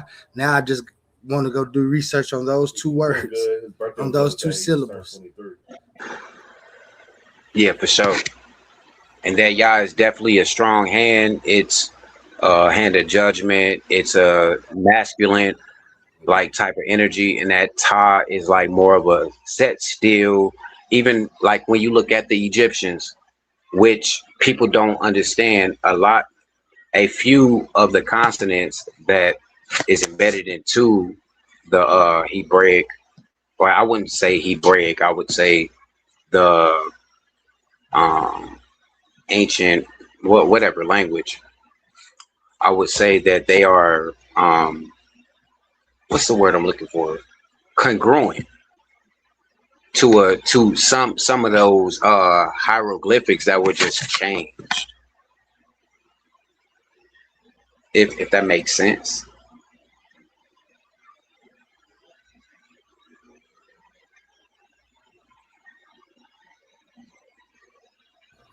Yeah, probably. Okay. Yeah, it probably didn't, because sometimes it don't make sense to me, so I don't speak on certain stuff. That's how that's why a lot of times when people be discoursing, I try not to speak because for different reasons. I might not have gone that deep into the text and not, but I just be the people that go to school. Like I said, trying to make sure I can have an intelligible answer for the questions that I solve. And theology. I think it's all that. Like you said, if we go look deep enough, you'll find it. For sure. Hey, what? Hope everyone ain't fell asleep on us. Nah, bro, over there in a whole nother world. He probably handling some business. Probably making shirt. You know it. I'm the only one that fall asleep during the daytime because I got to be up at night for them hours, man. I don't want to end this because I don't know if he told me to end it when I'm finished. Tomorrow? If he wanted to. Okay. So I'm going to let y'all know a little bit about what we got going on over here during the week, man. Are you tired of the same old echo chambers? Ready to stretch your mind to places it's never been before? Welcome to the ultimate intellectual battleground on the Coliseum of Arguments Network. It's time to step inside the cave of knowledge. Welcoming your host, Humble Mystic, every Tuesday. We're bridging the gap between the ancient world and the modern landscape. From the deep esoteric wisdom of ancient Kemet to a grounded naturalist view of our world today, no topic is off limits. We're dissecting philosophy, breaking down ancient civilizations, and clashing over modern day politics every Tuesday. This isn't just a lecture, it's a debate. A powerhouse arena where your voice matters. A premier space to step up, voice your opinions, and challenge your perspective with the sharpest minds around. If you love real, raw, intellectual fire, this is the show for you. Elevate your mind, bring your arguments. Subscribe to the Cave of Knowledge with Humble Mystic today. New episodes drop every Tuesday on Coliseum of Arguments. Step into the cave if you think you can handle the truth. Titans Debate League. Only the brave speak here.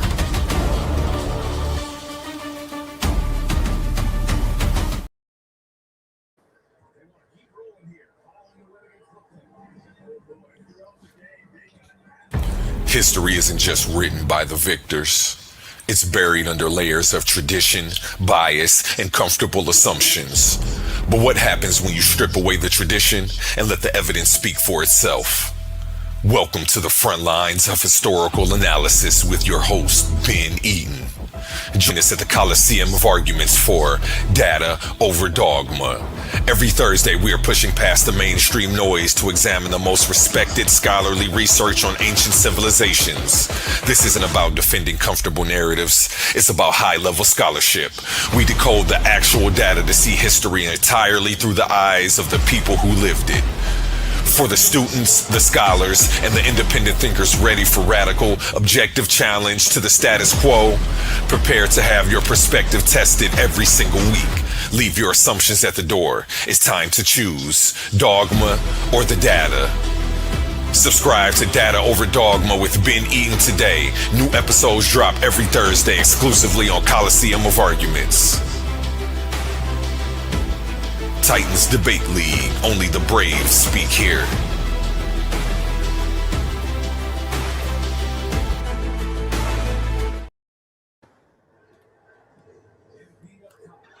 Hey, shout out to the haters in the chat. Yeah, I mean, let me see what we got going on in the chat, man. I ain't been in the chat for a minute. Let me see. Smash just need to say he followed the tour. Smash did say he followed the tour. I want to say, hey, look, they hear, but they don't hear. They see, but they don't see. That's why I be saying. I'm pretty sure that's what you said, ain't it? It's people like them. It's people like this that make me even stronger. Like, okay, that what the scripture said that they did it.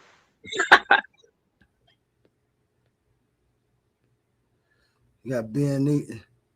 It's indeed misogynistic. We interpret post hoc otherwise. Can't wait to see Ben Eaton in action this Thursday. He'll probably be on before that too. I think we're about to have, like A1 said, the other show. So shout out Ben Eaton. We got Bro Des Shabazz. Excuse me. What makes y'all think people want to watch talking icon pictures? Shaking my head. Well, Brother Des Shabazz, what makes you want to ask people what makes them think that people want to watch talking icon pictures when you can easily like, share, subscribe, and then just scroll on to the next page, but not before you like, share, and subscribe. So shout out. I don't know how to answer that question really for you. What makes y'all think? I don't think we were ever thinking anything about it. It's the information. Yeah, I don't think nobody ever just pulls up and say, hey, let's just put our icons on and just speak. I mean, I can be on all day. I like Oli. The image of Oli bang. You know what I mean? We can be out here. Yeah, about soda.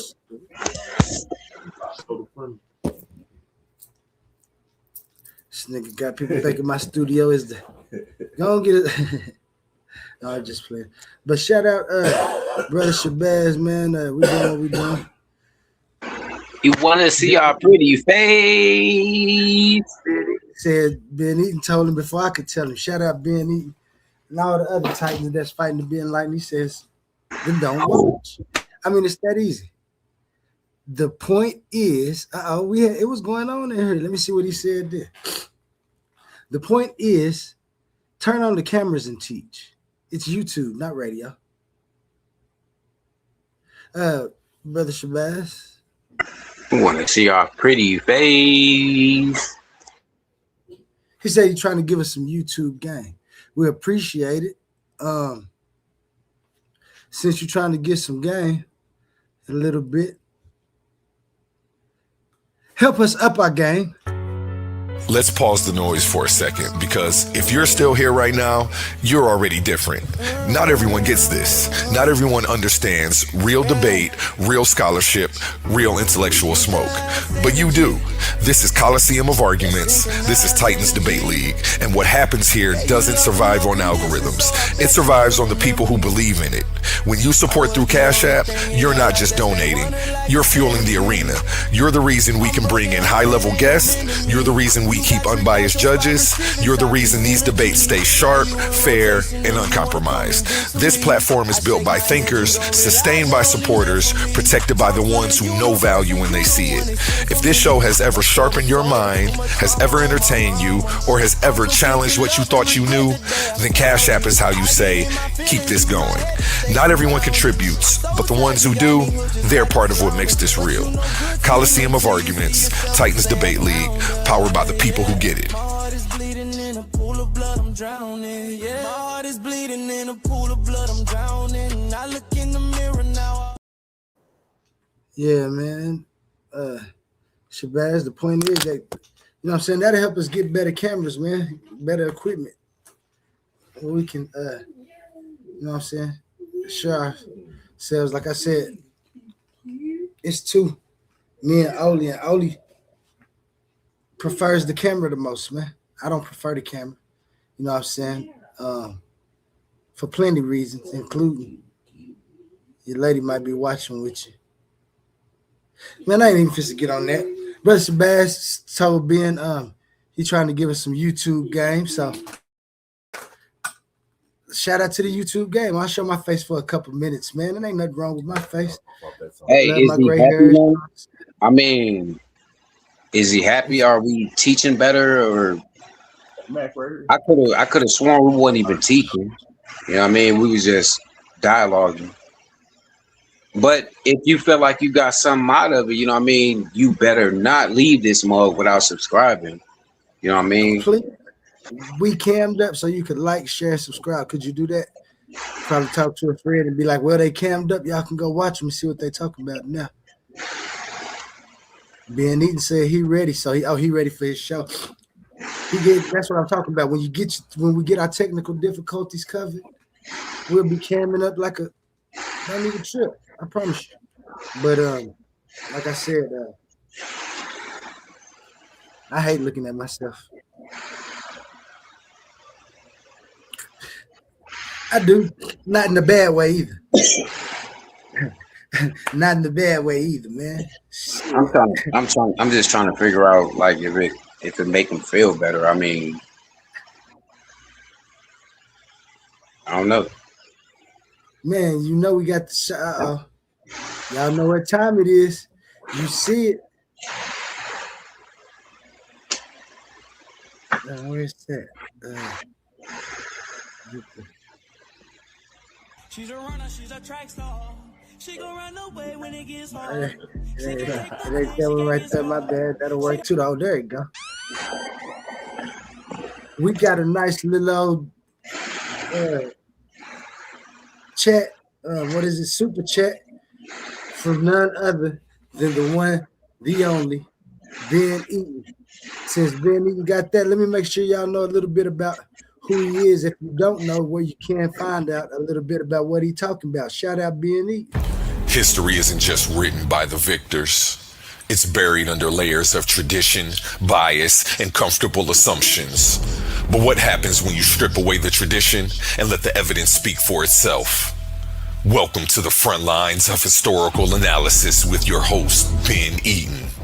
Join us at the Coliseum of Arguments for Data Over Dogma. Every Thursday, we are pushing past the mainstream noise to examine the most respected scholarly research on ancient civilizations. This isn't about defending comfortable narratives. It's about high-level scholarship. We decode the actual data to see history entirely through the eyes of the people who lived it. For the students, the scholars, and the independent thinkers ready for radical, objective challenge to the status quo, prepare to have your perspective tested every single week. Leave your assumptions at the door. It's time to choose dogma or the data. Subscribe to Data Over Dogma with Ben Eaton today. New episodes drop every Thursday exclusively on Coliseum of Arguments. Titans Debate League. Only the brave speak here.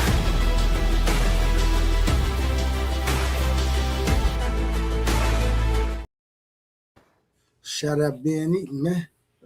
Like I said, we in there doing our thing, man. In the studios, Coliseum.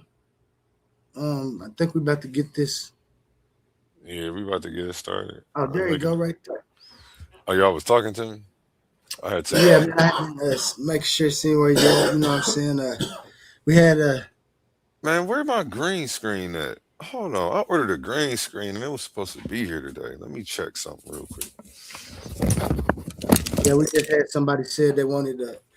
Why do we think that people want to just look at icons? And you know, I stepped up, cut my camera on for him, Ben Eaton tightened up and imported the information with the support of a donation. Man, shout out all my Titans that's fighting to be enlightened.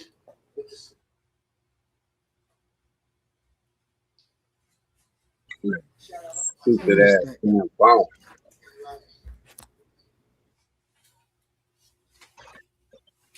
I mean, I thought we were supposed to be starting another show. I mean, if we not, I mean, we already hot. I don't know where my green screen at. Check this tracking number. It ain't in my front door.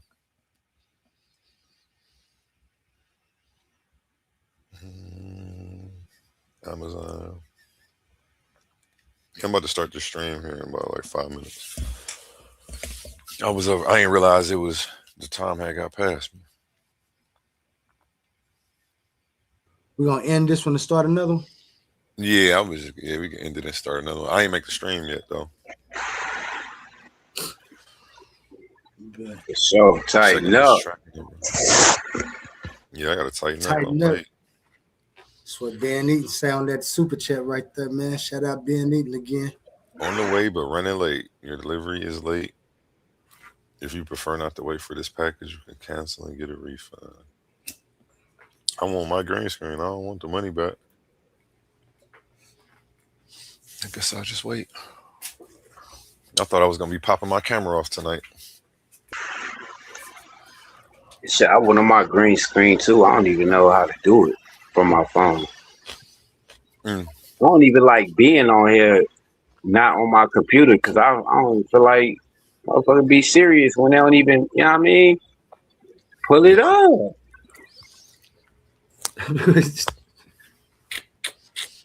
They can't pull it up on their phone.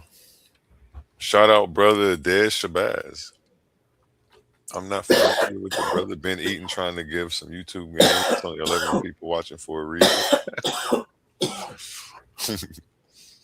The point is, turn the cameras and teach YouTube, not radio. Appreciate it. Oh, that's funny. Because I was just talking about my green screen and I ain't see him making them comments. Yeah, that's what we was talking about before you came back on. That's why I was cammed up. Oh. That's very true. Because earlier, remember, I was like, I can't tell whether who was talking. Because it was you, the video. I'm like, it didn't have a little, and we had our cameras. The way you had your camera, it wasn't no circle around you to show your audio. Yeah. But like I said, I don't like camming up because you fresh as hell today, boy. Look just like I look every day, man. That's what I'm saying. Too much camera time, I throw everything off. We won't even be able to concentrate on the information if my face stay in the camera. I promise you. And I shouldn't have that confidence, but I should. You got to have that confidence. I don't like the camera because I feel like it'll take too much attention off of the information. Brother Des back. Could you tell me what I can do about that, Brother Des Shabazz? Am I conceited for no reason? Titans Debate League, debate or die. That soda for Yeah, all right. What you want to call? All right, yeah, let me end this stream now. Yeah, Shalom, Brody. Appreciate it for having me on, man. Thank you for your patience. Yep, have a good day, man. What up, baby? What? Chilling. About to run this result show. Hell yeah. I just been That's working, BG man. Scorpio? Yeah. I just been working, man. I've been working. Oh, but yeah, I was about to ask how you been. Man, my philosophy works, man. It worked for me. Let's go. That's what I'm talking Philosophy about. got me in the door. Your philosophy? What's your philosophy? It was on success. Quantum Success and freedom. Oh, yeah, that's quantum onlyism. Yeah. Shout out quantum onlyism, man. Making big. No, shoot, you want me to drop a song and go on and end this one? I know you probably over there doing a couple other. Yeah, let me get focused. Let me make this. I'm gonna make the new stream while you do that. Bet. We're gonna get up out of here, y'all. Thank you for joining today. You know what it was. Let me make sure I show that background one more time before we go. We ain't even finished the episode, but yeah, that shit. Ain't worth it. But hey, we can always circle back around because I didn't even get to get to my AI renditions, and we'll give them time to make another fool of themselves. It's your boy Oli. Result show. With my man's A1. And thank you for tuning in. I'm trying to get to the music because I know y'all want to hear a song before. What song do I think everybody might want to hear before? Okay, I got you. Different type of animal. That's everybody's favorite song. Different type of animal. Different type of animal. Now everybody better listen up. For my people in the struggle who never gave a what. Even when life try to press you down, turn your frown to a smile. I make styles just to lift you up. I'm a different type of animal. Way different type of animal. To the succeed, easy to see. I'm a different type of animal. Different type of animal. No fur, no scales, just feathers on me. Different type of animal. Steady hustling, steady grinding. Getting money every time I put my time in. When they ask what I got up under my sleeve, they never gon' believe when I tell them it's all timing. Everybody want a real life attitude. Incoherent, now they mad at you. Some people can't get it, now they laugh at you. Till they see the glow, now they copying the altitude. I never was a type, it was handed to. Had to put it together like mechanics do. Now you see I got the tools to succeed. Different mindset, different breed, different view every time I play or breathe. Quantum thoughts, I evolve every week. Young Al, been wild since a young child. Still fresh to the death, no funeral style. How could you walk in my shoes? We run the town. Big shoes to fill. Never been a clown. I'm a different type of animal. Way different type of animal. To the succeed, easy to see. I'm a different type of animal. Different type of animal. No fur, no scales, just feathers on me. Different type of animal. Talking about the block, I've been around, fighting through the hard times till it spin around. Game tight, move smooth, never hear a sound. Big pressure every time we hit the town. Couldn't touch me with a yardstick. Running through the paper on that backyard business. Chasing dreams, chasing cream to the team. Rich 5'8", but I'm standing on that stand tall mindset. See these monkeys trying to pull me from the tree. Yeah, they pulled me down before that, just turned me to a beast. So I hopped into the streets, showed the hungry how to eat. Oklahoma on my back, now I'm bringing pressure to the beat. Cold hard world, colder in the streets. Money on my mind, barely get to sleep. Dreams feel close, still feel out of reach. Lights up ahead, I just want a little peace. Still a student of the game, don't qualify to teach. Learn lessons every day, so I evolve every week. I'm not an animal, life just got wild. So I did what I had to do, the other routes was foul. No copy, no paste, you can't get my style. Heart on my sleeve, still walk with a smile. Judge me by my past, take a look at me now. I ain't doing this for me, I just wanna make my mama proud. Quantum onlyism truth, yo, we bringing it out. Why y'all watching me? Better watch the crowd. I'm a different type of animal. Way different type of animal. To the succeed, easy to see. I'm a different type of animal. Different type of animal. No fur, no scales, just feathers on me. Different type of animal. different type of animal. Different type of animal.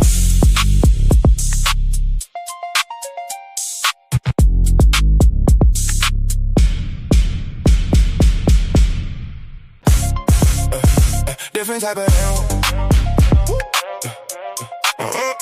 Different type of animal. Different type of animal. Now everybody better listen up. For my people in the struggle who never gave a what.